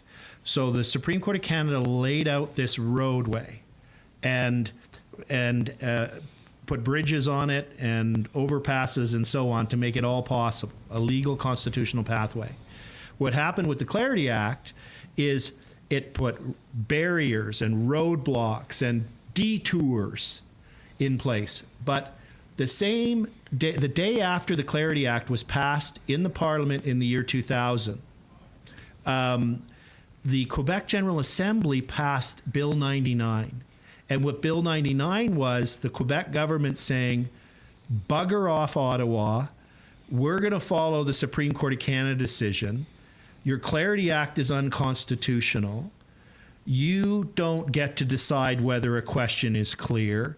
You don't get to decide whether or not it's a clear majority. That's not what the Supreme Court of Canada said. The Supreme Court of Canada trumps the Parliament, which is a basic fact you learn in first-year law school. So they said, away with you, Ottawa. We're not going to follow it. Bill 99 was challenged and upheld in the Superior Court and the Court of Appeal in Quebec. So when you referred to a moment ago how Quebec came to our defense, which was about a month ago when the Prime Minister said, well, this referendum question in Alberta is going to have to be referred to the Parliament, the stream of Quebec politicians, both federally and provincially, came to the podiums and held press conferences, says, Alberta, ignore them.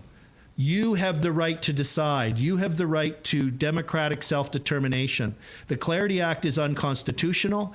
It's an improper attempt. They even said, one of the Quebec politicians said that it was a federal government overreach and authoritarianism.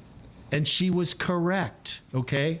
So the reality is that to the extent that the Clarity Act is inconsistent with the Supreme Court of Canada decision, which it is in many respects, and to the extent that it purports to give exclusive control and sort of veto power to Ottawa, it's unconstitutional. That's the approach that Quebec took back in 2000, and that's still the law there. So what I think should happen here, you've interviewed the Premier, Premier Smith, and she's talked about her Sovereignty Act here and defending Alberta's sovereignty within Canada. And that legislation, which I publicly supported and defended her when she introduced it many years ago, is there's a mechanism in there where the legislature here in Alberta can pass a resolution when they believe the federal government's intruding into provincial jurisdiction. This would be a perfect opportunity for the Premier to demonstrate her commitment to basic democratic principles, Alberta's sovereignty, follow Quebec's footsteps, pass a resolution in the legislature in the next session saying, Albertans will decide whether the question is clear. Albertans will decide whether there's a clear majority, not Ottawa. Ottawa needs to stop playing this game. So, to go to the final point that you raised, the legal obligation is of the federal government and the provinces to enter into good faith negotiations after a vote on a clear question with a clear majority. If we will invite them, the Alberta government will invite them into those negotiations. If they say, oh, no, we can't come because we haven't passed a resolution in the Parliament under the Clarity Act, we say, the meeting's still next Tuesday. We will be there. Yeah. And if they don't show up, then we say that's bad faith. And they say, oh, we want a court interpretation. We say that's bad faith. If you've got an obligation to negotiate in good faith. And we give them a period of days, just like I would in a litigation negotiation. I'm not going to play silly bugger forever with the other side. I'm going to say, all right, you got 60 days, or you got 90 days, or you got 30 days. And then we would reach a point. I think the negotiation should take 90 days because all of the things that we need to take over are known. Yep. Yes. Right? And the work of the Transition Council, we're identifying all those things. We're preparing term sheets and other things to help with the negotiations, to shorten the timeline. I think at some point the government of Alberta after the vote will say you've got 30 days. If we don't reach a deal, if you don't engage in good faith negotiations, we're going to use paragraph 155 of the Supreme Court of Canada decision. We're going to issue a unilateral declaration of independence for the new country of Alberta. And where do you suppose that would lead us? Because a lot of people, and they're going to say it goes to MAGA, it goes to the United States. Do you think President Trump at that point, or any country around the world, would come up, call Mark Carney and say, well, I got to be honest. That Alberta government, they're really something, okay? And they just call the unilateral declaration of independence, they're wonderful. So we're going to recognize Alberta. Do you think that's going to happen, or do you think that we're going to have more tumbleweeds to get over before Alberta can break away? No, I think it's going to happen right away. Okay. Because government's an artificial construct. Nice. Right? I mean, try and touch it. They can't sit here in this room. I can touch this. Yeah. I can touch this fine man. But that'll cost you. There you go. Yeah. That's I got money. Donate. So the point is that I think I think the negotiations, if we negotiate from our true position of strength, which respectfully is not something the Premier has done to date. She went into this negotiation over this pipeline like if she was in a poker game and she barely had a pair of twos. And the fact of the matter is she had 3 aces and 2 kings. Phenomenal leverage. So back to your specific question. I think what will happen, if they're going to be vindictive, Peter Lougheed, when he was Premier and was getting frustrated with the Liberals in Ottawa, the federal government, he announced that the government of Alberta, if the federal government didn't come to the table, would reduce the flow, didn't actually do it, would reduce the flow of 9 Line and 5 by 15%. Yep. And they came to the table and they amended the Constitution and put in Section 92A, which, by the way, the federal government completely ignores and overrides right now, so it didn't achieve much, but that's the structural problem. My point is, if they really want to be mean and unfair and vindictive, we have phenomenal leverage. We can play ball. Have direct control over whether or not 2 major sources of the Canadian economy can carry on tomorrow, which is the supply of energy to their localities. So I think we have tremendous strength. I cannot see a circumstance. Somebody said, oh, well, the Canadian government would send in the army. Well, all right. I mean, let's just assume. I know. They're elbow cannons. I know. Okay. We'd all put on safety glasses because Yeah. they might throw tampons at us. I get it. You could get an abrasion on your eye. But assume we actually had an army that hadn't been destroyed like the Liberals have. What are they going to do other than, arrest me? Are they going to arrest you too? Are they going to arrest everyone? I don't know. I'm guessing with my luck, they probably would. Yeah. So, Gulag, we go, baby. I'll be calling you, Keith. Yeah. And I'm doing black market tattoos. and remember this. This is super important for everybody to remember. Is that in September of 2025, Prime Minister Carney announced that the government of Canada was giving international recognition to the unilateral declaration of the state of Palestine, of nationhood. They don't even have a defined boundary. At least Alberta has a defined boundary, a defined people, a defined culture, and a defined economy. So he's refreshed and renewed the concept that an identifiable region can invoke paragraph 155 of the Supreme Canada decision and engage in make a unilateral declaration of independence. And that the Americans and President Trump's going to say, well, Prime Minister, you remember you did this in September 2025. I'm doing it now. Yeah. You did it back then. I don't like that you did that. Yeah. So this is, and the next country to recognize will no doubt be Israel. And there's at least 20 other countries that are going to recognize. And the most important country to recognize us is our largest customer and the largest economy of the world that we supply the most of things to, and not just oil. And we know they're going to. So we're in a tremendous position of strength. And I think what will happen is we'll enter into a bilateral agreement with the rest of Canada for mobility and trade. I have a son in Vancouver. I still want to travel to Vancouver. People are going to...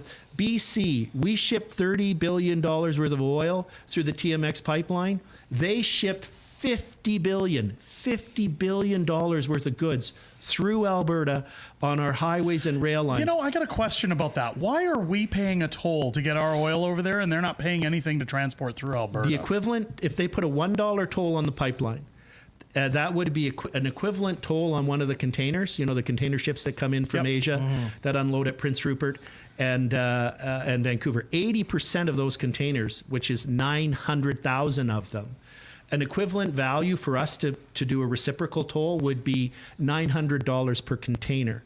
Wow. So that would be like $800 million a year just on their container traffic. I can live with that. If they want to play the toll game, Oh yeah, let's play. let's play. Exactly. We'll all be rolling in the dough. Yeah. So it's so weird how at least our governments have, and maybe Albertans have, we think we're the underdog in this somehow. We think that we've somehow we need to apologize and beg. We literally go to Ottawa, please, sir, may we work harder and generate more wealth so we can give more of it to you and you can tax us harder. We've been treated as such for so long, and all the other provinces think we are as well. Yeah. And we have so much strength, so much inherent natural strength, and it's time for us to exercise it. I don't want to treat any other province unfairly. I want to have adults in the room having a fair and respectful discussion. That's what we can achieve. That's what we're going to achieve. And that's one of the things I always try to sell home on the independence talk was that, you know, people say, well, you're landlocked. No, we're not. People say, oh, you'd lose all your trade with Canada. No, they need us. It's all that changes, folks. And this is why we keep pushing the easy conversation with your neighbors, your friends, everybody else. The status quo is all that changes. So it comes down to, is your life better than it was 5 years ago, 10 years ago? Could it be better? Can Alberta do better? Keith has said it before. Everyone said it before. The answer, plain and simple, folks, is yes. Let me ask you this, though, because when it comes to the negotiations, and my audience asks a lot, who would be upholding those negotiations? Because I'm not going to nitpick at Danielle Smith or get into the gossip circle about her, but a lot of people have been disappointed with her actions when there was a post that was out recently where people said, I miss the old Danielle. Yeah. And there was a clip showing her talking about our sovereignty, about Ottawa overstepping. And at one point in time, I felt like this is our female Ralph Klein, our female Peter Lougheed that's going to really stick the nails to Ottawa. And we've seen a 180 when it comes to the MOUs and even the formation of this question. Now, I have no problem with the question because I think it's fair. We poll all of Alberta. Do you actually want to leave? But when it comes to the negotiations, if Danielle Smith is in charge of those negotiations, is she going to kick the can down the road? Or is there a higher power over Danielle Smith with a successful vote to leave that can say, no, you're obligated to get us out of here? Well, there's a couple things there. First of all, significantly, what the Premier said when she's been asked is that when she's been asked what she will do if Albertans do decide to leave, and she has said she will respect the will of the people and suggested that she would facilitate those negotiations. Right.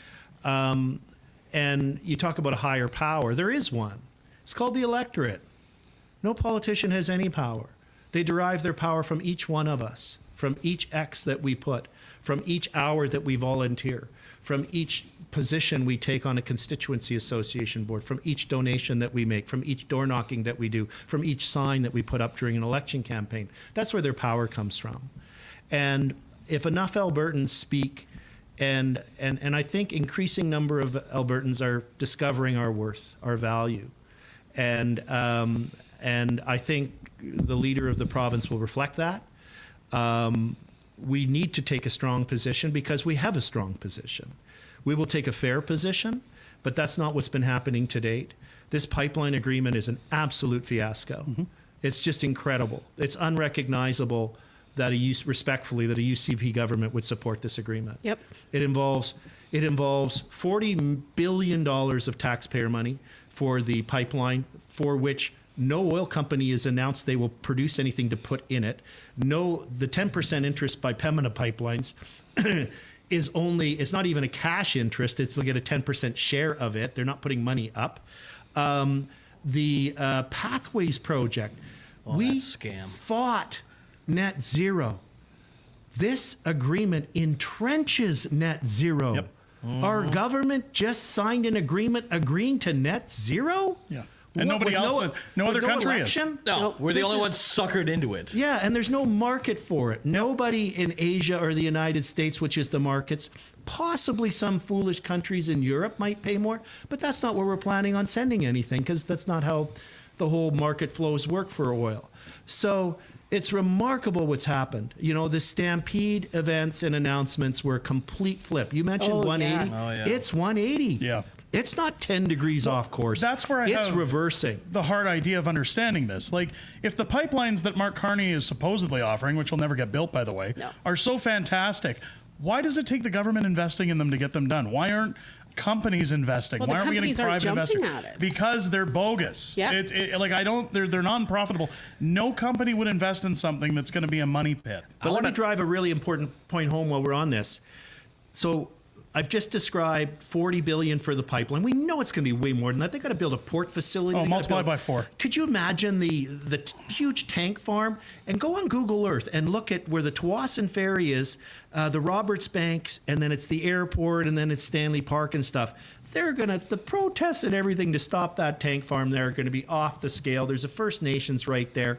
But let's assume it gets built. 40 billion, then 25 billion for pathways. All of this is around 70 billion once you round up a little bit. Just to put that in perspective, because we keep hearing about billions here, billions there. The entire budget of Alberta for delivering health care, education, our transportation, our roads, our bridges, our LRTs, all of the things that the province delivers is $70 billion. Unbelievable. And this announcement has been made, all goes on the taxpayer. We have an affordability crisis in Canada because it's been driven by inflation through out-of-control government spending, ridiculous taxation. This pipeline announcement makes all of those things worse. Now, the good news is an MOU is non-binding. All of these agreements that have been announced, including the Pathways Agreement from last Monday, are non-binding.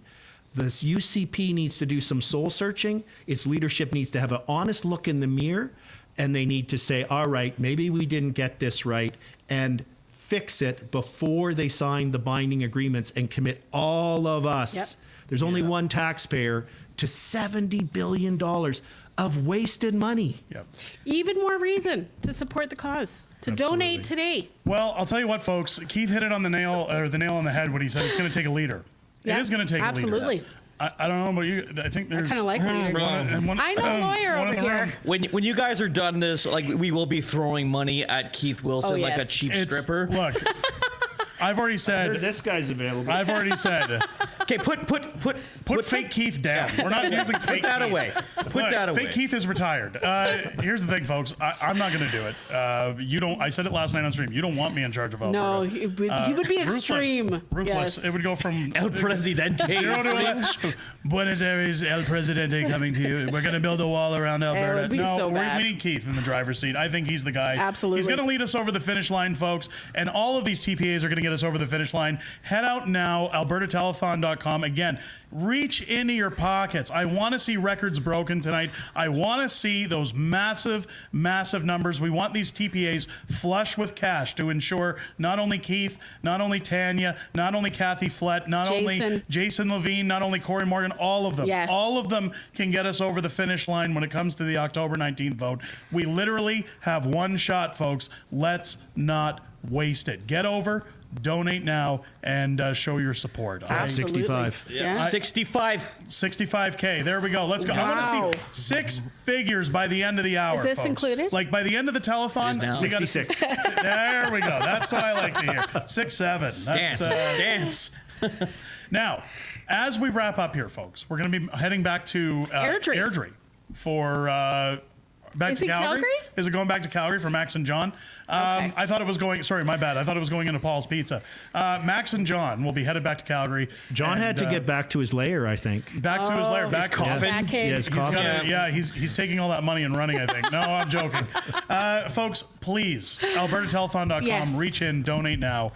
Do what you can to help out. Every dollar helps. I want to thank Keith Wilson for joining us in studio tonight. He's been busy as hell, folks, but it's good to have him in here. Everybody for setting this up, and John Bolton. Everybody for joining today. It's been amazing. The incredible work so much. everybody has done. Wow. Amazing.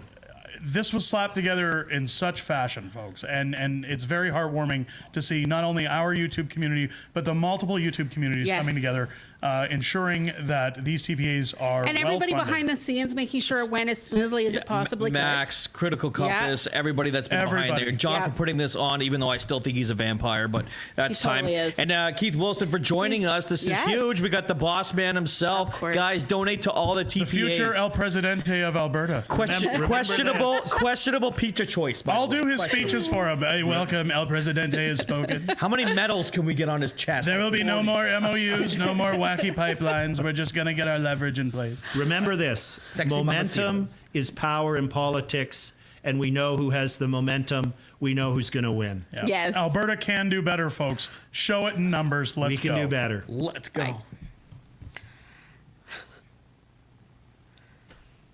You stood on those stone cold governed steps, faith and freedom, loud and clear. Folding chairs and town hall stages,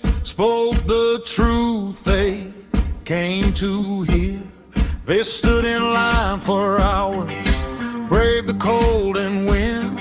You talked about their children and the mess we're living in. From the back row of the hall to the front row of the fight, you said if they're gonna hear us, it's gonna be tonight. Come on, let's go. So that's going to be the battle cry for our movement. Let's go! You came to sign on the freedom line. Ink on paper, hearts on fire. Every name like gasoline, kicking up that rebel choir. Let me shake your hand. Thank you for your time. Fired up voices, strong and true. You stepped up for Alberta. This one's for you. I feel like I'm with friends here. Yeah, that's exactly correct. That's what the whole thing with all these events are for. People understand that they're part of a group of like-minded people that think and have the same ambitions and goals as they have. You stared down that lens in your studio light. Coffee gone cold, face pale from the night. From the dark hours to the evening show, you hit go live and refused to let go. Slow roll down from Edmonton, high beams cutting through. Northbound up from Calgary, every small town waiting on you. Truck stop coffee cooling between petitions in the rain. Car tables and gravel out sharpening every name. You came to sign on the freedom line. Ink on paper, hearts on fire. Every name like gasoline, kicking up that rebel choir. Let me shake your hand. Thank you for your time. Fired up voices, strong and true. You stepped up for Alberta. This one's for you. Again.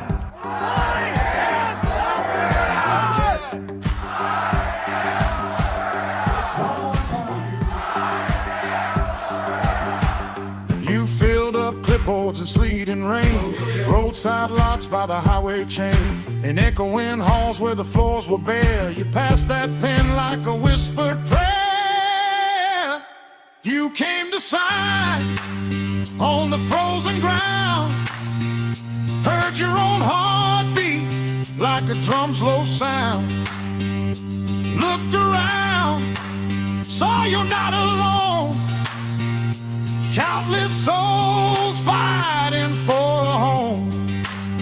You came to sign on the freedom line. Ink on paper, hearts on fire. Every name like gasoline, kicking up that rebel choir. Let me shake your hand. Thank you for your time. We've gotten by round 3. Now we're in the Stanley Cup final. And away we go. Thank you very much. God bless all of you. For Alberta, and I raise this one to you. This one's for you. You stood that line. Alrighty. Now I'm joining my internet people. Finally. Are we back? We're back in the house. Welcome back. It's good to be here. John Bolton with you 11 hours after I was on earlier this morning, and it is really great to see you again. It's been a long day, but I'll tell you, it has been an exciting day. I'd like to thank everybody that made a donation today. I really appreciate it. And there's still time to go. We've got another hour of the telethon. We will be throwing it back to Paul's Pizza shortly. I'm going to be heading out there with my wife and all the people that have gathered out at Paul's Pizza. And if you want to go out, you still got some time, and I'd love to see you there. First off, before I move on to Paul's, you can make a donation. AlbertaTelethon.com, as Fringe said. Let's get the numbers up. We can still raise money. Generally, telethons make more money during the evening. And if you're out there and haven't made a donation, AlbertaTelethon.com, pick one of the TPA's third-party advertisers and make a donation now. Before I move on, I want to thank some people, but I want to thank the guy beside me. I said on a video I did earlier this morning on my channel that Max is like Cher, Prince, and Madonna. Most people don't know his last name. It's just Max, and everybody knows Max. I have to tell you that this would have been impossible without Max and Jager Gustafson. Jager, for giving us this remarkable space we're in right now, coming over here, helping out with the technology. But this guy right here was running around this afternoon and doing amazing work for about 6-7 hours yesterday. We lost the internet today. He was sweating buckets, running back and forth to get us back on. Max, thanks so much. Thank you. Thank you. I'm crying. Thanks, buddy. Thank you. You know how much we appreciate you, right? You've been running around this province for what, a year? Going to every damn place in this province. You've been to every town here. We love you, pal. We love you. Thank you so much. You know that? Well, everybody does. Thank you. Yeah, and I also want to thank everybody who were watching. Some people.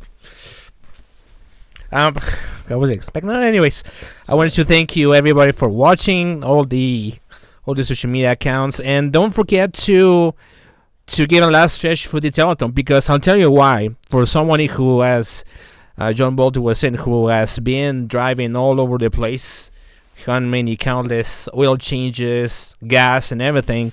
What I can tell you is that in order to organize something like a town hall takes a lot of money. So how much money do we have here? Like, if you will look at the numbers here. Well, we're well over $100,000 today. Money is still coming in. At the website, by the way, albertatelethon.com, will live on until October the 19th. Yeah. But continue. Yeah. So just give you an understanding, because we see all those numbers, those like 65,000 and all those numbers that you see there. Just to give you some perspective, for instance, if you organize... when Let's Talk Alberta organize their town hall meetings, their costs can go anywhere from $5,000 to $8,000, just one town hall meeting. So when those guys from, let's say, Let's Alberta decided to do a town hall meeting, when Jason Levine decides to do a town hall meeting, there are some costs attached to that. Even if you bring speakers from the outside, you have to bring, you have to bring people, like you have to pay hotels, even their planes, gas money, all those things add up. So you can easily get $5,000, $7,000 just for one town hall meeting. Yeah. So that's why it's important, as we are going through this process prior to October 19, to contribute as generally as possible. And I can tell you a story. Some people told me that who work at the government even, who are not going to attend a town hall meeting because they fear about getting the loss, to lose their jobs. There are people who cannot just the reason why I'm doing those live streams is because I got people who tell me in part that they cannot. You can't come. They can't come because if their boss or their family finds out that they were in an independence town hall, they're gonna get lose their job. Maybe they're gonna lose their jobs. I've seen people who lose their job just simply attending a town hall meeting.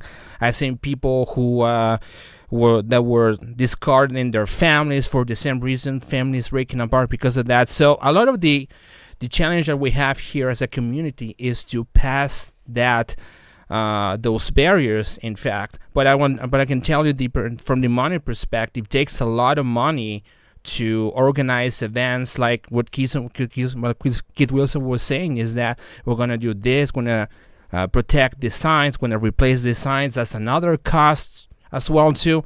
So when I see 65,000 people, $65,000 from let's what's the name? Let Alberta decide. Yeah, thank you. Yeah, Let Alberta decide. I really think that this money will be gone in a month. Yeah.